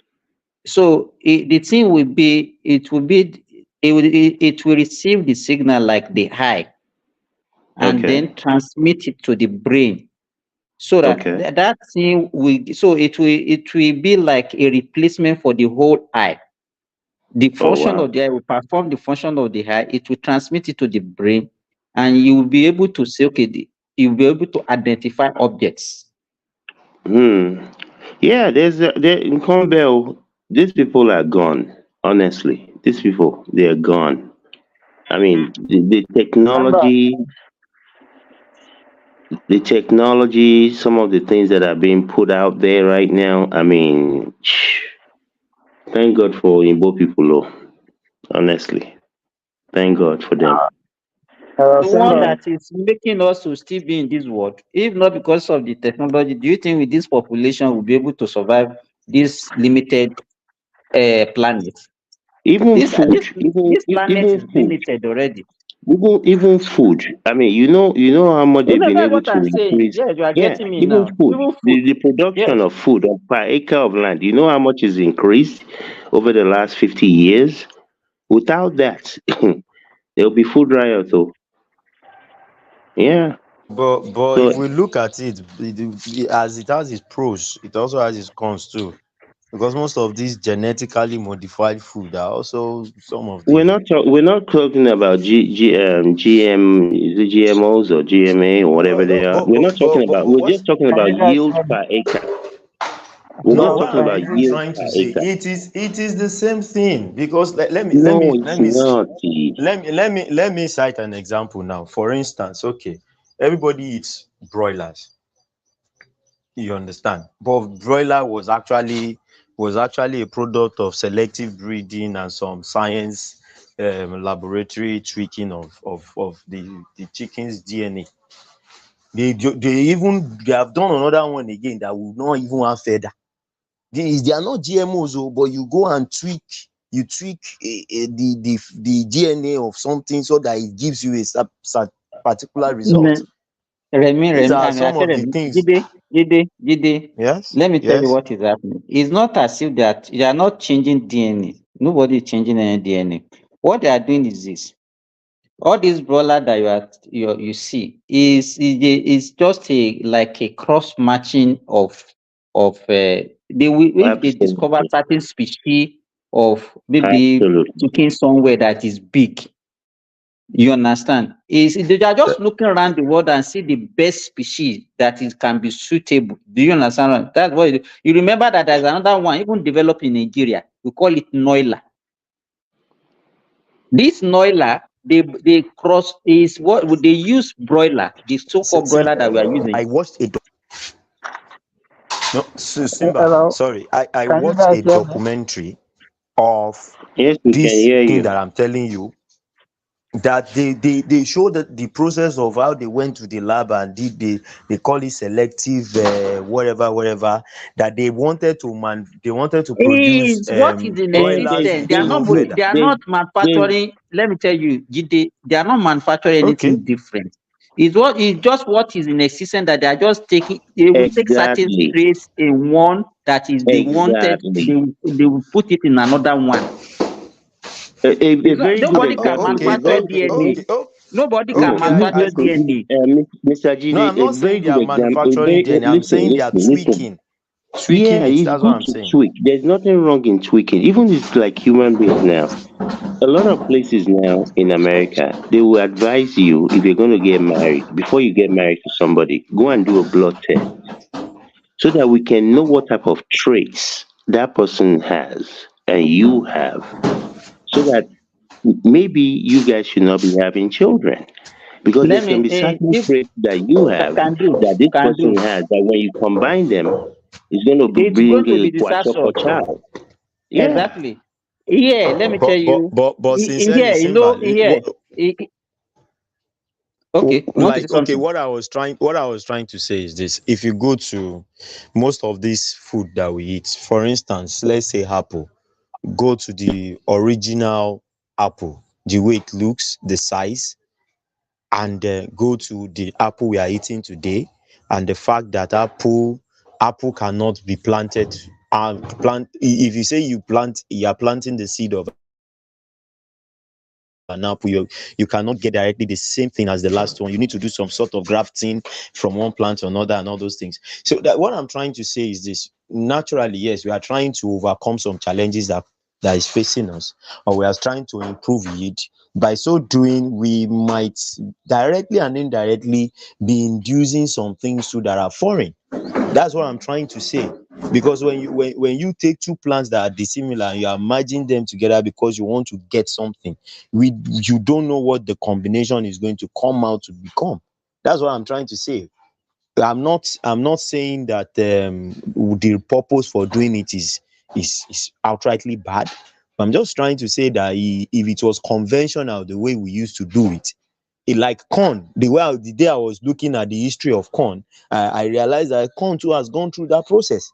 The original corn does not even look anything like the present corn we are eating. And that's So that's I what don't think there's anything that used to be like before. Even yam, exactly even cassava. exactly. If you see what they look like originally, it's totally different. Jide, let me tell you, I could remember even in the late 70s, early 80s, the kind of cassava that we used to, what used to be the yield. I could remember that was the time my father traveled and he came back with the stem of this cassava. In fact, in our area, we call it okoyao then. My father just planted, because he has a limited stem that he came with, he just planted around our small farm that time. And if you see the leaf and the yield, in fact, all the farmers started stealing the stem. You understand? You go back to when you get to the farm, you see that if he has like 3 stems, they will have cut one, because they know that this thing is high. Because if you don't do all those things, with the rate at which our population is growing, we will have starved to death. Yeah, absolutely. I mean, I Simba, understand what Mr. Gide is I trying have to a say. You question see, on they cancer get. for you. Oh, go ahead. Go ahead. Simba, can you hear me? I can hear Yes, you. we can. Abdul. Yes, we can. Okay. There's this treatment for cancer, keto diet they use in treating cancer. Uh, I'm someone that don't like deviating from main science or treatment, but of recent, uh, the principle of the keto diet is that they said cancer can only use glucose and glutamate as source of energy, while Also, our body use. even not only energy, they also use for growth. Hello, Abdul. Yeah. While sorry, you were breaking. I didn't hear you. I said not only for energy, also use for growth. Okay. You can't hear me? Yes. While our other body cells, the healthy, I can hear you now. Yeah, yeah. I said while the healthy cells can use other source of energy like fats and protein. So the idea is that They you want to starve. stay They off. want to starve. Uh, They want yeah, to starve you starve this. the cancer cells to Right. death. Right. Yes. So you only feed on source of food that are only rich in fat. So the question is, and okay, the point is, I have a cousin that she had breast cancer that has metastasized, and I think she's at stage 4. And the moment she started this keto diet, you need to, I can even send you her chart. You need to see how her cancer markers started dropping. Interesting. Within 2 months of her doing that, the cancer marker started dropping. So my question to you is, why is that? Why is it that not among the treatment protocol? Why are they not adopting it if it works? And if you go on YouTube, you see a lot of testimony. Then if you check this Dr. Thomas, I've forgotten his full name. he talks a lot about it. As a matter of fact, he's one of the leading scientists pushing for it. So, but I don't see it being used. It's not even it. As a matter of fact, my cousin was doing it without the knowledge of our doctors, because if they know, they would refuse her treatment. Okay, keto diet actually, even when they started using keto diet in medicine, it was not actually for cancer. They use it for people that have seizure disorders. I mean, epilepsy. You understand? Yeah. There's some type of epilepsy. But even if you look at cancer generally, there are specific treatment for specific type of cancer. There is no general treatment. Simba, have you guys detected what's the cause of cancer? Because I don't think Yes, they have it detected that. depends on the type. There are so many type of cancer with different type of causes. Causes. Okay, if you talk about cervical cancer, a virus has been implicated, which is human papilloma virus, and there is a vaccine now that they are giving to preteens. I mean, I'm talking about between the age of 9 to 15 years girls that have not been exposed to sex. If they take it, it can protect them against cervical cancer, vaginal cancer, or cancer in that area of the sexual area. You understand? So, and if you They talk even about, have the one for up to age 45. what do you say? They have the vaccine for up to the age of 45.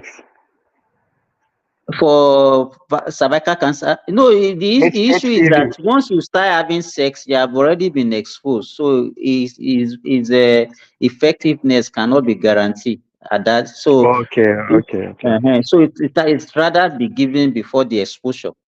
So, if you have Okay. teenagers, if you have girls, it's better to allow them to have it before they are exposed to sexual activities.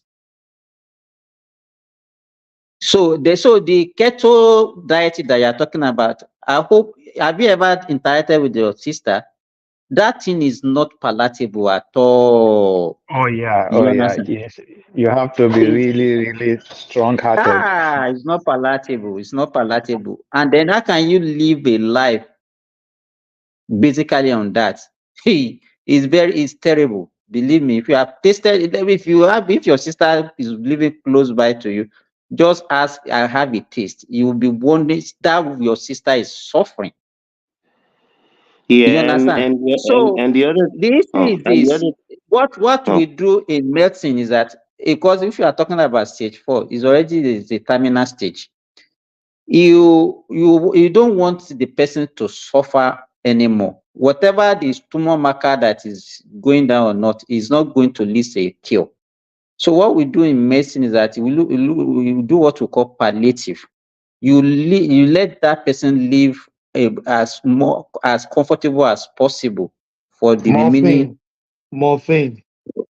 So if he or she is having pains, you relieve the pain. It's just like symptomatic management of the person. Do you understand what I'm saying?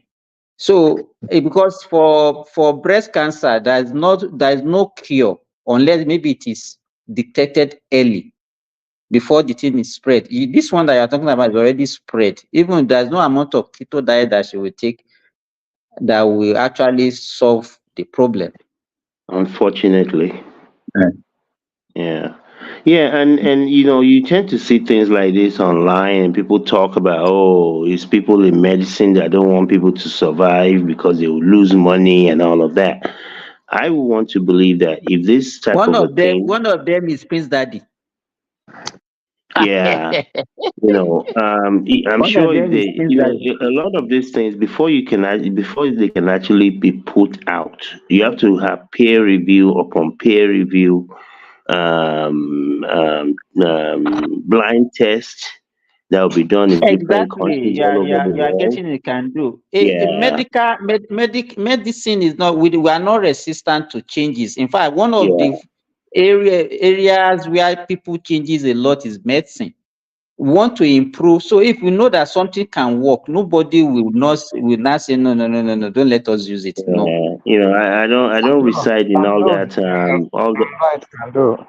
Um, The truth is, clinical trial has not been conducted on this treatment. And when they asked the professor that, okay, why is it that nobody is willing to conduct a clinical trial on this protocol? He said that because there's no money in it for them, because it's just And dieting, so they have no money to but make. that you see, I don't operate in conspiracy spaces. One of my sisters, she does clinical. Well, she manages people that do clinical trials for Amgen all over the world. There is money. It takes a lot of money to conduct this test. These are not things that are done overnight. This is not a 3-year thing. They set up facilities all around the world. They do all the different blind tests that they do and what have you. So I am of the belief that if this is a viable option, there are people, institutions out there that are conducting trials. There is no boju anywhere that's trying to stop people from using something. I mean, that's just not the way my world works.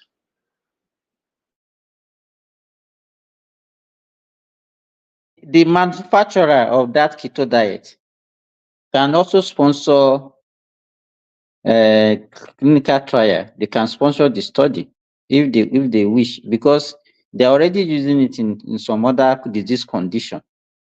So if they wanted people to try it, they can sponsor it. So it's not the way you are saying it as if that they have to give them money like bribe before they will do it. No, it's money to conduct the study that maybe the professor is talking about. And if they do, and if it becomes viable, they will be the beneficiaries of it. Yes, now they'll give them patent for it. You can give them for 10 years, 15 years, Yeah, 20 years for them to make absolutely. their money, to recoup They their will make money. hundreds of billions of dollars. Yes.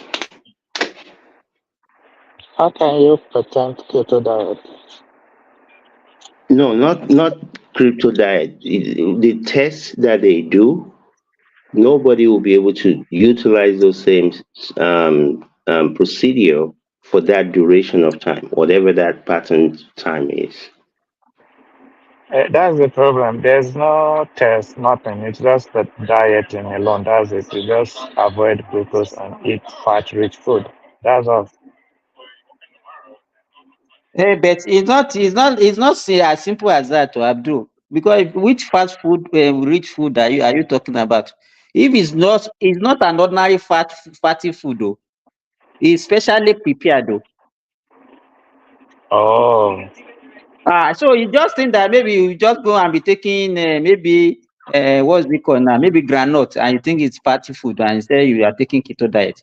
Because let me tell you, there's no food that is basic that contains just a specific food nutrient. Like say, okay, this one is only fat, this one is only protein, this one is only glucose. No. If you take beans, which we consider as protein, it has like almost 40% carbohydrate in it. true, true.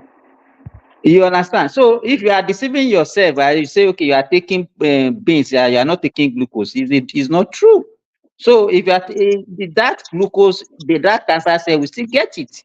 So keto diet is specially prepared. It's not like say, okay, I just want to be taking ordinary fat and oil or whatever. And Yeah, that's but why I said, I understand that, but what I'm saying is that there's no money in it. well, if it's actually working, if you want, it's a business. If you want to make money from it, then you What do sponsor you it. mean? What do you mean there is no money in it? There are Ah, billions, hundreds of billions in it. There are. I mean, look, we have No, gotten to a I mean stage where the we pharmaceutical have companies we have are not gotten to, we benefiting have from got that. we have gotten to a stage where America cannot say they're the owner of this or the owner of that. Somebody in Japan or China can go and do the research. It's not like it's only got to be done in Europe or it's only got to be done in America. Technology has has leveled the playing field for the most part. So, I mean, for those, if you think you have something And also, me, I'm not of the belief that somebody's going to stop you. If you want to do something and you have the resilience and the willingness to go after it, yeah, there will be challenges. So what? Life is about problems and solutions.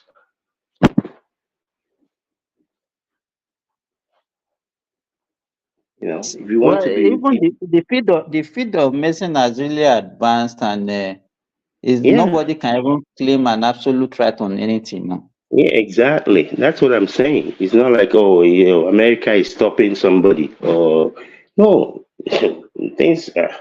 The genie is way, way out of the bottle. You can't keep anybody down anywhere in the world anymore. So, but a lot of people like to sit around and say, "Is these people that don't want this?" What do you mean? Can do it. When I was growing up, we used to have this one woman in my village. Every Mm-hmm. time this woman has a baby, before the age of maybe sometime maybe immediately after birth, the child will die. Some few weeks after, some month after, and Mm-hmm. I can count like 5 that I witnessed that this woman had. You Mm-hmm. understand? And they will say, okay, it's Abiku, is Abiku, Abiku, Abiku, and yeah. and then at a time they will say, okay, when the baby died, they will put some mark on the baby. Maybe they will cut the Mhm. leg, they will Yeah, cut it so that it will not, the baby will not cover. But yeah. to me, it's because sometimes some women they are very short. By the time they have prolonged labor, they will deliver the baby dead instead of subjecting them Mm-hmm. to cesarean section. Some have sickle Mm-hmm. cell disease that they will not know, and the child would. There are so many diseases that runs in some family. Oh yeah, You understand? absolutely. But with the technology, with the advance in medicine these days, how many people do you now? Do you hear about Abiku any longer? Yeah, it's lack of knowledge. I mean, can you imagine? These are some of the things I sometimes think about. Can you imagine how many women have been run out of a good home because they'll say she couldn't give her husband a child without even knowing that it's the husband that cannot even produce what is necessary for her to get And that pregnant. our tradition always blame women for that, for Yeah, infertility. They don't believe that yeah, the infertility can be caused by a man. exactly. Yeah, so many. I mean, so many. I mean, just because Baba one day can get Yabose pregnant doesn't mean she can also get Tinuke pregnant. You It's not know. even So true. All those ones that we say they now went outside, maybe he's even by this DNA of the thing I can be revealing. So some of them, yes, they are not even the father of the baby that they are claiming. yeah, we use the color logo. Yeah, yeah, we use color logo to report the other woman. Exactly. Yeah, so people don't suffer. People don't suffer Ah, for this world. Yeah. it's knowledge. Knowledge is key in anything. Believe me, Yes, knowledge is sir. very key in Yes, anything. it If you lack knowledge, you are doomed. is. You are Yeah, doomed. You are doomed. yeah, Mm. yeah, And then yeah, even the best way to learn is to travel wide. If you travel wide, your eyes will open more than if you just saw somebody that just stays in a place that you think you are the king of your place. When you yeah. travel, that's when your eyes will open and say, okay, look at what is happening everywhere in the world. Yeah, I forgot the name. I think it's called Khan Academy. Khan, I think so. This guy that started this academy that teaches people online just about anything you want to know about. Mm. It's available to everybody all over the world. I'll try and Google it. Khan Academy. So you don't really even have to go to other places. They have all kind of Yes, the educational. advent of internet has actually made it easy for Yeah, people to have access yeah, to. yeah. I think it's called Khan Academy. Let me see if I can even Google it. So people can learn from wherever they are. Obviously, hands-on can be a lot better. Imagine people going to school to go and be an engineer that you'd never, a structural engineer that's never seen a bridge. you know, or a mechanical engineer that's never seen an engine of a motor, you know. So obviously it's it's called Khan Academy. I'm so grateful for this guy that put this thing together, and it's free. So I mean, children, especially youths, children, but they have all sorts of stuff available. Yeah, I think this thing was started maybe about 20 years ago or something like that. Yeah, Okay. yeah. The So issue is that even how many people are aware of this kind of opportunity? That's yeah, another I mean, question. you can learn just. I mean, the resources that are is sponsored by a lot of rich people all over the world. But I mean, from so if you know people in Nigeria or wherever that don't have access to, and if they have access to internet, please tell them about it. Oh, it's a very good space to learn. Yeah, yeah. Khan Okay. Academy. I think it's nice talking with you this morning. Yeah, me too. Me too. Me too. I think I'm gonna be doing a session with one man. I don't know, maybe tomorrow or something. About the some of the new stock splits. So I think I'm gonna do a session with him. Then maybe one day during the week we'll actually have a live session. Um, for people to, people that if people have questions about some of this stuff. I've been sending out all of my research information about them. The particular one that we're working on right now is NVIDIA. Um, then there's Chipotle Mexican Grill. There are three other companies that are going to be splitting their stock this month, June.